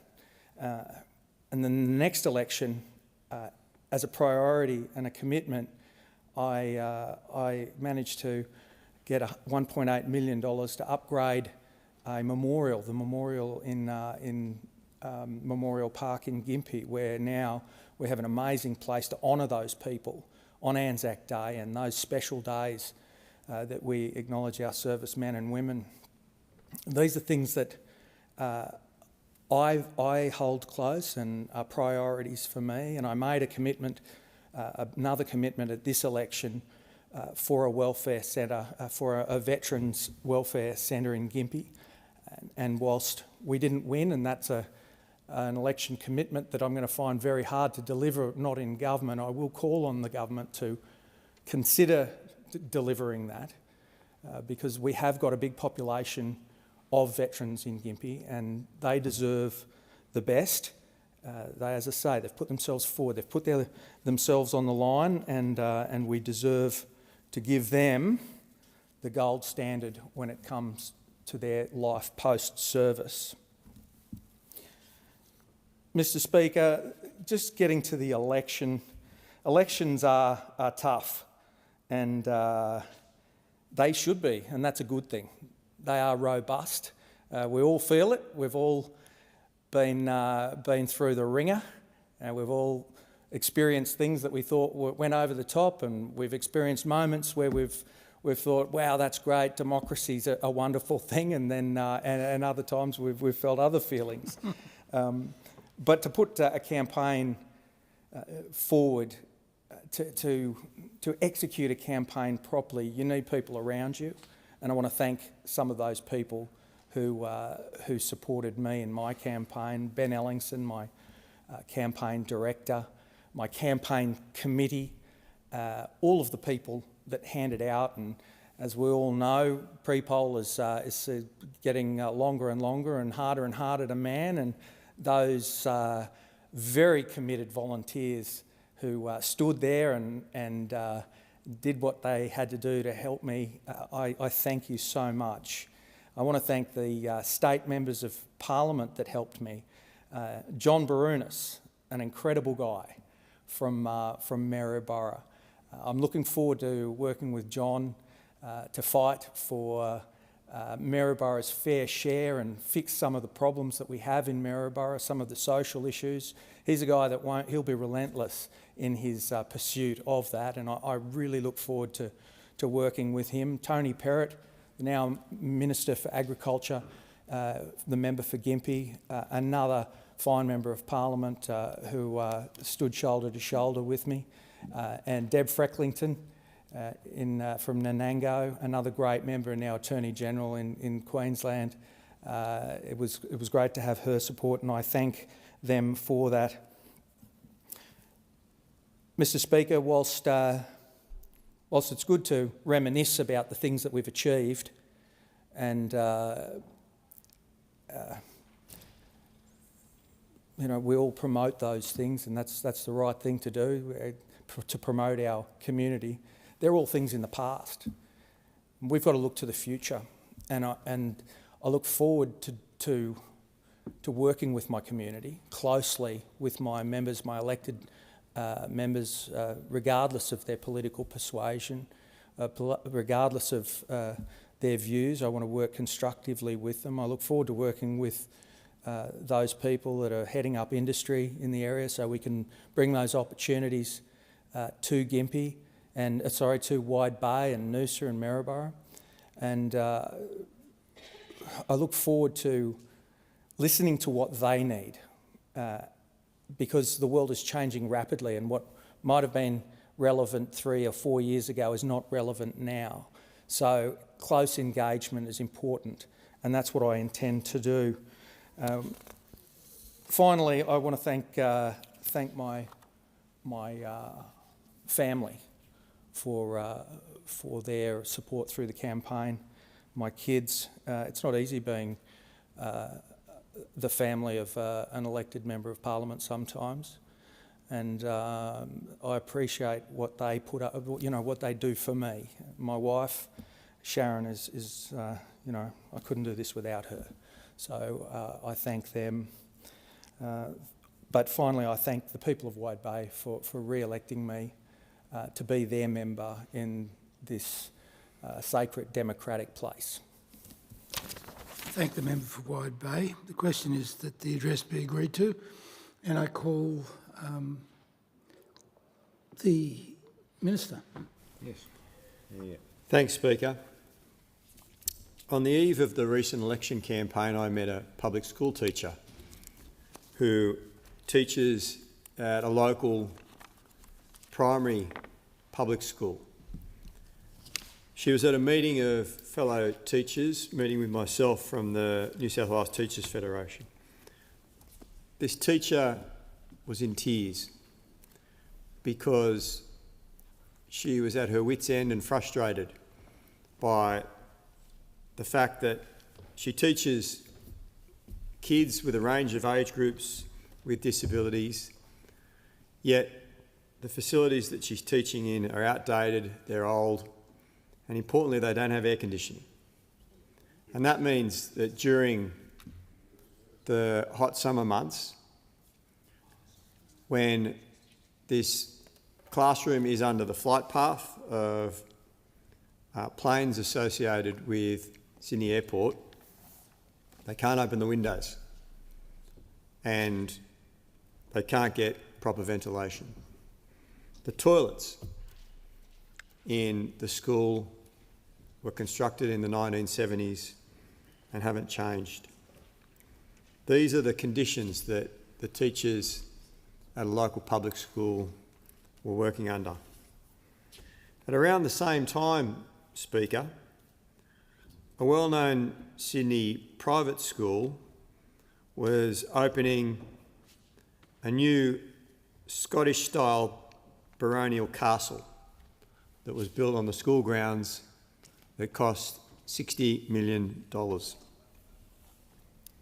Now, I don't begrudge anyone at a private school or private schools providing better facilities for their students.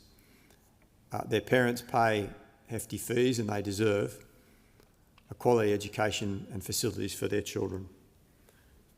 But when a local public school that can't knock back kids with disabilities and the teachers are giving their all to try and provide those kids with a decent education, can't fund air conditioning to keep the teachers and the students cool in summer, then something is drastically wrong with our education system. And it has been wrong. The public education system in Australia has not been up to scratch for well over a decade now. The report by David Gonski into the deficiencies in our public education system was handed to the Gillard government in 2012. I was quite proud that during this election campaign, the Albanese Labor government has finally committed to properly funding our public schools. It's only taken 13 years, but finally we are getting there. It shouldn't take 13 years. The quality of education should be a basic principle that all Australian governments of all persuasions adhere to, because it's about providing opportunities for kids to get access to a decent education regardless of their background, regardless of where they live, regardless of their parents' income, and regardless of any disabilities or learning deficiencies that they have.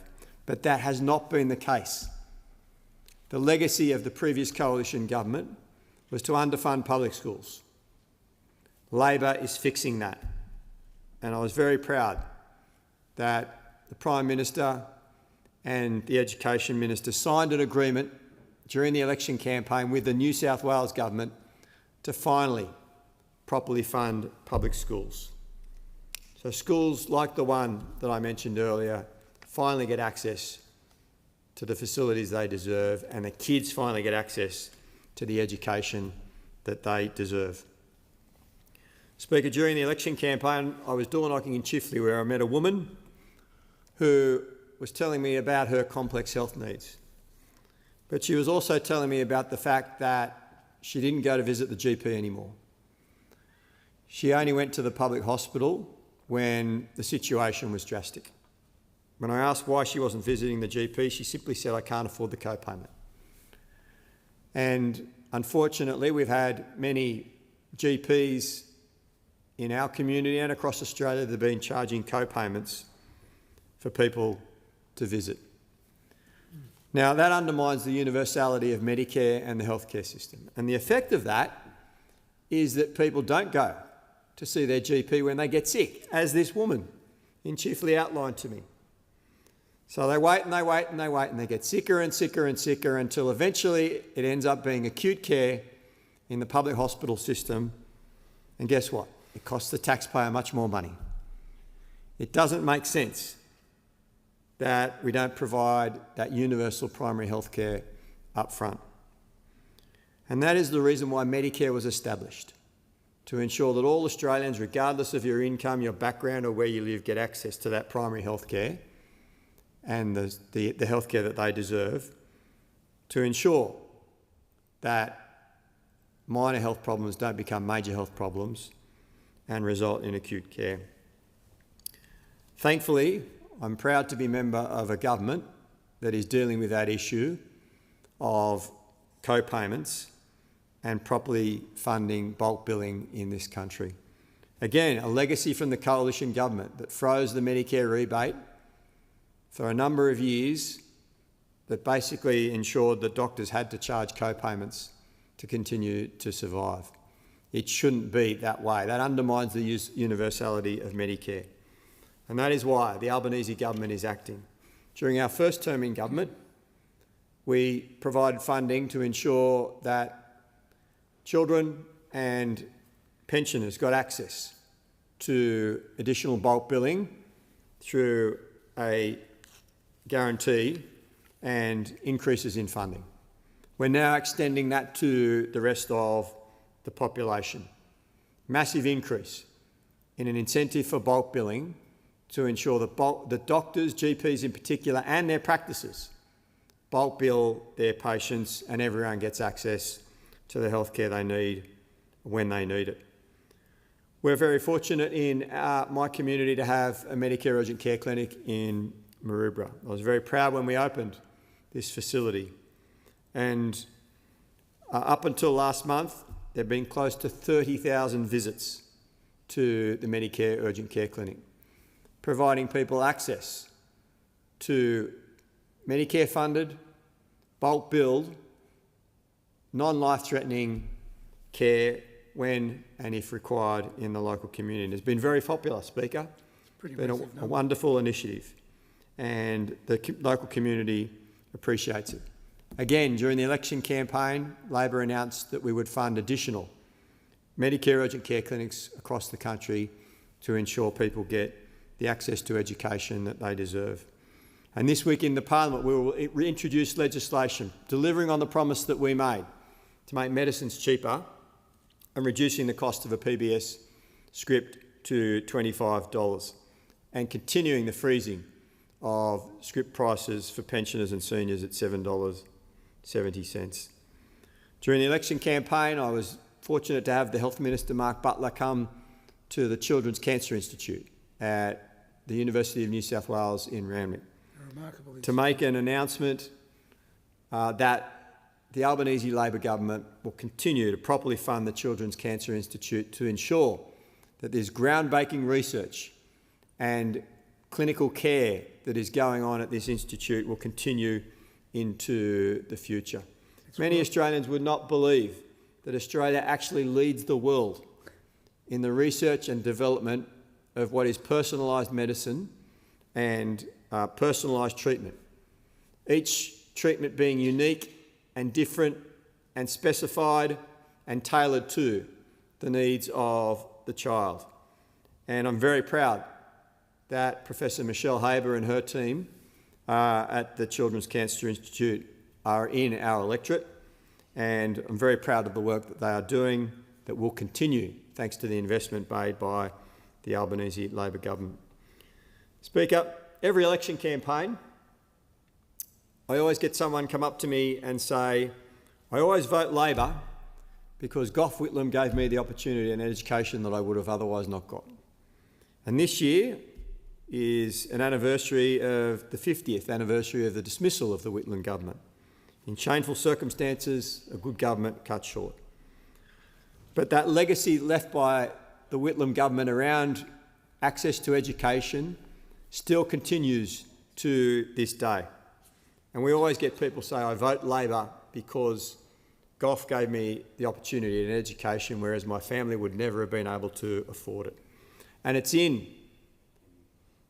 that vein and within that tradition that Labor continues such policies as fee-free TAFE, ensuring that anyone that wants to get a trade qualification in Australia can now do it free of charge, particularly given that we have skill shortages in a number of industries and we want to encourage more Australians to train for a trade and to take up those opportunities. We've introduced a prac payment to ensure that people that are undertaking nursing, teaching, social work degrees that have to have a break from their studies to undertake a practical placement don't lose income during that period and will ensure that they can meet their cost of living commitments. And of course, it's importantly, the legislation that was introduced by the Education Minister last week to dramatically cut student debts by 20% and to increase the repayment threshold to $67,000 from $54,000. These are policies that make a difference to the cost of living of young Australians. They're very popular policies and we're very, very proud of them. Speaker, during or on the eve of the election campaign, the campaign was actually delayed because of the effects of Cyclone Alfred. We all remember those images of locals coming together to sandbag and to get ready for the impending extreme weather that was coming during that difficult period for the Queensland community. It was a salient and sobering reminder of the threats of climate change and the importance of governments taking this issue seriously and providing stronger action on climate change. Throughout the course of the last term, I met so many Queenslanders, particularly in the north of Queensland, who simply cannot afford home insurance anymore because the risk of damage to their homes associated with climate change is now uninsurable. Now, climate scientists were warning us of this 20, 30 years ago.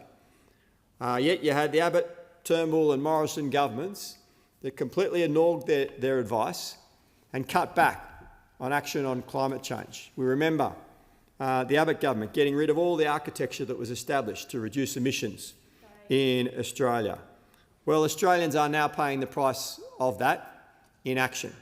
But thankfully, the Australian people rejected that notion when it was espoused by the former member for Dixon, Peter Dutton, during the election campaign, and the Australian people voted for stronger action on climate change, and that is exactly what the Albanese government is delivering. A few weeks ago, Speaker, I was fortunate to join local members from Greenpeace in my community that do an annual whale survey along the outskirts of Cape Banks in my electorate. Where we did the whale survey is colloquially known as the Humpback Highway, Speaker. It's the place where whales migrate from the Antarctica to the north to have their babies to calve and to return later on. And each year I go along for that census of whales. And what we're finding is each year the number of whales that are counted by the volunteers on this particular day is increasing. And it's a wonderful sight to see. You'll see literally tens of whales every time I go to do this whale census with the local community. And it's a salient reminder of the very precious nature of that coastline that I'm so fortunate and blessed to represent. And during the election campaign, I was very proud to help launch the Gamay Rangers, the local Indigenous Rangers Sea Country Plan, a plan that's been developed in cooperation with the University of New South Wales, the Gamay Rangers, the National Parks and Wildlife Service, and the state and federal governments to ensure protection of that precious resource of Gamay, or Botany Bay as it's more regularly known, and the beautiful coastline along the Pacific Ocean there. A very precious resource and something that's cherished by our local community. I pay tribute to Robert Cooley and all of the Gamay Rangers for their important work in putting this Sea Country Plan together. The Gamay Rangers represents thousands of years of traditional care for country and for the sea. The totem of the Bidjigal people, the local Indigenous community at La Perouse, is Buri Buri, the whale. The whale is sacred in their culture and their heritage as represented by that migration. And they were telling me on the weekend of a whale that came into Botany Bay just a few weeks ago with her calf to frolic and play around, and the delight that the local community had in seeing that representation of their community so visible in the precious Botany Bay. And it really hit home to me how important stronger action on climate change is and why I'm an advocate for ocean conservation. And I'm very proud that the Albanese government in our first term have delivered the largest network of marine reserves of any nation in the world to protect that sea country and that biodiversity in our oceans. We've signed the High Seas Biodiversity Treaty, and over the coming months we will implement that legislation in the Parliament to ensure that we do our bit as a nation to protect our precious oceans and their marine reserves. Speaker, we introduced a number of policies that represent that stronger action on climate change. The net zero by 2050 architecture that's now under threat, believe it or not, as if they haven't learned any of the lessons from the election, but is now under threat thanks to the National Party. We will keep that architecture in place and all of the policies that sit under it to deliver it, such as new vehicle emission standards, massive investments in solar and battery technology, the household battery program, as the Minister outlined in question time today, delivering large increases in people investing in batteries, a pathway to net zero, a pathway to a transition to a greener, cleaner future for our kids, but most importantly, a pathway to ensure that we protect those beautiful marine resources into the future. Speaker, I thank the people of Kingsford Smith for bestowing upon me the continuing honour of representing our wonderful community. I've lived in our community my entire life. I'm very passionate about it, particularly the community organisations. I often say to people, and people say to me, oh, you're so lucky to represent that beautiful coastline, those wonderful beaches, Botany Bay, those green spaces. I say, no, the best thing about the community I represent is the people and the fact that we care for each other and we look after each other. And represented by many different community organisations, the local surf clubs, the local sporting clubs, the local multicultural community groups, the local churches and synagogues and the like. And that's why I was very pleased to be able to provide commitments to upgrade the Maroubra Surf Life Saving Club during the course of this term of government to multicultural organisations like St Spiridon's local church, the Coogee Synagogue and Eastern Suburbs Islamic Welfare Association to upgrade their important facilities in recognition of the important work that they do in social harmony in our community. I'm very fortunate to represent a multicultural community, and I often express to that community that Australia's greatest strength is our multiculturalism and our diversity. And we're starting to see that finally reflected in this, the 48th Parliament. And I want to pay tribute to the new members of Parliament for their wonderful speeches representing that multiculturalism and diversity. When you hear those people speak, it's very easy, I think, to come to the conclusion that Australia and our future is in good hands. Finally, Speaker, I pay tribute to my family, my beautiful wife and our 4 children who I love and respect, and I'm very proud of what they do and what they achieve as well, and I thank them for providing me with the support to continue to represent the wonderful community of Kingsford Smith. I thank the Minister. The question is that the address be agreed to, and I call the member for Nichols. Thank you, Deputy Speaker. And it's an honour to give this speech a reply to the Governor-General's speech. And I'd just like to thank Her Excellency for not only her service to our nation, but the way she very graciously hosted many of the family members of parliamentarians last week at Government House, including my children. And they were thrilled to have Her Excellency sign copies of their constitutions. And of course, it's the Constitution that guides us in our governance and our lawmaking in this place. So the Governor-General's speech was prepared by the government of the day and read by the Governor-General. And of course, there are different narratives of policy and ideology that come to this place through the different parties and the different people who our constituents send here to represent them. And those ideas are about the best way to move our country forward. And I think everyone would agree that we need a strong, prosperous country. And we would say on this side that they need to be based on the principles of reward for hard work and innovation, equality of opportunity. And I see policy areas where we seem to be in managed decline, and it is imperative that we have a strong opposition and create that alternative vision for the nation. Because I believe history has shown that if a country veers towards what I would say is left-wing populism and not facing reality, then everyone gets dragged down in the end. Deputy Speaker, I was first elected to this place in 2022. It was a great honour to be elected to represent the people of Nichols as a member of the National Party. And in my first speech to this place, I spoke about the themes of opportunity for regional people, through education particularly, and also through a growing and evolving regional economy.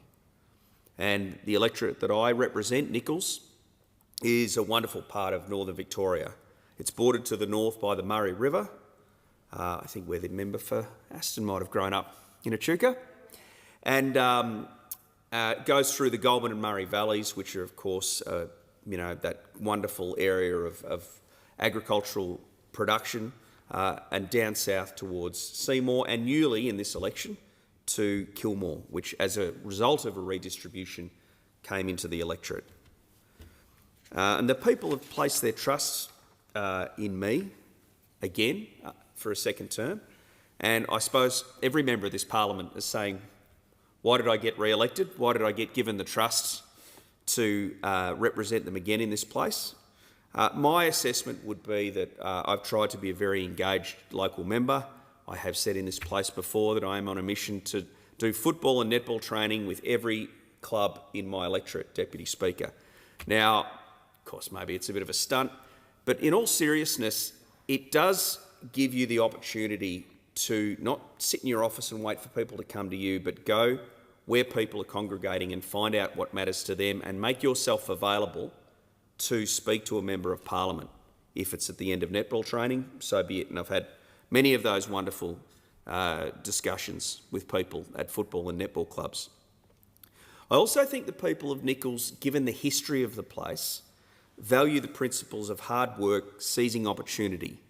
And they've tended, I think, to vote more for people on our side because of that sense of entrepreneurship, allowing the free market to work, reward for opportunity, and of course, the National Party's commitment to regional Australia. And some examples of this are the wonderful food manufacturing we have and the way that that's innovated and advanced. And I've seen the fruit industry innovate and change over the time that I've been involved in agriculture. Of course, many people will know because they might have done the Peach Challenge, and if they haven't, they're always welcome to come and do it. But whilst that processed fruit product that was ubiquitous in the 1930s through to the 1960s, it was what everyone had for dessert. It's still there, but it's evolving now because the logistics and the ability to get fresh fruit to the market has improved so much that a lot of the production, which used to be for processing, is now for fresh fruit products, Deputy Speaker. I've also seen the dairy industry make great strides forward in terms of irrigation efficiency and also traceability and increased production per cow. And there have been technical advances in broadacre cropping using satellite GPS, global satellite positioning and other technologies which have really improved our productivity. Also opening up new markets, and that's been very important to the people of Nichols because it means more of our produce can be sent overseas, exported, earning tax dollars for Australia and keeping industries viable. And the free trade agreements that were put together by and large by the previous coalition governments have assisted this. I just want to make a couple of observations about my first term in Parliament, Deputy Speaker. I think this place works pretty well and I've found it a respectful place to work. There's necessary disagreement and there's a contest of ideas, and that contest should be robust. But I don't think it's a disrespectful environment, and some people in this place and some members, sometimes I think of the crossbench, whose narrative is that the parties of government system is broken and therefore they've got to come in and solve it. I haven't found that at all. I think parties of government are critical to the way our democracy works. And I've valued the relationships I've made in this place, including with those opposite, and it gives you a better understanding of the diversity of Australia. And I encourage all the new members to do that. Reach out, find out people who are representing other parts of Australia, what matters to them, because you can come into this place with blinkers. Now, as far as the Albanese government's concerned, and I've spent a lot of the last term criticising the Albanese government, I think it's a government that's excellent at campaigning. But as some of us have said, we'd like to see them a bit better at governing. And there's some examples of that. But not to be churlish, I do want to mention some positive actions of the Albanese government, which we've supported because we thought they were positive. And I think that the establishment of a National Anti-Corruption Commission and some reform around aged care and the way it's funded has been positive. But I still think there needs to be work on aged care regulation and how that affects regional aged care facilities. I welcome also the finalisation of some of, which has been going on for several governments, but finalised with the Albanese government, of export protocols for Australian agricultural products to China and the lifting of some tariffs. And I also want to put on record, and I want to thank the then Minister for Emergency Services, Murray Watt, for his office's assistance to me during the 2022 floods, which caused much damage to me in my electorate, and particularly in Rochester. Rochester is now part of the electorate of Bendigo, and I congratulate the member for Bendigo for retaining her seat, but I might make the point that there was a 10% swing towards the Nationals and we nearly got it. Maybe next time. The policy area I've been talking about the most, Deputy Speaker, and it's critical to the economy of my region, and I implore people to try and understand this, is the Murray-Darling Basin Plan.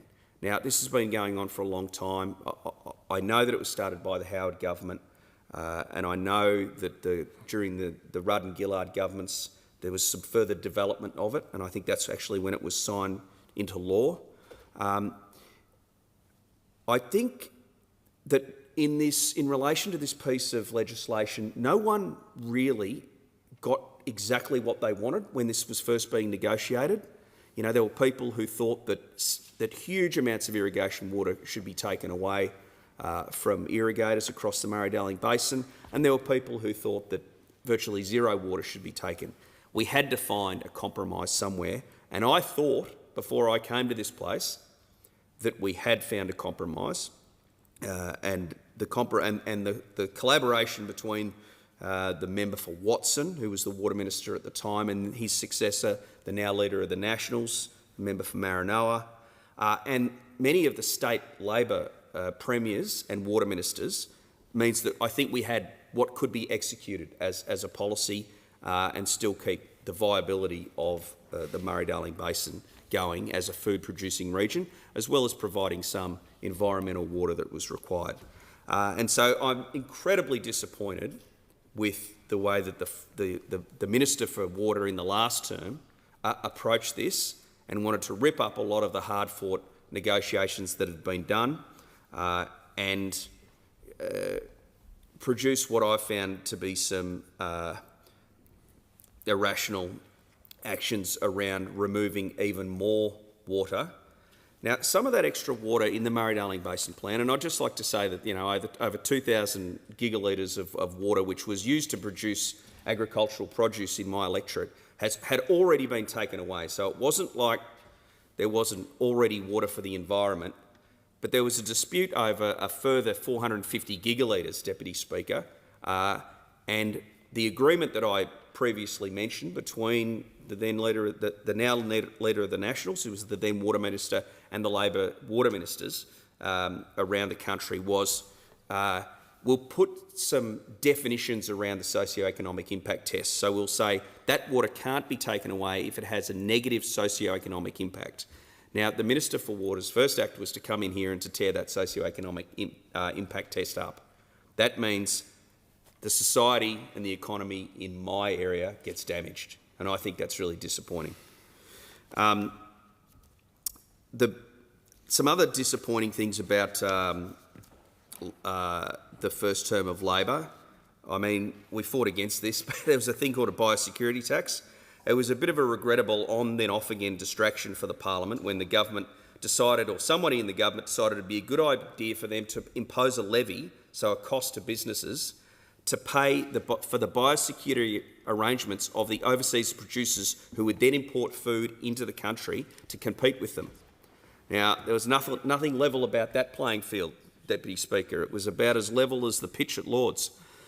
After significant lobbying and opposition from the Nationals, though, someone saw sense and withdrew the bill. But it indicates, I think, an attitude that business is a mechanism to tax rather than a creator of wealth and employment and opportunity, and I hope that changes. And we've still got some concerns, Deputy Speaker, about the biosecurity in relation to US beef imports. I think there seems to be some confusion among the government about whether the biosecurity is the number one concern or it's a political fix with the United States is the number one concern. I hope that gets resolved, but Australia's biosecurity cannot be compromised in any way, shape or form. Issues of traceability from beef coming in from the US, but particularly those neighbouring countries where some beef might come in from Mexico or Canada, is critical. Now, I hope Australians, obviously we've got to get the biosecurity right, but I hope the Australians continue to opt for the great value and the great tasting Australian beef, whether it be the Angus cattle my friend Ross Reed breeds and feeds on pasture at his farm near Tatura, or the Scotch fillet that my friend, the member for Gippsland, favours at this new haunt that he's found called the Kingo. It's a lot better than the American stuff. Live export was an issue I wasn't an expert in before coming into Parliament, Deputy Speaker. It's been of late it's been primarily a Western Australian issue. But after visiting Western Australia as part of the Backbench Committee, I understood the importance of live export to the ag industry over there. I then understood the potential impact of a ban on eastern state prices, and I think we're going to see that. It was also made very clear the impracticality of the sort of just more abattoirs in WA approach. And many people, including a vet who actually grew up in my region but lives in Fremantle now, called Holly Ludeman, explained to me the significant improvements in animal welfare standards to the point where they had actually, when a ship was spent some time out in the Indian Ocean but was forced to come back due to some security issues near Yemen, and they disembarked all the sheep, they'd actually found to have gained weight. I'd like to see the Albanese government focus a bit more on regional infrastructure. The roads are appalling in Victoria, and I know that's mostly as a result of neglect from the state government, but we've all got to put pressure on state governments to make sure that we maintain our road network. It's not just annoying for passenger car drivers, Deputy Speaker. It's a critical problem for businesses because they're telling me that the machinery that's getting damaged on our roads and when they hit potholes is significant. And I also, part of the reason I wanted to come to Parliament and and what I'd seen in my community and run as a National Party candidate is because of the focus on infrastructure in regional areas that the Nationals had put forward, whether it be art museums, whether it be sporting facilities, or really big game-changing pieces of infrastructure like the Echuca-Moama Bridge. Just make a few comments on energy. It seems to be a big issue around the Parliament at the moment. And the debate about climate change can be frustrating. It can be so binary in this place. I think a couple of principles. Firstly, we need affordable, reliable power. It is the economy and it underpins the wealth and jobs we have here in Australia. And if we do not manage the energy grid properly and the prices continues to skyrocket, as I fear they will, then the industries don't just close down altogether and the emissions are gone, and I know that there are some activists who think that would be a good thing. The industries just move offshore. So, yes, Australia loses the emissions and we lose all the economic activity. So that's really critical. We want to reduce emissions, and we want to be part of a global effort that the large emitters contribute to. And we don't want to damage our environment for renewables in inappropriate places. And there's a bit of that happening in my electorate and a lot of it happening in some of my colleagues' electorates. I think we need a range of technologies to help us get there, to whatever our emissions reduction targets are. They've got to be realistic. I think that might be solar and wind, but only in the right location and only if it's viable. I think there's going to need to be a significant increase in gas exploration to supply industry, and I honestly believe that nuclear will have a part to play in the mix and that we should lift the moratorium sooner rather than later. Yeah. Deputy Speaker, this all leads me to make this point. There's a concept in Australia at the moment where we ban things in Australia only to have them expanded or replicated overseas. Interesting. But with less regulation, so that the damage in other parts of the world is worse. So energy transition, we sell our coal, gas and other minerals, including uranium, but we ban them from being used in our own country. We ban live export of sheep. So the demand doesn't reduce for live sheep, particularly in the Middle Eastern countries, but it's taken over by countries like Sudan and South Africa who don't have anywhere near the animal welfare standards that we have. We ban hardwood timber, but then when we need hardwood timber, we import it from New Zealand or we import it from Indonesia. The concept is that global demand doesn't shift. In many cases, our demand doesn't shift, but through regulation, which governments, such as the Albanese government, seem to be, that sort of obsession with, we lock ourselves out of the economic opportunities for our own people, and also the fact that we will do some of these necessary things, like provide food for people, provide hardwood timber and provide energy, but we'll do it in a better way. Just a couple of, just finally, Deputy Speaker, there's been a lot of commentary on both sides around the social cohesion, and I think we understand that's not going in the right direction in Australia. Some things I'm seeing disturb me greatly. I'd just like to point out something that I said in my maiden speech. And I said that Nichols, the electorate of Nichols, is, I believe, one of the most successful examples of multiculturalism in the world.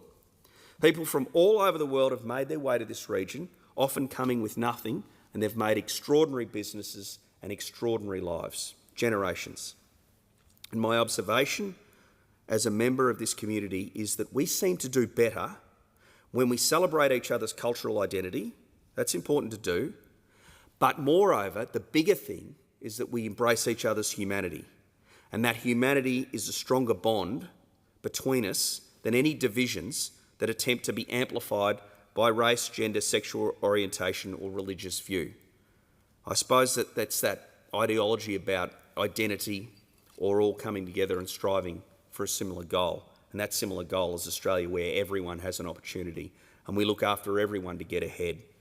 But the rewards for hard work are there, and that no one's locked out of aspiring towards those rewards if they're prepared to work, if they're prepared to access the education that's on offer, if they're prepared to take a risk, if they're prepared to become part of what has become one of the great societies in the history of the world.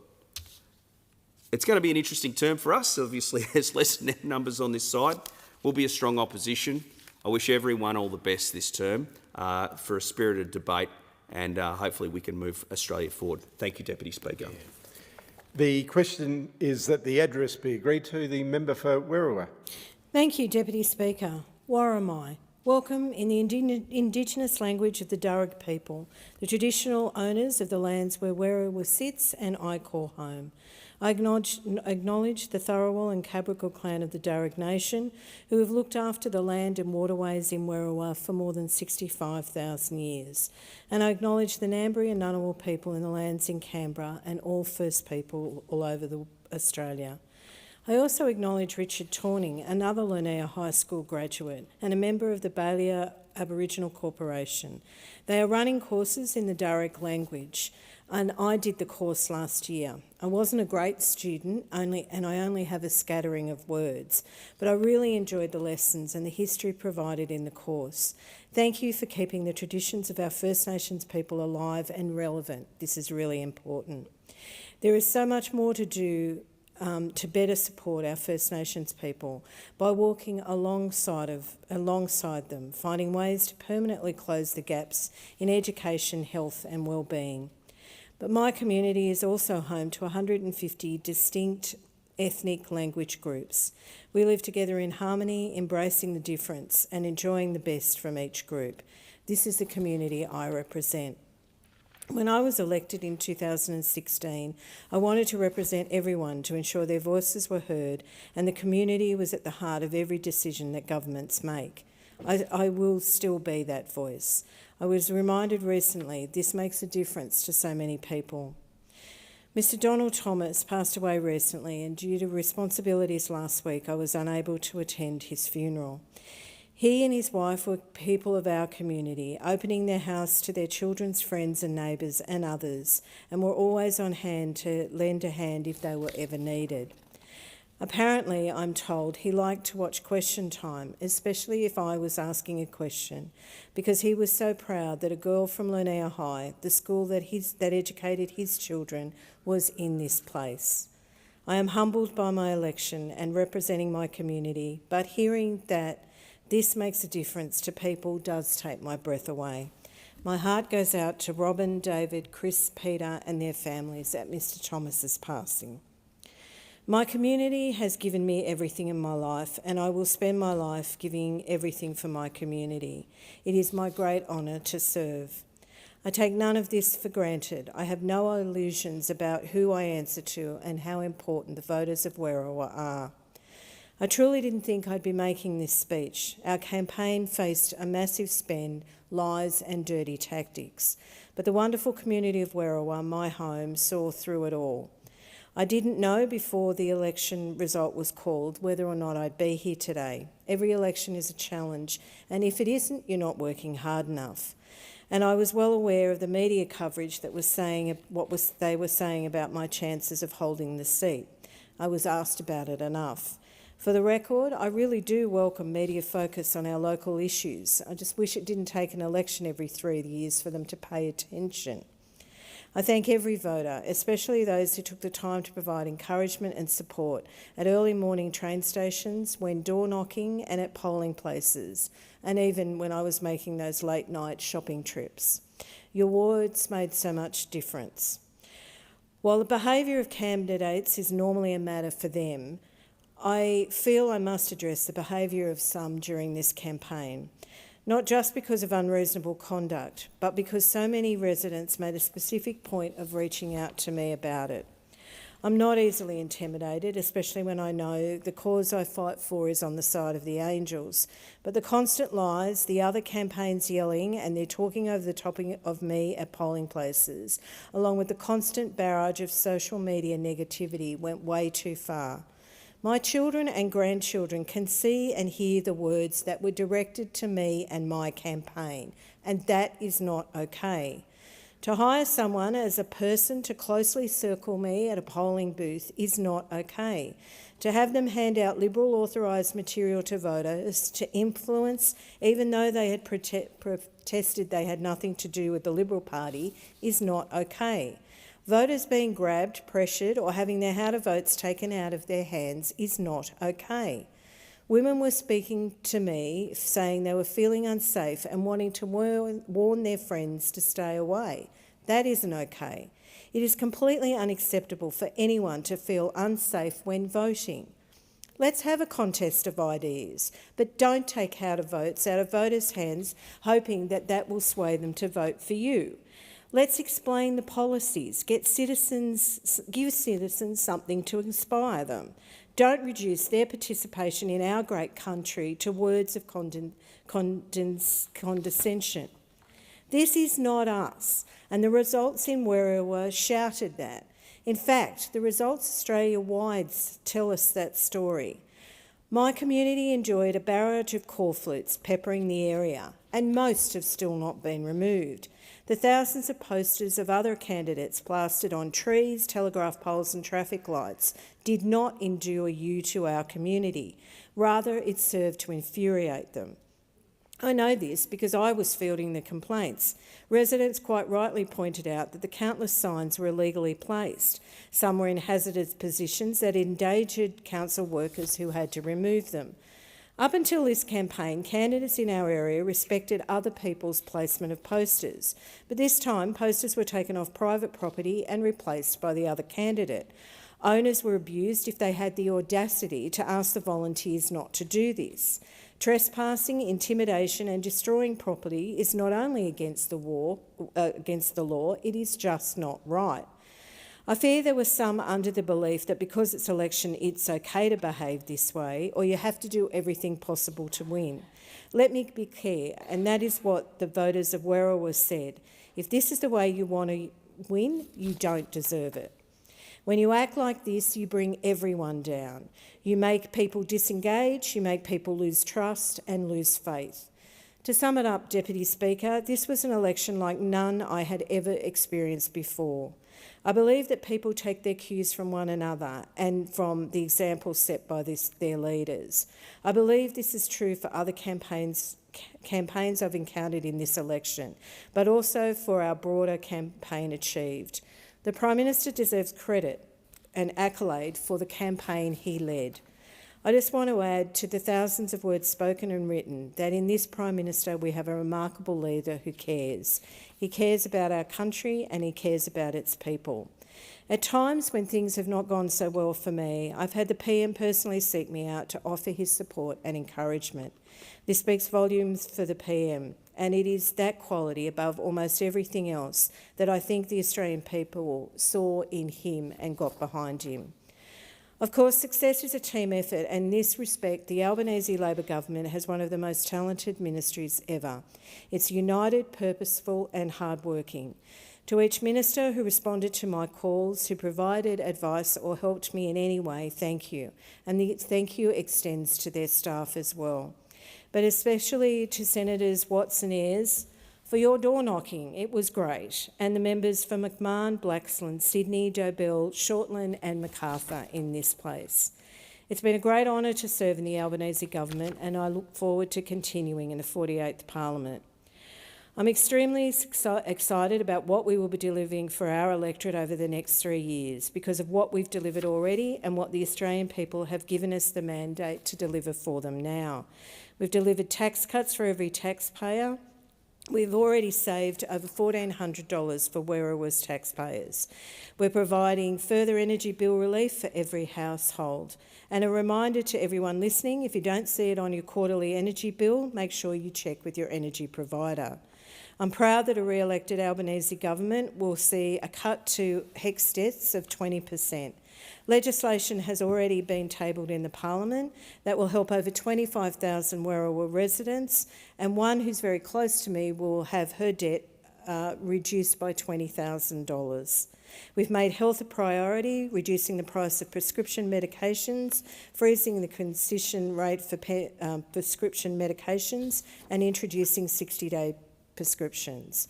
And after a lot of hard work and support from the Werriwa community, there will be a Medicare urgent care clinic opening in the Green Valley area, as well as a Medicare mental health care facility. Both are urgently needed and testify that only Labor can be trusted with Medicare, and I'm working to see it happens as soon as possible. I've heard far too many stories from residents about the challenges of finding an out-of-hours medical care doctor that bulk bills. It's my hope that the Medicare Urgent Care Clinic will give residents access to care and ease the pressure on the overburdened hospitals. Cleaning up after the inaction of 10 years of Liberal government, state and federal, has seen massive investments by this government.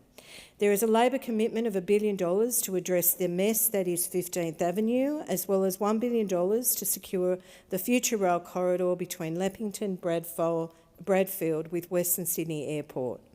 In education, Labor is delivering full funding to New South Wales public schools and free TAFE, and I've been proud to witness the massive amount of investment in upgrades for local schools. Schools like Ashcroft, James Busby High School, James Meehan, Miller High School, Al Faisal, Heckenberg, Hoxton Park High School, and the list goes on, have all received funding. And then there's a myriad of community, religious and sporting groups that Labor has pledged to assist. I look forward to delivering for each of them. And some of the organisations that have benefited or will benefit from park and facility upgrades include Southern District Soccer Club, the Edmondson Park Mallet Club, Middleton Rural Fire Brigade, Kemps Creek Soccer Club, Meals on Wheels, and Liverpool Olympic Football Club. If there's something to take from this election result, it's a vote for solutions and a vote against obstruction. I would ask that many take heed of that advice, whether you're a senator who's blocked important legislation or a local council that has been allocated federal funding for infrastructure that remains unspent for more than 4 years. Listen to what the people are saying and what they are crying out for. Which is why I want to make time in this speech, Speaker, to speak about something deeply important for many in my electorate. And it is an issue that many have spoken to me about. Throughout the world, there are so many conflicts. Innocent people are being displaced, dignity removed. Everyone in my community is touched by these events. They are distressed, they cannot sleep. Their concerns pervade everything they do. I've heard from so many about their desperation. I wrote this part of the speech more than 2 months ago. At that time, a ceasefire between Israel and Hamas seemed possible, even imminent. Sadly, the situation is now so much worse than it has ever been. Israel and Netanyahu must stop. There is no excuse for killing innocent people, starving children, or shooting people just trying to feed their families. The horrors are real and abhorrent. Palestinians deserve to be able to live in their homeland in peace with prosperity. There is no event which excuses what is happening. Shooting people just trying to feed their family is unconscionable. There must be a ceasefire now. There must be agreement, a solution which sees the Palestinian people able to live peacefully and well in their homeland. My community already hosts too many that have been displaced and traumatised by war. Our community has Mandaeans, Chaldeans, Assyrians, Cambodian, Vietnamese, Bosnians, Serbians, Uyghurs, and so many more. It is time to stop. While I continue with this speech, I want to make it clear to my community this issue remains at the forefront of my mind and close to my heart.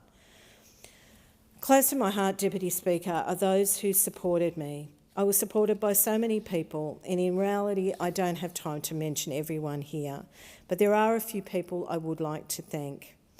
To Paul Lynch, the retired state member for Liverpool, who letterboxed our message about healthcare to thousands and thousands, and has always believed in me even when I didn't. Thank you for the encouragement. I am ever grateful. Others, like Chris Hayes, who was a former member for Werriwa in this place, and my state colleagues, Chris Minns, Annalak Chanthavon, Nathan Haggerty, Charisma Caliander, Linda Volz, Cameron Murphy, Mark Buttigieg, Anthony Diadam and Julia Finn. Thank you for your support. And also to the Liverpool councillors, Dr Betty Green, Ethan Monaghan, Sam Carnib and Mira Ibrahim. My thanks also goes out to Joe and Matilda, who helped me so much on pre-poll. And thank you to the member for Fairfield, Guy Zangari. Without your support on election day, I'm not sure how I would have got through it.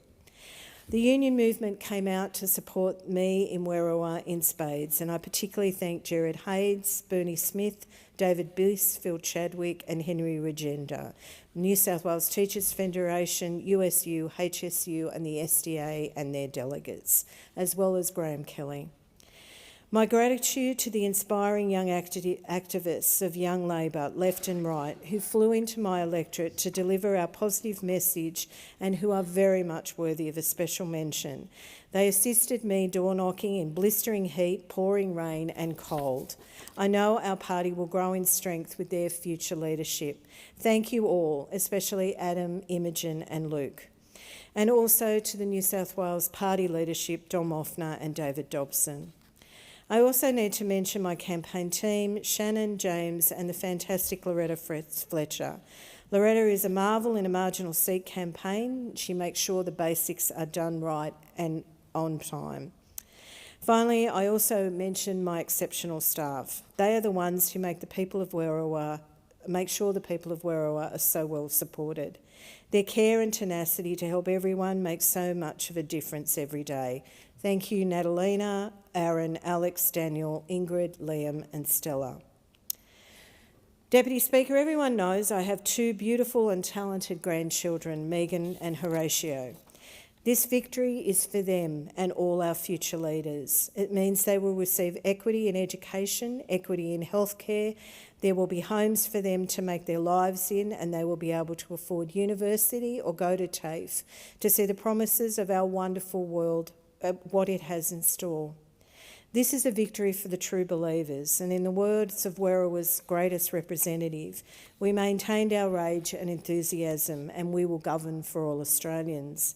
That is because Labor governments care, and I'm proud to serve in the second Albanese Labor government in this 48th Parliament. The question is that the address be agreed to. The member for Cowper. Thank you very much, Deputy Speaker, and I'm pleased to rise to speak in reply. Deputy Speaker, we should all be very, very proud to be here because we have been sent here by the Australian people. And whilst it's somewhat confronting sitting on this side with the numbers to Labor, I'd congratulate all members, whether newly elected or re-elected into this place, because we, as I've said, have been sent here by our constituents to act on their behalf in the best interests of our communities. This is my third term, and I would have to say the win for the 25 election is the sweetest victory of them all. I am incredibly proud to have been re-elected for a third time. I've never had an easy election. 2019, I had a very formidable competitor in Rob Oakeshott, who had stood in this place previously. I was new. I didn't have name recognition. He was well known throughout the electorate of Cowper and throughout Lyne. And the last two elections, I faced a very well-funded Climate 200 Teal candidate, where on both occasions we were outspent by 3 to 4 times the amount that we had. But I think the result, well, I hope the result was reflected in the work that I've done over the past 6 years, particularly the work which I call my mobile offices, which quite often consist of sitting in small town pubs or community halls, meeting 2, 3, maybe 4 people over the space of 2 hours. but having hundreds of people seeing me in those areas saying, well, at least he's out there having a crack. At least he's out there listening. And that's our job. Our job is to listen to our communities and come back and advocate on their behalf. I've had careers as a police officer, I've had a career as a lawyer, but I have to say this last 6 years has been the most rewarding of my working career. I love getting out and talking to our constituents, and I love working and trying to get those solutions for those people. But as a regional MP, we sometimes have a much different job than those in metropolitan or city areas.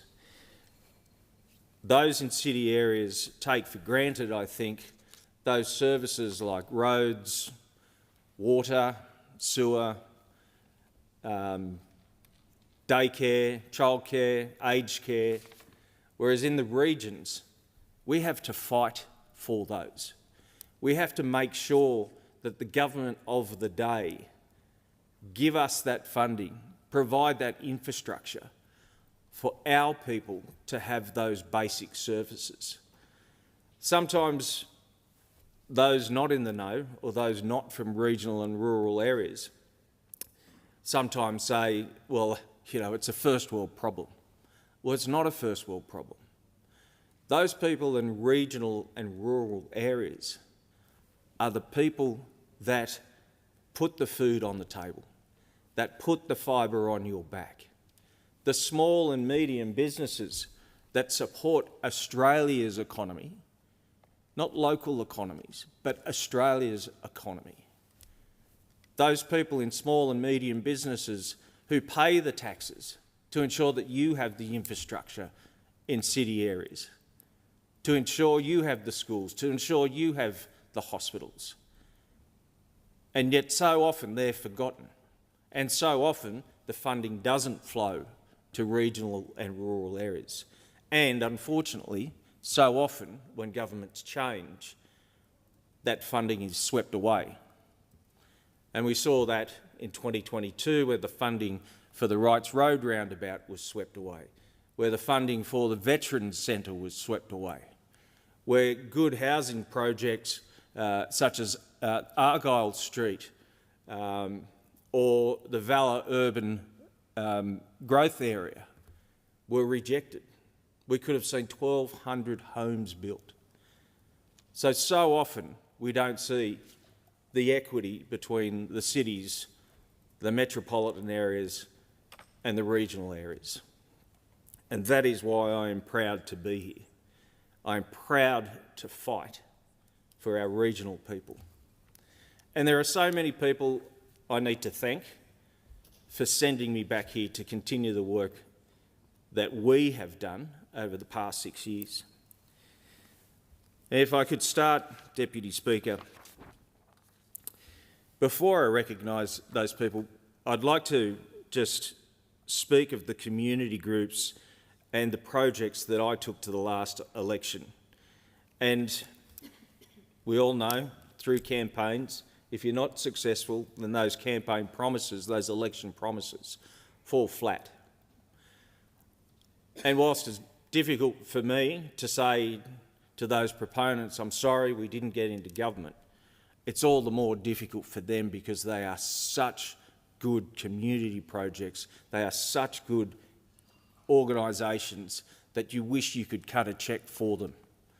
You wish you could just go to the minister's door and say, come on, this is a great project. It doesn't matter that it's in the region, it doesn't matter that it's on the national side of the ledger or the coalition side of the ledger. Have a look at it, sign it. It's a good thing. I'd like to acknowledge Shore Track in Maxwell, who do so much great work with young people. And they describe the work that they do is engaging with youth at risk of being at risk. So they get those young people who are out of school and not engaging with school and give them life skills. And they do that on the smell of an oily rag. And Fatty and Jill, I will continue to advocate on your behalf. I will continue to meet with the Minister to fight for that funding to ensure that you are still in our communities for our young people, to make sure that they have a life. And they're predominantly young men. And I know there's some young women in there, but predominantly young men. And if we can give young men and women hope for the future, then it is worth every single cent.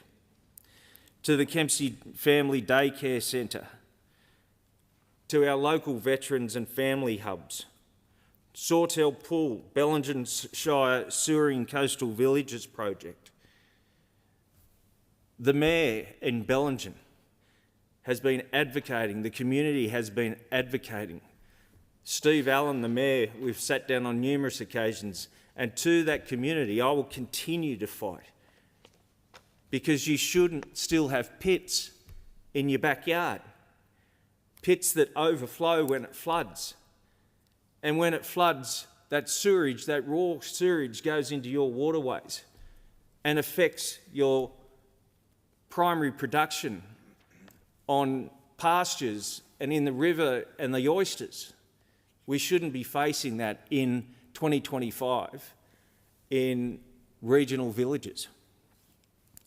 The Tuffins Lane Sporting Fields, the Coffs Coast Tourism Information Facility, Rise Coffs Harbour and the Thrumster High Performance Football Centre. I will continue to advocate on your behalf. So I would like to thank all of my branches, Port Macquarie, Macleay Valley, Nambucca, Dorrigo, Bellingen and Coffs Harbour. The work that you did over the past 6 months was just incredible leading up to this election. We knew it was going to be difficult. We were being told that I was going to get wiped out. We were told that in 2022, we were told that in 2019, but here we stand in 2025, and I'm grateful for all the work that you did. Some of you spent hundreds, literally hundreds of hours over the election period manning campaign offices, door knocking, letterbox dropping, and basically supporting me, literally hundreds of hours. And then coming to the pre-poll and the day of the election, we had some horrible weather. Wind, rain, sleet. Well, we probably didn't have sleet, but you stood out there in the horrible weather and you did it for the greater cause. You did it because of what you believed in. So thank you to all the members, thank you to all the branches, not just for the last 6 months, but for the past 6 years. We don't always agree on everything. We're like a family. We won't always agree on anything, but if anyone from outside comes in, we will fight ferociously to protect each other. And that's what we do. To my volunteers and supporters, some 700 of you, who came out during this campaign and said, Pat, do you need some help? And again, you stood out there for hundreds of hours. You worked with me, you worked in the campaign office to make sure that the Nationals, and most of the volunteers and supporters, not members, there because you believed. There because you believed in what we believe in and believed in me, that I would come down here and advocate on your behalf. So thank you to the volunteers and to the members. To the Federal and New South Wales Nationals head offices, thanks for your direction, your drive, your patience, and your passion for every seat that ran as candidates. It's like herding cats, and I appreciate that. It is I wouldn't do the job. It is extremely difficult, but we do appreciate the work that you do and working with every single candidate. This was a big election. It wasn't the result that we thought overall we would have, but we've seen it in the past. We've seen John Howard had a majority of 93 or 94 seats. This is democracy, and that's why I stood up at the very beginning and congratulated everybody, because everybody deserves to be here, and democracy swings and roundabouts, the pendulum, It will change because you believe and will continue to work to do the job. I would like to thank my staff who have been incredible. All of them, bar one, have been with me since the beginning. And I think that speaks volumes of how we work together. We love each other, we rib each other. They let me think that I run the show, but they worked as hard, if not harder than I did during the last election, because I know every single one of them has got my back. Liz Newbury, Matt Field, Jodie Blackmore, Amanda Donald, Jennifer Dowd and Amy Johnson, thank you very much for everything that you do for me and continue to do for me. We are a successful office because we treat each other with respect and we work well together. Deputy Speaker, I love my community. I love Cowper. I grew up in Kempsey. I'm a country boy and I understand country values. And we saw that again just recently with the floods that we saw through not only Cowper but also through the electorate of Lyne. Since 2019, we saw the catastrophic Black Summer fires, followed by the unprecedented 1 in 1,000 year floods, followed then by another set of floods, followed then by more fires, and then these floods again, and throw COVID in between there. At one stage, we were handing out grants for fires, floods and COVID at the very same time.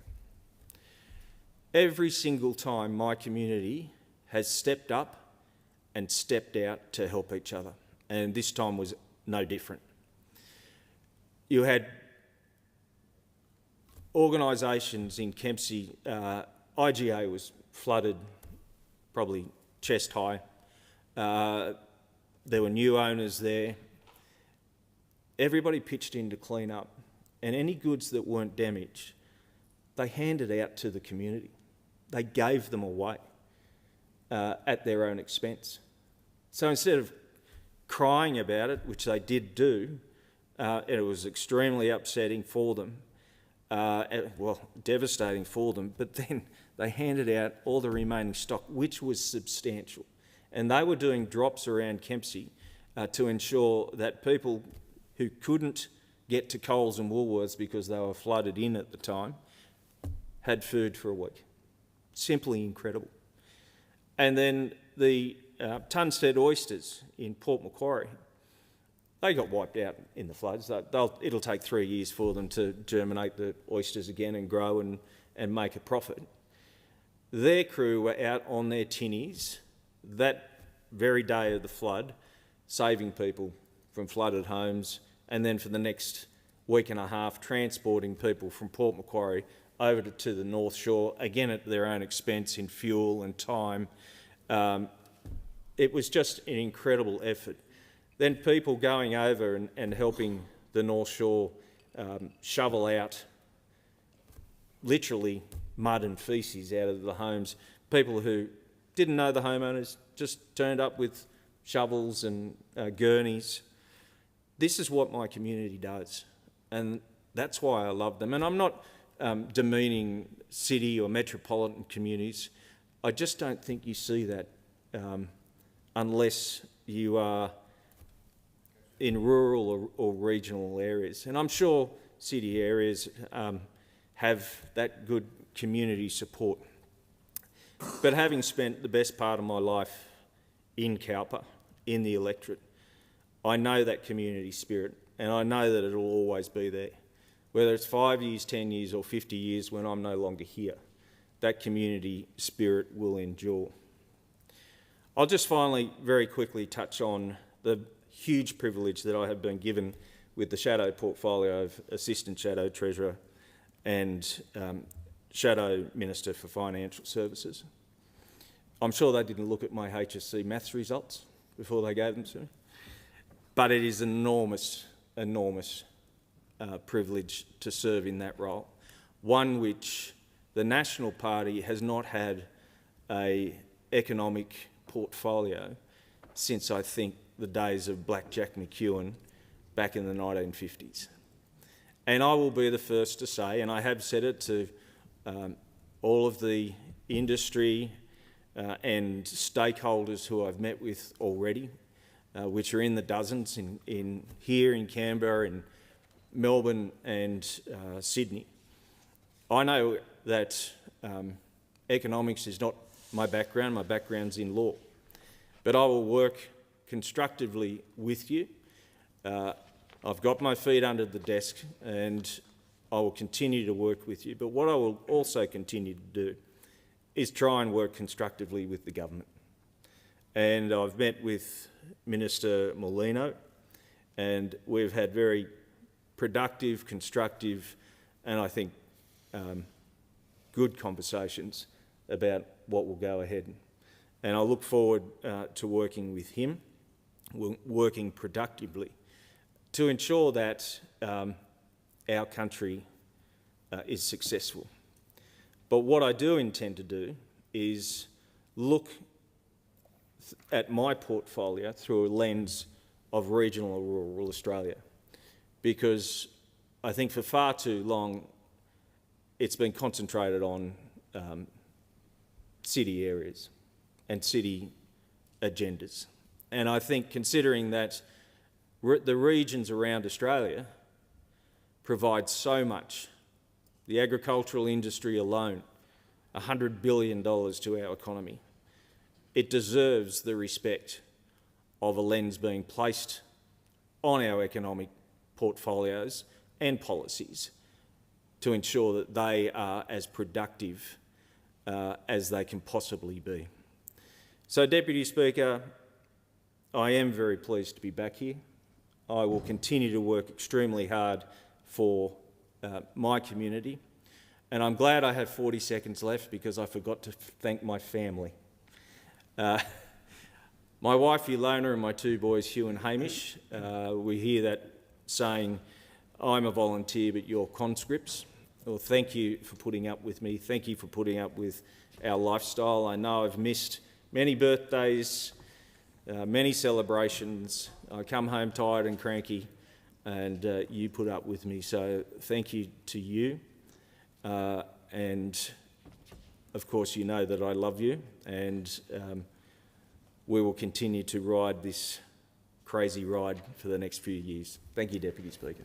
The question is that the address be agreed to. The member for Bendigo. Thank you, Deputy Speaker, and I'm proud to speak to the address in reply, the address that was given by the Governor-General. It's the second address by a woman who is the Governor-General in my time in being in this place, meaning, Speaker, that this is my fifth election. The first, when I was first elected in 2013, the Governor-General was Dame Quinton Bryce. So it was quite fitting, I feel, that on this occasion that my daughter Daisy and my son Charlie were here for the opening of this Parliament and got to meet the second woman to be Governor of Australia and to hear the address in reply. There's a difference, though, between the first and the second address that were given by the Governor-General. And it was wonderful to be able to hear the words from the Governor-General speak about the kind of government we are going to be, what our priorities are, and what the purpose of this place is. There was one word in her speech that I remember that did not reflect the election in Bendigo, and that was the word of kindness. During elections, it is quite often that people forget that word. They forget the word respect, they forget the word kindness. It can become a bit of a game. But this went beyond that, and beyond that we've heard from many people. The nastiness in this election I have never seen in my entire life. And I grew up in Queensland. I'm a proud Victorian today, but I can remember campaigning during the Tampa years, and I can remember campaigning when we saw our country take a very different turn. But that was nothing compared to the nastiness and the division that occurred in this election.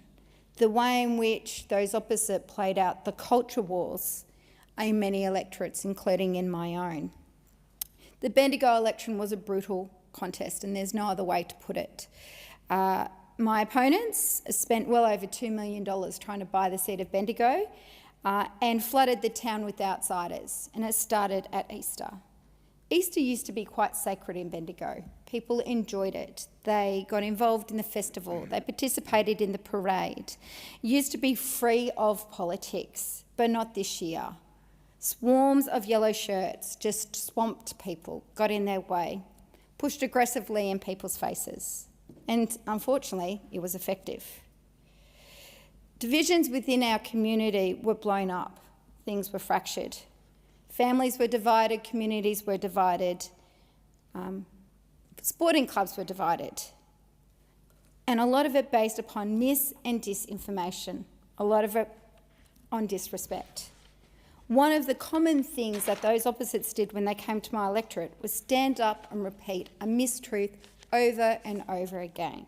That in my time of being the federal member for Bendigo, particularly in the last 3 years, the first term of the Albanese Labor government, that I had delivered nothing. This is wrong. And I'll just start with a bit of a list about what we did deliver in the last term of government before I get on to what we plan to deliver in this term. $12 million through RPPP for the Mount Alexander Shire Council, $1.2 through RPPP for Bendigo TAFE, $800,000 for Golden Dragon, $100,000 for Golden Dragon, $5 million for the Bendigo Airport upgrade, $143 million for runway upgrades in Kyneton, critical for emergency services, over $3 million in Bushmaster contracts, $2 million for local sporting grant upgrades, including many change rooms to accommodate female-friendly participants, HAF projects worth millions of dollars to deliver much-needed housing, social and community housing to our area. Through the Growing Regions program, funding was delivered for Heathcote, for the Heathcote Town Precinct, funding for Bendigo Food Share, $1.2 million for Forest Creek in Castlemaine to restore this much-loved waterway through the Irvine Rivers program. Significant funding through Roads to Recovery, in fact, $50 million, a doubling of the Roads to the Recovery funding to the councils in my local area over a 5-year period, including $30 million to the City of Greater Bendigo alone. Funding for roads through the Road Safety Program, funding for roads through the Black Spots Program, $4.3 million for a specialist dementia care unit, and $3 million for the active transport, through the Active Transport Fund for the Shire of Mount Alexander to link a growth corridor to the city centre. This is just a sample of the funding that was delivered to my electorate alone in the last 3 years of government, dispelling the repeated mistruth of those opposite every time they came to town. They didn't care about the truth. They didn't care about, they weren't honourable. They didn't stand up and admit when they'd made a mistake. They just continued to push out the same mistruth over and over again, trying to convince people that I was not standing up for my electorate. It wasn't just the misinformation about projects. And I have to say, Deputy Speaker, I'm disappointed that after the result, we are still here today in this place and the member for Gippsland is still trying to push out this myth. He wasn't the only one that came into my electorate to try and buy the seat of Bendigo. There were so many visitors from the National Party that I almost thought, and so frequently, I almost thought they might need an AEC form to enrol in the electorate of Bendigo. They spent so many nights in Bendigo before and during the election period. Whilst I wouldn't have welcomed their enrolment, because I'm sure they weren't voting, putting a 1 next to my name, that just demonstrates the frequency of their visits. Whilst we didn't have the invasion of blue shirts, we had the invasion of yellow shirts. People who were not from Bendigo who came, who swarmed every pre-poll station, every polling station, intimidating voters, booing voters who only took a Labor how to vote. Never in my life have I seen another side of politics boo a voter for walking through with only one how to vote. It begs the question, Deputy Speaker, when have we crossed the line between free and fair elections? Where is that line? Because I'd say some of the things that we saw in Bendigo, they did cross that line. To this day, I'm still having people raise with me their voting experience. The AEC had to have a welfare officer at the door to support people when they came through because of the level of intimidation that they experienced.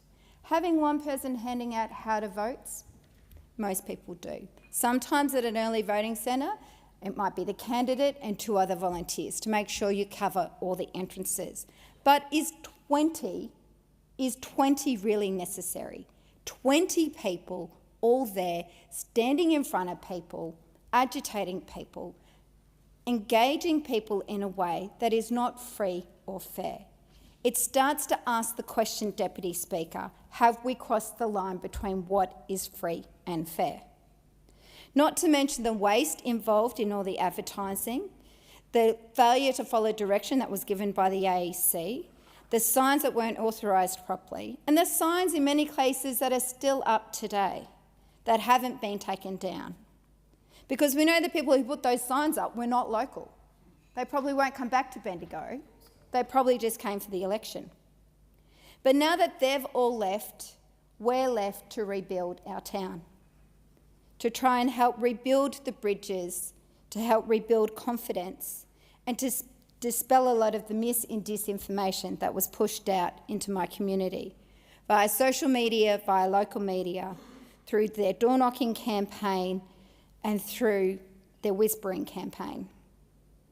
Something that people in my electorate, just an example, a few of the examples of the misinformation that I had to encounter. Parliaments elected after 2004 do not get the parliamentary pension. A few people said to me, I thought I was doing you a favour voting against you. You'll get the pension. That's what I got told. That level of misinformation doesn't do anybody any good. It's unfair and it's not true. Door knocking in my electorate to say things like, I hadn't delivered anything. Not true. Door knocking to say that it is my fault that crime has spiked. Not true. Crime is an issue. Everybody does have a responsibility. If you're a victim of a crime, you should call the police immediately. You should be given the support that you're required. In the lead up to the federal election, there was a very nasty, horrific incident at my local shopping centre. It shocked all of us. It shocked myself. I quite often go to the marketplace with my kids after school. To think it became a scene of a horrific crime is unsettling. In the words that followed that particular event, I strongly encouraged everybody via the local media that if they witnessed this event, to talk to the police. I strongly encouraged everybody after this event that if they're a victim of a crime, to call the police. Victorian police are responsible. I did say that I didn't think it was my place to call for a summit, because how could I consciously pull police officers off the ground and away from their jobs into a summit when they had a job to do in keeping people in my community safe? At the time, I thought that was quite reasonable, but it was weaponised. It was turned into a horrible video that was pushed out into social media on the eve of the election. Images of people with machetes. They were not from Bendigo. They had no place in that social media, and they were pushed out into my electorate. It was a nasty campaign, Deputy Speaker, and at the conclusion of the counting, I'm pleased to say that I held on. The margin is 2,983 votes. It is an incredibly diverse electorate. It is something that I think is the reason why I'm still here today. We've got Rochester in the north to Kyneton in the south. It is a huge part of central Victoria. It now is considered rural and regional when you get your map from the Pharmacy Guild. We're no longer in the outer part of Melbourne, we're now in the regional part of Melbourne, that little red part of Victoria. I do want to acknowledge the communities that stuck with us. The Shire of Mount Alexander, the two-party preferred vote for Labor was up over 80%. I acknowledge that, and I want to say thank you. For some of the stronger working class areas in Bendigo, like Long Gully, Central, parts of California Gully, Kangaroo Flat, I'll continue to stand with you and campaign for you, because you understand the value and the importance of a Labor government. To all the other areas where we did have swings against Labor, I will still be your strong voice in this Parliament, like I have done for the past 5 terms. It is the role. To the new areas of Rochester that are in the electorate, welcome to being represented by a Labor member. I am the first Labor member to represent your area in well over 50 years, and I'm there to be your voice in this Parliament. By winning my 5th term, I have equalled my predecessor in becoming the longest-serving MP in this place at the end of this term. To win 5 terms is no small feat when our Parliament has only been here for 48 terms. I acknowledge, Speaker, that I've still got a long way to go, Deputy Speaker, to meet your standard as well as others in this place. But in a seat like Bendigo, it is an achievement. It is an unusual seat that sometimes goes against the national grain. But I'm proud to say that we've held on, and Labor has now held the seat continuously for 28 years, and I hope for many more in the future.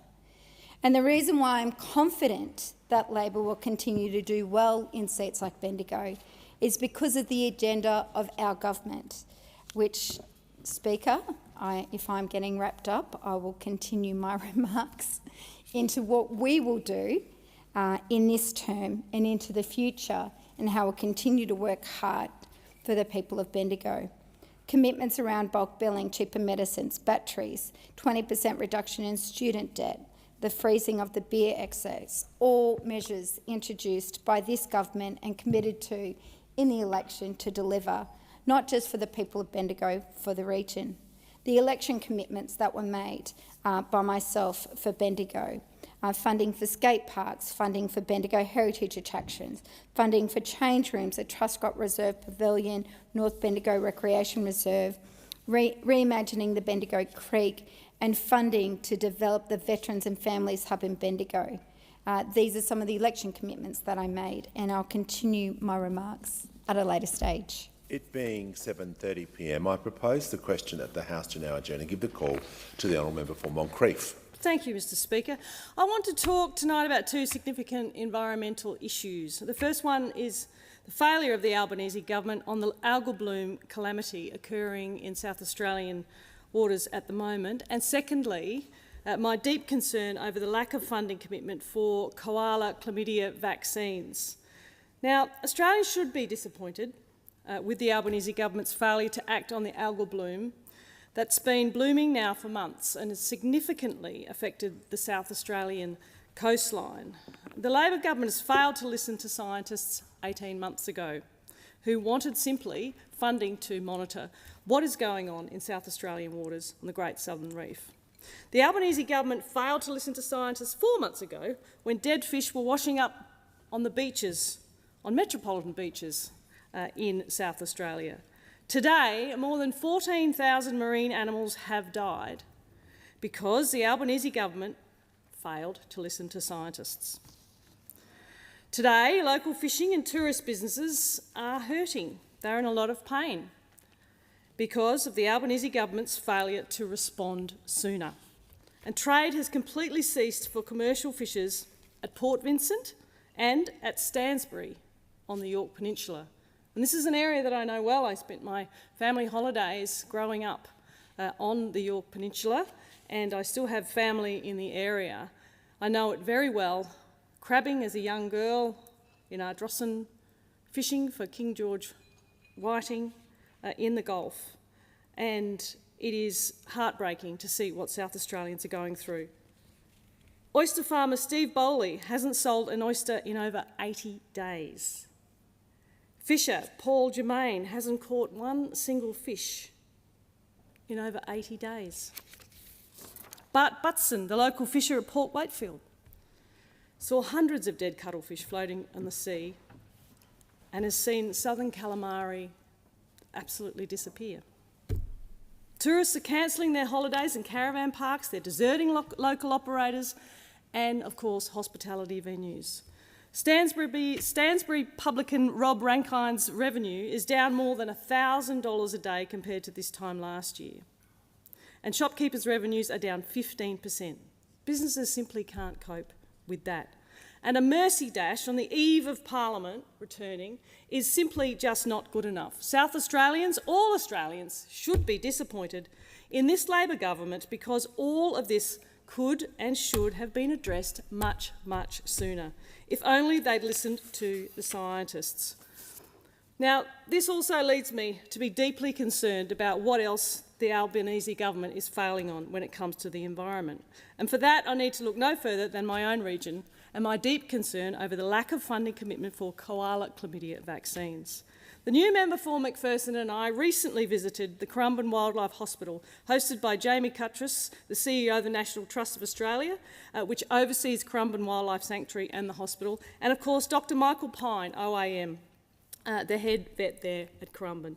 Michael and Jamie lead one of the busiest wildlife hospitals in the world, treating 252 species and over 16,000 patients per year, and also hosting thousands of school children through their education programs and many, many tourists. And their work includes looking after more than 386 koalas admitted to their hospital, operating the vaccine development for chlamydia, for koala retrovirus, for microbiome and genetics, and vaccination of more than 350 koalas. The vaccination program through the recapture and monitoring of the vaccinated koalas shows great promise, and the relatively low disease rate amongst the vaccination koalas and the relatively high fertility rate suggests that the vaccine is providing a level of protection. There is deep, deep concern over federal funding drying up, and although the hospital is currently receiving $1.5 million over 3 years, there is deep uncertainty for ongoing operations, with the final payment ending in June 2026. And there is no commitment from the Albanese government regarding further funding, despite many, many requests. So I encourage the Albanese government to listen to the scientists, to provide funding for certainty for the Currumbin Wildlife Hospital and the Sanctuary, and I encourage all Australians to come and visit the Currumbin Wildlife Sanctuary and Hospital and let them know that their local members are fighting for them, and we are also fighting for the koalas on the Gold Coast. The question is the House to now adjourn and give the call to the member for Lingiari. Thank you, Speaker. I rise today to share with you some of the exciting events that have taken place in my electorate over the past few weeks. Just the other week, my team and I attended the 2025 Barunga Festival on Buggala country. This was a beautiful celebration of music and culture, bringing people together from all walks of life to celebrate in the rich history and diversity of the Buggala people. Barunga is a place of politics. It has a long, strong history of advocacy in the Aboriginal rights movement. It was the home of the Barunga Statement, a powerful, gracious document handed to the Commonwealth Government in 1988, calling for Indigenous rights and self-determination. The Barunga Statement hangs in this building today, a testimony to the strength and perseverance of Aboriginal and Torres Strait Islander peoples. The festival is also a huge boost to the local businesses and to the local community, and it was great to see so many groups set up selling wares and services. These festivals are an important part of the economic autonomy for remote communities, and I am proud to be part of a federal government that backs them in. Another exciting event that recently took place on my home island community, and that was the Tiwi Islands Football Grand Final. There are not many events like the Tiwi Grand Final, but this year the event carried even greater significance. It was the first year the Grand Final was held on the same day as the Tiwi Islands Cultural Festival. This was a huge boon for the island and for local businesses, but also a fantastic opportunity for people from the community to come together. Congratulations are in order to the Emilu Tigers, not my team, but certainly the Imalu Tigers from the Perlingimpi community, who played a terrific game and fought hard for their victory. This was an emotional victory and a long time in the making. I know for all the Garden Point mob, this would have been a special moment, and I want to give a shout out to the runner-ups, the Mullawoody Magpies, or who have the same colours as Collingwood, who was unbeaten all season. For the women's grand final, the Magpies were able to bring it home, putting on a fantastic performance. You made Millicarpity proud. For anyone who has witnessed it, the Tiwi Islands Grand Final is more than just football, particularly this year being held on the same day as the Cultural Festival. It is about culture, it's about dance, art and the community. Our footy is about culture and art. That is the wonderful thing that makes my home, the Tiwis, the beautiful place that it is.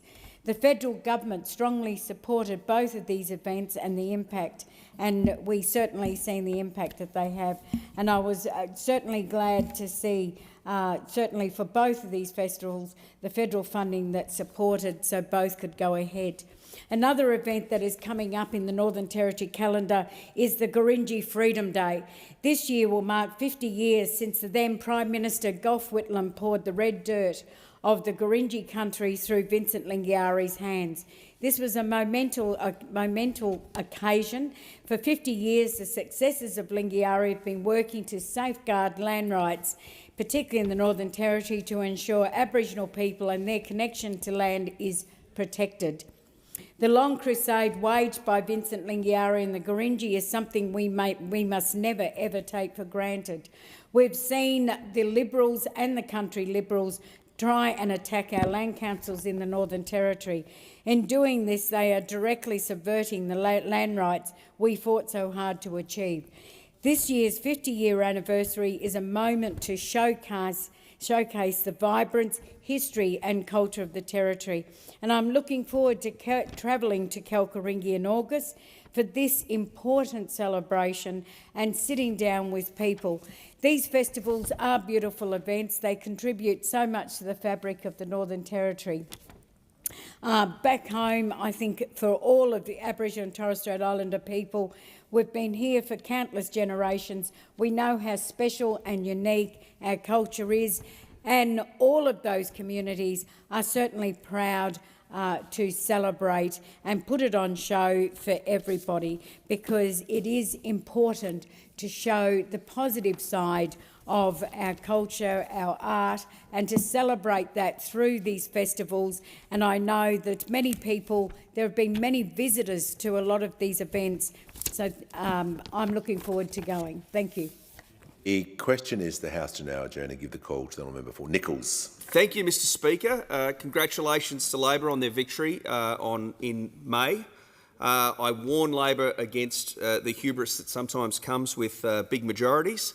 Unfortunately, we saw it with the Prime Minister ripping up 30 years of convention between the government of the day and the opposition by personally cutting the opposition staffing allocation.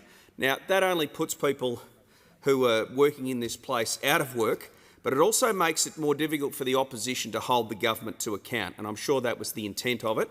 And I think if the Prime Minister says that he respects the Parliament and respects the conventions of Parliament, well, that act did not show that. I want to acknowledge the departed colleagues of mine, in particular Senator Perrin Davey, Nationals Senator for New South Wales, hometown of Deniliquin. Perrin Davey was an incredible advocate for the people of regional Australia and did an amazing job in the Shadow Water portfolio. I'd also like to acknowledge the former member for Menzies, Keith Wallahan, one of the finest people I have ever worked with in my life. I thank the Nichols voters. It's an honour and privilege to be re-elected, and the Nichols is one of the finest parts of Australia, producing enormous amounts of food products, exports for Australia, and is a magnificent part of the world. But their problems are more acute than ever. The cost of living issues still reside with us. Electricity prices have gone through the roof. Energy is unreliable and expensive. We still have incredible problems with irrigation water allocations and uncertainty around our agricultural businesses, because of the changes to the Murray-Darling Basin Plan that were made in the last term of government, regrettable changes, and also infrastructure. So we'd like to see the Albanese government get on with delivering regional infrastructure. I fear there are policies that the Albanese government are pursuing that will make things worse for Australian people in the long term. The superannuation bill, this friendless policy to tax unrealised capital gains in superannuation, is going to be reintroduced, and regional businesses, including farm enterprises, will be affected, as will people who are putting money away into their super now. It's a blatant money grab, not indexed, which will hurt agriculture and hurt people in regional Australia. And the concept of taxing unrealised capital gains has got so many technical problems around it, including who's responsible for valuing assets and properties, that it's going to be a very, very complicated and difficult policy to implement. And when there's complicated policy to implement, what does that mean? It means costs for people. Mr Speaker, I'd also like to say that it's a great honour to be asked to serve as Assistant Shadow Minister for Regional Health and Regional Education, along with my friend, the member for Flinders. These are two areas that I'm incredibly passionate about and have had personal involvement in it. Indeed, in regional health, we are about to see the blossoming of a great piece of coalition policy, which was the Murray-Darling Medical School. Now, that moved Commonwealth-funded places for a medical degree out of cities and into the regions, up to the School of Rural Health at University of Melbourne Shepparton campus. What that means is that we've had kids studying there for over 4 years, in some cases longer, because there's a Bachelor of Biomedicine that you do before it, and they've developed roots in the country, they've met people, they've, in some cases, bought and rent houses. When they graduate with their medical degrees, they're going to stay practising in regional Australia. Now, that is a great policy step forward, and it just shows you what you can do if you put in some long-term visionary policy. It was put together by the Coalition in 2018, and we're about to see the first graduates of that medical degree. Also, regional education is a great passion of mine. I wasn't able to get to a big city to study in tertiary education, but to my fortune, government of the day had supported University of Melbourne to have an agricultural campus in Dookie, which is near the town of Shepparton, and I was able to do my agricultural science degree there. Also, La Trobe University ran their MBA program in a great facility at the Shepparton campus, and that means I was able to get a master's degree while still living in a regional area. The Coalition Government has supported La Trobe to expand its offering and expand its campus into Shepparton, and that's a great thing for young people who live in the regions. So health and education, very important, and very important not to forget regional people when we're delivering on these policy areas. Thank you, Mr Speaker. The question is the House to now adjourn and give the call to the honourable member for Menzies. Thank you, Speaker. It's been around 8 weeks since I was elected as the member for Menzies. I have made it a priority to get out and meet as many people, community groups and local organisations as possible. It has been an eventful 8 weeks.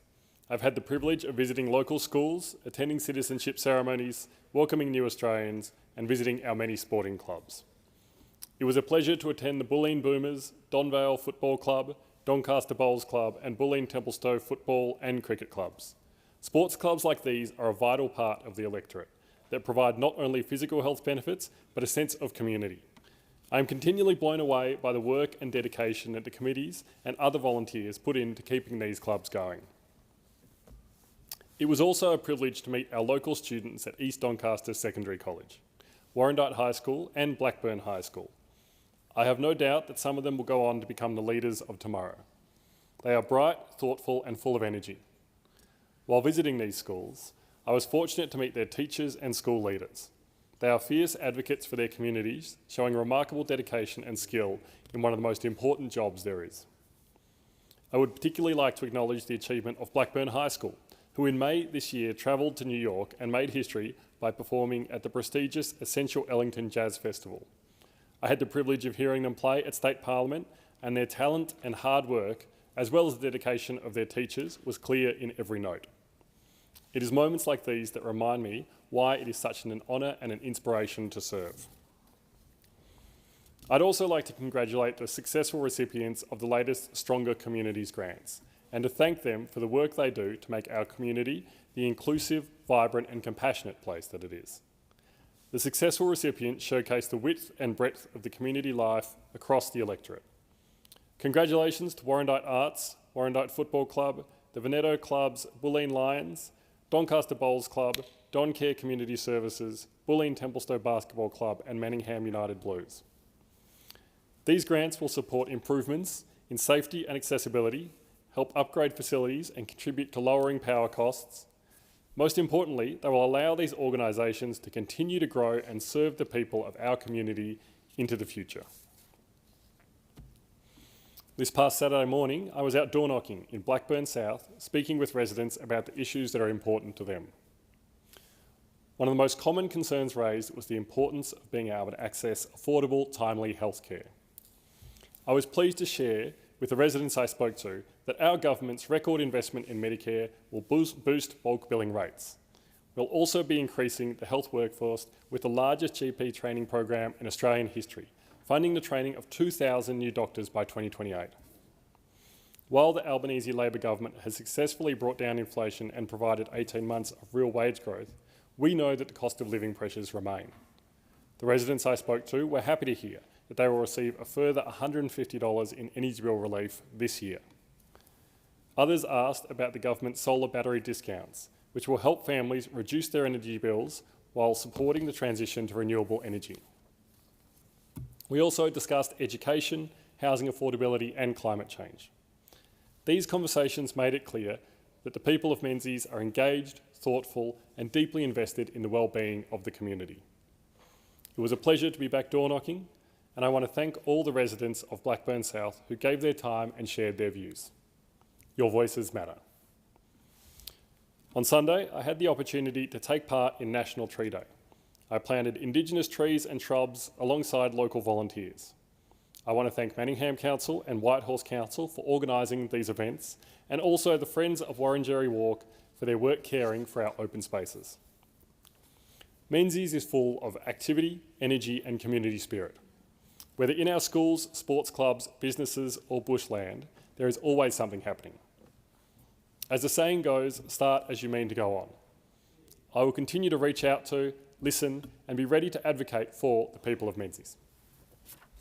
The question is the House do now adjourn to give the call to the honourable member for Groom. Thank you very much, Speaker.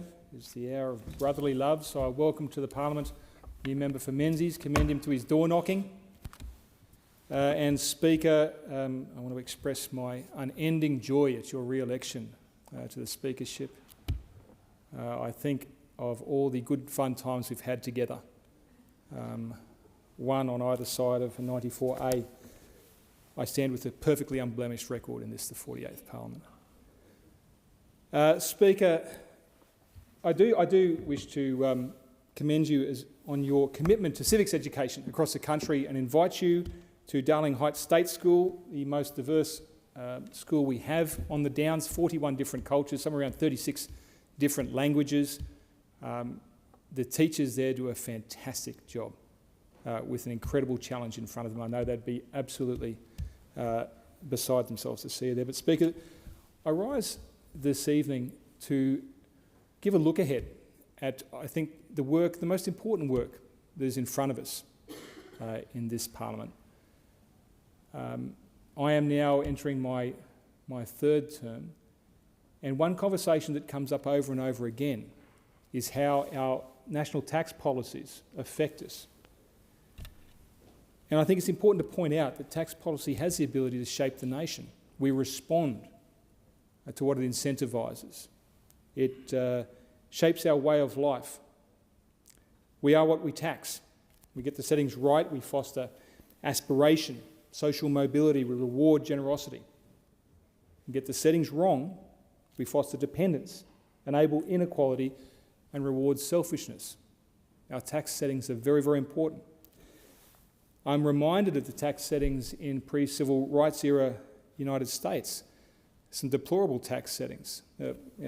Poll taxes that kept black Americans out of the democratic system in the South, tax receipts being divided by race so that black schools got less money than white schools. Proposition 13, the famous case in California that capped land tax rates for existing landowners, but allowed them to increase for new, i.e. Hispanic or black landowners, and kept people out. My point in raising these is that not everyone in the US at that time, or under those laws, was racist, but everyone under those laws had to abide by them, and it shaped the country of its time. It's the worst possible example of how tax systems shape the nation, create that inequality, and make our nation worse. So that's why I think it's such an important conversation for us to be having. And when I think about the sort of tax settings I want for this country and what I hear from my constituents, I think if you're looking after each other, Australia should be looking after you. If you invest your time, your money, your energies, and if you're lucky, your love in someone else, Australia should be building its future around you. That idea of family is a powerful one that's changed a lot over time. It means a lot of things. But if two people are coming together and giving something of themselves to each other, they make a greater contribution to our society. We need to reflect that in our tax system. I think we should also extend this into how we care for each other. There's a man in my electorate by the name of George. Both he and his mother are profoundly disabled. And over time, the mother's needs have grown greater than George's. He now looks after her. The carer's allowance he receives $159.30 a fortnight. And I don't think that that reflects the care or the love that he provides to that relationship. That's a family. That's two people looking after each other, and I think we can do better than that. These are conversations I want us to have, Speaker. When I came into this place, I talked about the role of income splitting, treating a family unit as one for taxation purposes. When I raise this, one of the more vocal objections I get is that this is some far-right policy. It's actually a policy I've stolen from socialist France. It's been a policy since 1945. They see no trouble with it. I think we need to stop looking at things from left or right and see what they do for our nation, what they do for families. Speaker, so that's where my attentions will be turned this term. I think it's important that we address these issues. We do everything we can in this place to make Australia a better place. I look forward to visiting the Darling Downs and the member for Groom's electorate.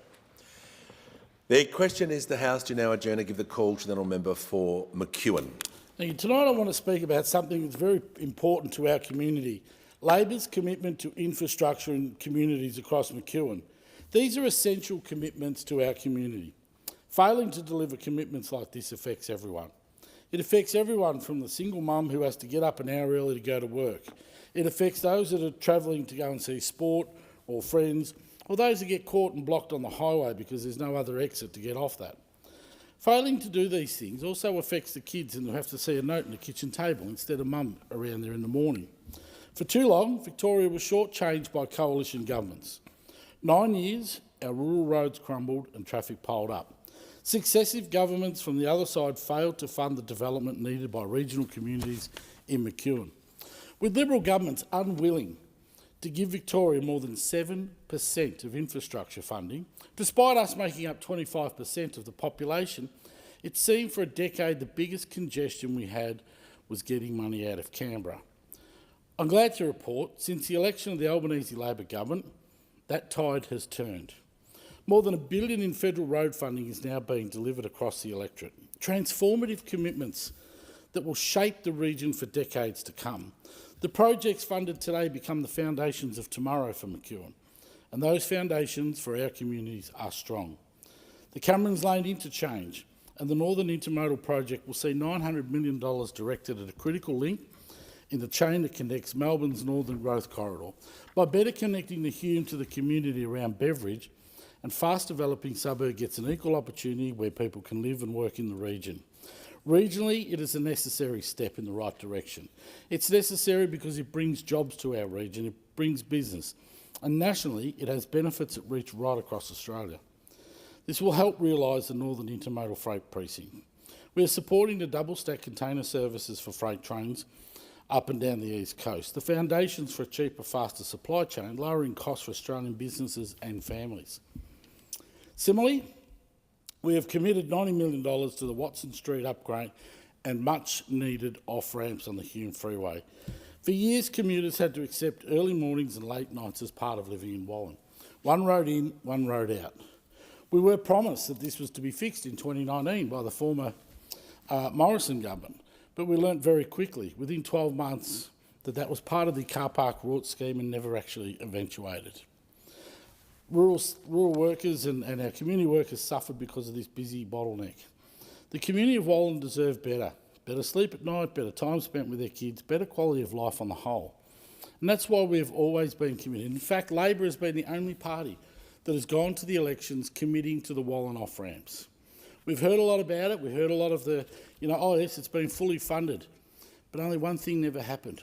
Money was never delivered. In fact, as we know, former Minister Alan Tudge left our community high and dry. As Wallen grows, these roads need to nurture growth, instead of choking development and leaving regional Australians behind. It's not just about the future, it's also about protecting people right now. Doctors Gully Road in Doreen has a legacy marked by accidents. As an electorate, every time a parent is called to come down the scene of a crash, we're reminded of the change that wasn't made. Under the Albanese Labor government, we are seeing the measures that we have waited so long to come to fruition. Anti-slip asphalt will be laid down, protecting drivers from skidding on slippery roads. Traffic islands will clearly demarcate boundaries, saving drivers and pedestrians alike, particularly around Doreen Primary School. It doesn't stop there. The old Sydney Road bitumen program means that we've now got 2 entrance and exits out of Beveridge. We're saving people sometimes 45 minutes each way getting out of Beveridge as this town grows and no infrastructure was built around it. Then there's the intersection of Donnybrook and Mitchell Street, stage 2 of the Yan Yan Road project, all these other projects that go on and on and on, Darrell Gwyn Road, Wellington Street. Wherever you look, what we're seeing is roadworks being done in our community. Part of Victoria has been brought up to speed to the rest of the nation. Road investment is an investment to the people that travel over them, and Labor is delivering the fair share that's been required. It is clear these projects will save lives, save time and unlock the economic growth that we need. It's more than bitumen bridges, it's about delivering opportunity, safety and balance to communities that have waited for so long. So as we travel into this new parliament, I want to reaffirm my faith in the Albanese Labor government's vision for infrastructure across our community. For everyone, including the single mum who has to get up early, they know that they're going to be able to drive their kids to school safe and get there on time. It being 8 p.m, the House stands adjourned until 12 noon tomorrow.